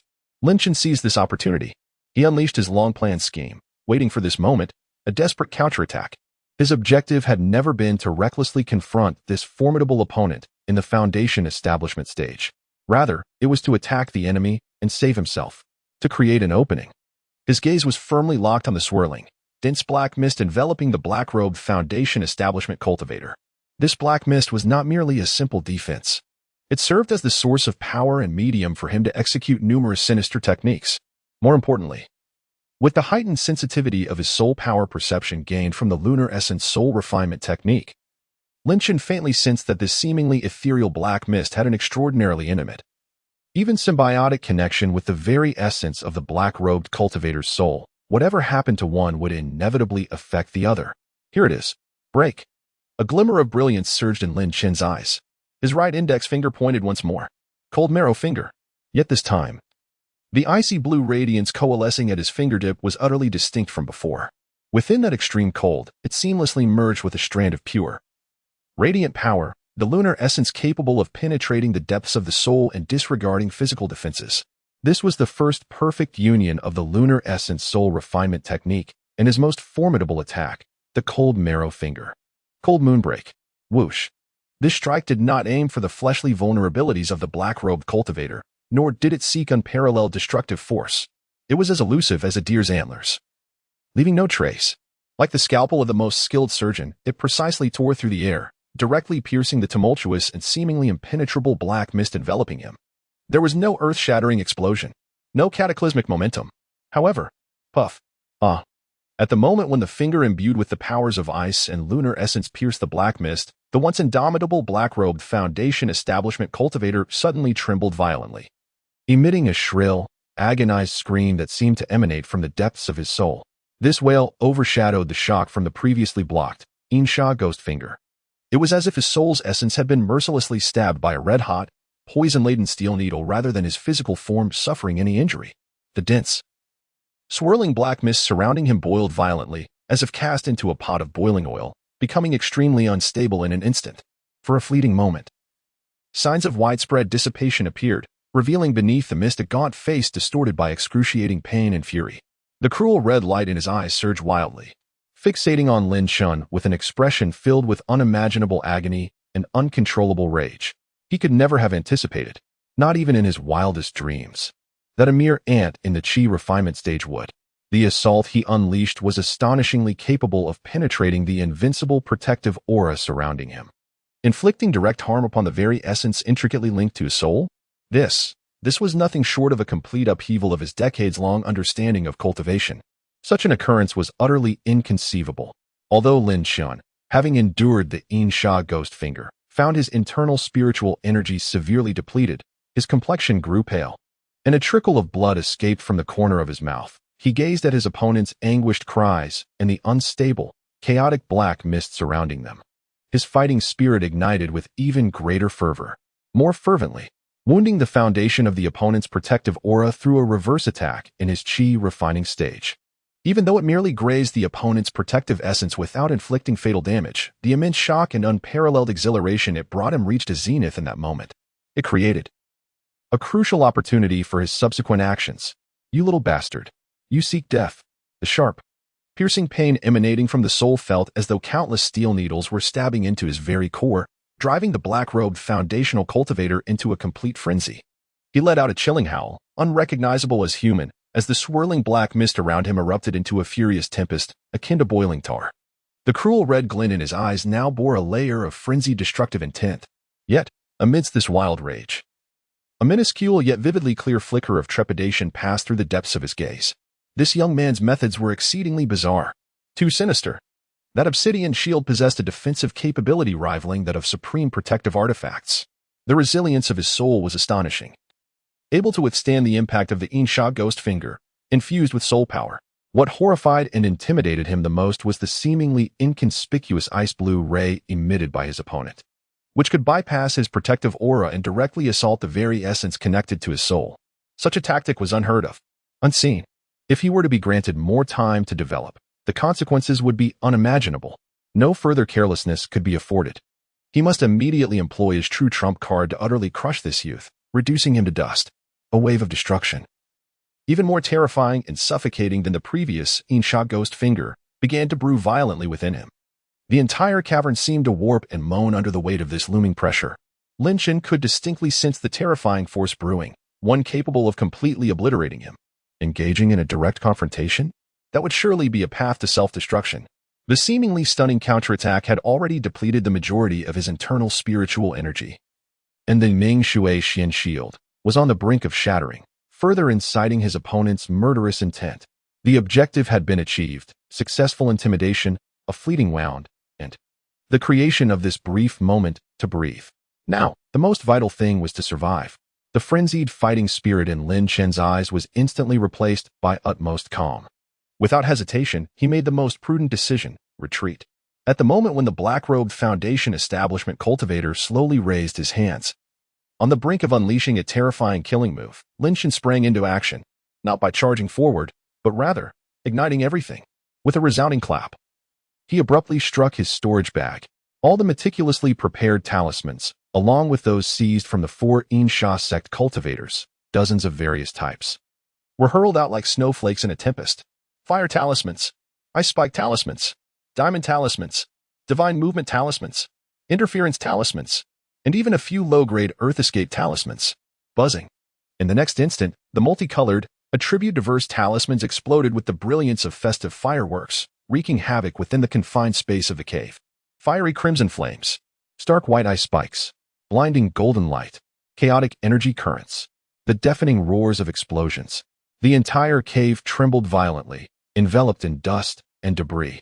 The tumultuous spiritual energy clashed and annihilated, creating a transient chaotic force field potent enough to disrupt any probing consciousness. Yet, this was not the end. Just as the talismans detonated, Lin Shen made a swift motion with his hand.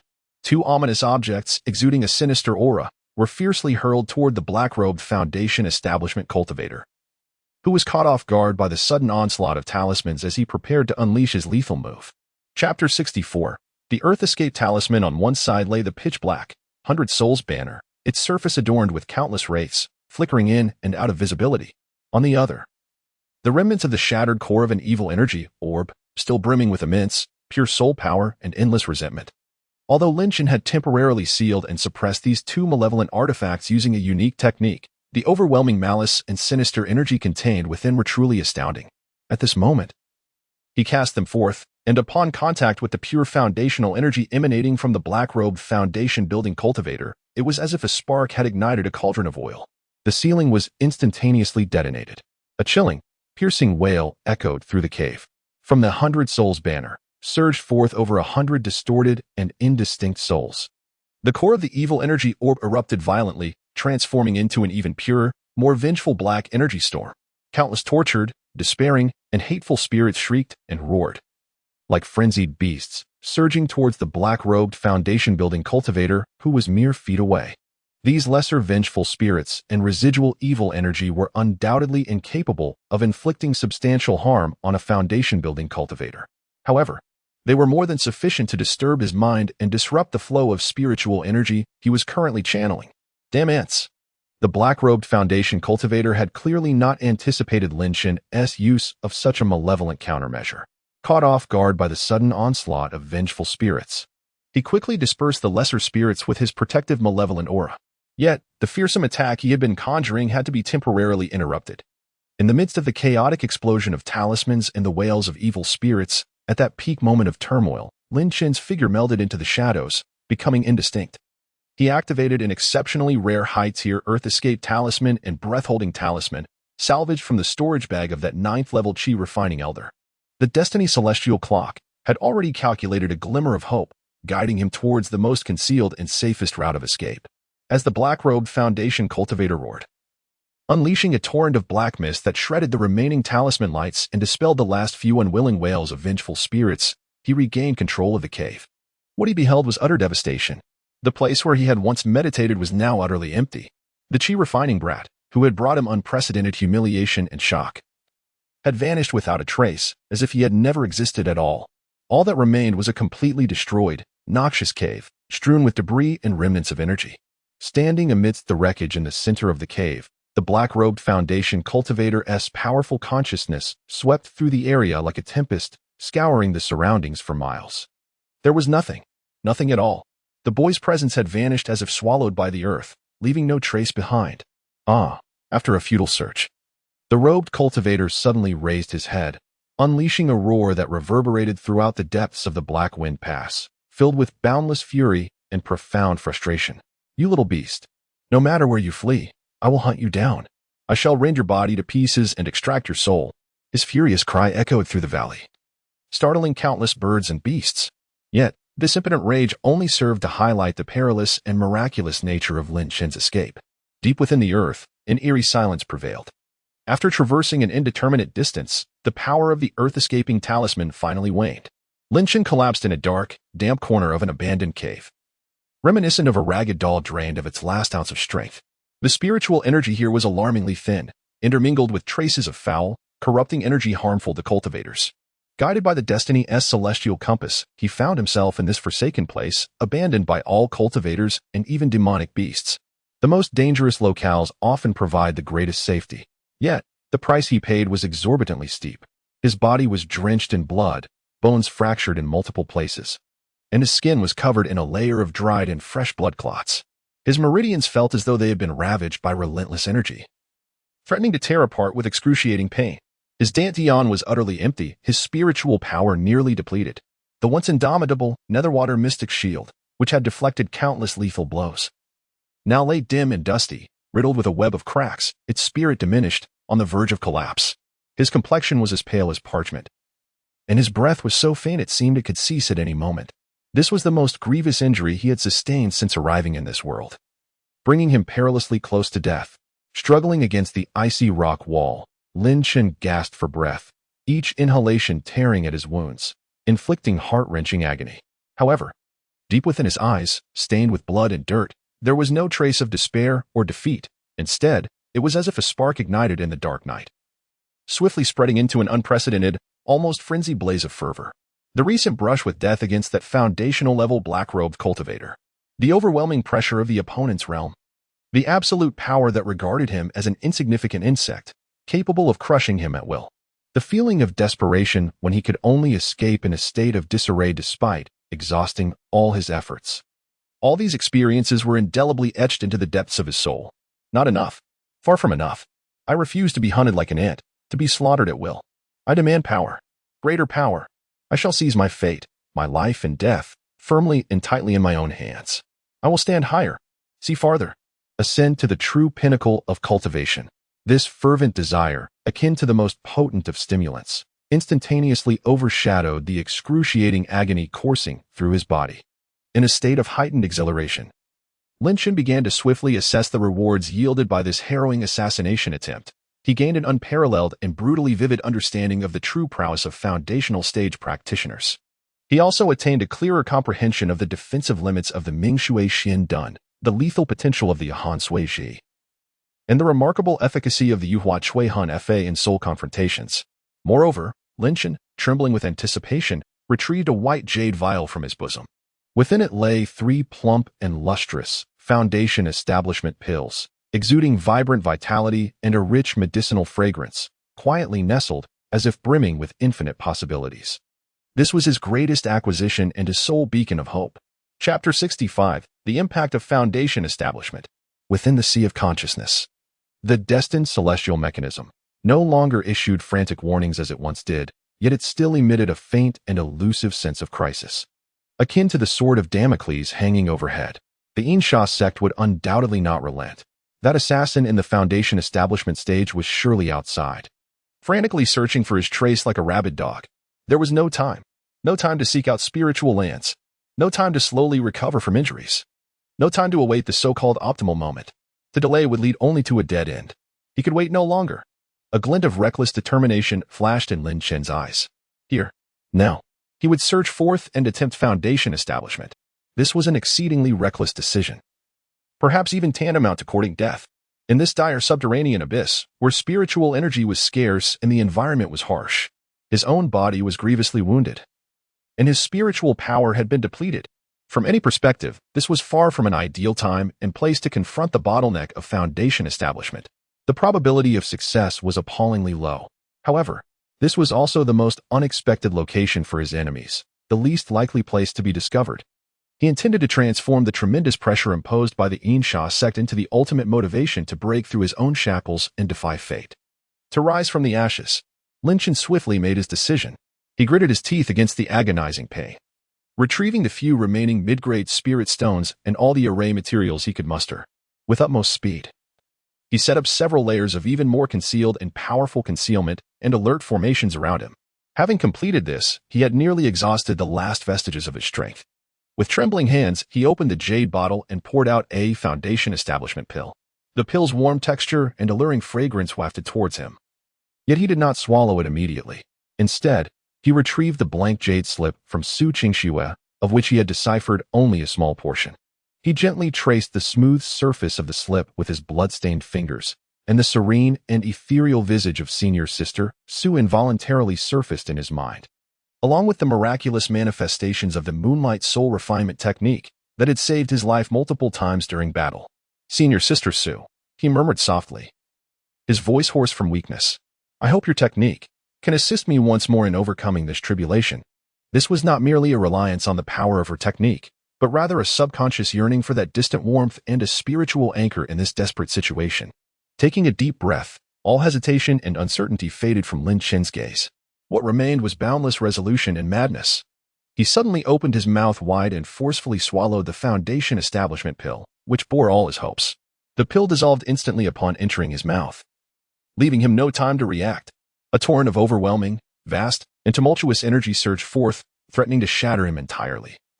As if the very forces of nature had awakened after eons of slumber, erupting with cataclysmic ferocity, the path of Foundation establishment had commenced. In that instant, in a manner most brutal, extreme, and unfathomable, it boldly began. This was no path strewn with flowers. Rather, it was the precipice of a cliff, teetering before a bottomless abyss, a leap into the unknown. The moment Lin Chen ingested the foundational elixir, he realized he had profoundly underestimated its terrifying potency. It was far from a gentle stream of spiritual energy. It was akin to an ancient beast, awakened from its countless years of confinement, brimming with a desire for destruction. Ferocious, unrestrained, irreverent. The unimaginable magnitude of the medicinal power surged through his already fragile meridians, riddled with fine cracks, initiating the most savage and frenzied collision. The meridians felt as if they were being seared by fierce flames, pierced by icy daggers, each inch fracturing. An excruciating agony, beyond the capacity for words, surged through every nerve. Every morsel of flesh, every cell. It was as though countless searing blades were furiously carving and stirring within him. He could distinctly hear the creaking of his bones, overwhelmed and groaning under the strain. From the surface of his skin, minute droplets of blood began to seep forth like bamboo shoots after a spring rain, instantly staining his garments crimson, transforming him into a veritable figure of blood. Even the meridians of the Qi refinement stage, at the pinnacle of the 9th level, and those tempered through the Xian Shuizhenju, appeared exquisitely fragile before such a violent and pure force of the foundational elixir. So utterly vulnerable. If this continued, before the medicinal power could subside, his corporeal form would be utterly ruptured and torn to shreds by this terrifying energy. Steady myself. Hold firm. Lin Chen gritted his teeth with fierce resolve. Crack. The immense force compelled him to shatter a molar. His tongue was sliced open by his own sharp teeth. The rich taste of iron and searing pain surged through him like a cold current, jolting his fading consciousness back to clarity. He could not yield. He must not surrender. With every ounce of his remaining strength, he fervently activated the Xian Shuizhenju, attempting to channel and navigate this cataclysmic torrent of energy with his feeble Qi refinement stage power. It was akin to a mantis attempting to halt a chariot, like an ant trying to shake a tree. Each effort to steer the flow felt as though his flesh and blood were colliding with a speeding train, resulting in even more intense backlash and suffering. His consciousness began to blur, darkness encroaching upon his vision, as his very soul seemed on the verge of being utterly torn apart and consumed by this relentless agony. At that moment, his formidable willpower faced an unprecedented and severe trial. Even with his teeth clenched and blood streaming, even as his body teetered on the brink of collapse, he steadfastly clung to the last vestige of clarity within his mind, refusing to relinquish his resolve. However, human strength can sometimes falter, just when his will, akin to a flickering candle in a tempest, seemed on the verge of being extinguished by the violent force of the medicinal essence. A resonant hum echoed within the depths of his consciousness. The imprint of the moonlight soul refinement technique, which had silently operated and radiated a gentle luminescence, suddenly erupted with an unprecedented brilliance. It was as if a resplendent moon had risen in the night sky, cool and pure. It bore a peculiar power that could soothe all wounds and cleanse all impurities, akin to a gentle rain descending from the heavens, instantly spreading through the entirety of his being, permeating every vein, every corner, and even delving deep into his marrow and the very essence of his soul. A miracle unfolded.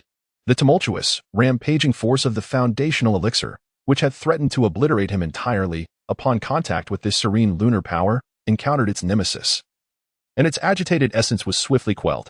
The lunar force, like countless gentle yet resilient invisible hands, began to work wonders, meticulously guiding the surging torrent of medicinal energy into the correct meridian pathways, those veins that had been on the verge of complete rupture, under the nurturing embrace of the lunar essence, began to mend, expand, and strengthen at a visibly astonishing pace. They became more resilient, broader. The intense agony gradually receded like a retreating tide, replaced by an indescribable warmth and comfort that enveloped him. Chapter 66. The Manifestation of the Nine Nether Mysterious Waters. Simultaneously, during the foundational cultivation process, the inevitable manifestation of inner demons, which evoke the deepest fears and desires within a cultivator, along with the soul-shattering turbulence brought about by violent energies under the luminous and serene light of the moon, these illusions dissipated silently, like snow under the sun, or like the ephemeral reflections in a mirror, crumbling into nothingness. They could not disturb the essence of Lin Chen's soul, which was firmly safeguarded by the power of the moonlight. Su Qingxue. This mysterious technique derived from her once again played a decisive role akin to a stabilizing anchor in the most critical and desperate moment. It was not merely a protective shield, but a guiding force, a means of transcendence. The crisis was surmounted. With the assistance of the moonlight's power, Lin Shan finally regained control over his body. He ceased to be a passive recipient and began to take initiative.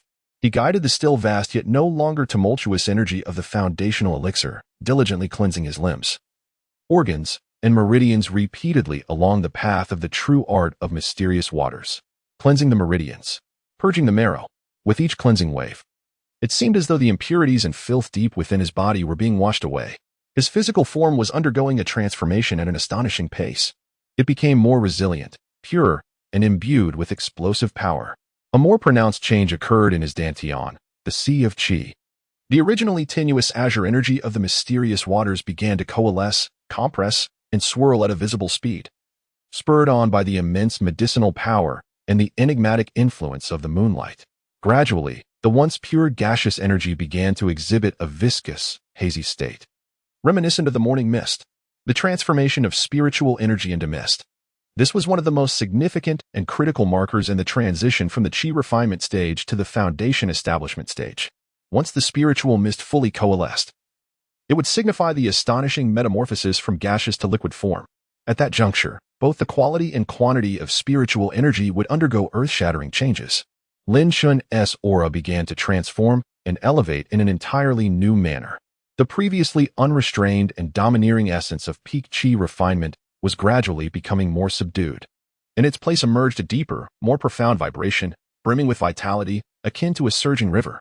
Deep within the abandoned cavern, Lin Shan remained seated in meditation, his exterior radiating a faint glow of mysterious waters, harmonizing with the pure and cool moonlight, creating an extraordinary and sacred tableau. The violent aura had completely vanished. The final threshold of the foundation establishment stage, the invisible barrier that had separated countless cultivators and symbolized the transition of life levels, had become exceedingly thin before him. It was on the verge of being shattered. A brand new realm was slowly opening its doors to him. Excitement, anticipation, like a rainbow emerging after a storm. Or the last darkness before dawn. The metamorphosis was at hand. Boom. A resounding echo emanated not from the external world, but rather from the profound depths of his very soul. The formidable and intangible barrier that had long troubled him, isolating the realms of qi refinement and foundation establishment, was finally obliterated under the formidable forces of potent medicinal power, the true water technique, and the ethereal energy of lunar radiance. In an instant, Lin Shan felt as though his entire being, both body and soul, had been liberated from some heavy shackles. An unprecedented sensation of ease, clarity, and an exquisite harmony with the surrounding universe surged within him. At this moment, his dantian's qi expanded wildly, akin to the creation of the heavens and the earth. The previously fist-sized qi instantaneously multiplied in size, becoming a vast and boundless expanse of chaotic, misty space. The once murky and viscous mist of true water spiritual energy, which had filled the entire qi, converged like rivers returning to the ocean, finally finding its destined abode. It spiraled frantically towards the center of the qi, compressing and condensing with fervor. In mere moments, all the misty spiritual energy vanished without a trace. In its place arose a basin-sized pool in the center of the expansive qi, deep and clear, radiating a faint azure glow, akin to a lake of liquid spiritual energy formed from the purest sapphire. Each droplet contained an energy far exceeding that of the previous gaseous state by 100-fold, heavy, refined, and brimming with explosive power. The transformation was profound. Concurrently, a metamorphosis akin to a rebirth unfolded in every corner of his body. The already resilient meridians were further widened and fortified several-fold, becoming as translucent as jade, capable of withstanding the tumultuous surge of spiritual energy. Within his bones, the last vestiges of impurities were completely refined, shimmering with a faint luster, possessing hardness surpassing that of the finest steel. His internal organs, like parched earth rejoicing in the arrival of rain, radiated an unprecedented vigor and vitality. Beneath his skin, a layer of dense, foul-smelling black grime was forcibly expelled from his pores by the overwhelming power. This was the testament to the cleansing of marrow and the rebirth of his being. Most remarkably transformed was his consciousness. If the awareness of the qi refinement stage resembled a bird confined within a cage, limited to a restricted sphere of movement, then at this moment, with the shattering of the foundation establishment bottleneck, His consciousness soared like a majestic eagle, breaking free from all constraints, and surged forth with an almost frenzied velocity, expanding in all directions. 10 zhang, 100 zhang, 300 zhang, 500 zhang. Ultimately, it firmly enveloped a radius of nearly 800 zhang. Within this domain, even the slightest movement of an ant or the fall of a speck of dust was vividly perceived within his awareness. His sensitivity to the ambient spiritual energy of the world became exceptionally clear and acute, as if he could reach out and touch the invisible threads of energy. More importantly, he could distinctly sense that the essence of his life had undergone a mysterious and profound transformation. An invisible, formidable force, derived from the very laws of heaven and earth, had empowered him. At that moment, his lifespan inexplicably extended by a full century. He had entered the initial stage of foundation establishment. It was accomplished simultaneously. As Lin Chen experienced this earth-shattering metamorphosis and successfully stepped into the foundation establishment phase, an extraordinary phenomenon unfolded in the external world. In the region known as the Black Wind Mouth, despite the bright daylight and Lin Chen being buried hundreds of feet beneath the Earth's surface, astonishing celestial wonders descended without warning. The manifestation of the 9 nether mystic water appeared above the Black Wind Mouth, where a black-robed assassin, akin to a headless fly, frantically searched for Lin Chen's whereabouts. Suddenly, without any forewarning, a colossal shadow of the mystic water, several hundred feet in circumference, emerged in the sky, dark and profound, as if it could devour light itself.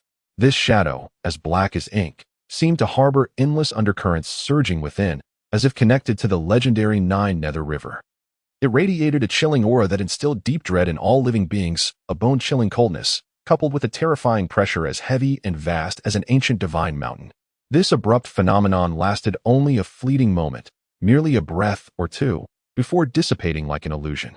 Yet, it was still caught in a fleeting glimpse by a handful of low-tier cultivators daring to venture in that area, along with several keenly perceptive powerful beasts. Speculation erupted in an instant. What was that? Was it the 9 Nether mysterious water? Could it be that an extraordinary treasure had emerged? No, that aura resembled the awakening of some unparalleled ancient demon that had slumbered for eons. Chapter 67. The ethereal light of the cold moon illuminates. As the immense shadow of the profound waters dissipated, another, more subtle and elusive phenomenon emerged, radiating a serene moonlight that seemed to transcend time and space, penetrating hundreds of feet of earth to cascade directly upon the desolate cavern where Lin Chen concealed himself. This moonlight was not dazzling. Rather, it appeared somewhat dim. As if veiled by a delicate gauze, it formed a faint, nearly imperceptible silver beam connecting heaven and earth, lacking the earth-shattering might of the shadow of the profound waters. It possessed a unique, refreshing quality that cleansed the soul and purified all things. This beam of moonlight was fleeting, vanishing even more swiftly than the shadow of the profound waters, as if it had never existed. Only a select few, those with exceptionally powerful spiritual strength or those who practiced unique techniques, could catch a glimpse of that ephemeral, moonlight-like essence in their hearts. A dual phenomenon. 1. Profound and domineering, showcased the might of the true art of profound waters. The other, serene and elevated, resonated with the exquisite subtleties of the moonlight that refines the soul. This not only highlighted the uniqueness and strength of Lin Chen's cultivation, but also harmonized with the mysterious technique of Su Qing Xue in an unexplainable connection. Though this extraordinary dual phenomenon was brief, it undoubtedly left a legend in this area, perhaps even in a broader realm, igniting the imagination and providing an elusive clue. Deep within the cavern, Lin Chen was blissfully unaware of the astonishing spectacle occurring outside. At this moment, he was immersed in an unprecedented sensation of power. He felt the liquid, profound water spiritual energy swirling within his dantian, akin to a deep lake, and every inch of his flesh and blood was infused with explosive strength. He sensed his consciousness enveloping an expanse of 800 feet, granting him a marvelous control over all. He experienced the clarity and elation that accompanied the elevation of his life essence. This was a strength far surpassing the 100-fold or 1,000-fold of the chi refinement stage. It was an authentic feeling of being able to master one's own destiny. Lin Chen slowly opened his eyes. At the moment his gaze met the world, it was as if a dark, profound water flowed gently within the depths of his pupils. It was as if a cold, proud crescent moon lay hidden beneath the surface, its brilliance waiting to be unveiled. Deep, frigid, yet brimming with vibrant life and an indescribable confidence. Foundation establishment. He, Lin Chen, had finally taken the crucial and arduous step upon the path of immortality. The immense joy of success surged within him. The exhilarating rush brought forth by his skyrocketing power washed away all prior pain, fatigue, and despair like the sweetest spring water. In this moment, he longed to howl at the heavens. The surging strength coursed through his limbs, akin to a roaring river, teeming with boundless vitality and exuberance. Lin Chen did not immediately rise from his position, despite the overwhelming joy of having successfully established his foundation. He was acutely aware of the significance of a solid base, particularly after a forced breakthrough in such dire circumstances. Closing his eyes, he centered himself, spending several hours meticulously sensing the profound transformations occurring within him. He silently operated the newly acquired foundational techniques to stabilize his freshly attained realm. Within his dantian, a tranquil azure lake of liquid spiritual energy ebbed and flowed in harmony with his intentions, at times as calm as a mirror, and at others, surging with tumultuous waves. The circulation was seamless and unimpeded. Each droplet of liquid spiritual power contained energy far surpassing that of the previous gaseous form. It was not only pure, but also boasted an explosive potency tenfold greater.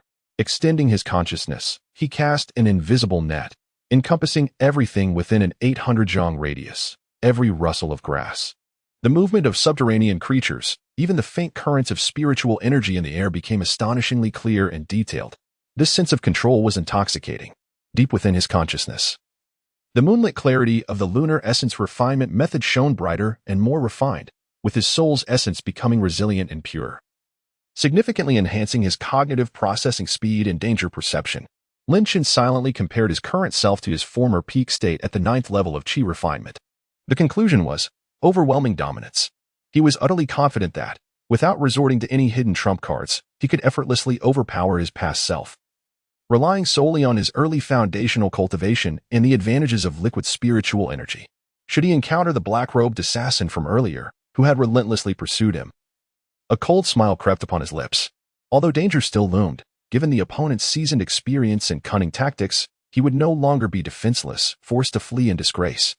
At the very least, he had the strength to confront him, and even the potential for a counterattack. This was the immense disparity brought about by his elevated realm. As his foundation solidified, the vibrant life force stemming from his successful establishment began to manifest. Coupled with the remaining elixirs he had ingested and the pure energy provided by a few remaining mid-grade spirit stones, the gruesome injuries that once marred his form were healing at a visibly astonishing rate. Fractured bones swiftly knitted together, even becoming harder than before, while damaged meridians were repaired and widened, shimmering with a radiant glow. The blood scabs on his skin fell away, revealing fresh, healthy skin beneath, glistening with vitality. In just a few short hours, his once near-fatal injuries had nearly healed completely.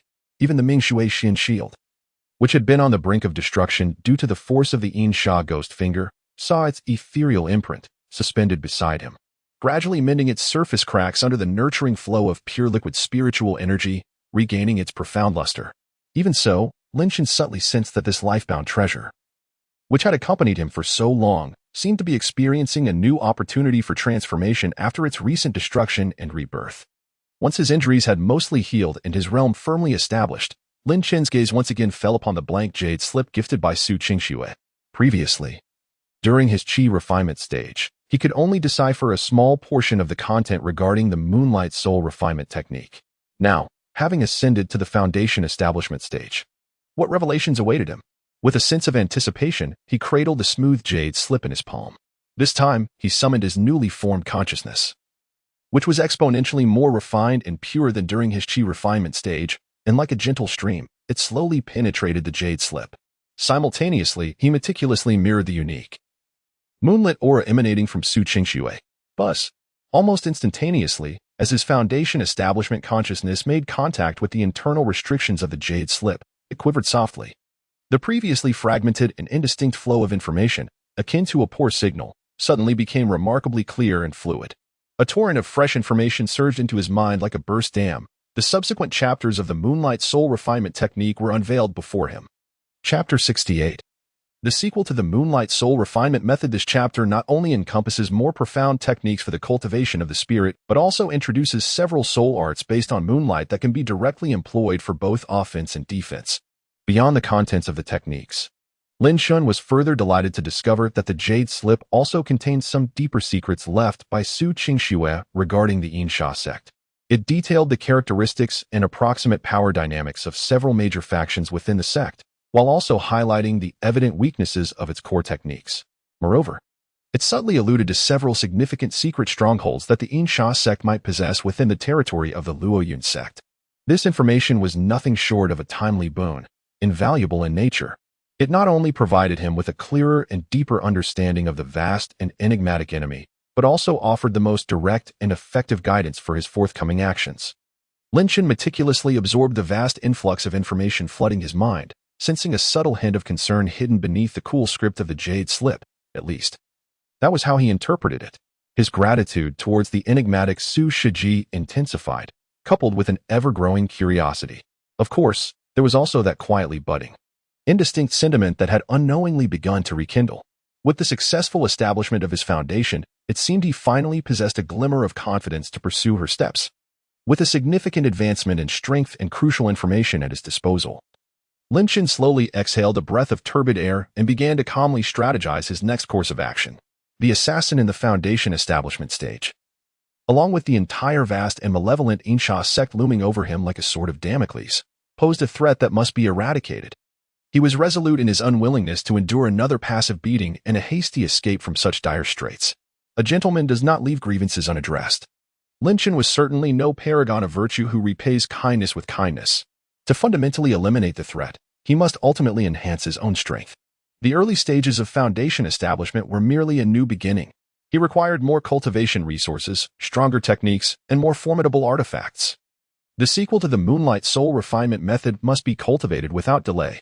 Moreover, the several Jade Slips of techniques seized from the practitioners of the Yinsha sect needed thorough study to know both himself and his adversary.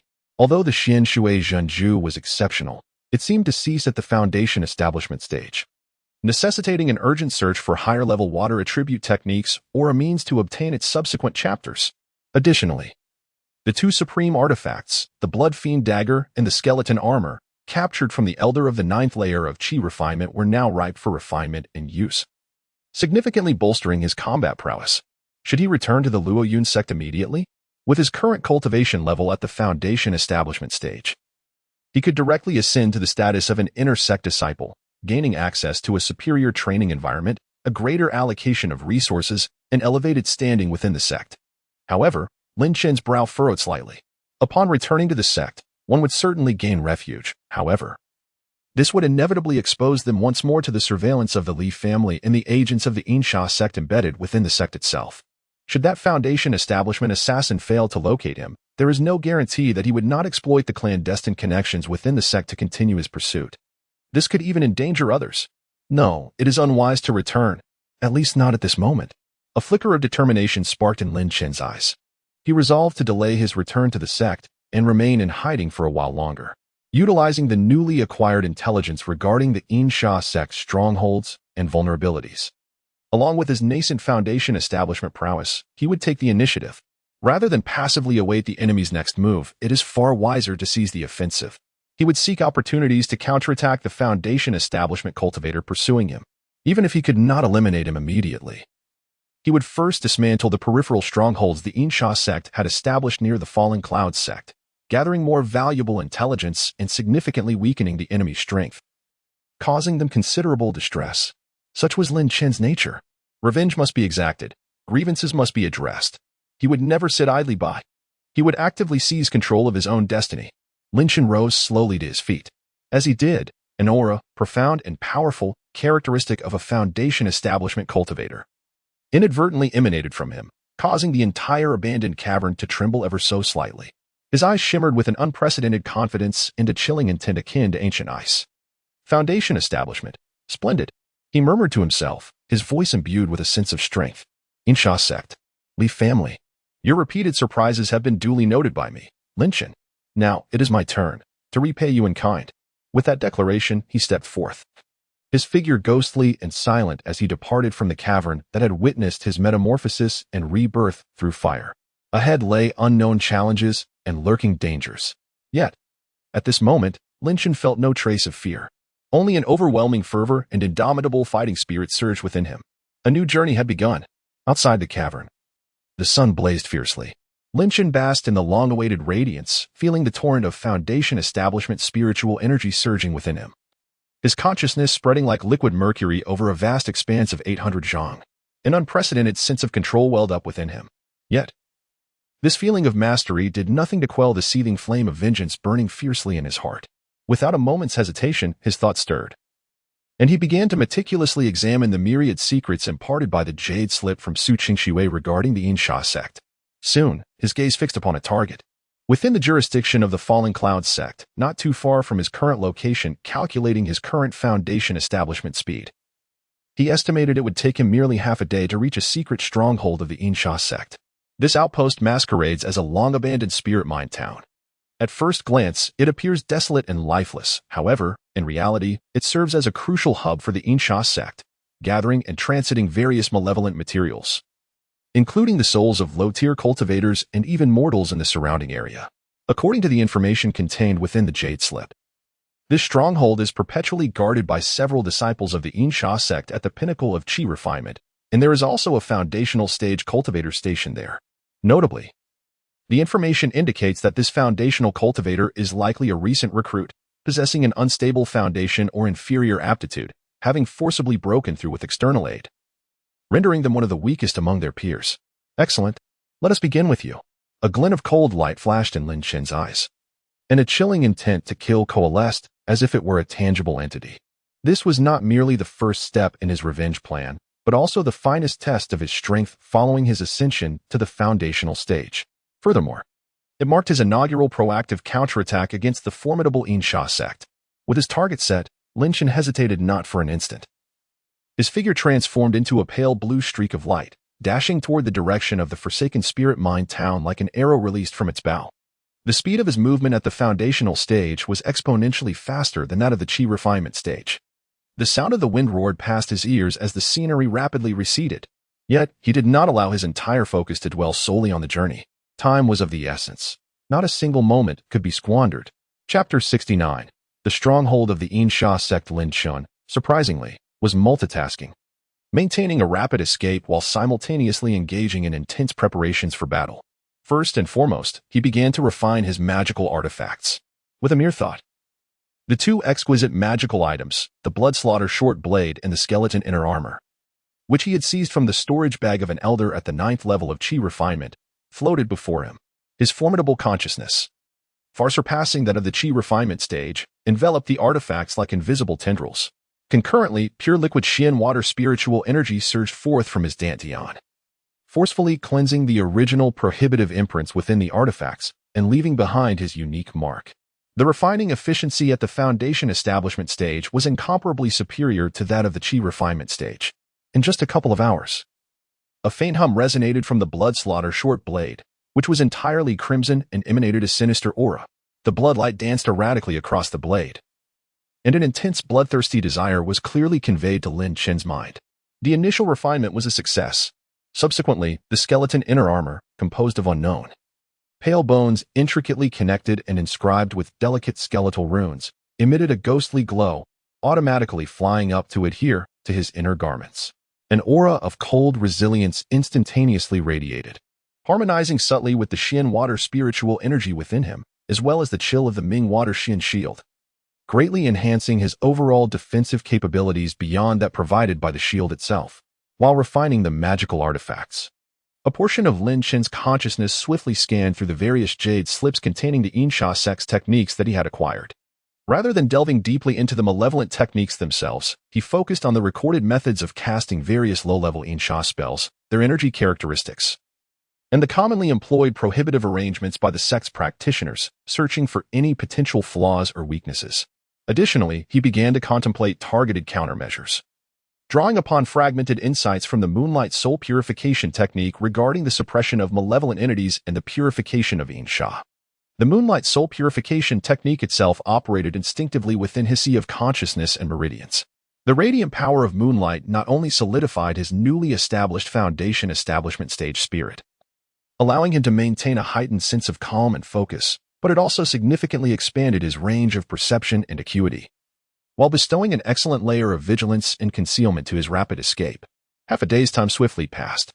As the last rays of the setting sun began to cast their glow upon the earth, Lin Chen's escape light quietly dissipated, his figure appearing like a specter atop a desolate hill. His gaze fell upon a dilapidated, abandoned spirit mine town, shrouded in thin, foul-smelling Insha fog, which came into view several miles ahead and simultaneously entered the expansive range of his consciousness. The surface of the town lay in complete silence, with crumbling walls, overgrown weeds, and no trace of any living creature to be found.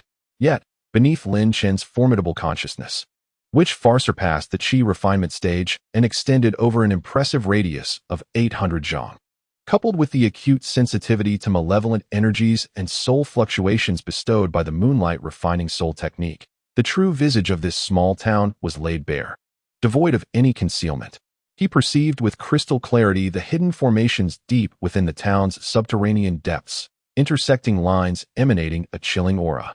On several principal streets, seemingly devoid of life, there lurked numerous teams of disciples from the Insha sect, clad in black and exuding a somber presence, patrolling like phantoms in silence. Their cultivation levels ranged from the 7th to the 9th layer of Qi refinement.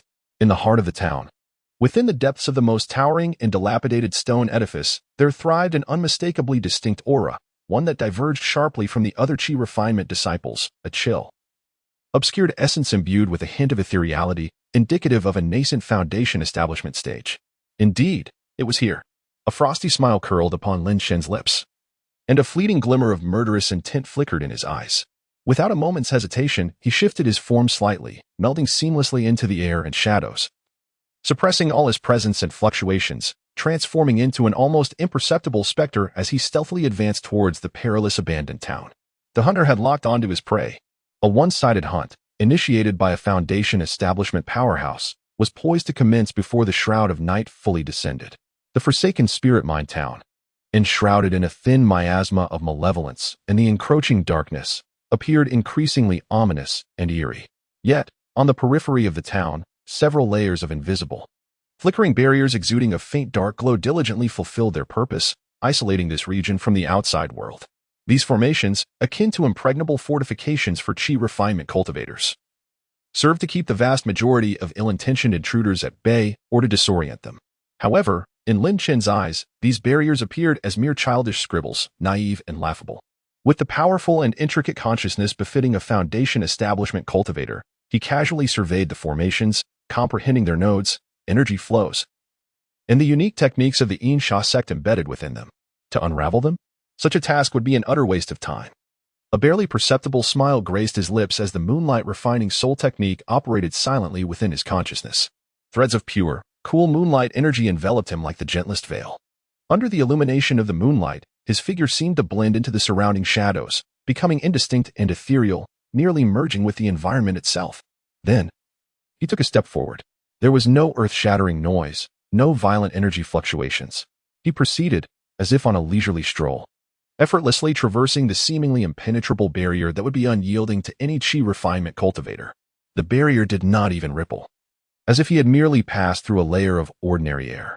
Within the confines of the stronghold, several disciples of the Insha sect, tasked with monitoring the fluctuations of the forbidden energy, remained languidly slouched against the walls, engaged in hushed conversations, utterly oblivious to the silent arrival of death itself.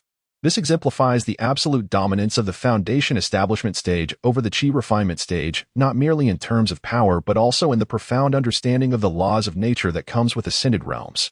Coupled with the exquisite subtlety of the moonlight soul refining technique, infiltration became an effortless endeavor. Upon successfully entering the subterranean stronghold beneath the quaint town, Lin Chen did not hasten to act. He surveyed his domain like a sovereign inspecting his territory, his vast consciousness spreading like liquid mercury, silently enveloping the entire underground expanse. Every passageway, every chamber, every nook, all the hidden rodents lurking in the shadows, their positions, cultivation levels, and even their current states, lay before him with crystal clarity, akin to gazing upon the patterns upon his palm. More than a dozen Qi refinement disciples, their cultivation levels ranging from the 7th to the 9th tier, occupied the space.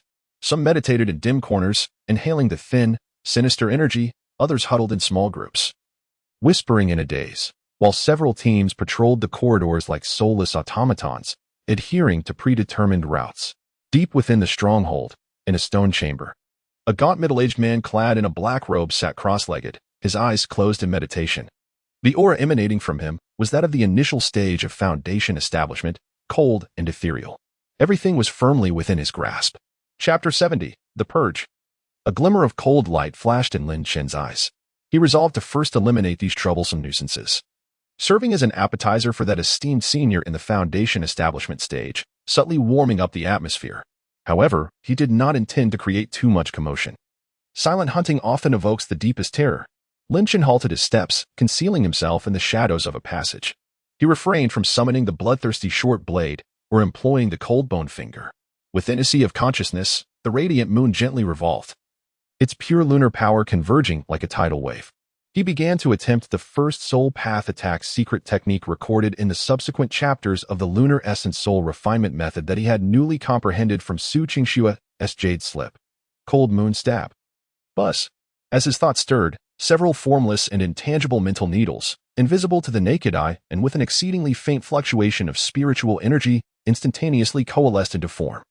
These needles, as slender as cow hair, contained an extreme chill, wielding a terrifying penetrating power that disregarded physical defenses, directly reaching the essence of the soul.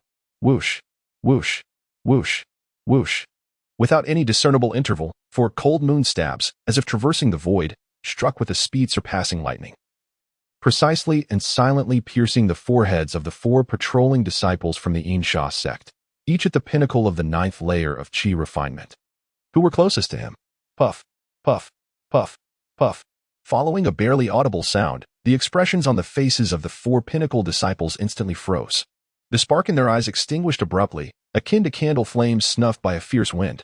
They could not even muster a muffled groan of pain before their bodies. Like lifeless wooden sculptures, crumpled to the ground, devoid of all support. Life extinguished. Their souls had been utterly frozen and obliterated by the extreme cold of the lunar power. They met their end in silence and mystery. The debut of the new skill was remarkably effective. The terror and peculiarity of soul path attacks were vividly displayed at that moment. This sudden and bizarre demise shattered the profound silence within the stronghold. Who goes there? Old Wang. Old Li. What has happened to you? Enemy attack. The remaining disciples of the Insha sect, closest in proximity, finally discovered their fallen comrades and the deathly aura, erupting in terrified screams. Woo. The piercing sound, akin to ghostly wails, seemed to emanate from a bone whistle crafted from special beast bones, abruptly resonating. The sharp noise reverberated through the narrow underground passage, filled with unease and dread. The remaining dozen Qi refinement disciples instantaneously erupted into chaos, like ants in a boiling pot. They drew their weapons in panic, backing against one another, vigilantly scanning their surroundings, seeking to uncover the hidden enemy lurking in the shadows. Yet, they perceived nothing. They felt nothing, only the pervasive, increasingly suffocating aura of death and boundless terror lingered in the air. Meanwhile, in the innermost chamber of the outpost, a cultivator at the nascent stage suddenly opened his eyes wide. A flicker of astonishment flashed within them, almost instantaneously as the alarm resounded. His nascent stage consciousness surged forth like an overwhelming tide. However, as his awareness swept across the entire outpost, it detected merely the four already cold and stiff corpses, alongside the panicked Qi refinement subordinates, akin to startled birds. As for the enemy, not even a shadow could be found. Who dares to intrude upon my Insha sect stronghold? Seeking death. The nascent stage cultivator was both astonished and furious. The parched muscles on his face contorted with rage. He leapt from the stone bed, a swirling black mist enveloping him, and charged out of the chamber with seething wrath. He was determined to uncover which foolhardy individual had the audacity to disturb the peace of his domain. However, just as he burst forth from the chamber, standing at the threshold, his consciousness frantically scanning for the hidden enemy, a figure appeared before him as if conjured from thin air, silently manifesting in his presence. It was a remarkably youthful cultivator, with a fair visage, yet his eyes were as frigid as ancient glaciers, devoid of any emotional fluctuation. He stood there quietly, wearing a faint, indifferent smile, as if regarding a lifeless object. Are you searching for me? The calm voice resonated in the desolate corridor. Yet it struck the previously furious nascent stage cultivator's heart with an icy chill. The atmosphere within the passageway instantly froze. The cultivator of the Insha sect, who had just emerged from the chamber in a fit of rage, was momentarily taken aback by the sudden appearance of this similarly nascent stage young man. The person before him was unfamiliar, seemingly having undergone a minor disguise, yet the nascent stage aura emanating from him was unmistakable. Could he be some reckless rogue, brazenly trespassing? Or perhaps, a foe dispatched from within the sect? Countless thoughts raced through his mind. Nonetheless, it was clear that the individual before him had stealthily infiltrated the stronghold and swiftly eliminated 4 peak chi refinement subordinates, undoubtedly not of benign intent. He suppressed his doubts and a barely perceptible fear, attempting to assert dominance as he demanded, "Who exactly are you? Why have you trespassed upon my Insha sect's territory unprovoked and committed such heinous acts? Do you not fear the wrath of our sect?" He sought to seize the initiative, invoking the name of the Insha sect to probe the stranger's origins and intentions. However, Lin Chen's response caused his heart to plummet. Lin Chen barely spared him a glance, assessing him with a bemused expression, as if appraising a fragile, inferior toy on the verge of shattering. Then, in a tone so devoid of emotion it bordered on indifference, he slowly remarked, "Insha sect? Heh." He gently shook his head, a hint of undisguised disdain lacing his words. "Soon, this place will cease to be." These unassuming words seemed to harbor an undeniable allure, a commanding presence that proclaimed a death sentence with absolute confidence and authority. This was not a mere test, nor a provocation. It was a direct decree. You seek your own demise. The Insha sect's foundation establishment cultivator erupted in furious indignation. After all, he was a cultivator of the foundation establishment stage. When had he ever endured such scorn and humiliation? Moreover, his adversary was merely at the initial stage of foundation establishment. With a roar, the cold, sinister energy within him erupted without restraint. Like a black tide, it surged forth, imbued with a chilling aura and a soul-corroding malice. Crashing violently towards Lin Chen, he intended to crush this insolent youth with overwhelming might. Yet, an extraordinary scene unfolded. Chapter 71. The Escape of the Insha Foundation Establishment? The chilling and malevolent aura, potent enough to freeze an ordinary chi refinement stage cultivator instantaneously and scatter their soul, came to a halt as it approached within 3 feet of Lin Chen, as if confronted by an invisible dam. In the next moment, a profound and frigid essence, seemingly emanating from the depths of the 9 hells yet imbued with a touch of the pure and sacred radiance of the moon, quietly unfurled from within Lin Chen. This essence was the embodiment of his exceptionally pure Xian Shui spiritual power, harmoniously fused with the enigmatic lunar energy.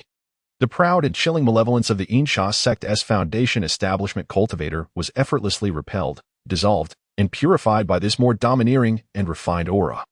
Unable to approach Lin Chen in the slightest, the disparity was unmistakable. What? The expression of the Insha sect's foundation establishment cultivator froze in disbelief, replaced by a profound shock and horror. As fellow cultivators at the initial stage of foundation establishment, why was the aura of his opponent able to so easily overpower him? The purity and pressure contained within that aura rendered him breathless. This was far from an ordinary initial stage of foundation establishment. A strong sense of crisis enveloped his heart instantly. He realized that he had likely encountered an insurmountable obstacle today. This individual before him was undoubtedly malevolent, and his strength surpassed all expectations. There could be no hesitation. He must strike first. Die. A glint of frenzied ferocity flashed in the eyes of the Insha sect's foundation establishment cultivator. With a sudden incantation, he waved his hands fiercely. A piercing wail echoed through the air. Several shadowy claws, black as ink and reeking of rancid malice, materialized from thin air, lunging towards Lin Chen. At the same time, he spat forth a small banner, adorned with grotesque faces, which unfurled in the wind, expanding to a considerable size. As the banner fluttered, it released a torrent of vile miasma capable of corrupting treasures and eroding flesh. Moreover, various sinister artifacts, such as bone spikes and poison needles glimmering with eerie phosphorescence, surged towards Lin Chen from every conceivable angle, targeting his vital points with relentless precision. From the outset, he unleashed his full power. A barrage of malevolent spells and corrupt artifacts descended upon Lin Chen like a tempest, attempting to overwhelm this enigmatic adversary with a ferocious onslaught. Yet, in the face of this overwhelming assault that would leave even the most competent initial stage cultivators in disarray, Lin Chen maintained an expression of serene indifference. He did not even shift his footing, not a hint of intent to evade. Thus, a pitch-black shield, seemingly capable of devouring all light, materialized before him. Darkwater Xian Shield, though severely damaged in prior battles. The Mingshui Xian Shield has been nurtured and restored through the refining power of liquid spiritual energy during the foundational stage. At this moment, Its might remains far beyond that of the chi refinement stage. Hiss, hiss, hiss. Bang, bang, bang. The Insha ghost claw, bone spikes, and poison needles, capable of effortlessly tearing through steel and piercing rock, merely create insignificant ripples upon striking the obsidian surface of the shield, akin to a cow sinking into the sea, easily devoured and neutralized by the dark luminescence flowing upon its surface. Even the vile miasma emitted by the toxic banner, which can corrupt magical artifacts, merely caused a slight disturbance in the shield's inky glow before being thoroughly purified and dispelled by the pure essence of Dark Water's power. Not a single aspect of its fundamental integrity is shaken. Absolute defense, once again demonstrated. How? How is this possible? The foundational cultivator of the Insha sect nearly had his eyes bulging out. His previously invincible sinister methods could not even breach the opponent's defenses.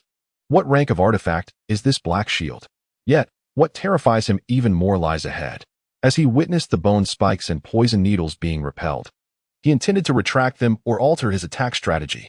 Lin Chen made his move. With a subtle twist of his wrist, a blood-red thread, sinister and bloodthirsty, shot forth from his sleeve like a striking serpent. Incredibly swift, the bloodshot short blade. In a flash, the blade's light glimmered. That blood-colored thread, as if imbued with life, swept through the futilely attacking foul artifacts at an exquisitely cunning and precise angle. Crack, crack. The crisp sound of severance rang out. The connection of spiritual light between the bone spikes, poison needles, and the Insha cultivator was cleanly severed by the eerie blood-red blade. Moreover, once the spiritual connection was cut, the bloodshot short blade unleashed an overwhelming force of absorption. Like a greedy maw of gluttony, it forcibly extracted and devoured the pure essence of Insha and vengeful energy contained within those foul artifacts. Buzz, buzz, buzz. The bloodshot short blade emitted a series of ecstatic vibrations. The blood glow upon the blade became increasingly sinister and profound, as if it had just feasted on a delectable banquet. Using evil to counter evil? Heh, it seems mine is even more malevolent. Lin Chen observed the opponent's dumbfounded expression, as if they had seen a ghost, and a cold smirk graced his lips. This bloodshot short blade was practically born to counter the foul artifacts of the Insha sect. With a thrust, the artifacts shattered, and the connection to the mind was forcibly severed. The Insha foundational cultivator staggered back, spitting a mouthful of blood, his face turning ashen. He was terrified, truly terrified. Physical attacks were ineffective. The magical artifacts were restrained. The figure before him was certainly not a mere novice in the foundational stage. This was undoubtedly an ancient monster disguised in the guise of a fledgling practitioner, or perhaps an unparalleled prodigy meticulously nurtured by some sect. Escape. The singular thought that consumed his mind was to flee at once. Delay meant certain death today. Without a moment's hesitation, he abruptly turned. His body enveloped in swirling black mist, transforming into a fleeting shadow as he aimed for the depths of the stronghold, towards a secret escape route he had long prepared. However, did Lin Chen intend to grant him such an opportunity? To contemplate escape now? It was too late. A chilling voice, akin to the whisper of death, resonated behind him. Lin Chen's eyes gleamed with icy brilliance. His right index finger extended once more. Cold bone finger. Yet this time, the icy blue radiance that coalesced at his fingertip was no longer the somewhat insipid glow of the chi refining stage. Instead, it was infused with the pure liquid ethereal energy of the foundational stage, crystallized to perfection, as if it could freeze all things in existence. A single wisp of ethereal blue. The instant this ethereal blue manifested, the temperature of the entire passageway seemed to plummet to freezing point. Fine ice crystals even began to form in the air. Whoosh! The icy blue radiance traversed the chasms of time and space. Although it was a delayed strike, it surged forth as if teleporting, instantly catching up to the desperate black shadow fleeing before it. Chapter 72, Slaying the Foundation Establishment. A sharp, grating sound pierced the air. The proud, protective, malevolent aura of the Foundation Establishment cultivator from the Insha sect, which was supposed to withstand attacks from ordinary top-tier magical artifacts, was effortlessly pierced by the ethereal blue light, as though it were mere paper, without a moment's pause. The chilling radiance struck violently against the pristine white bone armor he wore so closely, which too was of exquisite artifact grade. Crack! The bone armor emitted a mournful cry, its surface instantly marred by a web of cracks. Although it barely withstood the brunt of this lethal strike, the intense cold seeped into his body like a parasite, relentless and invasive. Ack! The Insha sect's Foundation establishment cultivator let out a heart-wrenching scream. He felt as if his blood, meridians, and even his marrow were instantaneously frozen by this terrifying chill. His vitality ebbed away swiftly, like the retreat of the tide. Yet, he was, after all, a Foundation establishment cultivator. His life force far surpassed that of the Qi refinement stage. Even when faced with such grievous injury, he did not succumb immediately. The remnants of his will to survive urged him to struggle desperately. However, Lin Shan would not afford him any chance for a turnaround. At the very moment when the cold bone finger pierced through the opponent's defenses, a silent yet deadlier cold moon spike struck with exquisite precision at the already weakened sea of consciousness of his adversary. No. The Insha sect's Foundation establishment cultivator emitted one final cry, filled with terror, despair, and unending reluctance. Then, the sound abruptly ceased. The spark in his eyes dimmed completely, as the last vestige of his soul was obliterated under the purifying light of the cold moon. Both form and spirit extinguished. Thud. His body collapsed to the ground like a marionette with severed strings, quickly enveloped in a thick layer of frost, transforming into a cold, lifeless statue. Lin Shan slowly withdrew his outstretched finger, his expression devoid of emotion as he gazed at the rapidly cooling corpse on the ground, his eyes betraying no fluctuation, as if he had merely crushed and obstructing his path. Clean. Efficient. The slaying of a fellow Foundation establishment cultivator showcased an overwhelmingly terrifying power. The first step of revenge was flawlessly accomplished. In the distance, the surviving Qi refinement disciples of the Insha sect, who had been trembling in fear, were witness to their elder, once a figure of divine strength in their eyes, being annihilated in an instant. Their final psychological defenses crumbled entirely. Ah, the elder is dead. A monster. He is a monster. Spare us. Senior, spare us. The air was filled with screams, cries, and pleas for mercy. Some disciples were so frightened that they collapsed to the ground, losing control of their bodily functions. Others, having completely lost their wits, fled in all directions like headless flies, attempting to escape this terrifying hellish realm. The horrifying spectacle of a foundational elder being mercilessly slain shattered the remaining spirit of the Qi refinement disciples of the Insha sect. Pleas for mercy, cries of despair, and anguished screams echoed through the desolate underground stronghold. Yet, Lin Shan remained utterly indifferent. His gaze had already fallen upon the frost-covered corpse of the foundational period cultivator. Having lost all will to fight, the Qi refinement minions resembled startled birds, evoking no interest in him. To slay them held no significance. Rather, allowing them to remain would serve to spread the terrifying scene of the day, instilling greater panic and chaos within the Insha sect. This would yield far superior results than mere slaughter. In a swift motion, he appeared like a wraith beside the cold corpse, deftly removing the storage pouch from its waist. The imprint of the foundational cultivator's consciousness was not difficult for Lin Shan, who was also at the foundational stage, to decipher. Within moments, he forcefully erased the restrictions on the storage pouch. As his consciousness delved inside, a subtle lift of his brow revealed his intrigue. Indeed, the possessions of a foundational cultivator were significantly more substantial than those of a Qi refinement practitioner. There were dozens of mid-grade spirit stones, a considerable fortune in the currently spirit stone scarce cultivation world. Furthermore, he discovered several bottles of medicinal pills for foundational cultivation and healing, over a dozen talismans of varying ranks, and some relatively rare refining materials. Among the items, 2 offensive magical tools lay quietly, a bone knife wreathed in black mist and a skeletal shield capable of releasing toxic smoke, both of decent quality, reaching the upper-grade magical tool level. However, compared to Lin Shan's own more sinister and powerful blood saber, they were somewhat inferior. Most unexpectedly, Lin Shan found a jade slip nestled in a corner of the storage pouch. As his consciousness entered it, a glimmer of excitement sparked in his eyes. This jade slip contained detailed information regarding the distribution of secret strongholds of the Insha sect in several nearby areas, troop movements, and recent important task arrangements. The level of detail far surpassed that mentioned in Su Qingxue's jade slip. It was as if a pillow had been delivered to a sleeper. With this intelligence, his forthcoming actions would undoubtedly be more precise and efficient, allowing him to better evade unnecessary risks. After securing the foundational cultivator's storage pouch, Lin Shan shifted his gaze toward the storeroom of the stronghold. Located deep within the stronghold, the storeroom was protected by simple restrictions, which were practically non-existent before Lin Shan. As he pushed open the stone door, a pungent whiff of blood and a nauseating aura of malevolence assailed him. Within the storeroom lay a vast accumulation of various grotesque and sinister materials, poised for transport, bones exuding malevolence, organs steeped in an unidentifiable liquid, and dozens of soul vessels, each the size of a palm, entirely obsidian and inscribed with twisted runes. Lin Chen's spiritual awareness swept across the space, allowing him to perceive with clarity that each soul vessel contained dozens, if not hundreds, of tormented, distorted souls, rife with despair and malice. Most appeared to originate from innocent mortals.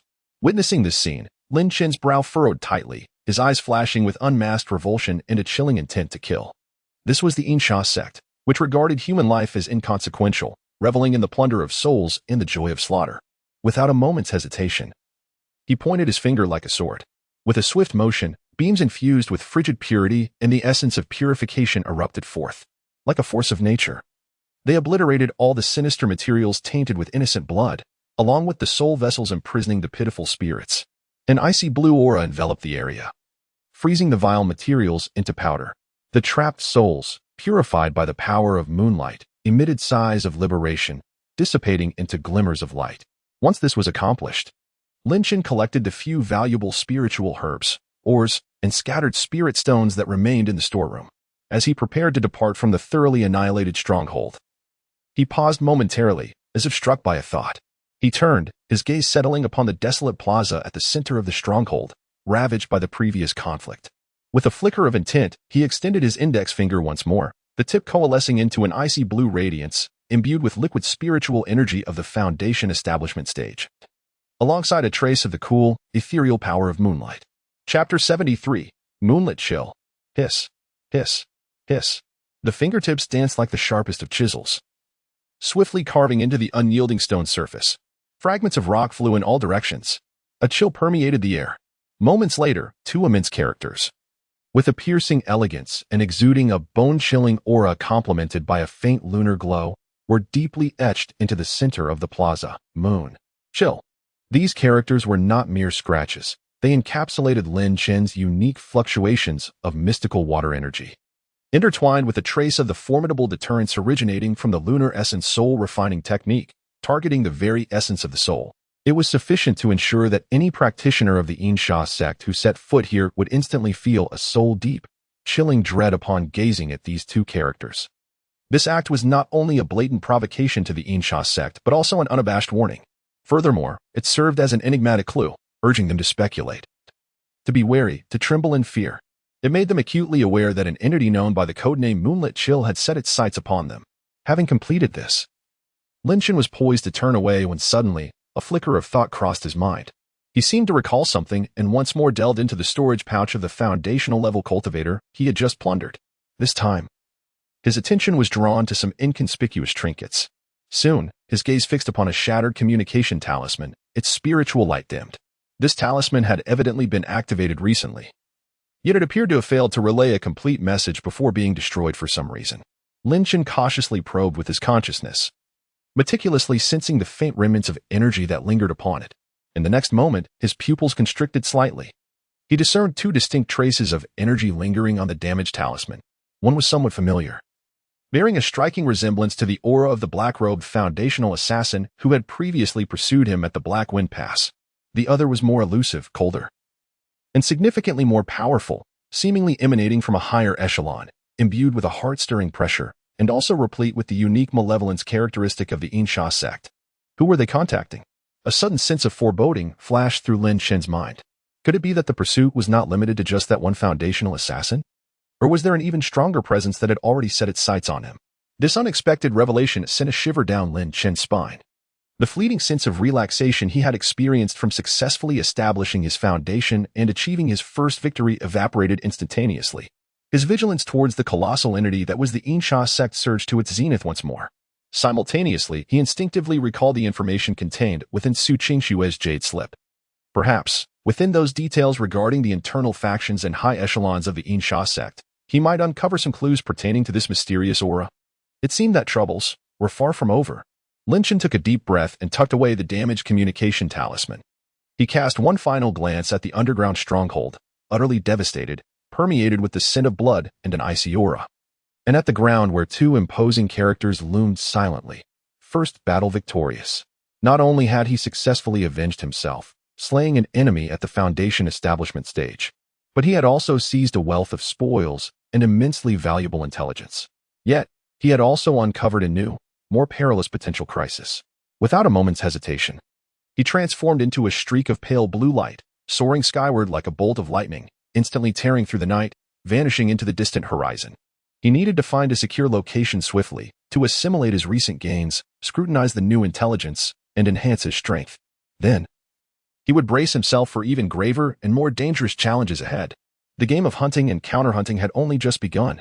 The pale blue light streaked across the sky like a meteor, leaving behind the stronghold of the Insha sect, recently baptized in blood and fire, now reduced to a realm of cold and silence. Lin Shun was not blinded by victory. He did not immediately seek his next prey based on the newly acquired intelligence. Revenge was indeed significant, yet the paramount concern was his own safety and the steady enhancement of his power.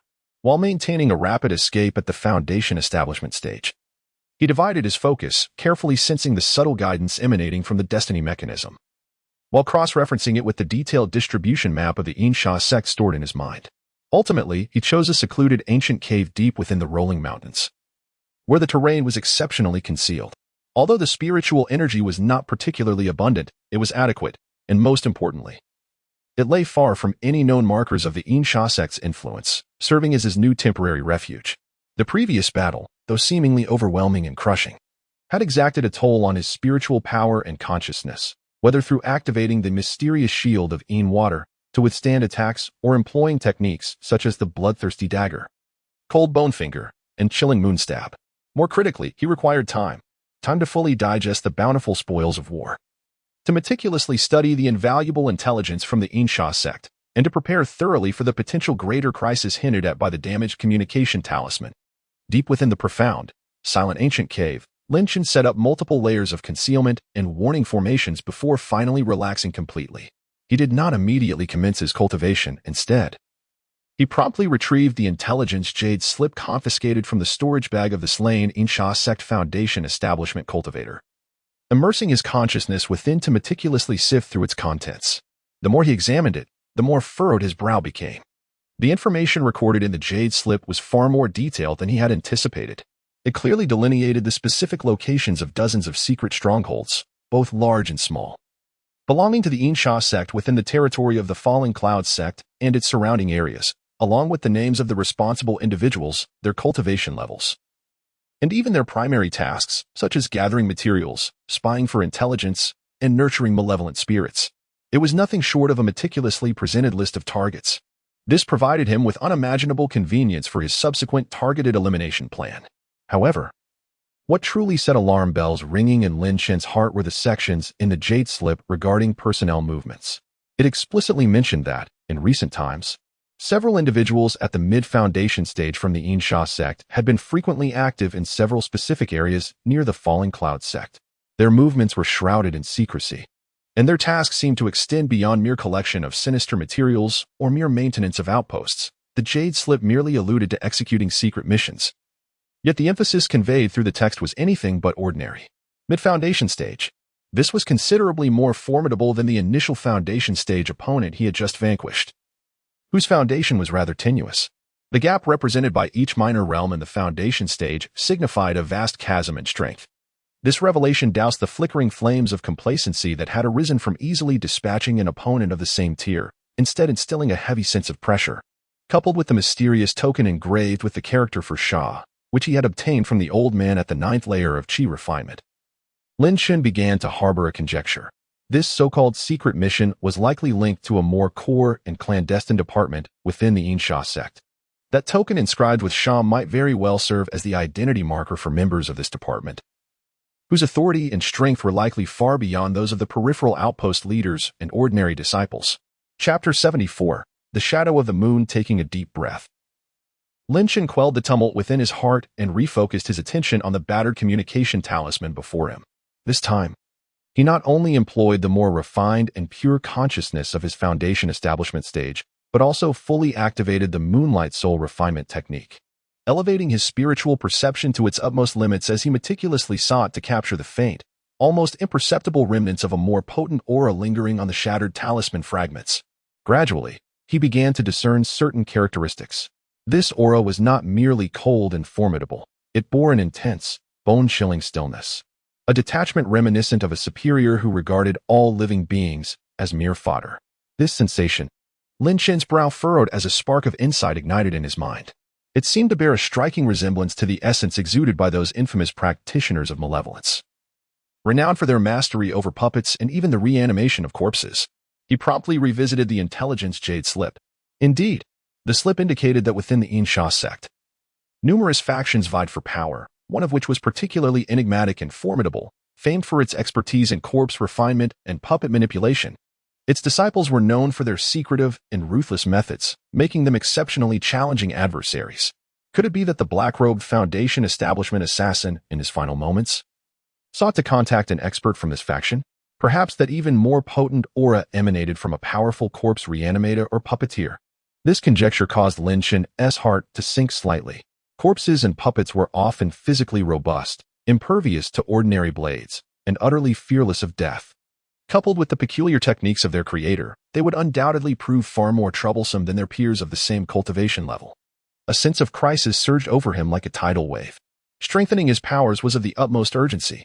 Lin Chen's expression grew grave yet resolute. He swiftly established his next cultivation objectives in his mind. First and foremost, he must immediately begin practicing the subsequent chapters of the Moonlight Soul Refinement technique from Su Qingshue's Jade Slip, particularly the soul-related offensive and defensive secret arts recorded within. Since the enemy was likely connected to corpse reanimation and puppetry, techniques that could directly strike at the soul, disregarding physical defenses, would undoubtedly serve as his most critical and effective trump card. Second, with the abundant Foundation establishment pills and dozens of mid-grade spirit stones he had just acquired, he needed to solidify his initial stage of Foundation establishment without delay. Furthermore, he should strive to reach the peak of the initial Foundation establishment stage. Only by deepening his cultivation could he better wield various spells and magical artifacts. Third, the matter of the continuation of the mysterious Water True technique must be prioritized. He quickly perused this technique and ultimately confirmed that it indeed only recorded methods up to the initial Foundation establishment stage. A powerful primary cultivation technique was crucial for a cultivator's future development. He needed to seek out a stronger technique, one that could at least be cultivated to the late Foundation establishment stage in the water attribute. Perhaps it would be prudent to begin by delving into the seized jade slips containing the esoteric techniques of the Insha sect to study their cultivation system, drawing parallels and seeking inspiration. Alternatively, once the tumult subsides, he might venture into grand markets or auctions frequented by cultivators to try his fortune. Having meticulously organized all his intelligence and thoughts, Lin Chen slowly tucked the jade slip away. His gaze was grave, yet imbued with an unprecedented resolve. The adversary proved to be far more formidable, more enigmatic, and more tenacious than he had initially anticipated. Yet, this realization did not deter him. Instead, it ignited within him a fiercer fighting spirit and a profound yearning for strength. Taking a deep breath, he cast aside all distractions, his eyes becoming clear and tranquil. Without further hesitation, he gently closed his eyes and once more plunged into a profound state of cultivation. This time, his primary focus was the enigmatic and deeply cherished Moonlight Soul Refinement's subsequent secret techniques. A new challenge loomed ahead, and he must arm himself with utmost urgency. The ancient cave was deep and silent. Lin Chen sat cross-legged, his mind fully immersed in the vast and profound continuation of Moonlight Soul Refinement. Thanks to the lucid and detailed annotations in Su Qingshue's Jade Slip, which felt like an enlightening revelation, combined with his remarkable comprehension following his ascension to the Foundation establishment stage, Lin Chen found himself thriving in the cultivation of these soul techniques, making leaps and bounds in progress. Initially, he set his sights on a technique known as Shadowless Moon.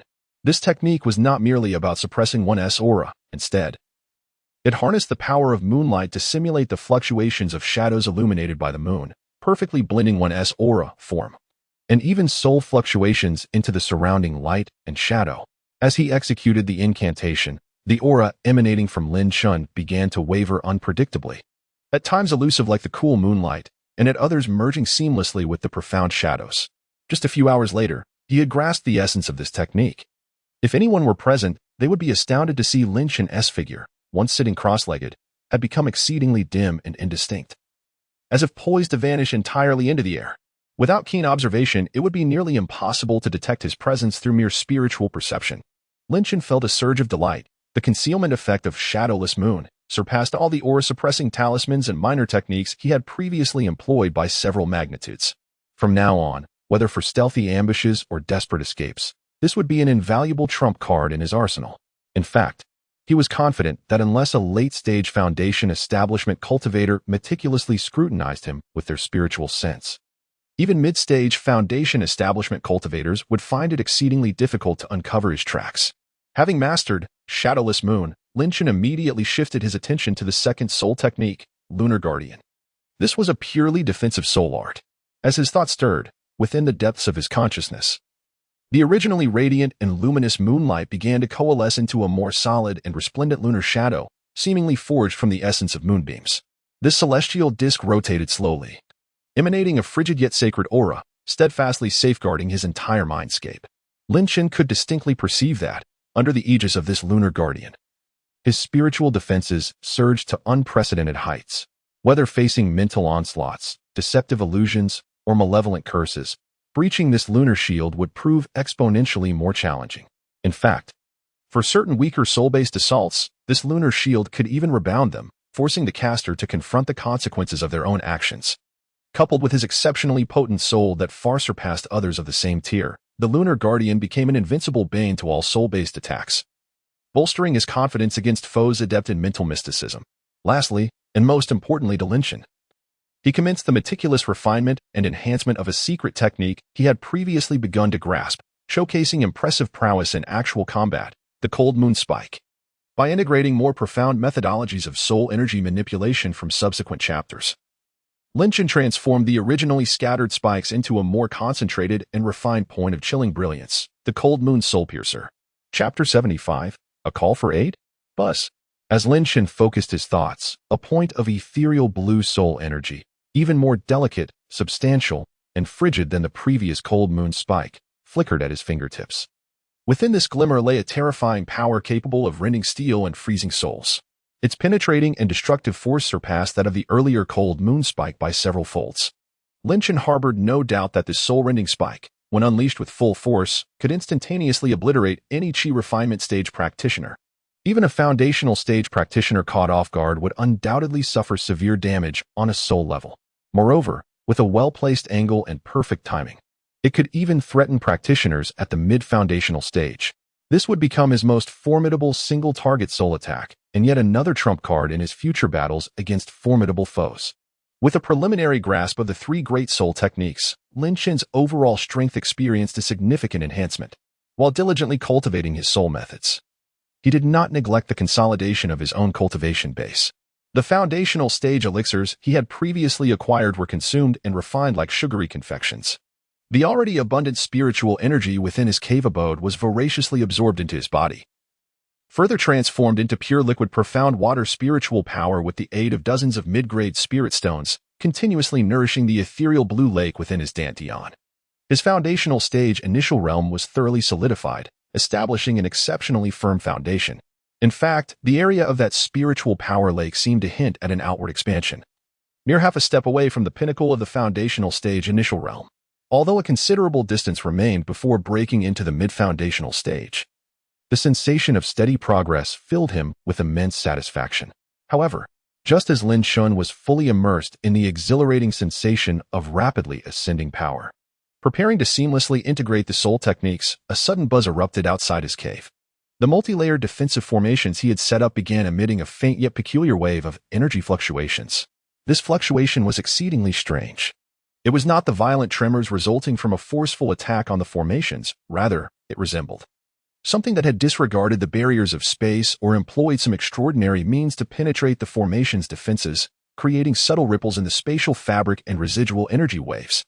Almost simultaneously, deep within Lin Chen's sea of consciousness, the destiny mechanism, which had remained quietly suspended, quivered slightly. Following this, a familiar and urgent presence was conveyed directly to his mind through the mechanism. This essence did not emanate from an enemy. There was no trace of malice. Instead, it bore a hint of goodwill and a strong plea for help. What was happening? Lin Chen's heart jolted. He immediately ceased his cultivation.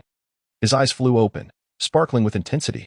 The vast and intricate consciousness of the Foundation establishment stage surged forth like a tidal wave, sweeping with acute vigilance towards the source of the energy fluctuations. In the next moment, amidst a dense thicket several miles from his concealed refuge, Lin Shen's Foundation establishment consciousness beheld a scene that caused his pupils to constrict in shock. A palm-sized, battered azure talisman flickered feebly in midair, struggling to maintain its existence as if it might shatter completely at any moment. Beneath the precarious talisman, two figures, startlingly familiar, emerged. One, a robust and straightforward Li Hu, and the other, a slightly leaner and notably astute Zhang Fan. How could these two find themselves in such a desolate wilderness? At this moment, the duo stood back to back, drenched in blood, their breaths labored, evidently having endured a fierce battle. Surrounding them were three figures clad in uniform black attire, exuding a chilling aura, their gazes as venomous as serpents, encircling them in a tight formation. These three black-clad individuals had all attained the pinnacle of the Qi refinement stage. Their attacks brutal and precise, executed with a level of coordination that suggested rigorous training as the assassins of the Insha sect. Under the relentless assault of these three adversaries, Zhang Fan and Li Hu found themselves in dire straits, their defeat and demise seemingly inevitable.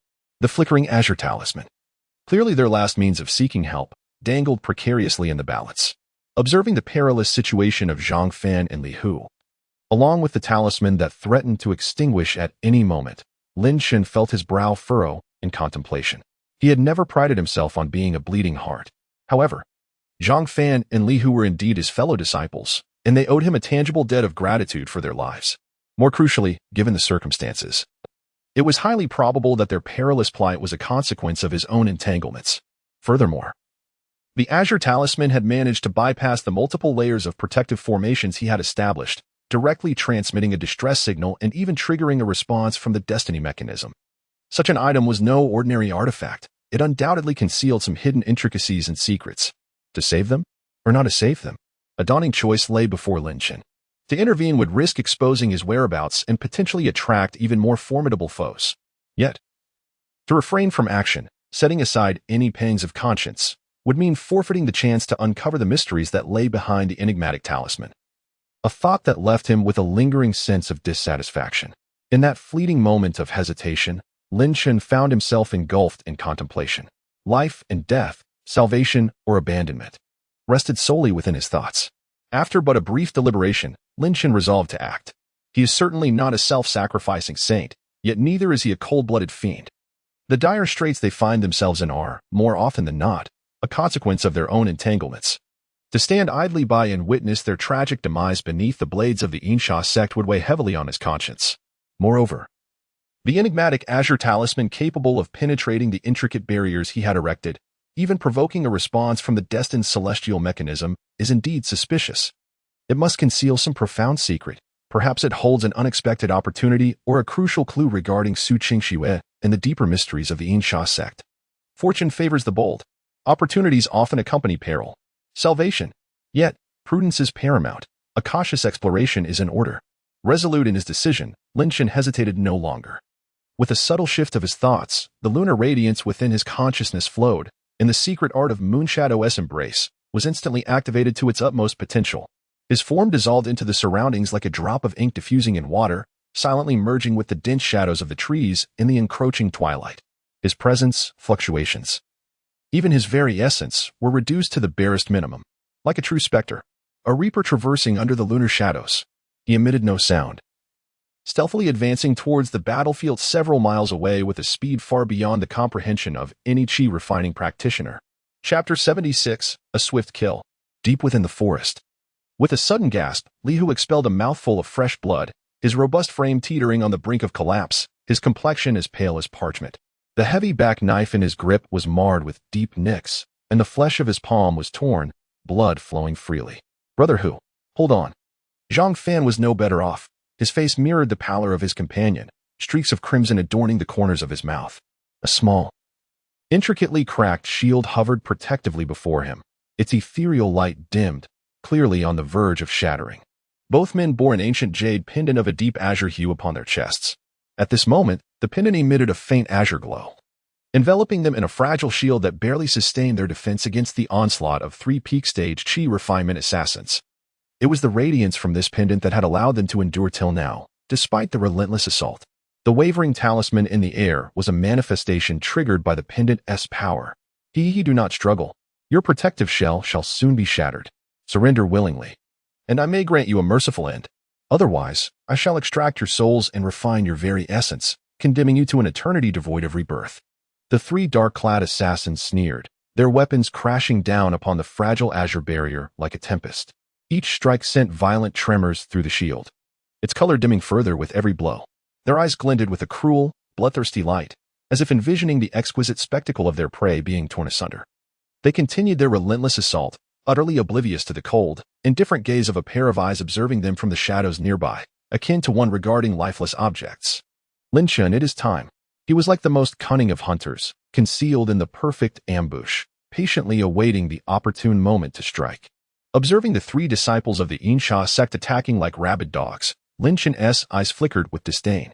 To deal with such scum. He felt it unnecessary to wield his flying sword or the bloodthirsty dagger. Why use a sledgehammer to crack a nut? With a subtle shift in thought, the luminous Moonwell Guardian within his sea of consciousness began to rotate gently.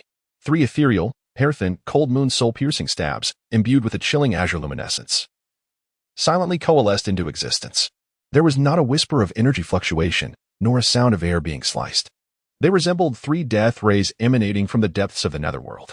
Whoosh, whoosh, whoosh. The three cold moon soul-piercing stabs flew forth at a speed that transcended the limits of visual perception, silently and precisely striking the back of the heads of the three Insha disciples, who were lost in the ecstasy of their assault. Pop, pop, pop. Three almost imperceptible sounds, akin to bubbles being gently punctured, fleetingly registered amidst the cacophony of battle. In the next instant, a bizarre scene unfolded. The three black-clad assassins, who had been sneering and attacking furiously, found their movements and expressions frozen in that moment, utterly immobilized. The sinister grins upon their faces had yet to fade, but the ferocity and brilliance in their eyes, akin to candle flames extinguished by a tempest, vanished in an instant, transforming into a profound and disquieting void of silence. It was as though, in that fleeting moment, their souls were drawn away and obliterated by an unseen force. Immediately following this, like wooden stakes severed from their roots, they fell with a resounding thud, thud, thud. The three soulless husks, frozen in their aggressive postures, collapsed rigidly to the ground, silent as the grave. The silence was deafening. An execution executed with even greater swiftness than their previous slaughter of four peachy refining disciples within the abyss, more bizarre, more elusive, and entirely without trace. The newly mastered, soul-piercing moonlight revealed its power and concealment in this moment of perfect manifestation. This sudden, chilling turn of events left Zhang Fan and Li Hu, who had been teetering on the brink of despair, utterly dumbfounded. The attack had ceased. The pressure had dissipated. Their eyes widened in disbelief as they beheld the three bodies of their erstwhile fierce adversaries, now lifeless on the ground, their faces etched with shock, confusion, and incredulity. What has transpired? The enemy is dead? How did they perish? They were utterly oblivious to who had struck or how the foes had met their demise. Trembling with residual terror, they stood back to back, warily surveying their surroundings, their hearts pounding like drums. Cold sweat quickly drenched their backs. Could it be that the enemies of the Insha sect had turned upon each other? Or perhaps a more formidable presence lurked in the shadows? Just as their minds raced with fear and uncertainty, a figure emerged silently from the shadows of the trees, as if materializing from thin air.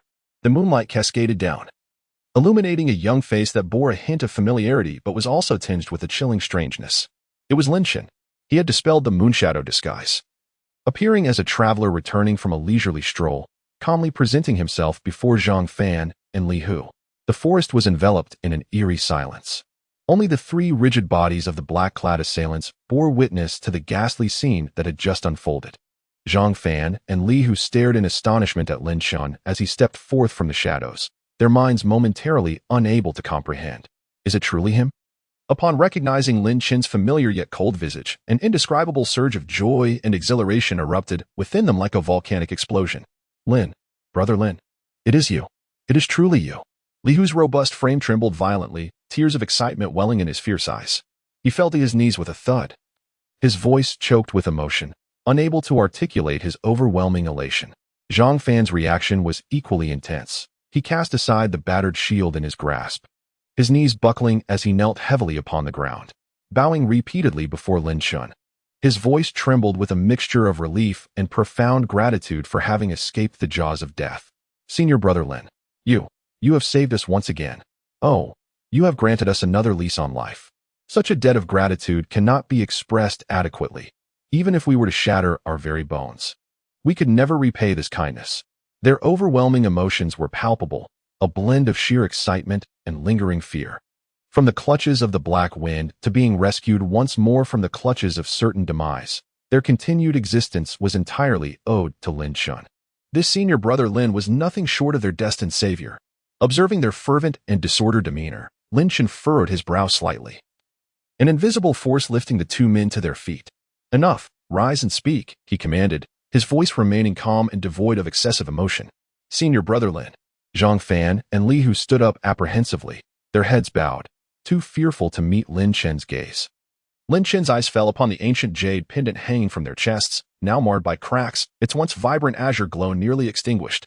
He inquired, "How did you come to be here? And why are you being pursued by the Insha sect? In this pendant?" Chapter 77. The mysterious senior. Upon hearing Lin Chen's inquiry, a trace of bitterness and trepidation crossed Zhang Fan's face as he hastily recounted the events in their entirety. Upon their return to the sect, they had indeed reported the ambush by the Insha sect at the Black Wind Pass to their superiors.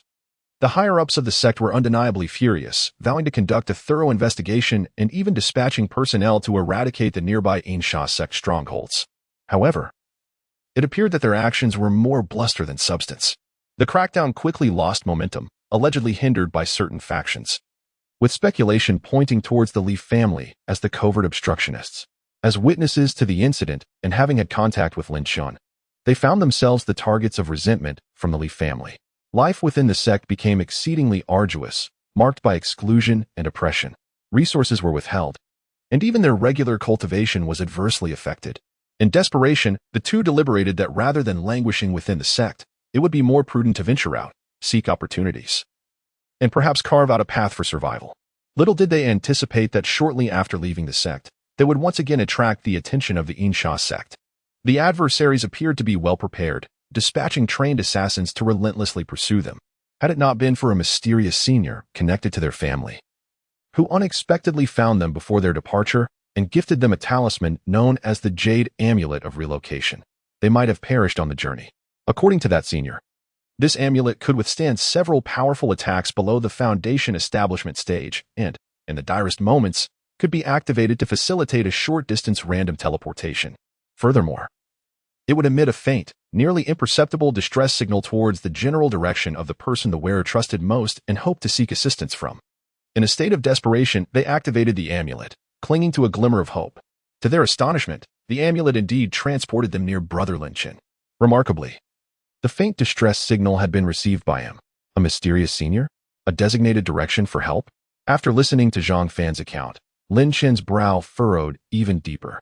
He reached out and took the now fractured jade amulet from Zhang Fan's hand, sensing its imminent depletion of spiritual essence. The amulet, warm to the touch and composed of an extraordinary material, neither metal nor jade, evoked a subtle tremor in his heart. From this broken talisman, he distinctly perceived an ancient, tranquil essence, imbued with an ethereal vastness, as if it were harmoniously entwined with the very fabric of nature itself. This aura was starkly different from the spiritual energies he had encountered within the practices of the Fallen Cloud sect. It stood in stark contrast to the sinister and malevolent atmosphere of the Insha sect. Even the cold, moonlit essence of Su Qingxue diverged significantly from it. This was an experience unlike any he had encountered before, imbued with the weight of time and the profound mysteries of the universe. Who was that elder? Do you know his origins? Lin Chen inquired in a low voice. Zhang Fan and Li Hu exchanged glances, both shaking their heads. We are also unaware of the true identity of that elder, Zhang Fan replied with a wry smile. He merely mentioned a connection to our ancestors and offered his assistance upon seeing our plight. After leaving the jade pendant, he departed without revealing further information. Lin Chun caressed the cracked jade pendant in his hand, a multitude of doubts swirling within him. A mysterious elder with ties to the families of Zhang Fan and Li Hu? A peculiar jade pendant capable of directional teleportation and transmitting distress signals? Why did this mechanism of transmission and plea for help specifically point to him? Could it be due to the fated celestial mechanism? Did the celestial mechanism possess the ability to send such a unique distress signal? Or perhaps This enigmatic elder was actually acquainted with him. Even more, could it be that this pendant itself held some undisclosed connection to him? Countless questions enveloped Lin Chen's mind like a shroud of mist. He sensed that behind this seemingly innocuous jade pendant lay an immense secret, one intricately linked to his own origins, the fated celestial mechanism, and even the higher echelons of the cultivation world. It was not wise to linger here. Lin Chen collected his thoughts, casting his gaze around. Since the members of the Insha sect were able to track them here, it indicated they possessed a method of pursuit, and soon, more would likely arrive. Zhang Fan and Li Hu's faces paled once more at his words, clearly having reached the same conclusion. After a moment of contemplation, Lin Chen made a decision. You should accompany me for now. Keeping Zhang Fan and Li Hu close would not only provide them with temporary protection but also conclude this threat of fate. Furthermore, he needed to glean more specific information regarding the recent circumstances of the Falling Cloud sect and additional details about that mysterious elder from them. Thank you, Brother Lin. Thank you, Brother Lin. Zhang Fan and Li Hu exclaimed with joy, tears of gratitude welling in their eyes. Being by Lin Chen's side was undoubtedly their safest and wisest choice at present. Lin Chen spoke no further. Producing 2 bottles of healing elixirs and handing them to them. Restore your injuries first. Once the 2 had consumed the elixirs and their breaths had steadied, Lin Chen discerned the direction and, in a swift motion, led Zhang Fan and Li Hu away, like 3 arrows released from their bows, rapidly vanishing into the depths of the vast forest. As the night breeze whispered through the trees, Lin Chen navigated swiftly through the woods. His gaze lowered as he toyed with the cracked green jade pendant in his hand. The smooth texture under his fingertips conveyed a warmth, and the unfamiliar yet ancient aura seemed to silently narrate something profound. The enigmatic elder, the peculiar jade pendant, the relentless pursuit of the Insha sect, the secrets concealed within oneself, the clues left by Su Qingxue, the emergence of even more formidable adversaries. All these elements intertwine like countless chaotic threads, heralding the approach of a tempest more fierce and grandiose than ever before. The path ahead brims with uncertainty and challenges. The night is as dark as ink, and the mountain winds howl. Lin Chen, accompanied by Zhang Fan and Li Hu, discovers a dry cave in a more perilous and concealed valley, where they temporarily settle down. Inside the cave, the crackling campfire dispels the chill of late autumn and casts flickering shadows upon the distinct faces of the 3. As Lin Chen retrieves healing elixirs, he instructs Zhang Fan and Li Hu to channel their energy to dispel the residual Insha energy within them. While meticulously inquiring about their specific experiences after departing from the sect, as well as every detail concerning the mysterious elder and the jade amulet of teleportation, leaving no hint of suspicion unexamined. Chapter 78. Return to the Falling Cloud sect. Zhang Fan and Li Hu spoke candidly to Lin Chen, leaving no detail unshared. Their accounts of the current state of the sect closely aligned, and even exceeded, Lin Chen's prior conjectures based on scant clues. The Li family, once merely a secondary cultivation clan within the Falling Cloud sect, has rapidly ascended in power after aligning with some mysterious benefactor. In recent years, their influence within the sect has swelled dramatically, rendering them a formidable force that casts a long shadow over the political landscape. They have not only embedded numerous loyalists within the upper echelons of the sect but have also ruthlessly suppressed dissenters, creating a toxic atmosphere within the Falling Cloud sect. Investigations into the infiltration by the Insha sect and collusion with traitors have been effectively stifled under the Li family's strong-arm tactics and deliberate obfuscation. Rumors circulate within the sect that the Li family's swift rise is attributable to their clandestine dealings with the Insha sect, conspiring to betray the interests of the sect. Though the Falling Cloud sect still outwardly presents itself as the righteous leader over vast territories, internally it is rife with factions, rife with conflict and turbulent undercurrents.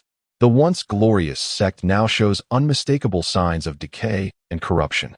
Many elders and disciples, steadfast in their loyalty and still possessing a flicker of righteousness, harbor deep resentment towards the Li family's actions. Yet, out of fear of their power and ruthless methods, they are left to cede in silence, unable to voice their outrage.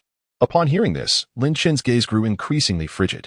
As for the enigmatic elder, the information Zhang Fan and Li Hu could provide remained woefully scant. They only recalled that the elder possessed an extraordinary aura, markedly different from that of ordinary mortals. When discussing their family's connection, the elder's tone was elusive and seemingly shrouded in the mist of time. Most strikingly, they remembered the elder's evident disappointment and dissatisfaction regarding the current turmoil within the Falling Cloud sect, while leaving behind the jade amulet of translocation. The elder had cryptically warned of impending calamities and unforeseen changes, advising them to tread carefully before vanishing without a trace. Concerning the already cracked jade amulet of translocation, Lin Chen repeatedly caressed it, attempting to sense its essence, even trying to infuse it with the faint aura of the destiny mechanism. Yet, he remained unable to discern its specific origin or material. Nonetheless, the ancient and vast Taoist resonance emanating from the amulet intrigued him increasingly. This could very well be a crucial lead in his pursuit of higher realms of cultivation. The campfire flickered quietly, and the cave fell into a brief silence. Lin Chen lowered his eyelids, his fingers unconsciously tapping upon his knee, as thoughts raced through his mind.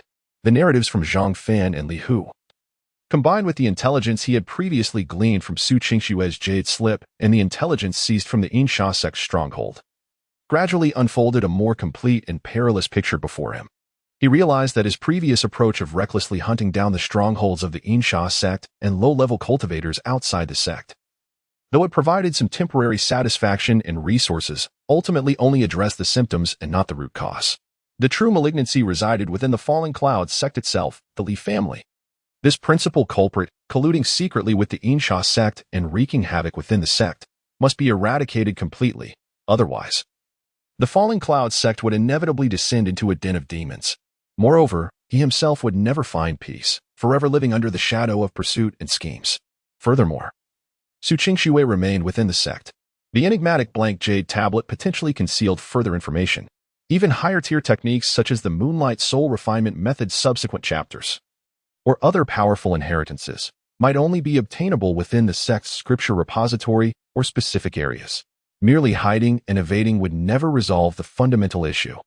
The most perilous places often harbor the greatest opportunities for change. A fierce light suddenly flickered in Lin Chen's eyes. He made a resolute decision, return to the Falling Clouds sect. He would return, as a foundation-building cultivator, openly and honorably, to that sect where he had once endured humiliation, now teetering on the brink of crisis. He intended to tear open a rift within that seemingly impregnable cesspool of decay. He would stir the winds and clouds. He would unleash a mighty wave. He would expose all the malevolent spirits lurking in darkness, one by one, to the light of day. At that moment, his objective became strikingly clear. Return to the Falling Cloud sect. With foundation-building prowess, ascend to the inner sect as a disciple. Attain a legitimate identity, status, and the cultivation resources he rightfully deserved. Seek ways to connect with Su Qingshui, uncover more secrets of that blank jade tablet, and obtain the complete inheritance of the Moonlight Soul Refinement Method. Conduct a covert investigation into the Li family's collusion with the Yinsha sect. Then, find the opportunity to gather strength and decisively eliminate the Li family, this insidious threat. Once and for all, let us go. We return to the sect. Lin Chen abruptly rose, his eyes ablaze with determination, his tone resolute and unyielding. In that moment, he harbored no trace of hesitation or doubt. He carefully stored the cracked green jade pendant close to him, then with a wave of his hand, dismantled all the concealment formations at the cave entrance. Boom. A powerful and condensed aura, characteristic of a foundation-building cultivator, erupted from him without reservation. Like a slumbering volcano suddenly awakening, sweeping across the entire valley, he sought to announce his return in a manner that would astonish the heavens. He wanted the entire Falling Clouds sect to know. Lin Chen has returned, fueled by the fires of vengeance, armed with an indomitable will, and wielding a strength that would send shivers down the spines of all his enemies. He has returned. The foundation-building mystical water energy within Lin Chen surged forth unreservedly. He swayed slightly, transforming into a dazzling blue streak of light, akin to an arrow released from its bow, soaring into the heavens.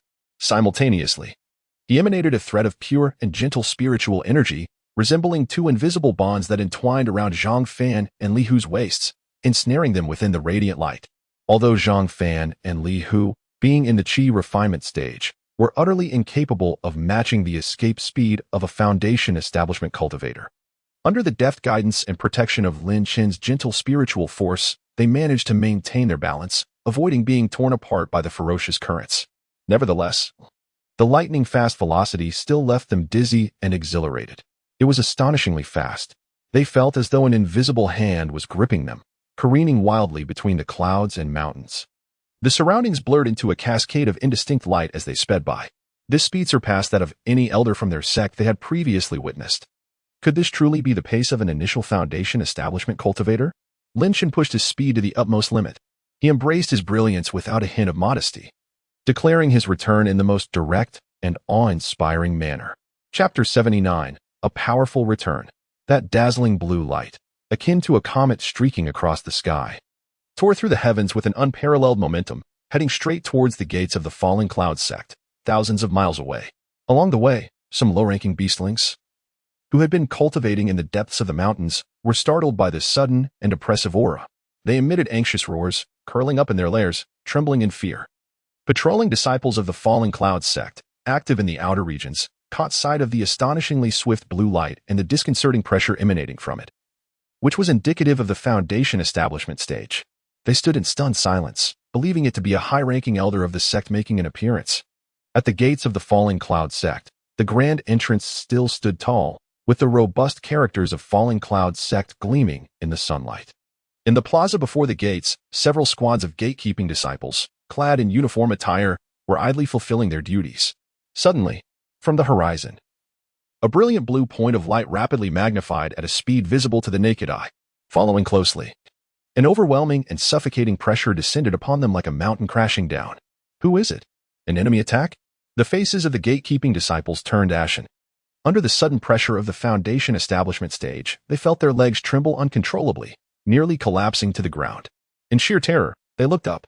They beheld the dazzling blue light, showing no signs of slowing down or issuing any warning, as it descended upon the plaza of the fallen cloud sect with the ferocity of a meteorite. Boom! As the light dissipated, 3 figures emerged. The leader, tall and striking, bore a visage that was both handsome and cold as ancient ice. The aura he exuded was a formidable and concentrated presence of the early Foundation establishment stage, making it difficult for anyone to meet his gaze. When the gatekeeping disciples recognized the face of the leading youth, they looked as if they had seen a ghost in broad daylight, their eyes nearly popping out of their sockets.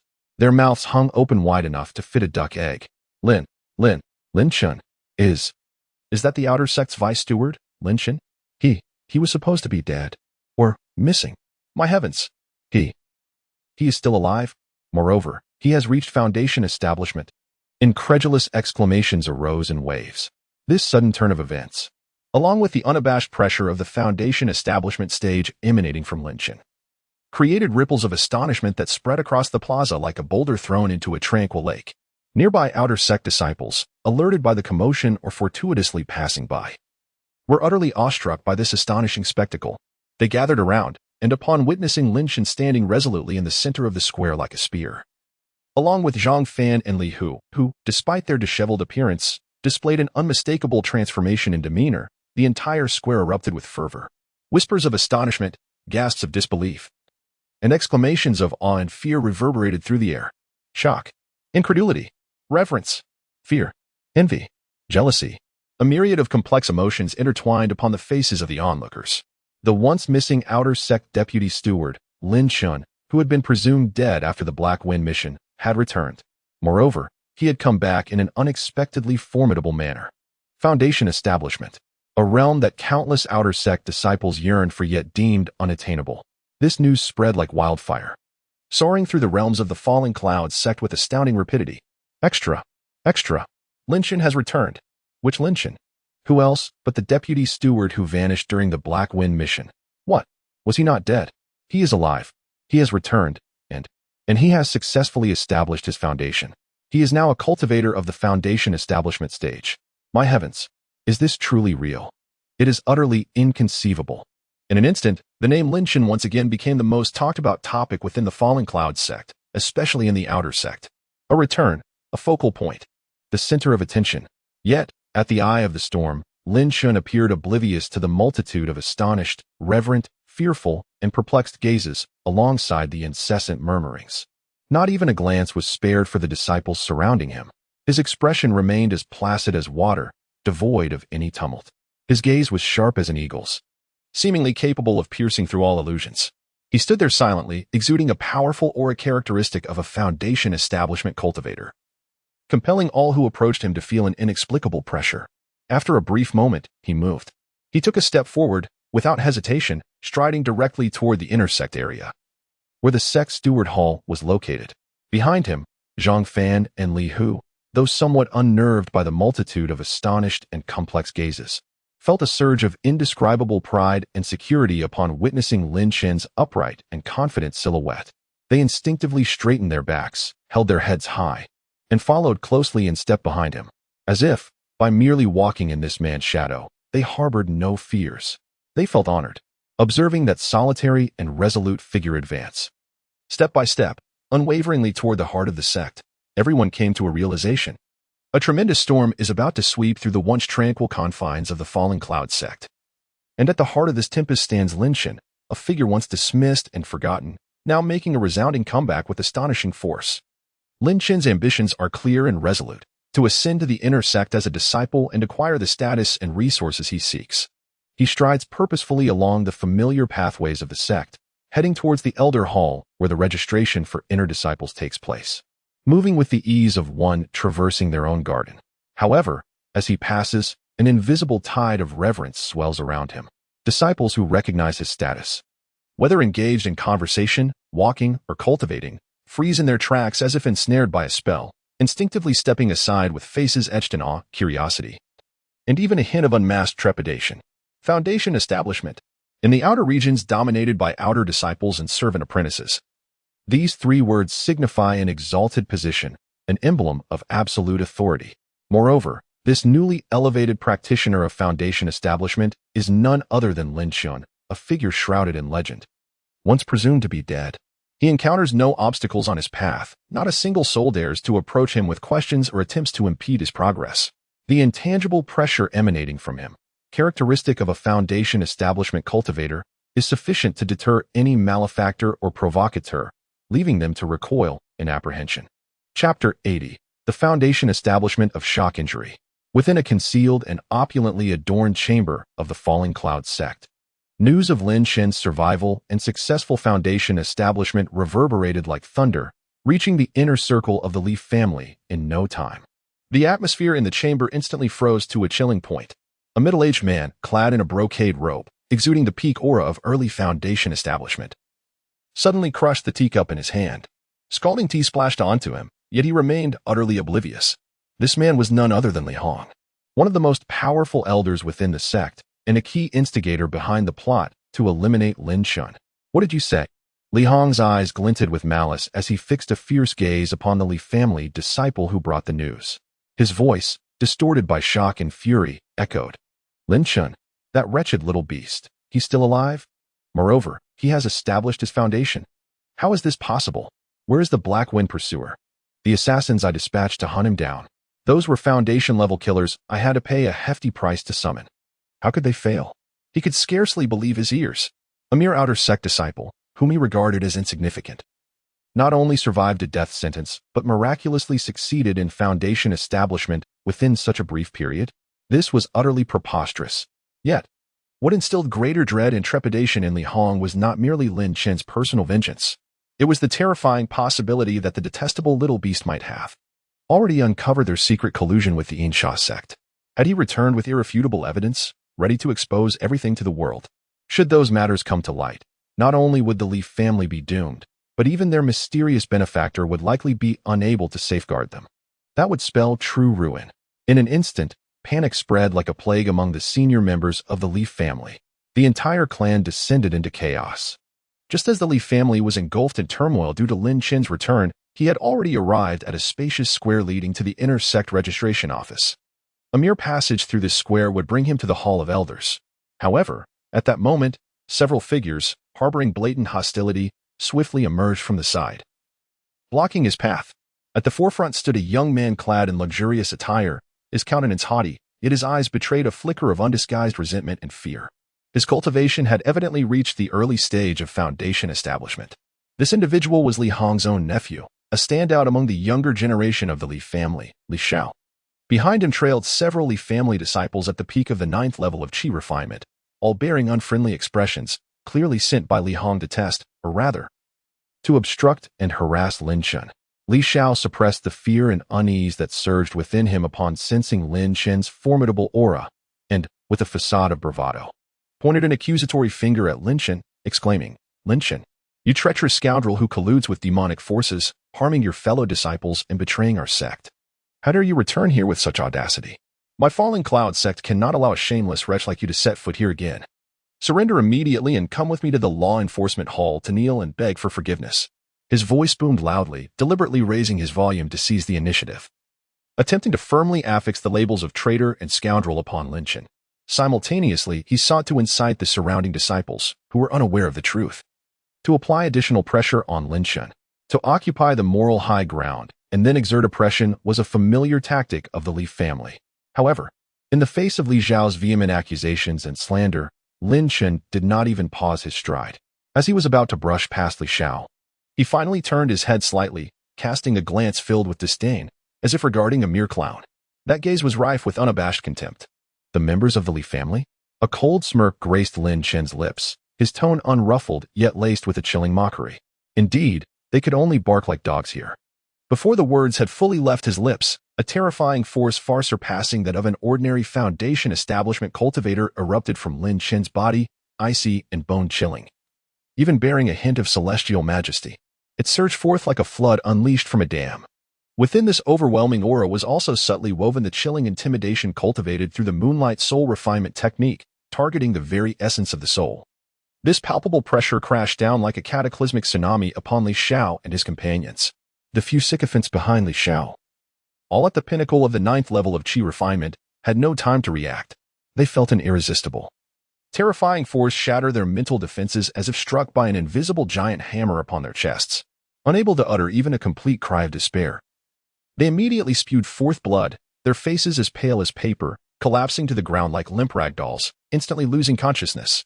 As for Li Xiao, though he too was at the early stage of Foundation establishment, he found himself like a frail sapling amidst a tempest when faced with Lin Chen's overwhelming aura, which was augmented by soul power. He was utterly defenseless. A bone-chilling pressure, as if intent on freezing and shattering his very soul, bore down upon him. His internal spiritual energy spiraled into chaos. The protective light surrounding him shattered as easily as paper. Li Zhao's complexion paled to a ghastly white. His legs trembled uncontrollably, and he recoiled in fright, retreating 7 or 8 steps before he could barely regain his footing. A sudden sweetness surged in his throat, and he could no longer suppress the tumultuous flow of his vital energy, forcefully expelling a mouthful of crimson blood that splattered onto the ground before him, appearing particularly jarring. He lifted his gaze, his eyes brimming with profound astonishment and dread, fixating on Lin Chen as if he were gazing upon a monster. How could this be possible? How could this happen? Both were at the initial stage of Foundation establishment. Yet he was unable to withstand even the pressure of the other's presence. He had even been directly injured by it. This was utterly unprecedented, unimaginable. The square fell into a profound silence, as if time itself had ceased to flow. The sound of a falling needle could be heard. All the observing disciples stared wide-eyed, their mouths agape, as if their throats were constricted, their eyes nearly bulging from their sockets. What had they witnessed? Merely a clash of presence. Merely a confrontation of might. The prodigious Li Xiao of the Li family, also at the initial stage of Foundation establishment, had been forced to spit blood and retreat solely from Lin Chen's gaze, a single utterance, and an explosive display of might. And Lin Chen, throughout it all, he hadn't even lifted a finger. What terrifying strength was this? What overwhelming demeanor? An epitome of ostentation, an unparalleled slap in the face. Astonishment, an incomparable sense of shock. It felt as though everyone's breath had been suspended, just at this moment, when all eyes were upon him. The Li family's reputation lay in tatters, and the atmosphere had thickened to an extreme, a voice, cool as the moon and melodious as celestial music, yet laced with an imperceptible complexity, suddenly resonated from the entrance of the Hall of Elders. "Lin Shitty, how have you been?" Chapter 81. Intersect Disciples. Upon hearing the voice, the crowd turned their gaze. There stood a woman clad in a moonlight-hued gown, her demeanor exuding an ethereal coolness. Her beauty unparalleled as she gazed upon Lin Chen in the center of the square with eyes as clear as autumn waters. It was Su Qingxue. Her voice, as serene as the moon, fell upon the assembly like a handful of ice cast into a boiling pot of oil, instantly transforming the atmosphere of the Mountain Gate Square into a more intricate and nuanced tableau. All eyes shifted in unison from Lin Chen and the disheveled Li Xiao to the direction from which the voice emanated. There stood a breathtaking beauty in a gown as white as freshly fallen snow, her graceful figure and captivating visage suggesting a celestial being, as if she had descended from the ethereal realms, untouched by earthly matters. She was none other than the undisputed first prodigy of the younger generation of the Fallen Cloud sect, the goddess in the hearts of countless disciples, Su Qingxue. Her appearance was akin to the rise of a luminous moon in the dim night sky, capturing the attention of everyone present and momentarily diffusing the previously tense and charged atmosphere. Su Qingxue's gaze settled calmly upon Lin Chen, her eyes reflecting an unruffled serenity, seemingly devoid of emotional disturbance. Yet, Lin Chen, with keen perception, detected a fleeting ripple deep within her gaze. What was it? Surprise? Admiration? Curiosity? Or perhaps a hint of imperceptible concern? Though unable to ascertain the exact nature of her emotions, Lin Chen recognized that Su Qingxue's presence undeniably rendered the current situation all the more intriguing. Meanwhile, those who had intended to continue their bluster or await support from their family elders, including Li Xiao, found their expressions darkening, as though they had ingested something foul. Despite their previous arrogance, they dared not exhibit any semblance of disrespect in the presence of this esteemed senior sister, whose standing within the sect surpassed that of some ordinary elders, and whose strength and enigmatic background commanded deep respect. From a distance of several dozen yards, Lin Chen exchanged a tranquil nod with Su Qingxue, acknowledging her unspoken greeting. Just as the atmosphere grew peculiar with her arrival, a sudden rush of formidable presences descended upon the mountain gate square like meteors streaking across the night sky. 3 elders, adorned in robes of various colors, their auras profound as the ocean, emerged from the depths of the sect.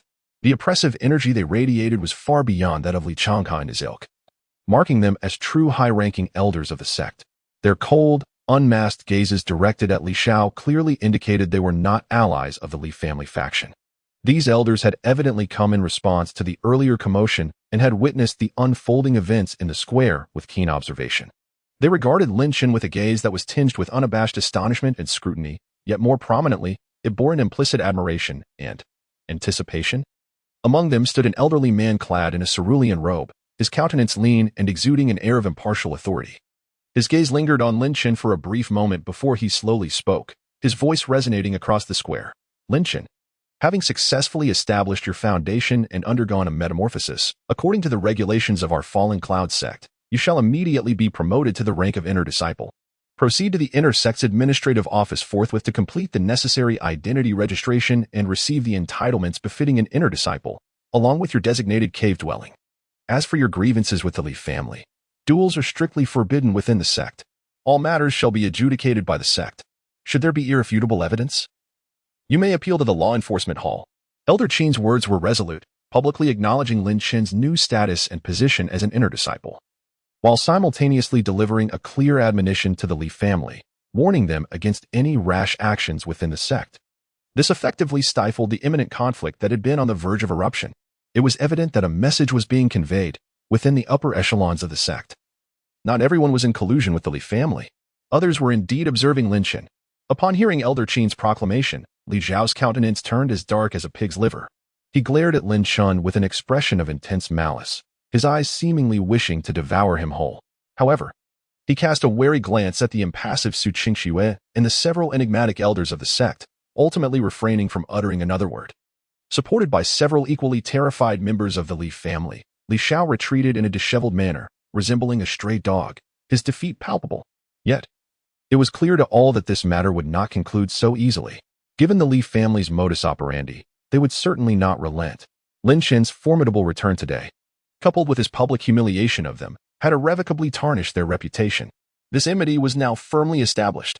They would undoubtedly mobilize all available resources to clandestinely target Lin Chen.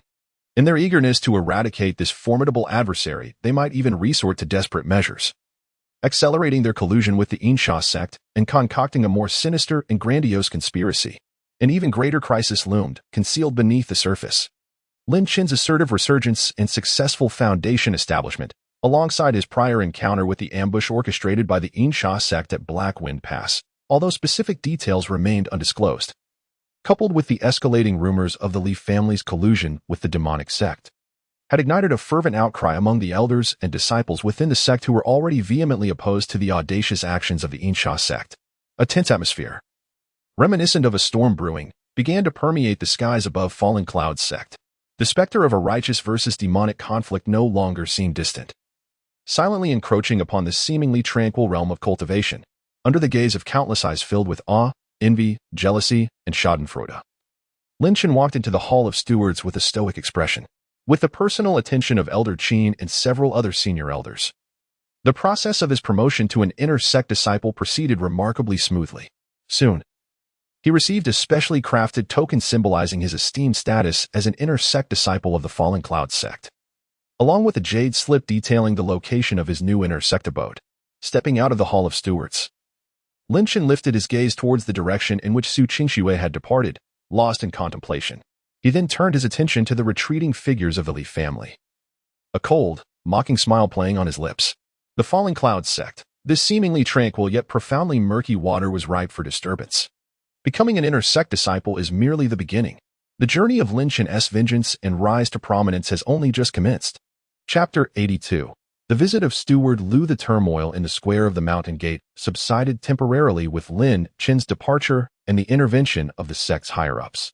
Yet, the entire Fallen Cloud sect, particularly the outer sect region, erupted in fervent discussions due to Lin Chen's formidable return and astonishing foundational cultivation. Speculations and debates spread like a tidal wave. At this moment, however, Lin Chen had long since cast aside the clamor. Clutching the ebony jade token symbolizing the esteemed status of an inner sect disciple and a jade slip detailing the location of his new cave dwellings, he was escorted by a notably respectful outer sect steward dispatched from the steward hall. They traversed through visible barriers radiating powerful energy fluctuations and officially entered the true core area of the Fallen Cloud sect, the inner sect. In stark contrast to the chaotic and diverse environment of the outer sect, as soon as Lin Chen stepped into the inner sect, he distinctly sensed the surrounding spiritual energy intensifying several-fold. As he gazed around, towering and perilous peaks surged upward, piercing the clouds. Between these majestic mountains, mist swirled, resembling a celestial paradise. Occasionally, graceful cranes soared through the clouds, emitting melodious calls. Nestled between the mountains and valleys were exquisite pavilions and courtyards, each emanating subtle waves of spiritual energy, clearly serving as sanctuaries for the inner sect disciples and elders. It was a scene reminiscent of immortal realms. However, beneath the seemingly tranquil and harmonious celestial landscape, Lin Chen's acute perception, far surpassing that of his peers, discerned a far more stringent hierarchy, as well as a deeper and more brutal competition and intrigue. Along his journey into the inner sect, he frequently observed disciples clad in inner sect attire soaring through the skies on swords or magical artifacts. Upon noticing Lin Chen, an obviously new face among the inner sect, most of them regarded him with unabashed scrutiny and curiosity. Some, whose auras clearly belonged to the Li family faction, or those who simply held disdain for newcomers, cast glances at him laced with subtle indifference and hostility. The inner sect, indeed, was no sanctuary. Lin Chen understood this well and remained unfazed. Where there are people, there exists a world of conflict. In a world of conflict, disputes are inevitable. He had long acclimated to the survival of the fittest. Guided by the steward, Lin Chen soon arrived at his newly assigned cave dwelling. This cave was situated halfway up a peak known as Cold Pool Peak. Among the many spiritual peaks in the inner sect, its concentration of spiritual energy could only be deemed moderately low, not quite a paradise. However, its relative seclusion, coupled with a profound cold pool perpetually shrouded in icy mist at the mountain's base, endowed the entire peak with an abundance of water's spiritual energy. This characteristic was particularly harmonious with Lin Chen's cultivation of the profound water true formula and the nether water mysterious shield, both of which were water attribute techniques. Beyond the cave dwelling, there exists a simple protective barrier. After the guiding steward respectfully informed Lin Chen of the method to unlock the barrier, he prudently withdrew. Lin Chen deactivated the barrier and stepped into the cave. Indeed, the interior space was vastly more spacious than the rudimentary quarters occupied by outer disciples, by several dozen times. At the very least, within, there were dedicated meditation rooms for cultivation, secret chambers for alchemy and artifact crafting, as well as halls for living and receiving guests, all impeccably furnished, far surpassing the pigeonholes of the outer sect. Subsequently, Lin Chen visited the dedicated administrative hall for inner disciples to collect his monthly allotment. This included 10 mid-grade spirit stones, several vials of second-tier elixirs specifically for foundational cultivation, and materials required for crafting basic talismans and setting up simple formations. Although these resources may not seem particularly impressive to seasoned inner disciples with deep backgrounds or those who had already established themselves within the sect, for Lin Chen, who had just ascended from the outer sect. This represented a monumental enhancement. It was a significant elevation. With these resources as his foundation, his upcoming cultivation endeavors would undoubtedly proceed with greater ease. Acquainted with the cave's environment and having inventoried his cultivation resources, Lin Chen was poised to reinforce the surrounding area with layers of more potent concealment and defensive formations, preparing to enter seclusion to solidify his recently attained foundational stage and to assimilate the insights gained from prior battles. However, at that moment, Buzz, the rudimentary alert barrier he had just set up outside, was unexpectedly triggered. A visitor?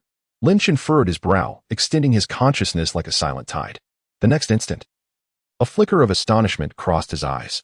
Outside the cave, a slightly stooped, pallid middle-aged man stood anxiously. This individual was none other than Lu Qingfa, the steward from the outer sect who had previously offered him considerable assistance and convenience. At this moment, Lu Qingfa wore an expression of excitement, apprehension, and disbelief as he cautiously surveyed Lin Chen's cave, seemingly unable to trust his own eyes. Clearly, he had heard of Lin Chen's formidable return and successful ascension to the inner sect. Mustering the courage to pay a visit, Lin Chen felt a stir in his heart, dispelling the alert barrier as the stone door of the cave slowly opened. Upon seeing the door open and Lin Chen emerging, Lu Qingfa was momentarily taken aback. Then his entire being trembled with exhilaration. His weathered face instantly illuminated with uncontrollable joy, his eyes glistening with unshed tears, nearly moved to weep on the spot. Lin nephew. Oh no. Lin brother. Lu Qingfa's voice quavered with a mixture of choking emotion and disbelief as he hurried forward to pay his respects, yet found himself at a loss for words. You truly have returned, and successfully established your foundation. Wonderful. Truly wonderful. Heaven has opened its eyes. He was so overwhelmed with excitement that his words became somewhat disjointed, the genuine joy and elation evident in his expression. As Lin Chen observed Lu Qingfa's heartfelt display of emotion, a warmth began to stir within him. It is easy to add embellishments to a beautiful tapestry, yet difficult to offer timely assistance in times of hardship. When he was once isolated and vulnerable within the outer sect, this Lu steward had indeed provided him with considerable support within his means, a kindness that Lin Chen had always cherished in his heart. After an exuberant exchange of pleasantries, however, the joy on Lu Qingfa's face gradually faded, replaced by a profound sense of worry and helplessness. With a sigh, he reluctantly confided in Lin Chen that ever since Lin Chen's disappearance during the Black Wind Pass mission, the Li family's influence within the sect had grown increasingly rampant, reaching a point where they seemed to hold absolute power. As a mere outer sect steward who had once offered discreet assistance to Lin Chen, he had naturally become a target of the Li family's scrutiny. Not only was he subjected to exclusion and difficulties imposed by other stewards affiliated with the Li family within the steward hall, but the meager cultivation resources that were supposed to be allocated to him each month were often withheld under various unfounded pretexts. Life had become exceedingly arduous for him. He had been stuck at the pinnacle of the 4th layer of qi refinement for a full 5 or 6 years. He yearned desperately for a breaking barrier pill to help him break through to the 5th layer of qi refinement. Achieving this breakthrough would solidify his position within the outer sect steward hall, preventing him from being so easily manipulated as he was now. However, Chapter 83. Just a mere barrier-breaking pill. Though the barrier-breaking pill is merely a common first-tier elixir for those like them, the outer sect stewards lacking any substantial background, it remains an elusive treasure. He had submitted numerous applications to the sect's alchemy chamber, hoping to exchange his long-accumulated contribution points for a single barrier-breaking pill. Yet, each time, he was met with cold refusals from the overseers affiliated with the Li family, who offered various ostentatious excuses to justify their denials. As time went on, his hopes for a breakthrough dwindled almost to the point of extinction. At this juncture, Lu Qingfa's already haggard visage was further marred by bitterness and despair. Lin Chen listened quietly to Lu Qingfa's lamentations, his expression calm and unwavering. Observing the glimmer of hope in Lu Qingfa's eyes, tinged with an undercurrent of despair, Lin Chen was reminded of the past when this steward had risked offending the Li family to discreetly offer him assistance and warn him to tread carefully during their time in the outer sect. A drop of water shall be repaid with a fountain of gratitude. This is one of Lin Chen's guiding principles. A gentle smile unfurled at the corners of his mouth, akin to a spring breeze caressing a frozen lake, imparting an inexplicable warmth to Lu Qingfa's cold and despondent heart. Steward Lu. Lin Chen's voice was unassuming yet imbued with an undeniable confidence. It is merely a barrier-breaking pill. What is it worth to fret over? Just a mere barrier-breaking pill. What is it worth to fret over? Lin Chen's words, though understated and imbued with an air of certainty, momentarily stunned Lu Qingfa, who then revealed a deep bitterness and sense of helplessness. Ellen, senior brother, you jest, Lu Qingfa managed to force a smile, his voice dry. Though the barrier-breaking pill is classified as a low-tier elixir, its crafting methods are rather complex, and the necessary primary ingredients are quite difficult to procure. Within our Falling Cloud sect, it has always been a sought-after item, priced yet elusive. For ordinary disciples, even exchanging contribution points for it proves to be a formidable challenge. He presumed that Lin Chen was unaware of the true value of the barrier-breaking pill, which prompted such nonchalant remarks. After all, Lin Chen had only recently established his foundation and may not yet comprehend the particulars of these low-tier elixirs within the sect. However, Lin Chen chose not to elaborate further. With a subtle smile, he casually flipped his palm before Lu Qingfa. In the next moment, an astonishing spectacle unfolded. A vibrant array of spiritual herbs and medicinal plants, exuding rich aromas, materialized on the stone table before him. There was the crimson-hued, coral-like red flame grass, the crystalline, ice-like cold essence flower, and the peculiar, patterned void spirit fruit, radiating faint spatial ripples. All were the essential primary and auxiliary ingredients required to concoct the barrier-breaking pill. Moreover, the age and quality of these materials far surpassed anything Lu Qingfa had previously encountered, even superior to the so-called high-quality materials stored in the sect's alchemical repository. These precious spiritual herbs are of an entirely higher echelon. A portion of these rare medicinal ingredients was gathered by Lin Chen during his excursions in the outer sect, plucked from treacherous locales seldom tread by others. The remainder was seized as spoils from the storage bags of the Insha sect practitioners he had vanquished. After all, even practitioners of the dark arts require the aid of elixirs to transcend their cultivation bottlenecks. Lu Qingfa gazed at the mountain of resplendent and rare herbs piled upon the stone table, utterly immobilized as if ensnared by a binding spell. His murky old eyes widened in disbelief, his mouth agape as if a fist could fit within. His countenance was etched with incredulity and horror. How could this be possible? Each of these materials for crafting the breakthrough elixir is indeed exceedingly rare. For an ordinary disciple to possess even one or two of them would be an immense stroke of fortune. Yet, Lin Chen, he effortlessly produced a complete set? Moreover, the quality is astoundingly high. This is simply unfathomable. I possess the materials, Lin Chen stated with a calm demeanor, as though merely presenting some inconsequential trinkets. The elixirs will naturally follow. His tone, light and airy, concealed an undeniable confidence of formidable strength. At that moment, Lu Qingfa's mind was a blank slate. He had forgotten to ponder how Lin Chen acquired such a plethora of precious materials. All he comprehended was that this exceedingly young Lin Chen seemed to wield mysterious means that transcended his wildest imagination. As Lu Qingfa remained ensnared in his profound astonishment, Lin Chen had already collected the majority of the materials from the stone table, leaving just enough to concoct a single batch of the breakthrough elixir. He uttered no further words, merely offering a faint smile to Lu Qingfa before stepping into the alchemical chamber he had designated within the cave dwelling. Deacon Lu, please wait a moment. The stone door slowly closed, isolating Lu Qingfa from all within the tranquil chamber. Lu Qingfa stood there in a daze, and after a long while, he snapped back to reality with a jolt. Lin Chen, he intends to personally refine elixirs. He can refine elixirs.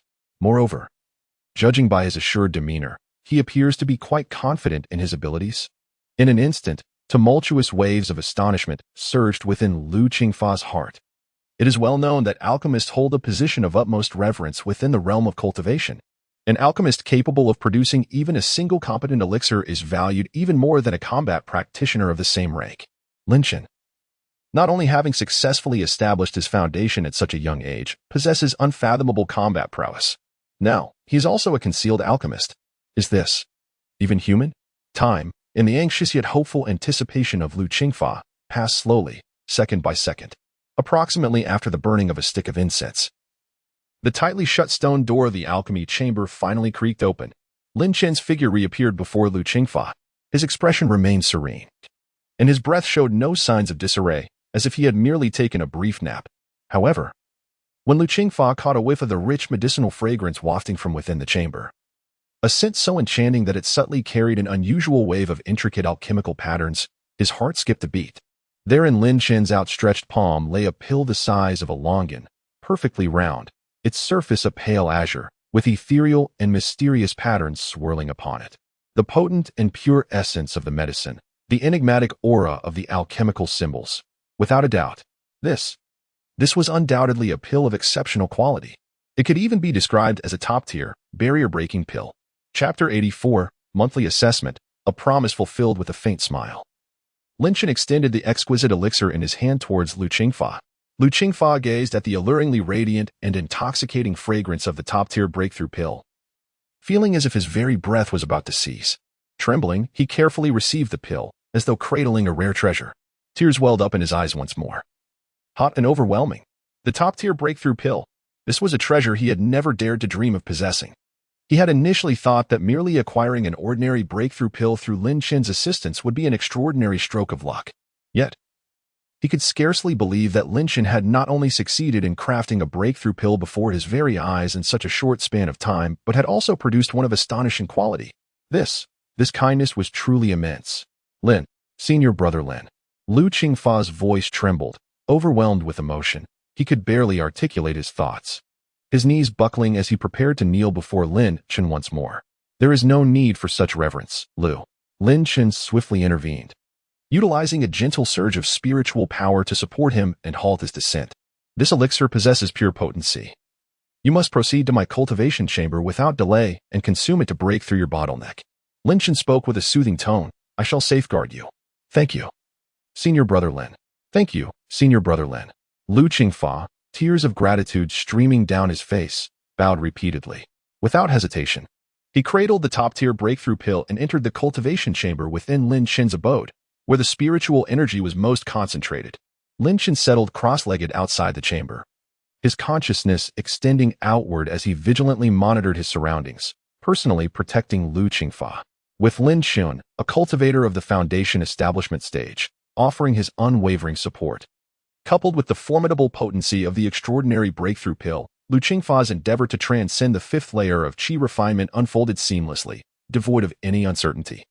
Nearly half an hour later, a surge of spiritual energy, magnitudes greater than before, erupted from within the cultivation chamber.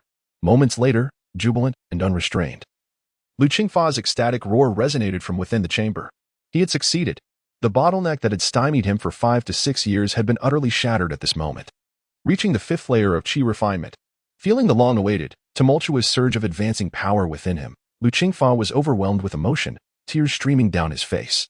He flung open the stone door of the chamber and hurried before Lin Chen. Without a hint of hesitation, he knelt heavily before him. This time, Lin Chen did not prevent him. Senior brother Lin. Lu Qingfa's voice was hoarse, yet imbued with unprecedented resolve and determination. A debt of gratitude cannot be articulated. From this day forth, my insignificant life belongs to you. For any task, I shall brave fire and water, unflinching in the face of death. This sentiment had transcended mere gratitude. Rather, it emanates from the depths of one's heart, a profound loyalty and submission. Lin Chen accepted this bow with composure, before assisting him to rise. Just as Lu Qingfa was still immersed in the joy of his breakthrough and boundless gratitude towards Lin Chen, he seemed to suddenly recall something of great importance. His expression shifted slightly as he hastily reported to Lin Chen. Senior brother Lin, there is another matter that I almost forgot. Just before I came to visit your cave dwelling, I inadvertently overheard several stewards from the Li family whispering in secret. It seems they were discussing plans to ally with a few families within the inner sect that are on friendly terms with them, intending to utilize the upcoming monthly assessment of inner sect disciples to give you a warning.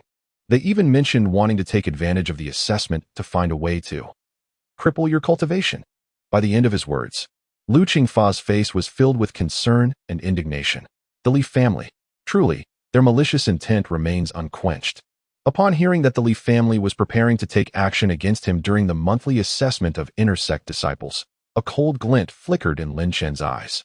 Yet, the corners of his mouth curled into a smile, filled with intrigue and chill. The monthly assessment, you say? Far from feeling any trepidation or concern, a surge of spirited combativeness welled up within him. Just right. I too wish to discern just how deep the waters of the Luoyuan sect's inner sect truly run. If they wish to play, I shall indulge them in their game, to ensnare them in their own plot, and strike back. This is the essence of Lin Chen's style.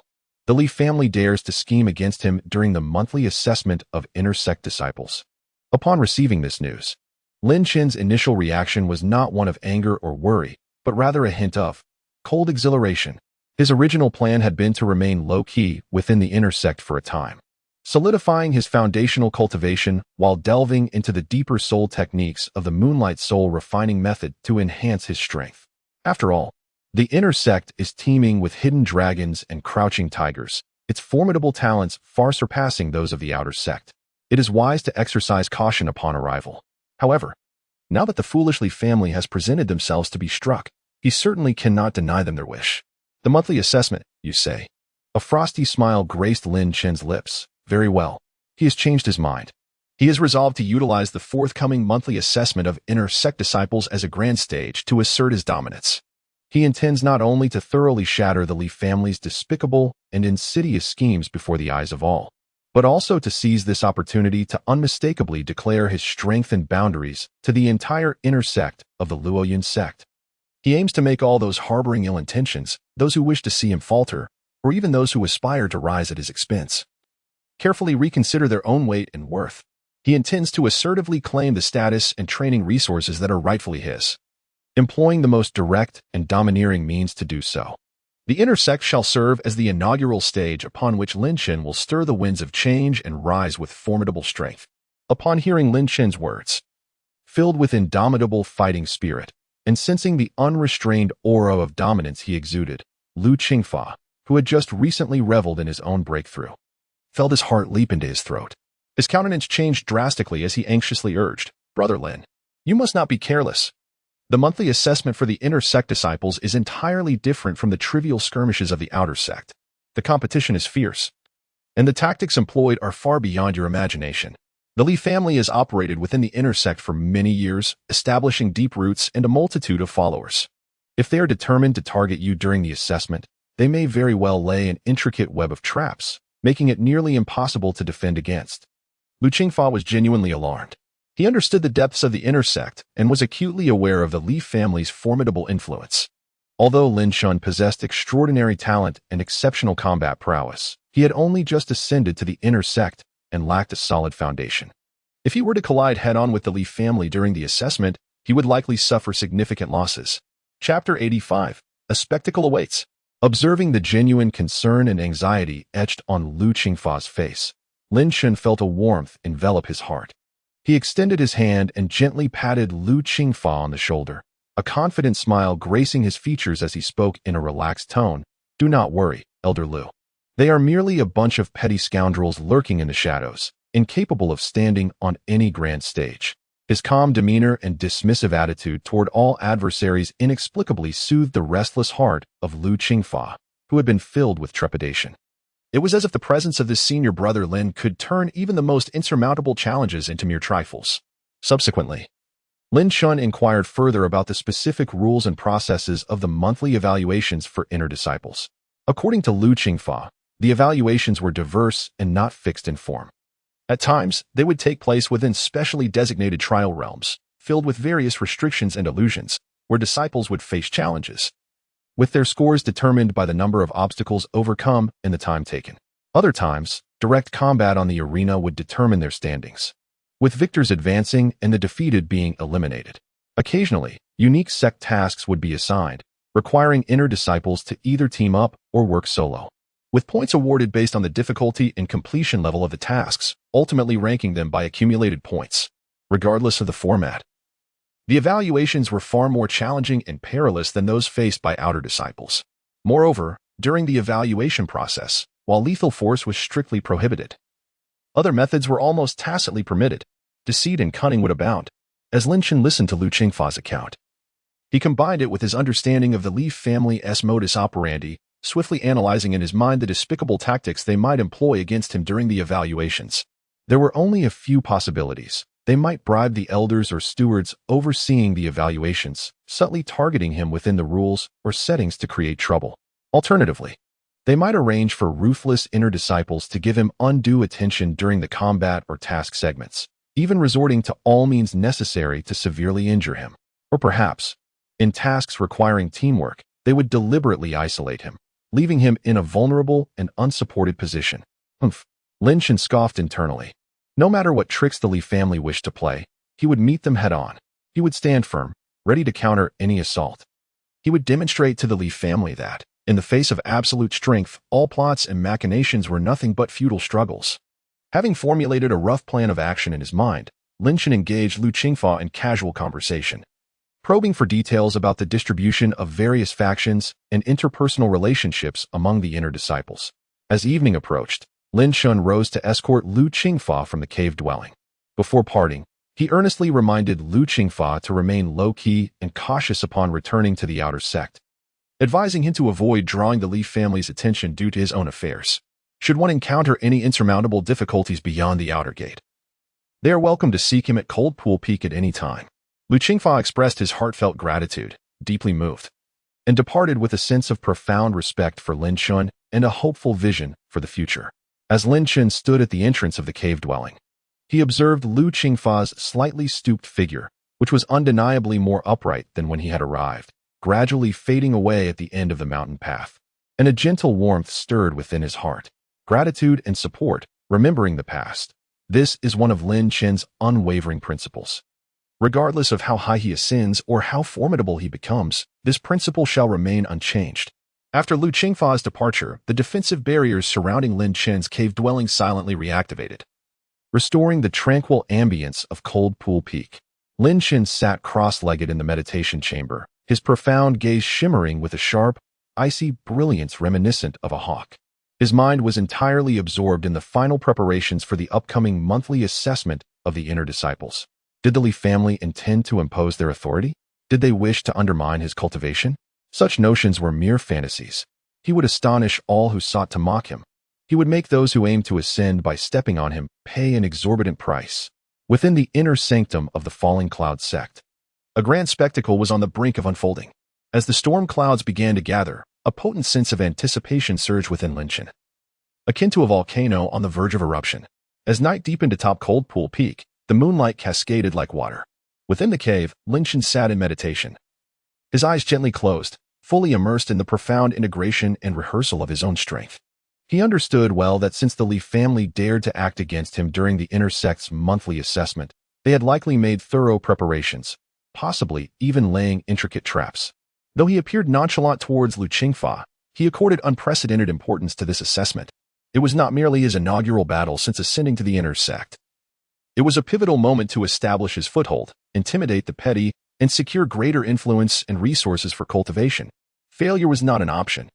With a subtle shift in his thoughts, the luminous Moon Guardian within his consciousness began to operate quietly. Waves of intangible soul power radiated from his brow like liquid mercury, enveloping him in an imperceptible yet extraordinarily resilient soul power shield. Following this, he pointed his fingers like a sword, the ethereal blue glow of soul power flickering momentarily. Whoosh, whoosh, whoosh. Several exquisitely refined, cold moon soul piercers, finer than a strand of hair, silently shot forth from his fingertips, precisely piercing through a solid piece of hard green stone that he had casually placed in the corner of the meditation chamber. The stone bore only a few almost invisible tiny holes, yet its internal structure had been utterly ravaged and annihilated by the soul power that was as chilling as ice. Shadow of the moon. Lin Chen uttered a low exclamation, his form instantly becoming indistinct, as if merging with the very air around him, leaving behind elusive afterimages within the confined stillness of the chamber. The three profound soul techniques, Shadow of the Moon, Guardian of the Moon, and Chilling Moon Soul Piercer, had been honed to perfection through his relentless practice and reflection over the past few days, effortlessly flowing with his thoughts. Upon completing the soul technique training, Lin Chen retrieved the blood-red, blood-slaughter dagger, exuding a faint aura of malevolence, along with the intricately carved skull inner armor that radiated a subtle, ethereal glow. He gradually infused his pure Xian Shui spiritual power into these treasures acquired from the practitioners of the Yinsha sect, meticulously sensing their unique characteristics and formidable power, endeavoring to better integrate them with his own martial arts and combat style. Particularly noteworthy was the Mingshui Xian shield, which had saved his life on several occasions. Chapter 86. The approaching assessment. At this moment, the ancient black shield continued to hover within his dantian, nurtured by the liquid profound water spiritual energy. The fine cracks on the surface, which had formed from withstanding the lethal strike of the black wind pursuing soul, were slowly and quietly mending under the infusion of pure spiritual power. Lin Chen immersed part of his consciousness into the mysterious source mark at the core of the Ming Water Profound Shield, diligently comprehending the arcane principles of the water element contained within. He cautiously guided even purer liquid spiritual energy in an attempt to accelerate the repair of those fissures. To his delight, under the subtle pull of an elusive, transformative opportunity, he discovered that the Ming Water Profound Shield seemed to be undergoing an ineffable, fundamental enhancement. Though this enhancement was exceedingly subtle, its existence was undeniable. Should the shield undergo a complete metamorphosis, its defensive capabilities would likely reach an unprecedented zenith. Lin Chen quietly anticipated this possibility. In addition to soul techniques and magical artifacts, Lin Chen meticulously organized various elixirs and talismans within his storage pouch. Healing potions, energy-restoring elixirs, and those that temporarily boosted combat prowess, he classified and counted them one by one. He also carefully selected powerful talismans for attack, defense, and assistance, ensuring they were ready for immediate deployment during the assessment. Finally, Lin Chen retrieved 2 jade slips of paramount importance to him, the black jade slip containing numerous secrets of the Insha sect, and the mysterious blank jade slip left to him by Su Qingxue. He analyzed each piece of information contained within meticulously, hoping to uncover threads or clues that could grant him an unexpected advantage in the impending assessment. For instance, if the assessment environment coincided with certain characteristics of the Insha sect's techniques or strongholds, he might leverage his understanding of the sect to gain a strategic edge.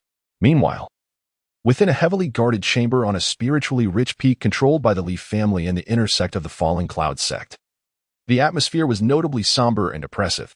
Li Zhao's face was ashen, his gaze filled with resentment as he conspired secretly with several equally formidable inner disciples. These disciples included both members of subordinate families closely allied with the Li family and mercenaries lured by substantial rewards. Their cultivation levels were impressive, with the weakest being at the pinnacle of the foundation establishment stage, and 2 among them were veritable mid-foundation establishment cultivators. Brothers, that Lin Chen has gone too far. Not only has he repeatedly opposed my Li family, but he has also humiliated me publicly. If this grudge goes unavenged, I, Li Xiao, shall not be considered a man. Li Xiao declared through gritted teeth, his eyes flashing with a frenzied killing intent. In this month's internal assessment, we have the perfect opportunity to utterly ruin his reputation and ensure he never rises again. I have gathered intelligence that the first round of this evaluation involves the Mist Illusion Array.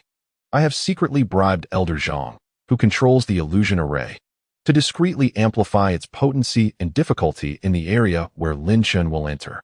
He must be ensnared within, utterly humiliated, should he miraculously escape the illusion. I have arranged for the second round, the arena duel. Brothers Wang and Zhao, I will rely on you to guide him well on the stage. Rest assured, as long as you manage to severely injure that lad, or even allow him to accidentally perish in the arena, my Li family will reward you handsomely. Here are 2 vials of Xin Yuan pill as a token of my sincerity. As Li Xiao spoke, he produced 2 exquisite jade vials from his storage bag, sliding them across the table towards the 2 mid-stage foundation establishment cultivators. Upon seeing the 2 vials emitting a dense aura of spiritual energy, a glimmer of greed flashed in the eyes of the cultivators, who exchanged glances and accepted the offering without hesitation. Rest assured, Junior Brotherly, he is merely a fledgling who has just begun his foundation establishment. My brother, and I will ensure he understands the true nature of the world. Indeed, to offend the Li family is to invite conflict with us. We shall make him wish for life, yet find no escape. A malicious and lethal conspiracy against Lin Chen was meticulously being orchestrated. They either offered precious pills as promises, leveraged their family's connections within the sect to exert pressure, or resorted to coercion and temptation to sway the undecided disciples. The objective was clear, to bring Lin Chen to disgrace in this month's assessment, subjecting him to humiliation, and perhaps leading him to an unforeseen demise without him ever realizing it. Meanwhile, within the inner sect of the Fallen Cloud sect, atop the most ethereal peak, perpetually shrouded in celestial mist, stood a remarkably elegant palace. Clad in pristine white, Su Qingxue stood quietly at the railing, her cold gaze seemingly piercing through layers of clouds, gazing towards the direction of Hantan Peak. Her exquisite features remained tranquil, as if nothing could stir her.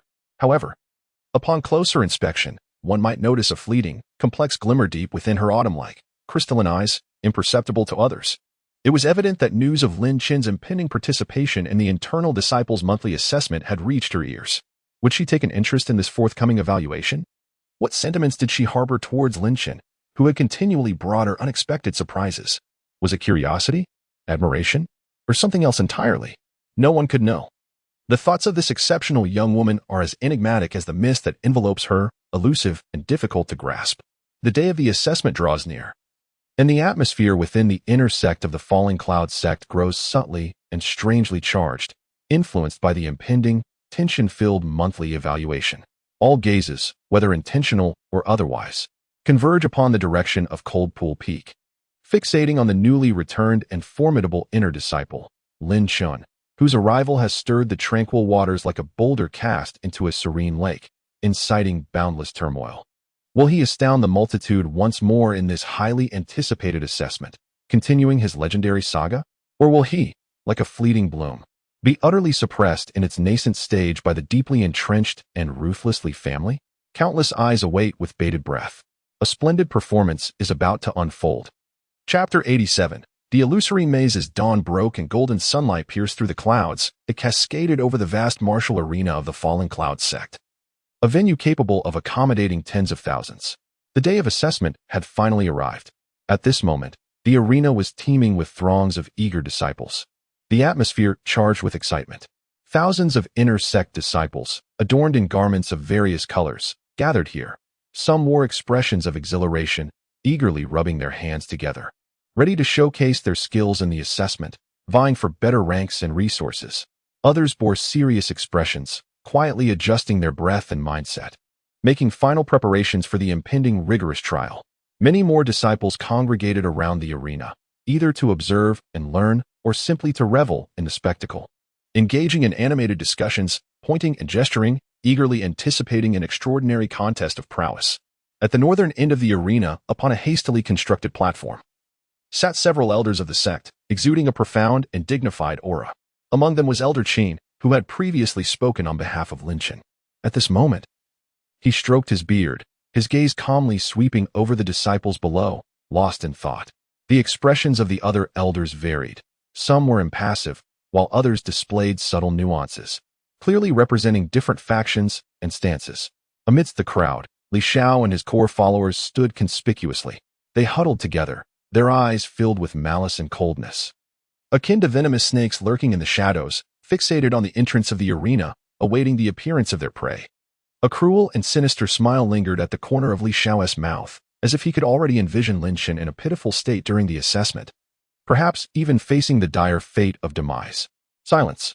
Just as the atmosphere in the arena reached its zenith, a commanding voice resonated like thunder, infused with potent spiritual energy. The raucous arena fell into an immediate hush. A middle-aged elder clad in a deep blue ceremonial robe, bearing a serious demeanor, stepped forward to the center of the platform. This was Elder Wang, the overseer of the monthly assessment for the inner disciples. Elder Wang cast an authoritative glance over the gathered disciples and then announced in a resounding voice, "Esteemed inner disciples, the monthly assessment begins now. The first round of the evaluation involves the illusory maze." Upon hearing this, a murmur of surprise and discussion rippled through the crowd. The illusory maze. This was a classic yet rigorous test of the disciples' comprehensive abilities within the Fallen Cloud sect. Elder Wang paused briefly before continuing to articulate the rules of the assessment. All participants in the first round will simultaneously enter the area known as the Fog Valley, shrouded in a formidable illusionary array at the rear of the arena. Within this maze, dense fog will obscure vision and hinder spiritual perception, while various formidable illusionary attacks will arise based on the intruder's cultivation realm and mental state, along with the eerie disturbances of inner demons and the manifestation of powerful simulated beasts or adversaries.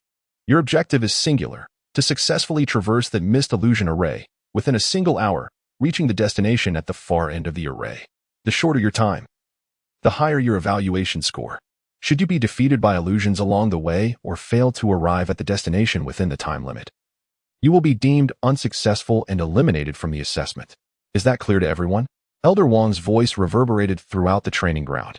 As he proclaimed the rules, Lin Chen keenly observed that Elder Wang's gaze seemed to inadvertently flicker towards the direction of Li Xiao amidst the crowd.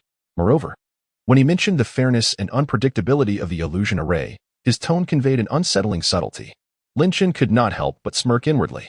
It appeared that the Li family had indeed taken measures in advance, even if Elder Wang had not been completely compromised.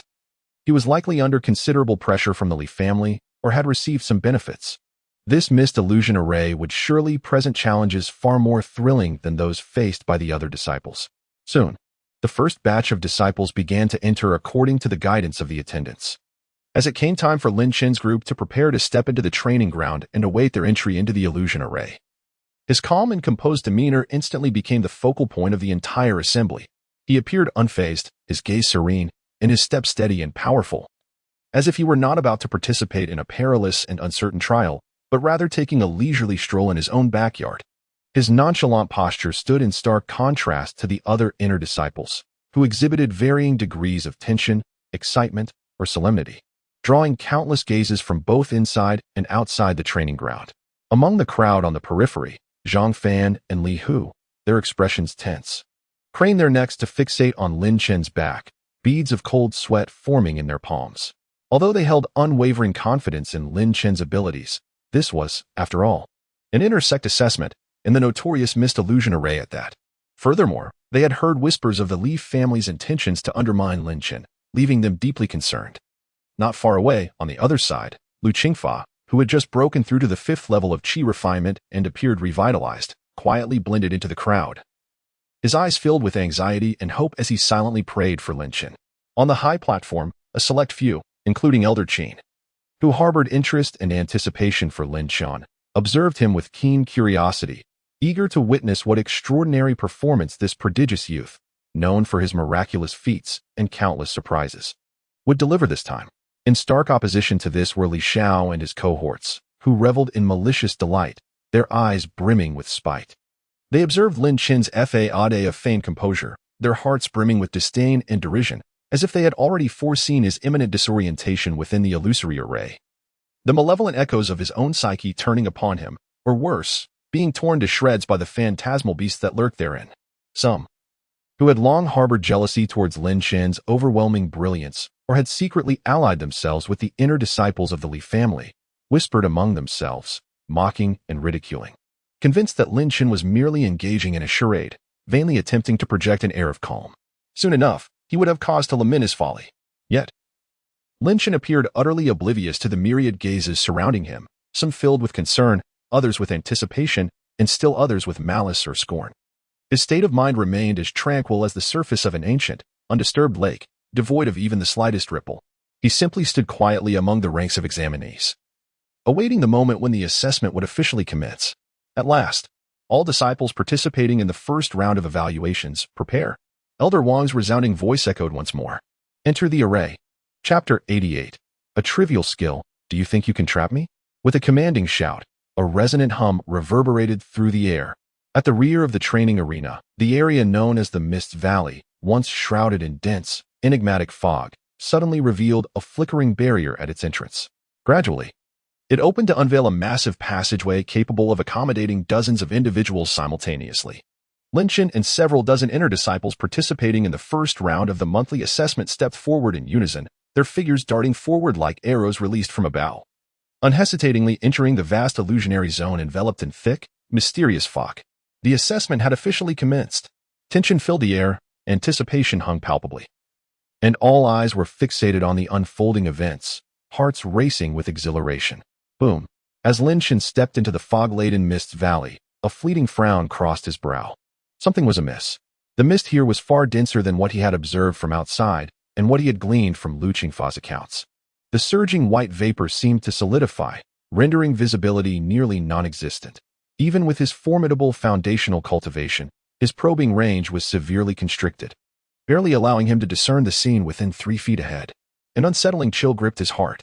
Almost simultaneously as he entered the illusion, a cacophony erupted, roars, shouts of slaughter, and cries of death. Countless terrifying phantoms of ferocious beasts, brandishing glimmering, blood-soaked weapons, and the menacing apparitions of demonic cultivators emanating a violent aura surged forth from the depths of the fog.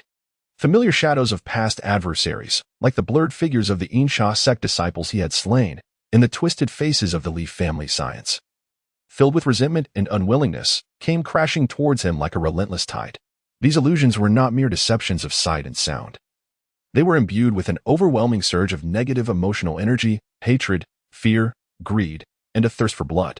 It was as if countless invisible needles were frantically piercing his mental sea, attempting to stir the most primal fears and desires buried deep within him.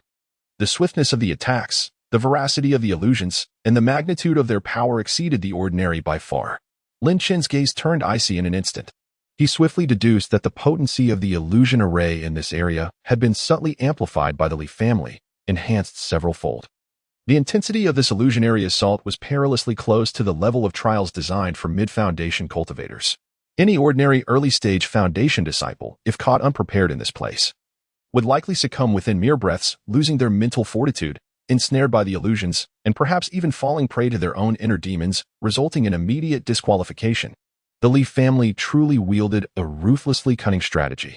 In other regions of the mist illusion array, the inner disciples who entered alongside Lin Chen have also found themselves ensnared by the trials of the illusion.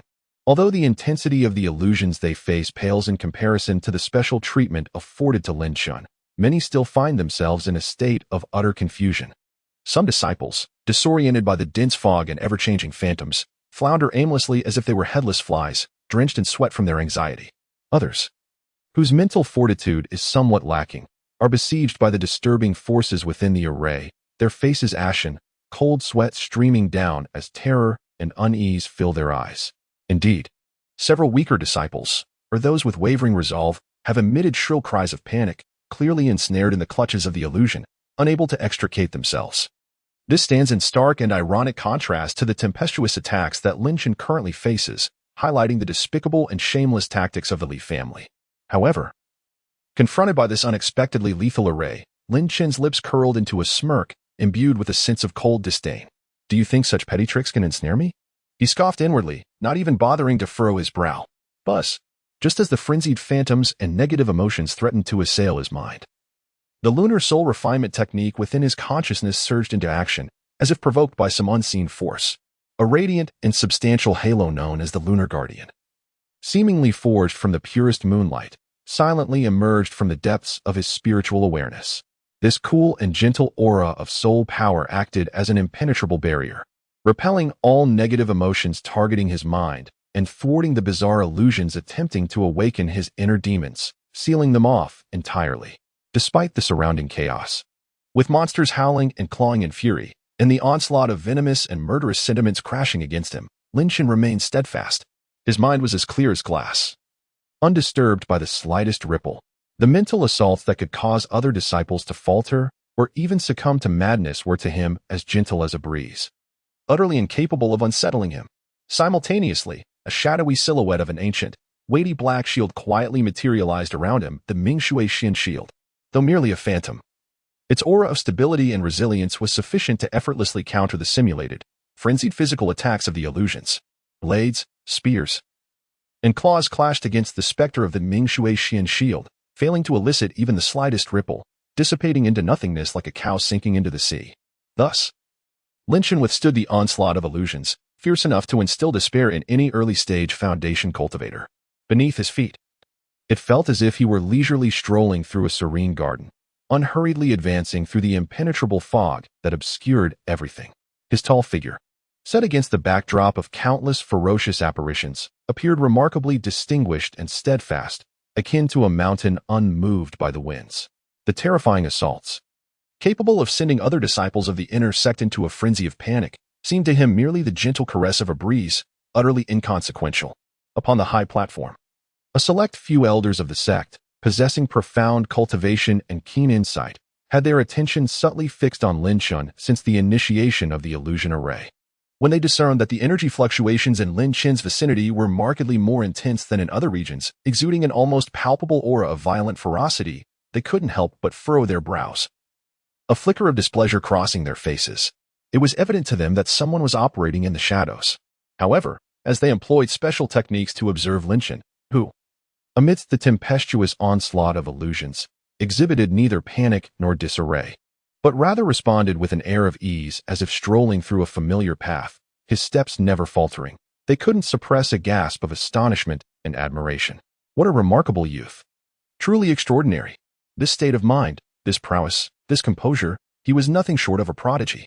Meanwhile, among the crowd, Li Xiao and his cohorts, witnessing this scene, displayed far more vivid expressions. Their once venomous and gleeful smiles had frozen into masks of disbelief, replaced by an incredulous shock and a barely perceptible hint of fear. How could this be possible? This was the very illusion array that they had invested immense resources in, secretly augmented by Elder Zhang to several times its usual potency. It was a terrifying killing ground capable of troubling even mid-stage Foundation establishment cultivators. How could Lin Chen have so effortlessly neutralized it? He didn't even appear the slightest bit flustered. This defied logic. Meanwhile, Zhang, the steward, secretly manipulating the illusion array to enhance Lin Chen's experience. Huddled in a corner of the control center, sweat beading on his forehead, lamenting his predicament. He never fathomed that Lin Chen could be so extraordinarily formidable. Had he known, he would never have dared to involve himself in the feud between the Li family and this calamity of a youth. Chapter 89. Unstoppable. Lin Chen was blissfully unaware of the myriad reactions from the outside world. At this moment, he remained unperturbed amidst the relentless onslaught of the chaotic illusions, advancing with the ease of walking on level ground. His gaze, unwavering and serene, resembled a bottomless ancient well. To him, the terrifying demons and monsters that would instill fear in others appeared merely as fragile entities, easily vanquished. As he leisurely traversed deeper into the illusionary array, he began to employ his formidable soul power, honed through the moonlight soul refinement technique, to probe the swirling mists and ever-changing phantoms surrounding him, like countless invisible tendrils delicately feeling their way through. What was he doing? He was reverse analyzing the energy operational patterns of this illusionary formation. He sought to uncover the seemingly flawless array's true vulnerabilities and core weaknesses. Did the Li family think they could ensnare him with this enhanced illusion? Humiliate him? Even incapacitate him? How naive. Lin Chen not only intended to break free from this so-called deadly trap with dignity, but he also aimed to do so in an unprecedented manner, with an overwhelming force that would crush everything in his path. He wanted everyone to witness what it truly meant to be unstoppable. A surge of heightened and icy battle intent quietly ascended within his chest. The Li family aimed to use this augmented illusion against him? Lin Chen scoffed inwardly. If that was the case, he would show them what genuine despair looked like. But, at that very moment of resolve, the luminous moon wheel, which had silently guarded his spirit, suddenly radiated a brilliant glow. Its rotation accelerated exponentially. Streams of purer and more refined moonlight soul power, as if drawn by some mysterious force, began to seep from the rapidly spinning moon wheel, no longer merely safeguarding his consciousness, but merging with his eyes in an extraordinarily profound manner. In an instant, within the depths of Lin Chen's pupils, two miniature cold moons, exuding a chilling and ethereal light, quietly manifested. An indescribable, extraordinary power, capable of discerning the illusions of all things, flooded his gaze. This was the moonlight soul refinement technique. Having reached an exalted level, spontaneously evolving into an immensely powerful soul secret art, Moon Eye of illusion breaking. Although this soul technique was mentioned in the scripture, Lin Chen had previously struggled to grasp its essence. Yet, under the intense external stimuli and the impetus of his own soaring battle spirit today, he unexpectedly attained a fortuitous comprehension and successfully manifested it. It worked. Lin Chen's heart swelled with joy. Beneath the extraordinary vision that pierces through all illusions, known as moonlit eyes-breaking illusions, the once fearsome and menacing apparitions surrounding him transformed into mere phantoms. Their energy composition, operational trajectories, and even the vulnerabilities of their assaults appeared before him with unparalleled clarity, as if he were observing intricate patterns in the palm of his hand. Many attacks, which seemed perilous and potentially lethal, now revealed themselves to be nothing more than paper tigers, utterly devoid of threat.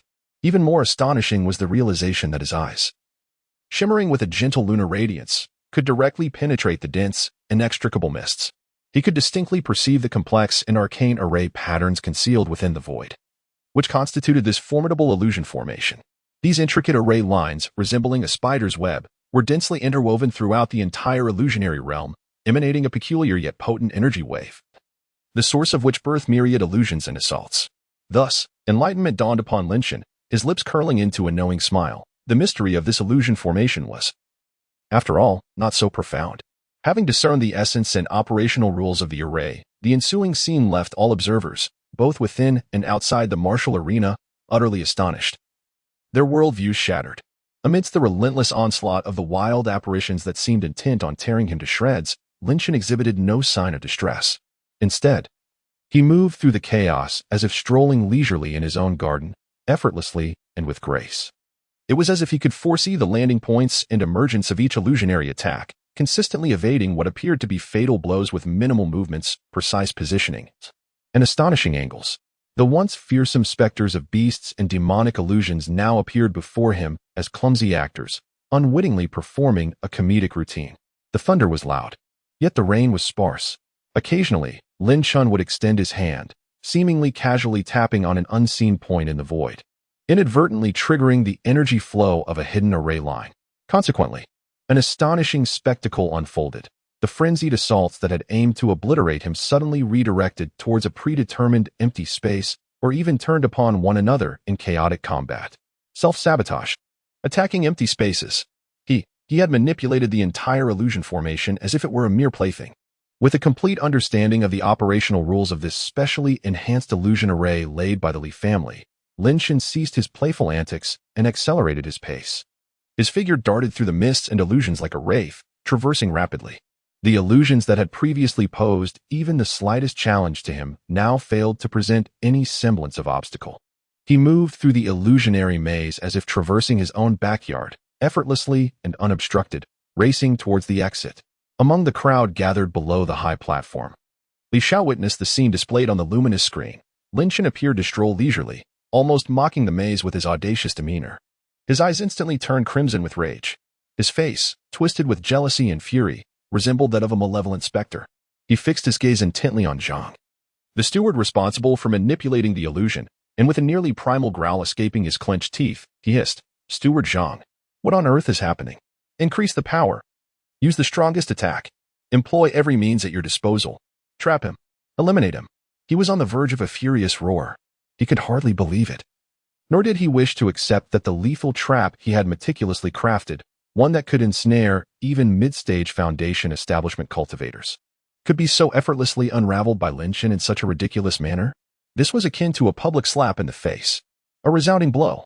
Meanwhile, the unfortunate steward Zhang was already drenched in sweat, his complexion as pale as parchment, his entire body trembling uncontrollably. He realized that his control over the illusion in Lin Chen's vicinity was rapidly diminishing at a visibly alarming rate.